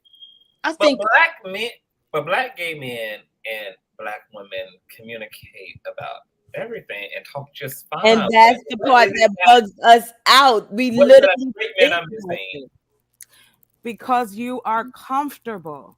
When a woman feels comfortable, and I don't know if anybody's ever said that to any men that's listening, a woman feels comfortable if you make her feel comfortable. Even with us as women, when we become cool with one another, if you is on some banana stuff, we like, yeah, she's an associate because I feel the drama. No, I'm good. We do the same thing. You have your homeboys, you got your homegirls, you got the people you talk to, That's just how human beings work. There's levels. But the problem with our men is that the conversation is never given to them like, bruh, it's all right. We need you to ease back. Ease back. You ain't gotta be on defense all the time. Y'all take 2-3 women y'all been with, and then you use them women to bash us over the head. You don't want the women that want y'all. They too fat. They too short. They got too many kids. They not young. They not cooperative. Black men used to have personalities, sir. They don't have personalities no more. I don't see either everybody we see on the celebrity is broken. Every single one of them got money all day. That don't change nothing either. So we know that there's enough in there that is causing a problem. There's certain women that I can probably ask these ladies, listen, there was something you said, Lawrence, and I'm going to put it to the test. It's women in here. I was speaking for the collective. Now, if anybody in here don't think I'm speaking for them, by all means, tell me to be quiet. And if I had this conversation again, I'm gonna pass on the information I learned. That's how women get around. That's how we've always gotten around Black men and y'all's big tower of manliness that you want to keep around you, because women, we ain't nothing but Jezebels and trying to stop you and take you. We here, we a piece of your rib. You ever seen a woman grow from a rib, man? They don't even do that with DNA. But this is what y'all want. Y'all use a book you don't read. You don't go to church. You ain't doing what they say in the church. If you take the Bible and you use it chronologically, that's fine, bountiful soul. See, that's the thing. Chronologically, though. No, you're not speaking for me if you speaking on that Bible. But that's the way you being honest. Chronologically, can you hear me? If you thought that Lawrence was something, baby, you ain't met Miss Barbara. Yes, I have Miss Barbara. Not for me if you speaking. I'm Chocolate Earth. Bible. Hey, Chocolate Earth. Yeah. I'm like, you sound familiar. I'm like, hey, wait a minute, Miss Barbara. Yeah, the Hey, whole Miss time was Barbara, I thought I heard that voice. This is my new podcast. What is Yeah. going on? I heard somebody singing. I woke up. I'm so mad I missed this panel. I woke up this morning. I said, what in American Idol is going on? I see King singing. Hey, Miss Barbara. We're going strong on this Sunday, Miss Barbara. Strong. Yes, Lord. I'm ready to get with it, girl. But I'm ready. I'm trying to listen to what she said because Miss Barbara, they over here ganging up on me. Get them. Well, hold on. Yeah, I got you, son. I'll finish it up. And Miss Barbara, if she disagrees, she disagrees. But guess what? Even though we on this internet, there's still people behind these avatars, right? I don't know you. You don't know me. Not in that way. But I'm going to tell you the type of person I am. Even if me and Miss Barbara disagree, as long as she ain't calling me out my name, if I see her in the street, I'll shake her hand. Because I'm secure enough as a woman that I can't let me go down off of one interaction. That's right. It's not what people call you, it's what you But answer. unfortunately, You're right about that, sweetheart. Thank you very much. Mm-hmm. It takes a big person. And I'm not talking about, oh, I apologize, let's move on. It don't work like that. And that's the problem. It doesn't work the way men. Well, how does it work, ma'am? How does it work? I'm about to tell you. Let you want to know. Oh my God. Go ahead. Go ahead. All right, let her talk. Let her talk. Let's hear what she. No, Miss Barbara, because I'm gonna say this, and then I really am. I'm gonna be quiet. Nah, go ahead. Because the thing that I don't understand, it is not an attack, baby. It's just like if you tell a woman she talking too loud. Now there's some women that might melt at that news. I'ma laugh at you. That's probably why I'm single. But that's okay. Because every woman ain't meant to be married. We got scientists. We got women who created the different things that we use today. Black women. They didn't have kids, not all of them. But they made historical movements within the same country that we walking around here talking about we free. We ain't even free in our mental. Never we been still free. holding They on. just change it around. Go ahead, sister. They just tell you that it's all right to follow someone blind. You know why all the him and hawing is going on. You know why the manaverse jumped up. Because the white manaverse jumped up. They saw a grab, a money grab. You telling me that these men is walking away with good information? They protected themselves from the hoes. Okay. But how you still getting got after you got married? Explain it to me. You're so worried about your money and your hairline and what you look like. And you want something pretty on your arm to tell you how beautiful you are. Because black men love that. Y'all love a good compliment. Now, I ain't got no problem with you personally as a man. It's not my job to do that. I am a woman trying to get through, because if we weren't talking to you anymore, we wouldn't care. And I'm going to tell you, any black woman that'll stand in her own and tell the truth, you already mentally gone by the time you get done arguing with you. I watch my mama, and I want you to listen to me close if you can. And you don't have to tell me nothing. Whether you single, whether you married, whether you got kids, whether you don't, whether you straight, gay, trans, you still got a heart. You still bleed. You're still gonna go through trials and tribulations. These are the things we have in common. And you telling me we can't cross a bridge because y'all still sitting in y'all's emotions that you want to say women have. Oh, these are emotions and this is logic. Well, let me give you a little bit of information to take back to your friends. If you do a little research, and I'm happy to send you the information, logic is the way that you make a decision. Emotions are what you make the decision with. It is a math term, sir. It ain't written in stone. Moses didn't come down and say, you got to be, you as a man are logical and women is emotional. I don't have emotions because I'm a man. I eat a bear. I shoot a deer. I don't do nothing. Let me hang out with my boys. Don't call me so much. I don't want you around. I think I want you around like a cat. I just want to look around the corner and see if you're there. Wear your hair like this. Look like this. You need to lose weight. You need to get darker. You need to get lighter. So don't sit there and pretend as a black man in this country, you ain't seen what I've seen. I know what it was like for the girls in high school that was darker than me. Oh, she light skinned. I was translucent, okay, until I got to the South. I heard the things that black men would say to me. Oh, baby, I take care of you. You light skinned. You the kind I like. That's it. That's it. You light skinned. You got big boobies. I like your booty. I don't like your mind. I don't care what you're saying. Why you keep bringing things up that just happened 30 seconds ago? You're not feeding me. You're not rubbing my feet. You ain't rubbing my back. You ain't calling me king. Y'all can't tell us what you want us to do. Because if we do it, then you don't want us no more. Now you're over there with Becky. She's better. She better than you. Because she cooperative. How would you feel if your job, your business, anybody came to you and said, the reason I don't want you is because you don't fit in what the standard is. I don't want you no more because you want to tell me about my flaws.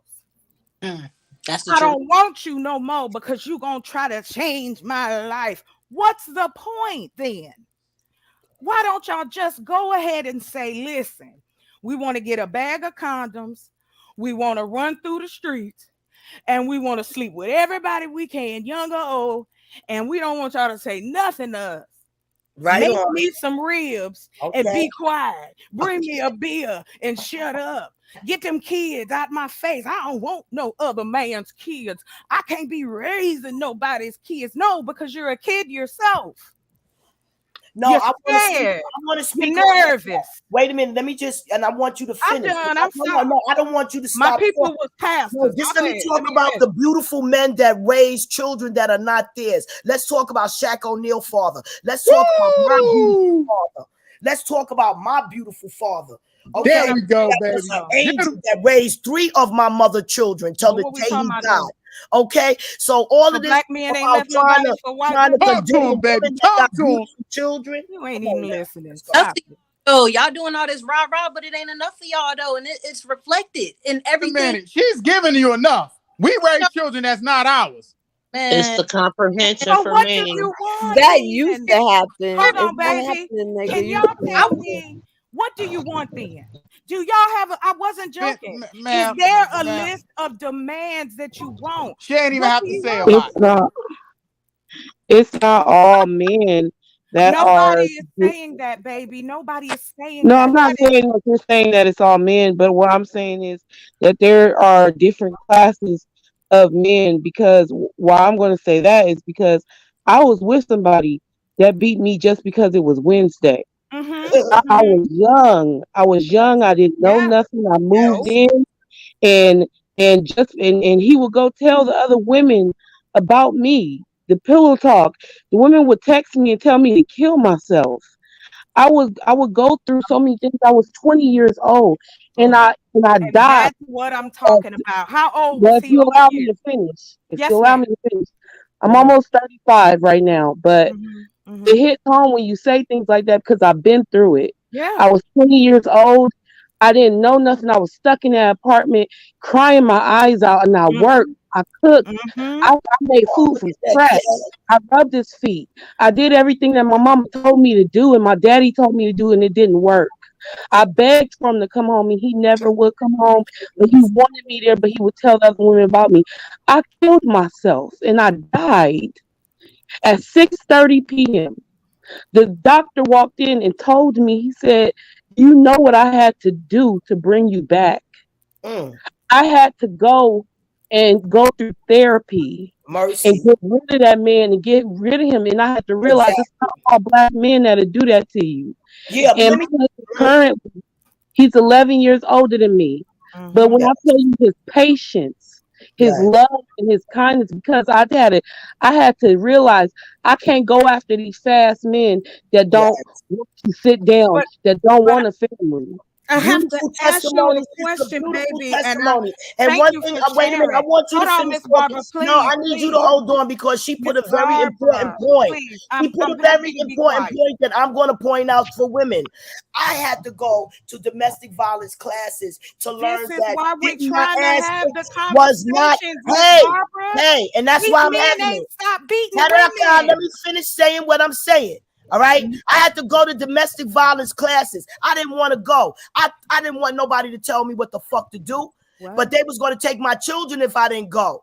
And it's the best thing that ever happened. I learned that getting my ass kicked wasn't love. I learned that it's not going to stop. It get worse. Right now, I have a blow on my head that could take my life out because of that bastard. Okay? I was 8 months pregnant and beat down to the ground. But now I understand. I understand why these black men are so broken. Why? Because the system breaks them. Okay. You understand? The system breaks them. Okay. And then we are feed on. They need mental health. Okay, what the men got to start doing? Hold on. What the men got to start doing is this. The men have to start a real correct manosphere. They got to start teaching the young generation that their bodies are please, can I just say a couple of things? One, Miss Barbara, I'm sorry that you went through that. I'm glad that you had that experience to where you kind of learned from something. I think that there was a point that was trying to be made in regards to something, and I wanted to point out another point after that. But I think that we were trying to get to how old was the gentleman who was dealing with her when she was 20. No, I'm not talking about the age of nobody because my first boyfriend was 42. That was a part of the conversation before you had woke up. So I think that's why we were trying to get to it. That's what I'm trying to say. My mother was 19. My father was 30. This was a normal practice for old men to be messing with young, tender girls. Why? Because they can mold them. You can go back in history. Domestic violence did not get accepted until the late 80s. We were allowed to be beaten and attacked. Do you know how long it took? Good morning. There's no I think it spills over to the younger. But listen, there are no programs for young women out here who don't know nothing.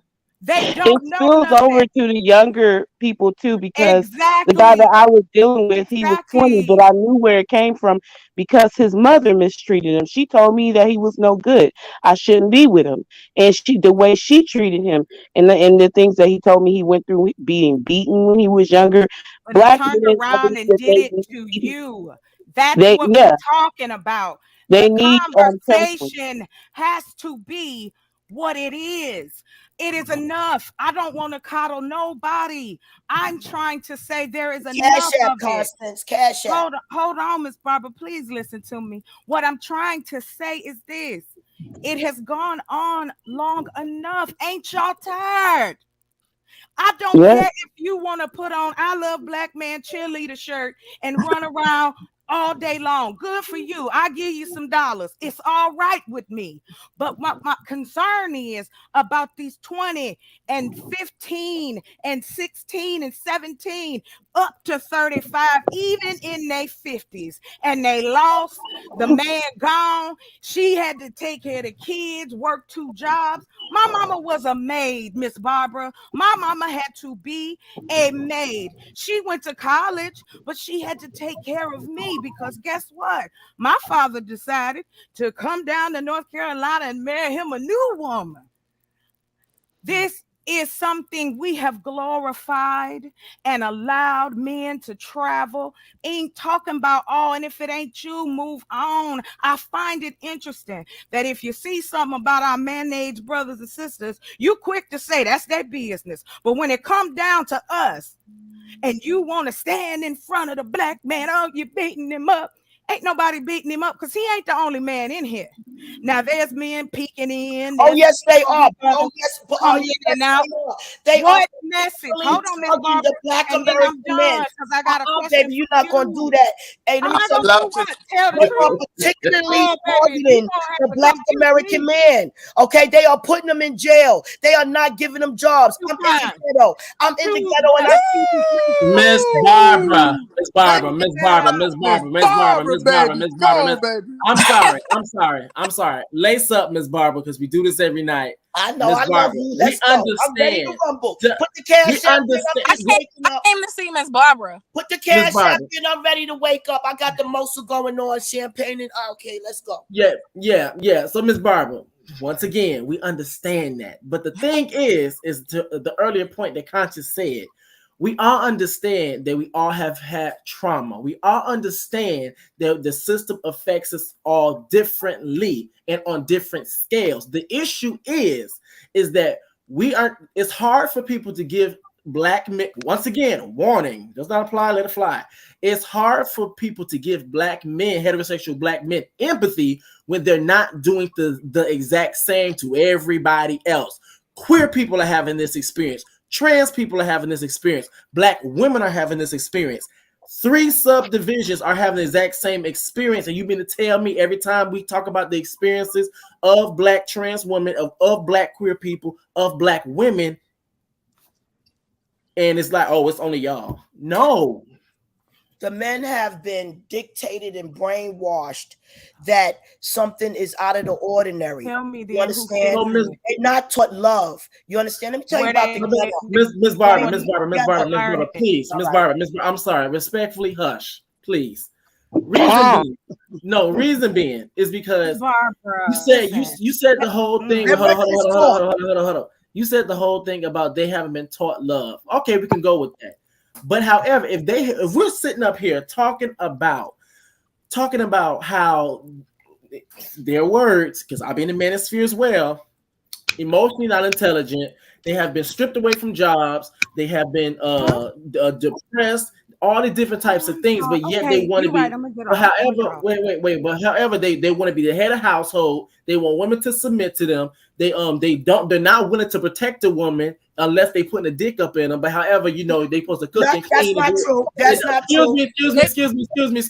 Actually, it is very true because guess what? Wait. It is very true because excuse me. It is very true because multiple people have said it in this chat and they also said it on the panel.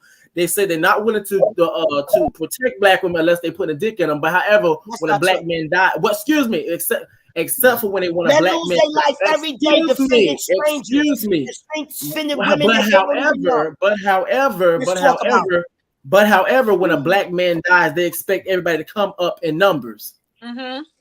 Listen, let me explain something to you. I'm not going to let nobody bash the black man that has been bashed. Okay? Give him a break. I told you that men of God gifted this earth. I told you that. And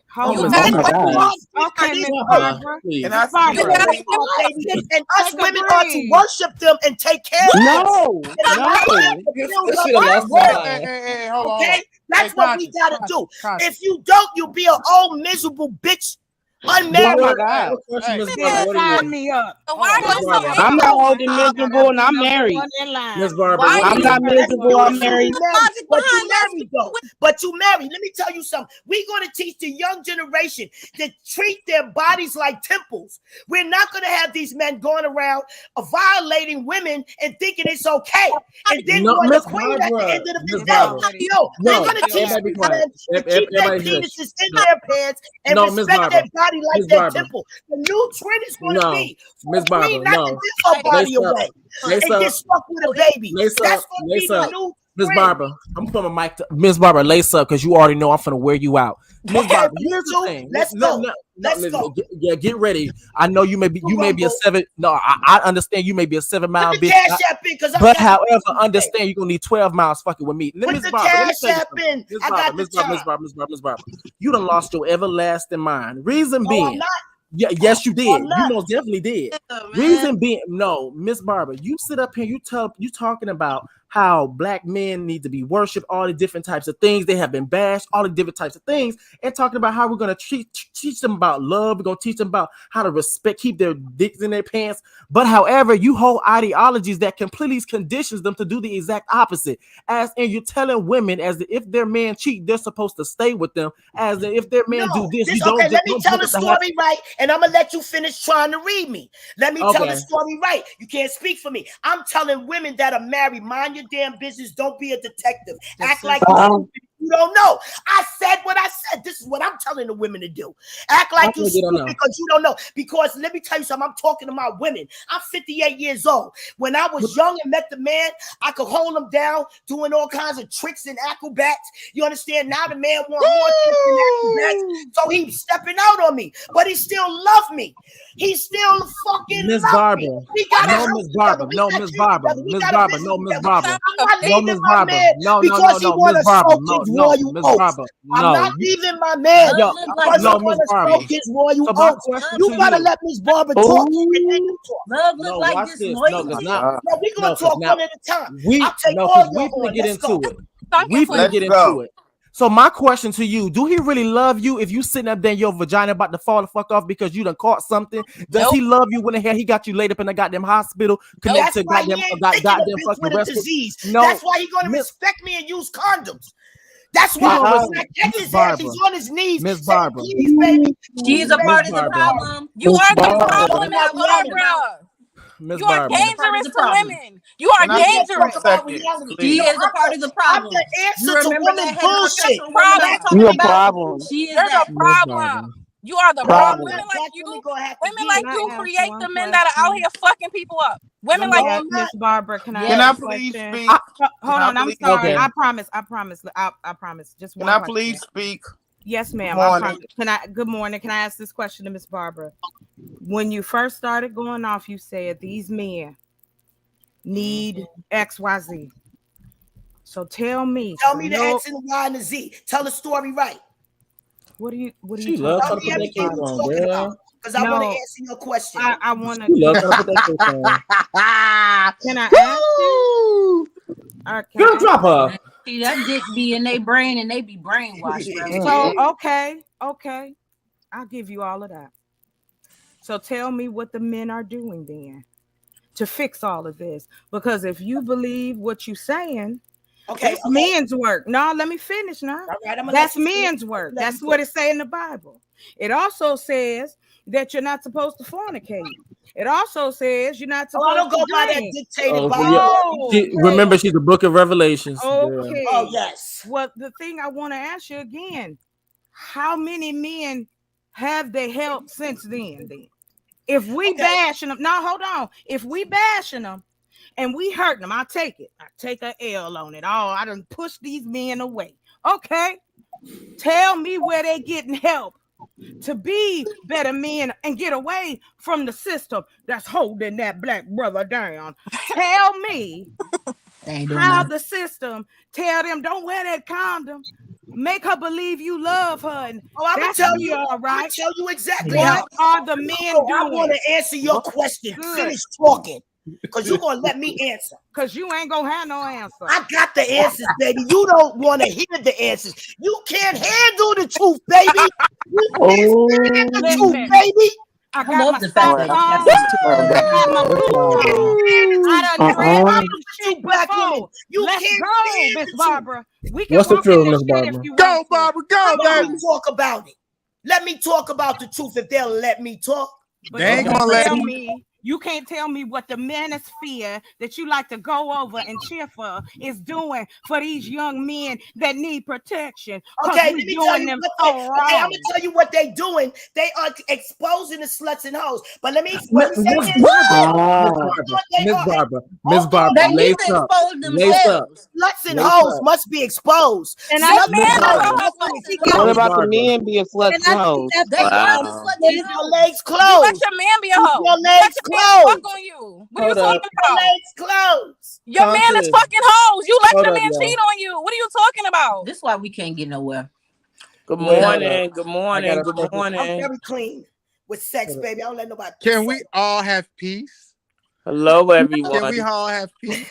Is Miss Barbara the one that's Wait, speaking? hold up. Wait. Yes, darling. How are you, Hold sweetie, up. with your fine ass? I'm about to play something because I need to clear this up. I'm gonna check y'all out another time. I'm gonna drop down. Thank you, Miss Barbara. I like Because I need to play something because I need for everybody to hear this at all. It's unison. So I'm gonna play this real quick. I want y'all to listen. Hold on, bro. This ain't no copy. Oh, what is this? It's like a TikTok video ish. I don't think it'd be trouble, right? Well, I'll play my video about sluts and hoes. Oh, don't worry, we can get into it. Oh, So I think we ain't playing. Hold on. What is this? This is copy from where? it's on I'm Instagram. talking about I made a video about sluts and hoes. I'll just play it. I won't show the video. Send it to me. So Send it to you? I don't know. Okay. Okay, I don't know how to do that. I Let me can see. pull it up on the Yeah, go pull it up in that, and you'll see sluts and hoes must be exposed. And You talking about me or you? Go to You my talking page. about me or Miss Barbara? Oh, you Yeah, was pull it up. serious? Sluts and hoes must be exposed. You was She serious? did serious. I'm dead ass serious. She did the fuck serious. I'm dead ass serious. She I done don't lost her necessarily mind. care when. I just need a moment after Reckless and Miss Barbara have a You can little say it now. conversation. You can say it now because he about to because he's sending me this thing. No, not now. I'm just saying after they I just sent it to Okay, you. he just sent it to me. Let me pull it Yeah, I up. did. Play my video. Sluts and hoes must be Miss Barbara, exposed. Miss Barbara, you don't. Well, before he get to before he gets to playing that, Miss Barbara, you done lost your mind. No, I haven't. Yes, you did. Yes, you have. Yes, ma'am. A slut named Bacardi. I'm not gonna say her name because I ain't got it. But you said you call her. Bacardi was in the hotel room drugging people. Do you But want here's that to the be thing, you? Thank God that wasn't you. Miss Barbara. Sluts and hoes must be Miss Barbara. exposed. I love a lot of people down, but however, you're being very much inconsistent. You call her a slut and hoe, but however, Megan Thee Stallion, I but ain't never however, changed my Little story Kim, about but Bacardi. however, Little Kim, don't do it because you love Little Kim. However, Little Oh, Kim. I love Little Kim. Exactly. Oh, don't call my baby no slut or no hoe. You got But it. how is she not a slut and a hoe? Because she not. She wasn't in no hotel room drugging people. Okay, Trina. What Now about wait Trina? a minute, Miss Barbara. Wasn't in no hotel room drugging people. But there You was don't know little that she was kids drugging in the people. hotel room though, Miss Barbara. Hold on. We got to play this. I know exactly what this is. Exactly. Maybe she gave the Beyonce a flawless. Okay, hold on, y'all. I need y'all to listen to this. Everybody needs to listen with your ears. Actually, mute the whole panel. Listen, everybody. I don't want to hear no interruptions. Okay, I'll mute. To age gracefully but never let ourselves go. Okay.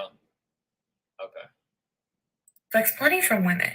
We're expected to age gracefully but never let ourselves go, work like we have no children, and parent like we have no job. They'll call the stay-at-home mother unfulfilled, but the working mother selfish, all while childless women are considered incomplete. Go chase that career but never at the expense of a family. Think like a man if you want to be successful, but don't act like one if you want to be liked. We're supposed to mother our husbands but never treat them like children, and put out on demand but demand respect. Married and miserable is better than single and happy. Don't stay with an abusive man, but never break up your family. Don't marry a bum for love, but don't stay with a successful man for security. Don't be dependent on a man for money, but don't emasculate them by earning more. They'll tell us to embrace our sexuality, but have some self-respect, and to care about our appearance, but stop looking for attention. Just say no, but let him down easy. Be aware of your surroundings, but stop being so dramatic. Practice self-love, but don't love yourself too much. Our society expects plenty from women. We're expected to... Okay, so did y'all grasp that? Now that's how you That clear. was wonderfully said, man. That was Now beautiful. that's how you clear. Did y'all grasp that? She Okay. was telling that story right. It's the schizophrenia of patriarchy that got that much Wait. security in the fucking place. What a genius talking about schizophrenia. So, Miss Barbara, you agree? You agree with that lady on that video? She was telling the story right. You know what I'm saying? You see how she was making herself look real pretty? You see how she was making herself look real pretty? She was telling the story right. You understand? She was telling the story right, but however, the thing is about girl, I'm so you so bad, girl. You pick a side. In Nicki Minaj, pick a side, pick a side. Pick reality. Reckless. Pick reality reckless. No, Pick you reality. pick reality. In reality. Let me tell y'all black folks about Go ahead, reality. Miss Barbara. Go. In reality, 90% Let me appeal to Miss Barbara's better than in reality, 90% of relationships have to do with infidelity, and people are breaking up their marriages because of infidelity. And I'm here to tell them, stop doing that dumb shit. Stop doing it. If their husband Not said, over here. I made a mistake, I'm sorry. Don't break up your marriage, because your pussy is not God gift to this earth. Wait. Pussy is not God gift to this earth. His penis is. Oh my God. What? His penis is God gift to this earth. His penis is God gift to this earth. Sound like go, baby, go. I can't. Go, No. baby, No. No, Miss Barbara, you got me twisted. Vagina. No. What pussy is that? Not dick. You ain't never seen nobody started over What's divorce. wrong? Hey, they mad now, Miss Barbara.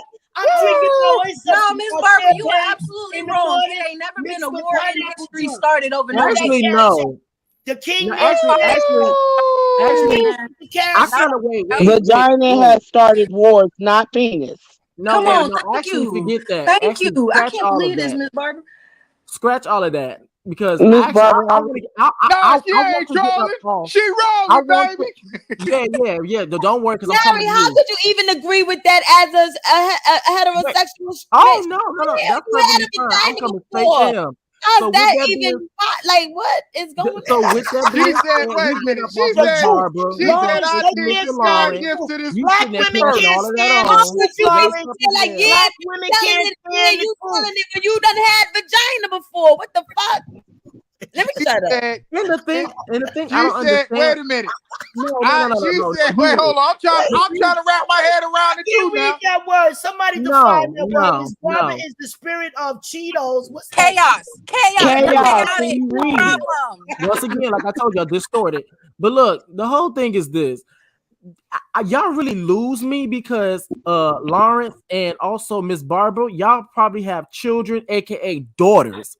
And my thing is, you don't understand how the hell that's, and it's so funny because y'all love talking about the kids, but yet y'all condition the kids to have to walk lives of abuse. What sense does that make? And the fact of it, because forget Miss Barbara, we already, excuse me, crazy, and I tell them they need to fucking listen to what I'm saying. Forget Miss Barbara because we used to her and we understand she distorted. But however, I'm gonna keep my foot on the neck of Lawrence over here because you sitting there clapping that bullshit on. Let me tell you, Lawrence. No, Lawrence, you sitting there clapping that right on. Hey, That's what they want right there. That's what happens when you don't listen to comprehend and listen to understand. You be so busy wanting to hoop and holler and cheer people on. You don't even really hear. I ain't said shit, man. I ain't said nothing. Because you really heard what she was saying. You wouldn't have been like, woo, woo. No, he heard it. He heard it. I ain't hear shit. You. I stepped away. Baby, Miss Barbara's going to tell you the truth. Miss Barbara's going to have you save your marriage. Miss Barbara's going to not have you listen. You're not saving my marriage. You're not saving my marriage, Miss Barbara, at all. Bitches away telling you to get rid of your man because they jealous. Because that motherfucker stepped out and he told you he loved you. He's My sorry. husband ain't stepping out. He's a good man. He's a good man. He's not stepping out. I'm not a desperate woman. Desperate women. No, I'm not too old to talk about this wisdom. Women. You don't have wisdom. Because I walked through the valley of shadow of death to answer these questions. Go ahead, preach that lies. Those are lies. Relationships. Lies. Lies. Barbara, before you got up here, we discussed a lot of stuff and not really, we really didn't even bring up the subject of cheating. It was so many different layers to the male-female relationship as far as the Black community goes. We didn't even, I don't think we even touched on cheating. We did not. And it was really our night, especially if you had, kind of heard what was before, to where yes, there are times when we as Black women have to step up and be like, nah, y'all not going to sit here and, dog brother out or whatever. But this was one of those times where we needed to be heard. Fast, I want to read. Hold on 1 second. We needed to be, you cut me off right when I was saying we needed to be heard. It was one of those nights where we needed to be heard because we were trying to get Larry on some allegory of the cave type thing, and now that he's enlightened, go back to the barbershop. She took him back, y'all. Barbershop, and let them know what he learned. And it kind of got derailed. Now, Conscious. Now you remember who was on the phone, and I remember the situation that literally happened like yesterday. And I said I'm probably gonna get triggered. It's probably that moment, Miss Barbara. I'm triggered by y'all. No, Miss Barbara. Miss Barbara, please be quiet. A nigga gonna stop playing with me. No, Miss Barbara, please be quiet. You never. Your value of yourself is so low. It's really sad, Miss Barbara. No, Miss Barbara. No. How you doing, Venus? No. I'm gonna stay in my place I'm on tell this y'all earth. why. Men are the rulers and the kings of this earth. I'm gonna stay. Miss Barbara, Value yourself. Have some self-worth. Teach your kids self-worth. Really, you're teaching people to not value themselves and to worship people who don't even misery. Stop Miss being Barbara. Reckless, can I ask a question? No, because I'm about to clear her. No, I know you are. I just got one question, please. Mhm. Miss Barbara, you said they kings, right? We supposed to worship them, right? Yes, ma'am. All right. And the thing is, Miss Barbara, they laughing at you. Hold on. Since I love you, King. You are the king. The genius on this internet. Yes. Ask a question. We going to 100,000. Hit that cash app. Period. Listen, Miss Barbara, and okay, Larry, I'll point this at you too, since you hollering back here. I ain't saying shit. Show enough, sir. You right. You saying amen in the background. That's right. That's right, Lawrence. Have my back. Miss Barbara. Don't know, but we ain't in no knife fight. This ain't I love it. No, actually. Listen, Miss Barbara. Yeah, because I'm not going to be dictated to Roe versus Wade.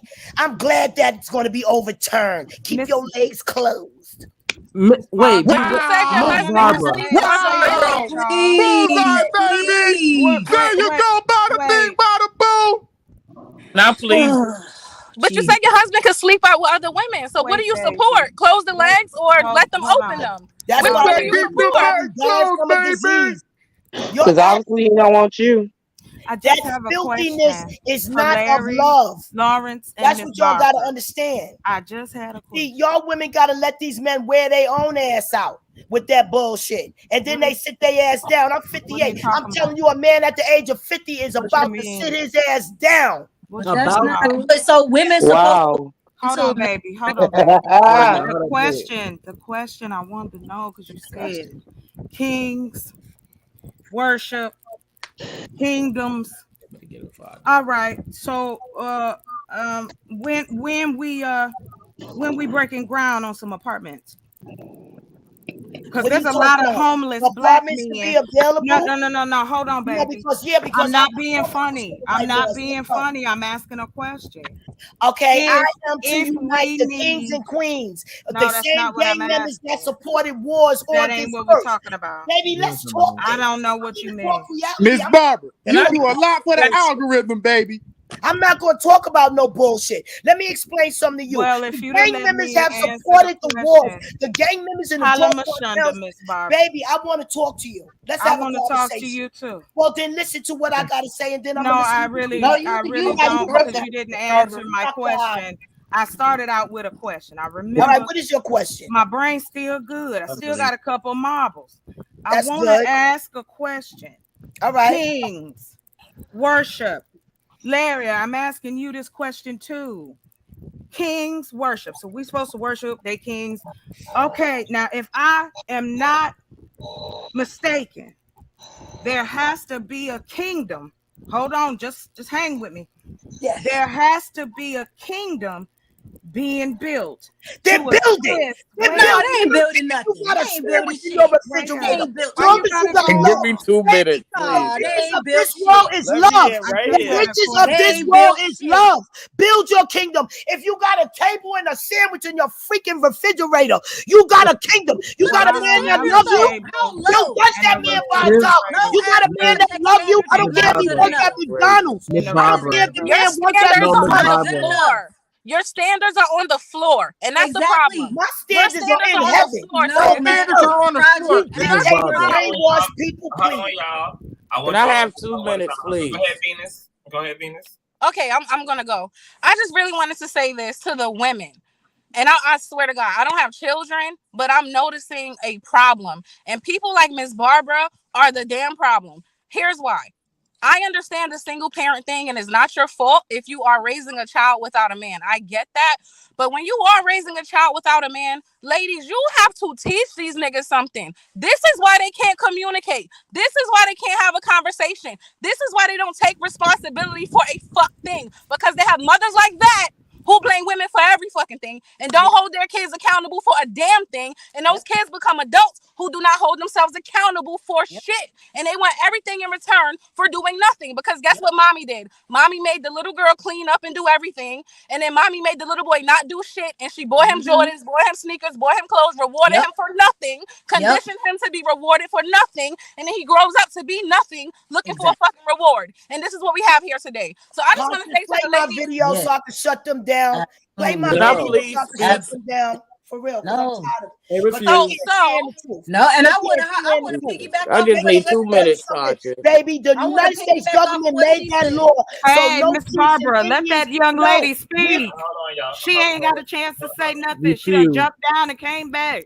After she finished hearing me. No. No, Barbara. Hold on. I've been hearing you for days, Miss Barbara. This is I've been crazy. observing you for days. You are a problem, for real, for real. I've been dying to get on a panel at the same time as you. I love Your it, baby. Let's self-value go. is I love low. you, baby. Your I'm gonna standards talk are to you. low. You a Your good soul, self-confidence so I is want to low. talk to you because I'm gonna straighten you out. Hey, I'm Venus, gonna you have sound you. cute, baby. I'm gonna What's straighten your you out. picture Come on, at? You let's sound talk. cute. Listen, Miss Barbara. Yes, baby. Your Oh my standards God. are very low. You talking about a fucking refrigerator that you could get from being in the projects for free? No, Right. no. In that project is love.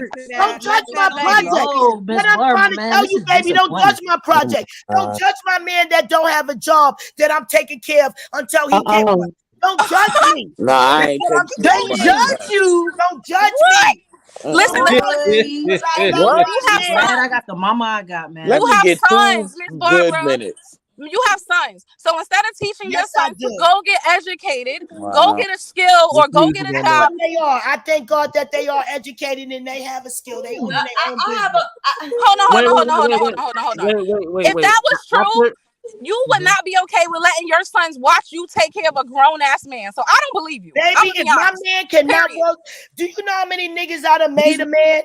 Them niggas go to work now. When I y'all finish let with her them, talk? let me tell you married a something. I man. was raised with Never 8 seen. brothers. No, y'all gonna hear this story. I was raised with 8 No. brothers. This is Okay, and I ridiculous. seen them run through all kind of Take care, women. Miss But I Barbara. seen the women that guided I them. want you to My go to brother's the a correctional kingdom officer because that of one Larry and woman. his friends He is made his ass building get a job as for a you and your correctional kids. officer. You understand? Wait, She guided my brother. She molded never my seen. brother, and she made do my what? brother a man. He's She not a made man. him a man. Because a How? woman can't teach a man to No. be a man. That's first of all. Yes, A a woman woman cannot can. teach We a man to raise be a them man. every day. How that No, That's what we are. absolutely not. They are here for us to tell them what the fuck to do. Listen, They are Miss God Barbara. gift to us. They are Anyway, God gift to us for us to tell them what the fuck to let do. me just finish my You point. My need to point put was to that the wild women Irish who have some sense, rose please down, instill girl. some You morals need and to some leave that alone. I character. would love to speak. Champagne. Let that lady speak. I just want to finish my point. To the women, I'm being very serious, excluding Miss Barbara. You know, after a certain age, it is what it is. But to the women who are really raising kids, like really, y'all have to. It's not just about sending them to school and coming home. Y'all have to nurture their character, nurture their morals, communicate with them, help That's them true. understand how to listen, to comprehend, teach them emotional intelligence, because all of that goes into a relationship, not That's just what I money and do. dick. That's Period. right. Honey, That's right. Tell you that all of can't story teach right, baby. nothing That's that what you we gotta don't teach know, our young baby. generation No, to Miss do. That's what We Renee. we gotta gotta. teach the young No, generation of men to keep no, their sperm no. to themselves, their Right. bodies to No. themselves. The young Oh generation's my gotta stop God. having sex. They gotta have Miss abstinence. Barbara. They But pimples Miss of Barbara, gold. you Bodies talk are at her. pimples Listen, of gold. They Let that are but woman when we're kings and trying to have speak. the queens and queens. When we're trying to have Bodies the are pimples of gold. conversation, when we're trying to have the conversation with the men that need to be a part of this conversation we have to have with these young people, we get railroaded with these ideas that don't hold them accountable for what's going on. And it's stuff that is going on that we need to talk about. Like, it's real out here. Yep. It is real out here, Miss Barbara. Can I share something with you, ladies? I'm out here. I'm Yes. out here. Can I'm we telling let that you lady how real it is. talk? That's why. Let me explain something to you. We're gonna win. I'm teaching the kings and queens. They are temples of gold. They are I'm going to use scared. you don't need keep to your teach. legs closed. Keep your Conscience, legs me closed too, to baby. everybody until God give you the person that love you and want to be with you. Keep them closed, baby. Keep them legs closed. No, keep them Keep your closed. mouth closed, Les. Oh, You can't answer Lawrence. no question. Okay. Let me share Wait, something with yeah, you. the next person gonna speak. Wait. The next person gonna speak is Refuse. After that, Lawrence and Miss Barbara, y'all lace up because I'm coming for that ass. Hello. Miss Hello. Barbara, you said you 58, Miss Barbara. I'm sorry. I went to pour my champagne. What happened? You said you 58. I'll be 59 on the 20th. This will be Okay, my hold last on, year Barbara. of Let me 50. speak, Barbara. I love Yes, you to death. You baby. know that. Give me a I love minute. you more, King. Let me tell you something. God brought me to serve you I every can't with day her. of my life. Come on now, stop that. Hey, nobody can. Amen. Okay. Come on, baby. Come on. Video about my king. Okay, I'm 50 years old. How old are you, ladies? I am a young 43. Birthday just passed. Okay. I'm 35. My mother was, 29. my mom was beat. And all my life, I knew I was letting nobody do that to me. I feel like we have to stop going with that. It was normal. We have to break the cycle. We have to. Hold on. Let me. I said, I hear you getting ready to come. Give me a minute. We have to break the cycle. We can't keep saying what our mothers and our ancestors, even though it's what we saw, we know it wasn't right. So we have to break some of these cycles. I have 6 kids, 2 deceased from a marriage. I was married at 18. Jesus. It was not normal for a woman to have all her children by one man where I was from. And so I got picked on for those reasons because I was home, mothering my home while my friends was in the club and doing. So I was the bad person. Damn. So you see, these things are not normal. They are normal. How old are you? I'm 50. And all your babies have deceased? No. 2 are deceased. Oh Lord, I'm sorry to hear that. No, it's okay. 5 are from my husband. And then after the divorce, I have a daughter I'm raising. She's 16. Her father is deceased. Okay. However, even though the marriage didn't work, he stayed the course with his children. Mm. Like my father, he raised us until the day he died. 3 children that didn't belong to him. Hold on, Barbara. I'm not finished with you. Yeah, get It's her. not normal to say that it's okay for them to step out. That's bullshit. Oh, that's definitely facts of life. That's the facts. No, it ain't no facts and no life. You've When been you lay down and dictated have 5 and babies by a brainwashed. man and he just Let don't her go speak, step out the Barbara. house, that's not normal for you to say that's okay. You It's are not. brainwashed. What is your normal? Where did you learn your normal from? That book they gave I you? learned my You normal. brainwashed. That book they gave you to read. I You learned learned your my normalcy normal from for there. watching my mother You go Normal. through better things learn that your was normalcy from your unacceptable and God. that I know You I better wasn't learn gonna your normalcy tolerate. from your God. So You no. can't Wait. learn if you ain't See, listening, Miss Barbara. that's Miss crazy. Barbara. That's crazy for you to Miss feel that Barbara. way. You Learn think your I'm gonna tell normalcy my from your 16 God, years not from old the daughter government. that it's okay Mm. for some nigga Your to God step is out on God. her? No, I'm Your not gonna government teach is her that. government. There's no way I'm teaching my daughter that it's okay Miss for her Barbara. man to step out on her. You kidding No, me? I'm teaching my daughter, mind your fucking business. Don't find out that he stepped out. First Okay? of all, Bob, nobody's talking Crazy. about You stepping Damn. out. Barbara, watch yourself. Watch Hold yourself, on, Barbara. Watch yourself because I hold on, never hold on, hold on, hold on, disrespected you once. Don't do that. I never hold on, disrespected you, baby. I'm telling you hold my on, story. hold I'm on, not coming for you, love. hold on. But I was speaking. Talking I about was watch speaking about myself. my You daughter. can watch me. I'll Y'all come right in mute. front of your Hello. face. Come You on, fucking The Barbara. watch Come me. on. I'm Don't not do that. Don't. disrespecting you. hello, I can't with her. Go hello. ahead with that. Hello. Barbara, not right with you. For I real. would drop everybody from this panel because it could be that easy. To that point that Ms. Barbara just made, I remember Tamar Braxton said, okay, it's some clicking and clacking somewhere. I don't know like where the feedback coming from.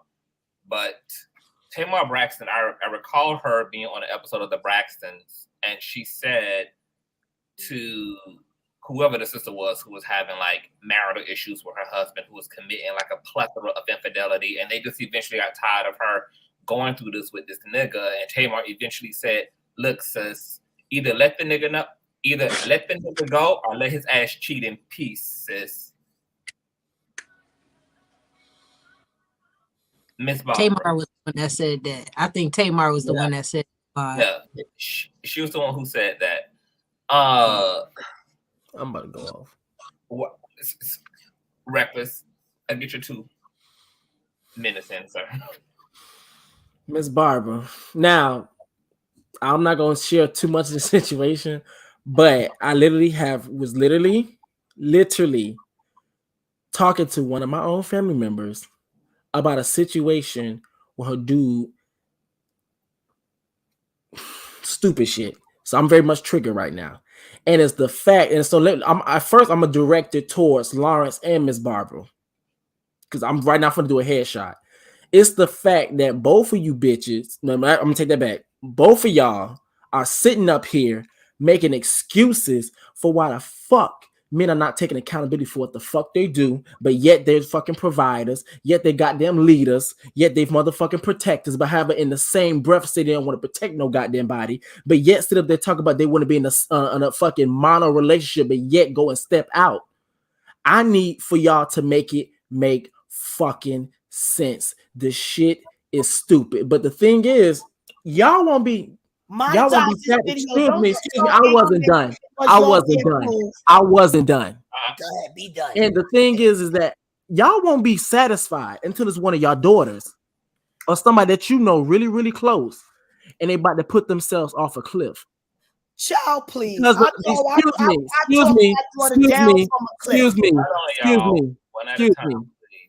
Excuse me.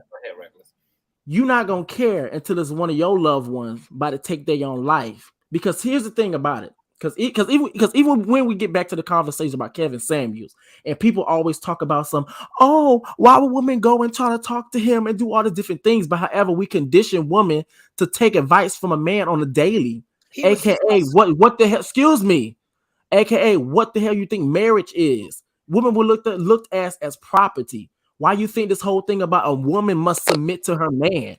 Why the hell do you think women weren't even allowed to have jobs?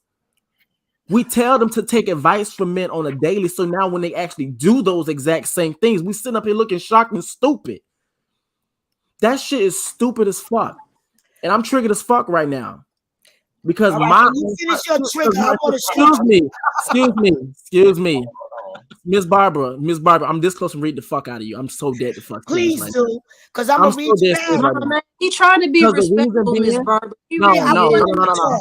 No. Reason being, because once again, reason being is because y'all not gonna care till one of y'all. You know, one of my family members literally told me that they was thinking about committing S word because of shit like this.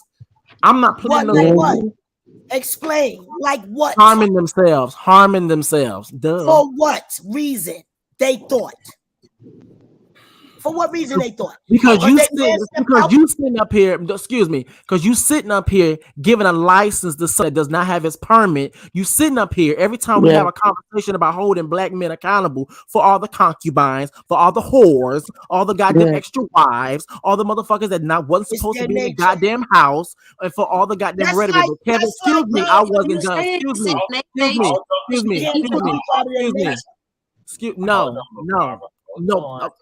No, it's different when it's their fucking nature. But however, when you sitting up telling women that you want to be in a single in a relationship that's exclusive to just two people, but however you still put your dick elsewhere. That one is different.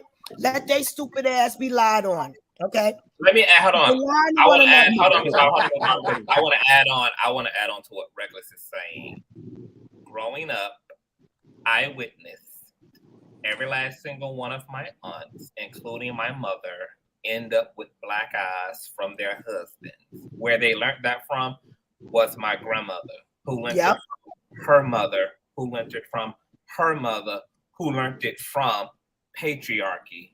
All of my aunts, in some way, shape, or form, have a resentment toward my grandmother because they modeled her relationship style. And my grandmother was modeling the relationship style that was modeled to her. Black women gave black men so much power that they gave black men the power to kill them, the power to beat them, the power to rape them, the power to take from them, the power to dispose and abuse. But imagine if we would have had fair opportunity. Because my grandmother was murdered. So we telling a domestic violence story Barbara. Right in front of my mother. Miss Barbara. There is nothing else for black women to do but haul ass. No, there's something to do. There's something to do. See, let's say this. The black men have to change these laws to make things better for them, especially the child support laws. You understand? It's a real serious situation that's going on. My grandmother was murdered right in front of my mother. My mother witnessed her mother getting murdered by a man. You understand me? So why is your focus and your loyalty by a man? I got beat the shit out of y'all. So why don't you want to protect black women? Right. Y'all gonna be quiet. I'm not gonna. I know we condemn this. Do you know the man that beat the shit out of me was so educated that it's amazing why he never was able to get any job? Because that nigga was that mentally ill. We need health care, mental health care for our men. We need jobs. If the life, was easier for them, I'm in the ghetto. Once they made out of a felony. But it ain't our job to help them like that. They're grown. To me, they got the same opportunities as us. And become Republican. Money in their fields. I don't want to hear that excuse when men go out here. They got the same opportunity. We both go to school. We can both can go to college. Like you can still start a business in the hood, Miss Barbara. You can still bring the felony. You don't have to worry about your felony. If you and your homeboys get together and open up a grocery store in the hood, and your homeboys. Well, it ain't. No, you're not. You're sitting here. Yes, I am. You don't know what I'm talking about. Go to my page. I am in charge of getting the gang members together. The same fucking gang members that I was in charge of making millions of dollars. want you to be on your mind, baby. I made millions of dollars for the federal government. What's that got to do? You're not a man, Miss Barbara. That part. You ain't no man. Exactly. You doing all the ain't no footwork that man. men You be doing doing. all the That's work the and then I'm you problem. talking turn facts. Y'all around ain't and talking tell shit. us what we gotta listen Y'all to. ain't talking When shit. you I'm the one that was out there supporting your United States government garbage fucking into war. the I black supported your war community, for you to be and free you right now. you And ain't that's why supported we're nothing gonna for make me. ourselves free by I'm free monopolizing this because I marijuana. opened my mind. You I'm don't free want to hear the because truth. I You want to didn't hear lay down and bullshit. let You no want to hear that man you can leave curse me out with your no man. kids. You want to hear that I'm you can free do all of that because I bullshit. can I'm here to speak tell you the truth. more You than can't past handle the my truth, baby. nose, Miss You Barbara. want to hear the That's truth. You why can't I'm handle the free. truth, sweetheart. You can't handle the truth. You Miss black women Barbara, you're don't want to stuck handle in the truth. you're You stuck in black the women past. want to keep on your Timberland boots. Keep them on. Keep them on. While that white bitch slipped in your ass. I like red bottoms. Well, since we here, since we here, and you sitting there, woo, woo, so let me woo my ass to your goddamn box, bitch. Okay, let me take that back. Let me take that back. Lawrence, because right now, everybody on goddamn Miss Barbara neck. Excuse me, I was talking. Excuse me, Miss Barbara. I will please allow. Can you please take your cape off? I really do appreciate it. But Miss Barbara, I mean, I'm Miss Barbara. I'm saying your name. Lawrence. I don't know if you down there, Lawrence. This is the reason why we keep our foot on black men neck, or the patriarchy, that toxic patriarchy, because you create something like Miss Barbara, that Frankenstein. My bad, Miss Frankenstein down there. And by the way, you sitting up there training up black men, but I'm scared to see the people that you done trained up. My bad, be quiet. Let me mute myself. Let me Baby, tell you something, baby. A reckless. It's called. It's called. Hold on. Hey, hold on, everyone. Reckless. We are shaking the table. Everybody else is kicking the pillars off the temple. Go ahead and do your share of tearing the balcony down. Go in. Go in. Because the thing is, please, hold on, everybody, hold on. Go in. Because the thing that's very it's so weird to me, because it's like you sitting up and talking about something. Yeah, the black man had did this, and we understand that that's the reason why we're here. And keep in mind, it's not your first live, so you're very much aware of the context of the conversations that we usually have. And then the thing is that we're talking about is that even if you saying the white man not gonna do it, the Spanish people not gonna do it. Asian people, excuse me, Asian people not gonna do it. We the only ones that's not. Asian people not gonna do it. But then when you have black women, black queer people, black trans people in their faces trying to do it, they pushing us away. So what the fuck do you expect? I'm confused. I'm really confused. And then you go from one extreme, the fucking polarity, talking about some, I don't want them beating on me, this, that, and the third. But however, you sitting up there freaking holding up a philosophy that conditions men to think that, do you understand? On yourselves. Y'all can't stand the truth. I'm just here to listen to y'all ignorance. Our ignorance. Yo, if this was a video I have a question. Can I go? I go next, Conscious. Excuse me. Can I please say something just briefly? Because I'm actually in the same. Hey, everybody. Hey, it's like 12 people here at this point. Everybody cannot talk at the same time. Allow me to captain the ship, please. Who was just speaking? I apologize. This is Lane. Okay. Again. Hey, Lane. I'm sorry. And after Lane, Marquez. Go ahead, Lane. Miss Lane. Okay. I am in the same age. Me and Miss Barbara are in the same exact generation. We're in the same generation. And I am literally sitting here shaking because I am trying to understand why we must sit here and listen to you spill your trauma-filled bonding that you have with these manosphere gentlemen onto us, calling young women hoes and these and things of this nature. Like, that's why they're not progressing or doing any better, because of women like you. Now, what I am trying to understand is game, recognize game, and the loudest one in the room is the weakest one in the room. So we're going to start there. You have been every single time this panel comes on here and they're making some kind of progress, you hop on this thing because I've been just listening. I'm still talking, and I'm not gonna do that with you because this is not what that is. That's not gonna happen because we in the same age bracket. So gang recognize gang, and like I said, the loudest one in the room. Stand down, because I wear the crown. So how about be quiet for a minute and respect people like you expect to be respected? What you gotta say now? That might work out. Go ahead, Lane. Like, why are you telling these women? Why are you like we are? Our generation, we're supposed to teach and bring them up in the right way, in love and kindness and patience and understanding. What you're doing is the exact opposite of that. And you always come in when some progress is being made to cause divisiveness. And that's not cool. That's not being a role model. That's not being an example.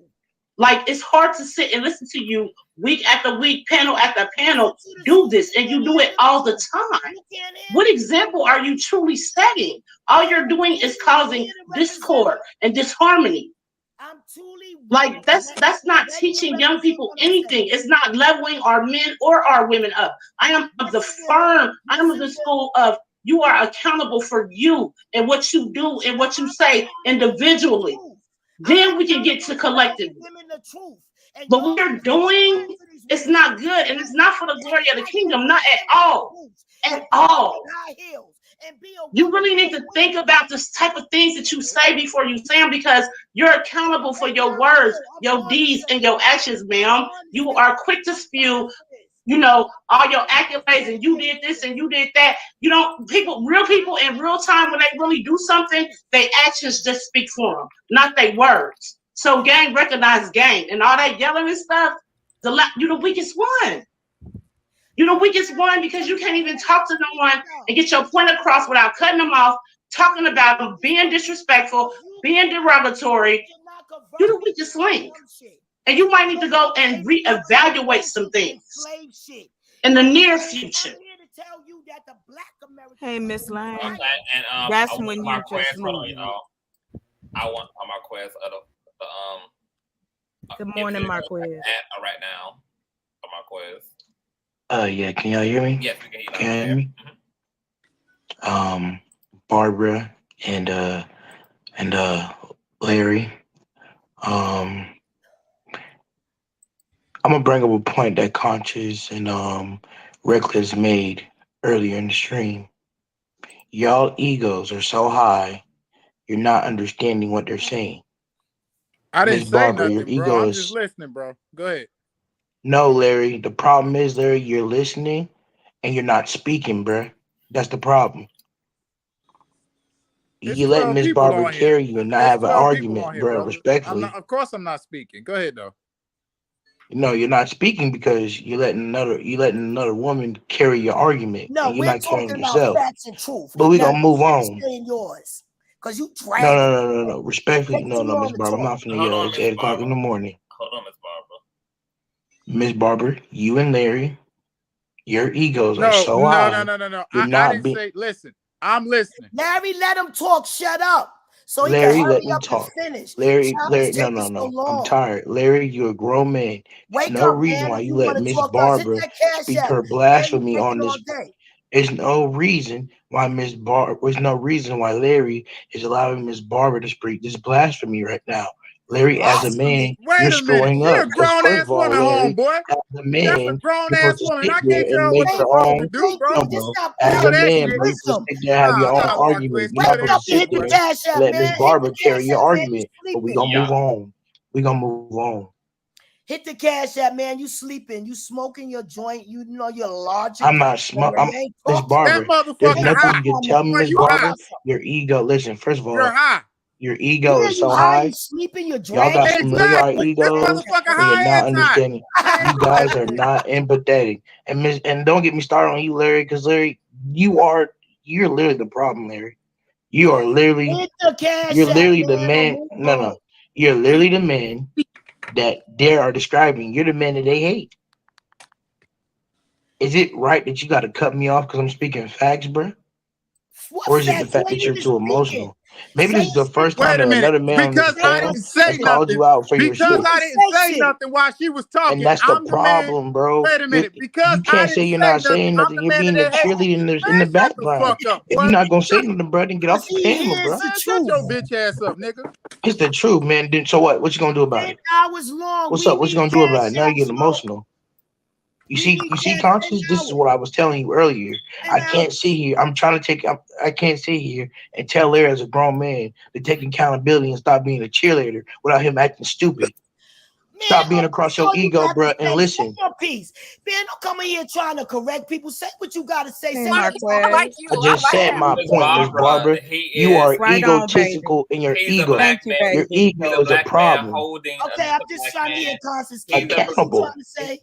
He's a black man holding another black man accountable. So let's let black men. Okay, let the men talk. Cause he Take ain't your cape off. Thank you. Let Larry defend himself. Larry, why are you sitting here being a cheerleader and not taking your point? I am a king and queen defender. Y'all. Wait a minute. Hold on. And we just Wait, said hold on, man. And we just You're not a man. And we just said to allow the men are addressing each other. Let the men address each other. Because as a man, I don't feel right addressing a woman of Miss Barbara age. That's my grandma's age. I'm not gonna disrespect her like that. Right, but you, Larry, you got some explaining to do. Why are you sitting here, bro? First and foremost, I ain't gotta explain shit to you. Now I'm gonna say this. I was talking earlier. You got something to say, bro. You say it. You got something to say, bro. You say it. Talk to him. You say you keep that energy towards me, bro. He keep talking. He won't let me say nothing. There's no reason, Larry, why regularly she have to call you out your name because you acting like a cheerleader, Lawrence. It's no reason. He ain't cheering me on. He cheering on the truth. Hey, I don't mind taking everybody down. It's perfectly fine for me for somebody who's been here for 10 and a half hours already. My job is already done. This is just overtime at this point. Marquez, speak. Take the cash out because and Lawrence, you can respond for sure. So go ahead. Lawrence, you are respectfully the part of the problem. You are the problem that they've been explaining over and over again this last 10 hours.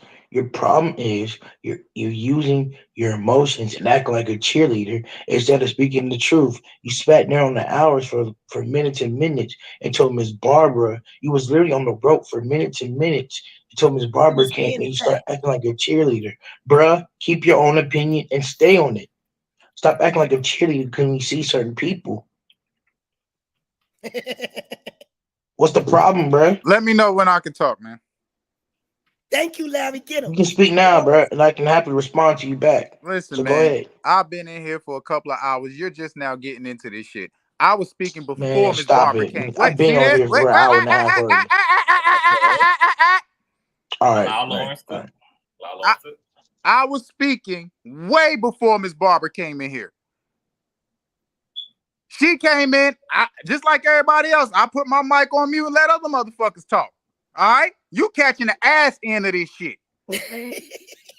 Now, I'm going to mute my mic. I ain't got to make no long, drawn-out statement. You ain't finished telling this story. Okay. Right. Can I respond to that? Can I respond to that, Conscious? See you on weak ass, Lawrence. So that's funny, Larry. You say you was on mute, but as soon as Miss Barbara was talking about open, talking about telling them to keep their legs closed, you was in the background speaking like a cheerleader, bruh. So how's that keeping your mic open? Motherfucker, hey, wait a minute. How's that keeping your mic open, bro? Hold on. Ain't nobody cheerleading behind your ass? Nigga, nobody cheerleading by me, nigga. I'm calling you out. So what? I'm calling you out. So what about it?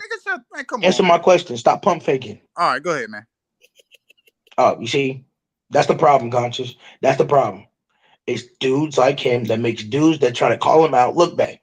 I didn't say, listen. I've been anybody. See, they just like I was being quiet. They're not gonna say, yeah, Lawrence was talking. I was. Can anybody vouch for that and tell him I was? Lawrence was talking. But Exactly.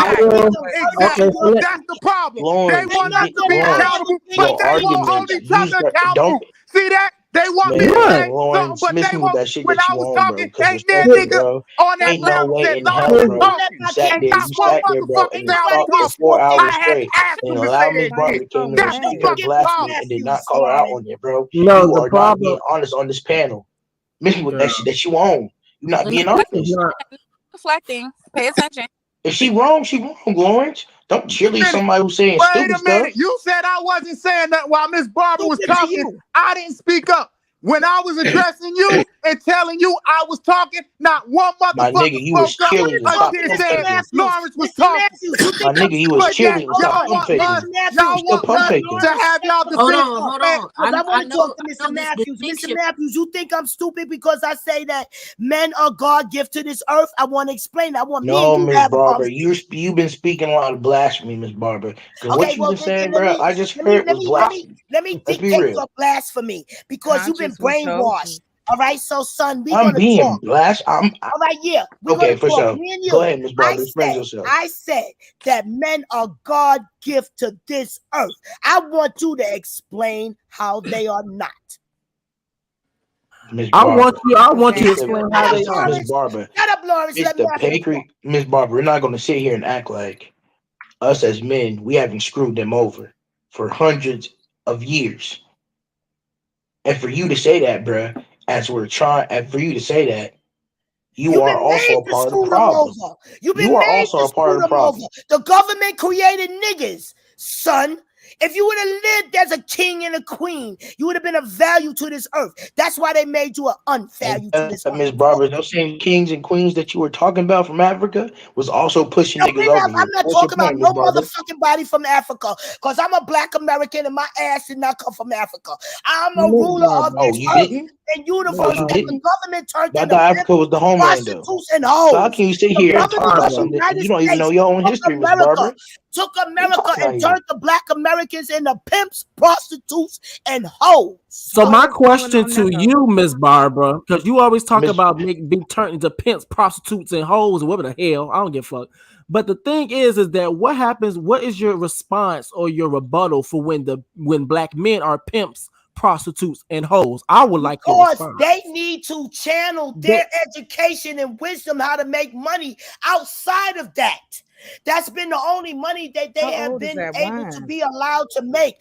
But Miss Barbara, for them to do that, they have to take accountability for their actions. Shut up!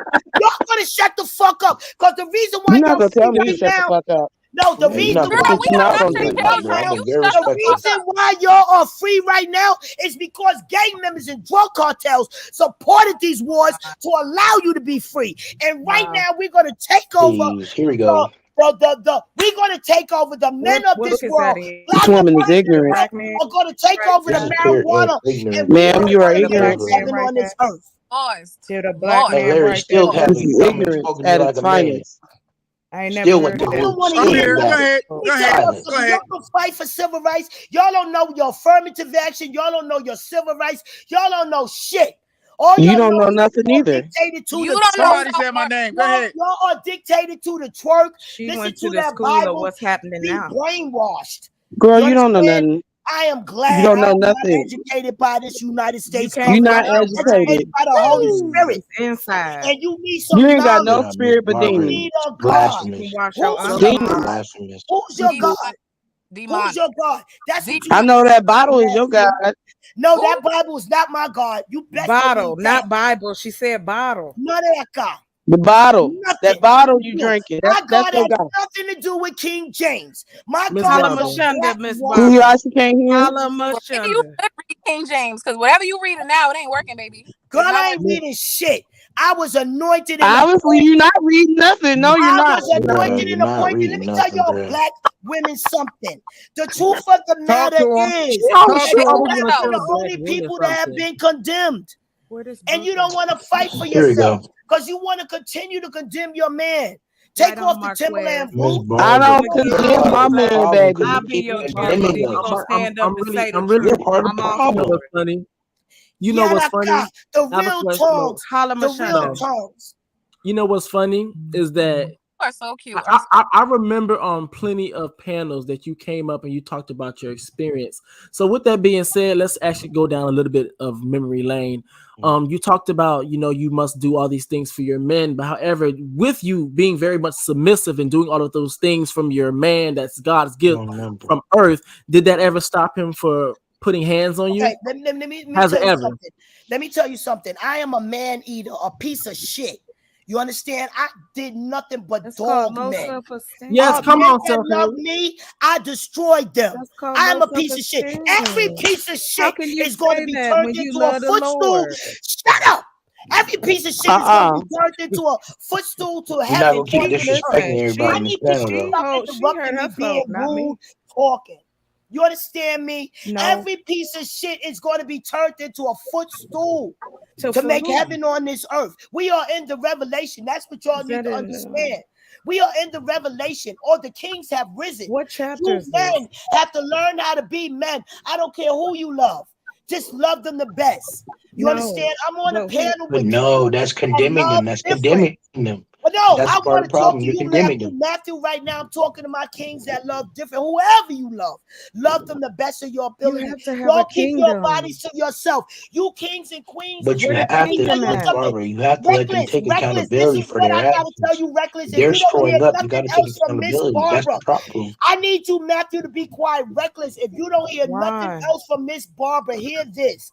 You are a temple of gold. Keep your body to You can't teach yourself people like until this. you find somebody that love you so you can produce beauty. However, you have to produce it. How you gonna do that? Or whatever, I don't care. I don't care. You are a king and queen. Keep your body to come yourself. around and You understand tell me? you Whoever need to you go love. back You to understand old me? Big Who Daddy. the hell is and talking right now? That's mad ass rude. I'm trying to talk to Reckless.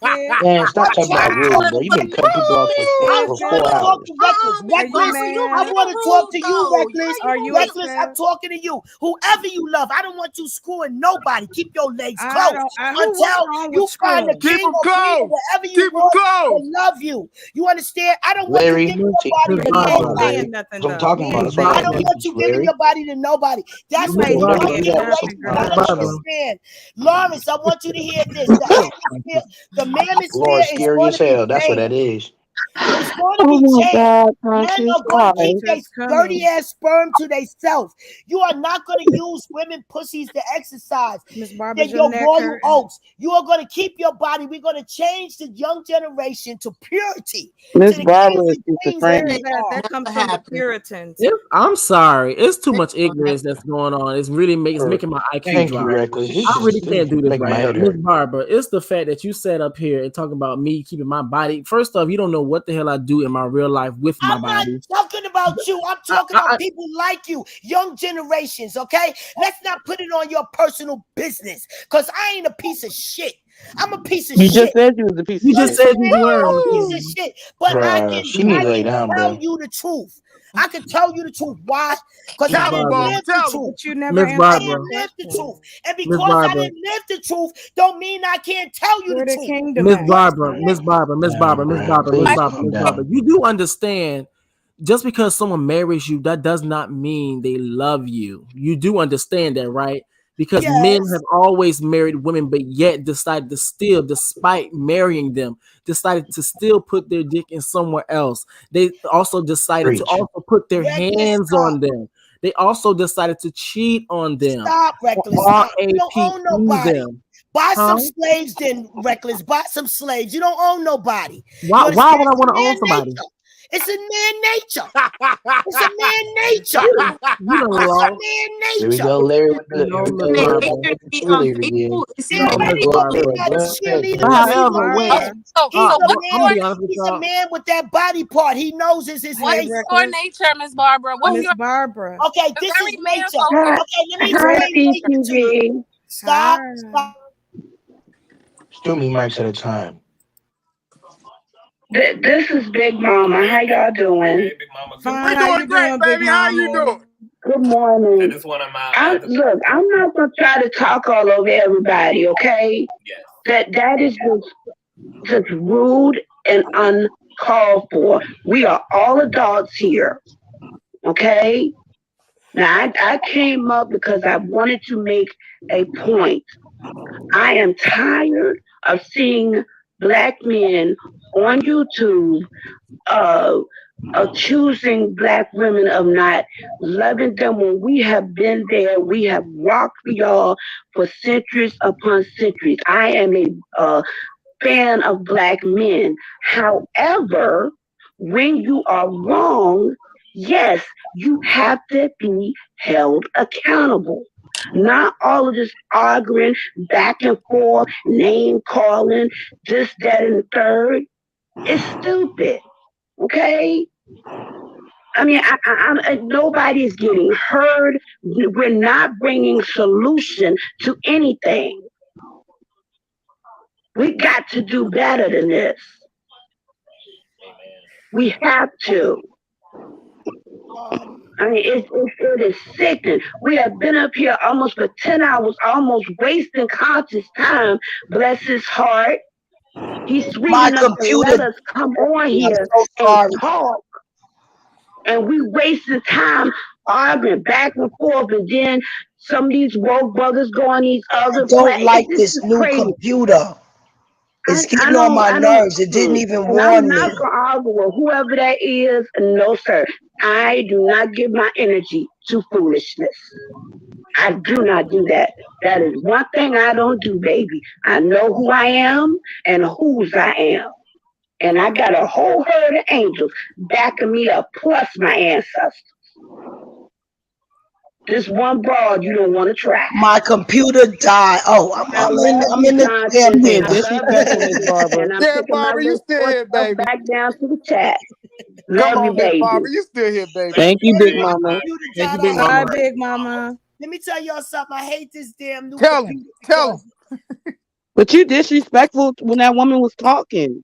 You supposed to be in your 50s. Respect nobody. You understand? You don't respect nobody. You old and you don't respect nobody. Kevin on this earth. I'm gonna tell you, you beautiful Black woman, you are a queen. I'm telling you now, Conscious, can I say this real quick? I'm gonna get off. Let me just say this real quick. Don't get off, I'm gonna get stay on. Stay on, because you need to keep coming back. Hold on, Miss Barbara. I'll go ahead, Marquez. Miss Barbara, I'm asking you, take your ego out of this situation and use empathy and understand where people are coming from. How you're basically undermining other people's feelings by speaking this blasphemy. Please. That's your opinion. Wait, use it. Wait. No, shut up, Lawrence. Wait, Miss Barbara. Hold on. Wait. Go ahead, Larry. Go ahead. No. Go ahead, Larry. Let him talk. Wait. Let him wait for you to speak up. Go ahead, Larry. They say man to man, right? Lawrence, shut up. Let the man talk. Matthew, I want to hear what you got to say. Because I'm going to answer you. And I don't want nobody. Barbara, they're talking. Be quiet. Y'all, it wouldn't be none of that if y'all would let. I'm doing it just fine, letting people talk. Everybody else can do it just fine. Thank you. I was saying that, Miss Barbara, you're being too egotistical. You cannot say what you say, because how you're doing it is what we've been doing, what men been doing. We've been undermining women's feelings for years. And what you're doing is basically undermining their experiences, and you're a woman. By you condoning this behavior, you're not making men accountable. I am. So please stop. I am applauding you and your righteousness and your godliness. Miss Barbara, can I talk? Shut up. I am applauding you, Matthew. You know why? Because you are a godly man. You understand? And I want you to know you are God gifted. No, please don't do that, Miss Barbara. Because there's only one man upstairs. Like you. Stop it. I'm not building up your ego. I'm talking facts, young man. You understand? I'm talking facts. No, Miss Barbara, I need that's you to very be quiet. toxic. I need you to listen. I don't believe in that. I only believe there's one man upstairs. There's a God, and that's know him. what you are, because what you are is a good soul that was dictated to. You are a king that mind was changed by the government. Let me tell you something, son. The government of the United States killed us in the United States of America. The Black American man owned this land. This is our land. So they made a law. You can't make a chief or Indian unless you marry. You understand? Stop being dictated to. You are king and the queen. Not being And I'm dictated. here. Okay. Can I go, Miss Barbara? You don't Miss Barbara, understand can I that? go? Can I go? Can I go? I'm tired. Not you getting permission. Okay. Because you ain't going, Lawrence. Let me go. All right, wait, hold. What's his name? Marquez? Hold on, Mika. Hold on, Mika. Marquez, check this out. Marquez, What's up, Lawrence? You said you want Miss Barbara needs to empathize with certain folks. She is. But the problem is she's not empathizing with the people that you want her to empathize with. So now it's a problem. Because I've been beat down by Wait, hold on, Larry. Hold on. empathizing with men, so now it's a problem. Wait. Hold on. She's just not empathizing. I can't hear what Larry's saying. Nobody can hear anything. Everybody's talking all at once. When everybody sounds like they're fighting for their virginity in the same Facts. room, it just sounds like abuse. Now, Larry. Wait. I ain't finished. She was empathizing with men. What's the problem with that? The problem is, let me be. Can I speak, Conscious? Can I answer that, Conscious, please? Yes. The problem with that is, Larry, it's a systematic thing. We've been doing. By her condemning us, Larry, she's not telling us the truth. She's only condemning us, bro, because she wants to be in a good number with us. She's not doing it. She's not condemning us because she wants us to take accountability. She's doing it so she can play favoritism, Larry. How do you not see that? I'm not. Wait, how do you know what's in her brain? How could you tell her what's in her brain? From the Underground Railroad to heaven on this earth. I got my information talks from the Holy Spirit.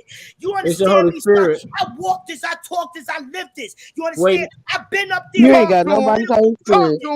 Don't play with Am I wrong, me. Conscious and Pan? Am I Play wrong? with me. You're not wrong. Unless Miss you know Barbara. me. Wait, Miss Barbara. Wait, Miss Barbara. You sounded that. I'm the Underground Railroad. I'm not on internet for likes and money. I'm on here to save my soul. You want man approval so bad. Y'all, hold the thought. I want a very well-rested bitch in her own words. I know that. To have her opportunity to speak to Miss Barbara. I want to welcome Miss Mika J to the platform and let her chime in real quick because you just got here. Welcome and good morning, Miss Mika. You are well rested, so you have the floor. Yes. Good morning. Good morning. So, you know, a bitch just woke up and I saw the cane was caging. So I said, well, let me see what the fuck going on.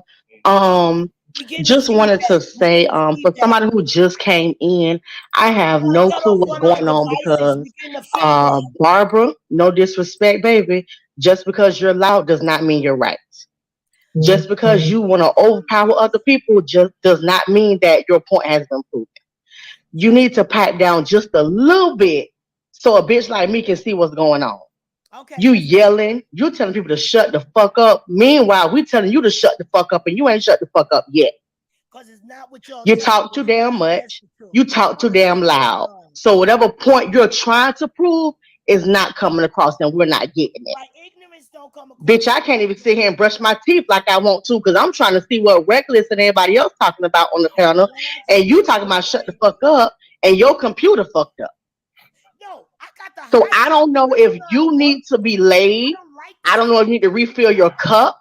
I don't know if you need to go to bed. But whatever you need to do, baby, you need to go and do it. Because like I said, I'm trying to see what's going on. And you running your mouth so goddamn much. Bitch, I don't even know who Marquise and Lawrence is. Bitch, can I get an introduction? Can I get something this morning? All right, you a black woman looking oversized. Let's go. So, again, just because you're loud does not mean you're right. You need to get your ass off, go fix your goddamn computer, and maybe like reevaluate, readjust, and then come back. Because whatever you got going on this morning, baby, it ain't working. And whatever you put down, bitch, we is not picking up. Talk your piece. So I just wanted to say that, Barbara, I don't give a damn about all that loud talking you're doing, baby, because can't nobody talk louder than me. It is what it is. Just wanted to say I love you, Conscious. I love you, Reckless. All the new people that's on the panel. I am so sorry I have not been able to listen to y'all point of view, but it sounds like it's very, very interesting. Yeah. When y'all get a chance, either boot Barbara out this motherfucker or mute her drunk ass this morning, because I'm trying to motherfucking hear. I got a 7-month-old baby that's Barbara talking louder than me. Barbara, I wish you the best. Whatever you got going on, I wish you the best, babe. I ain't come over here to, really bash you like that. But I would like for you to shut the fuck up. I think I speak for majority of the chat when I say, please shut the fuck up and let most of us gather what the fuck is going on in the goddamn story. Miss Barbara, I want to say, like I love you, reckless. I love you. And also, Barbara, another thing that you do that irks my nerves, this blessings and curses shit that come out of your mouth irks my soul. Don't get your motherfucking ass on this live speaking in tongues, and we don't know what the fuck you talking about. Then you jumping your ass on another live, cussing the motherfucker out and telling them to shut the fuck up. Baby, you gonna either be hot or you gonna be motherfucking cold. You need to pick one. But all right, y'all have a good one. Let me go ahead and feed this baby, but I'm gonna be listening in. And thank you, Conscious, for letting me, just come in and talk my little shit. But y'all have a good morning, and I'm gonna be listening in. Yes. You overweight, you black. We need to hear what you gotta say. It doesn't matter if she's overweight. You are pandering to men who don't want your ass. Period. I'm just gonna hold my hand up when you're Shit, I'm overweight. I'm overweight. And I got a good man. I still haven't responded to Larry's question. I'm glad you got it before you got too bad off. Girl, no. Let me tell you something. I lost weight after I got him. I lost weight after I got him. Mr.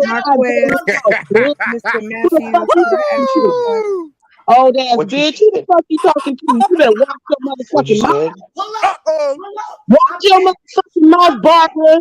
Because the message gone, I'm in New York. the message gone, bitch. I got him in. Yeah, what? Hotels and the motherfucking shit that go around my motherfucker. Bruh, my head hurt. Okay. Come on. Aspirin after this shit. Drunk bitch, let's go. I'm mad as fuck, baby. I ain't got no more champagne. That's what I'm mad about. Yeah, hit the cash app because I'm tired of hearing this dumb shit. Let's talk about some Bitch, real you shit. dumb. You can't stand the truth. You can't stand the truth. They don't want you, Miss Barbara. Stop pandering. They don't want you. Yes, we do. Yes, we do. We don't want your funky ass either, Larry.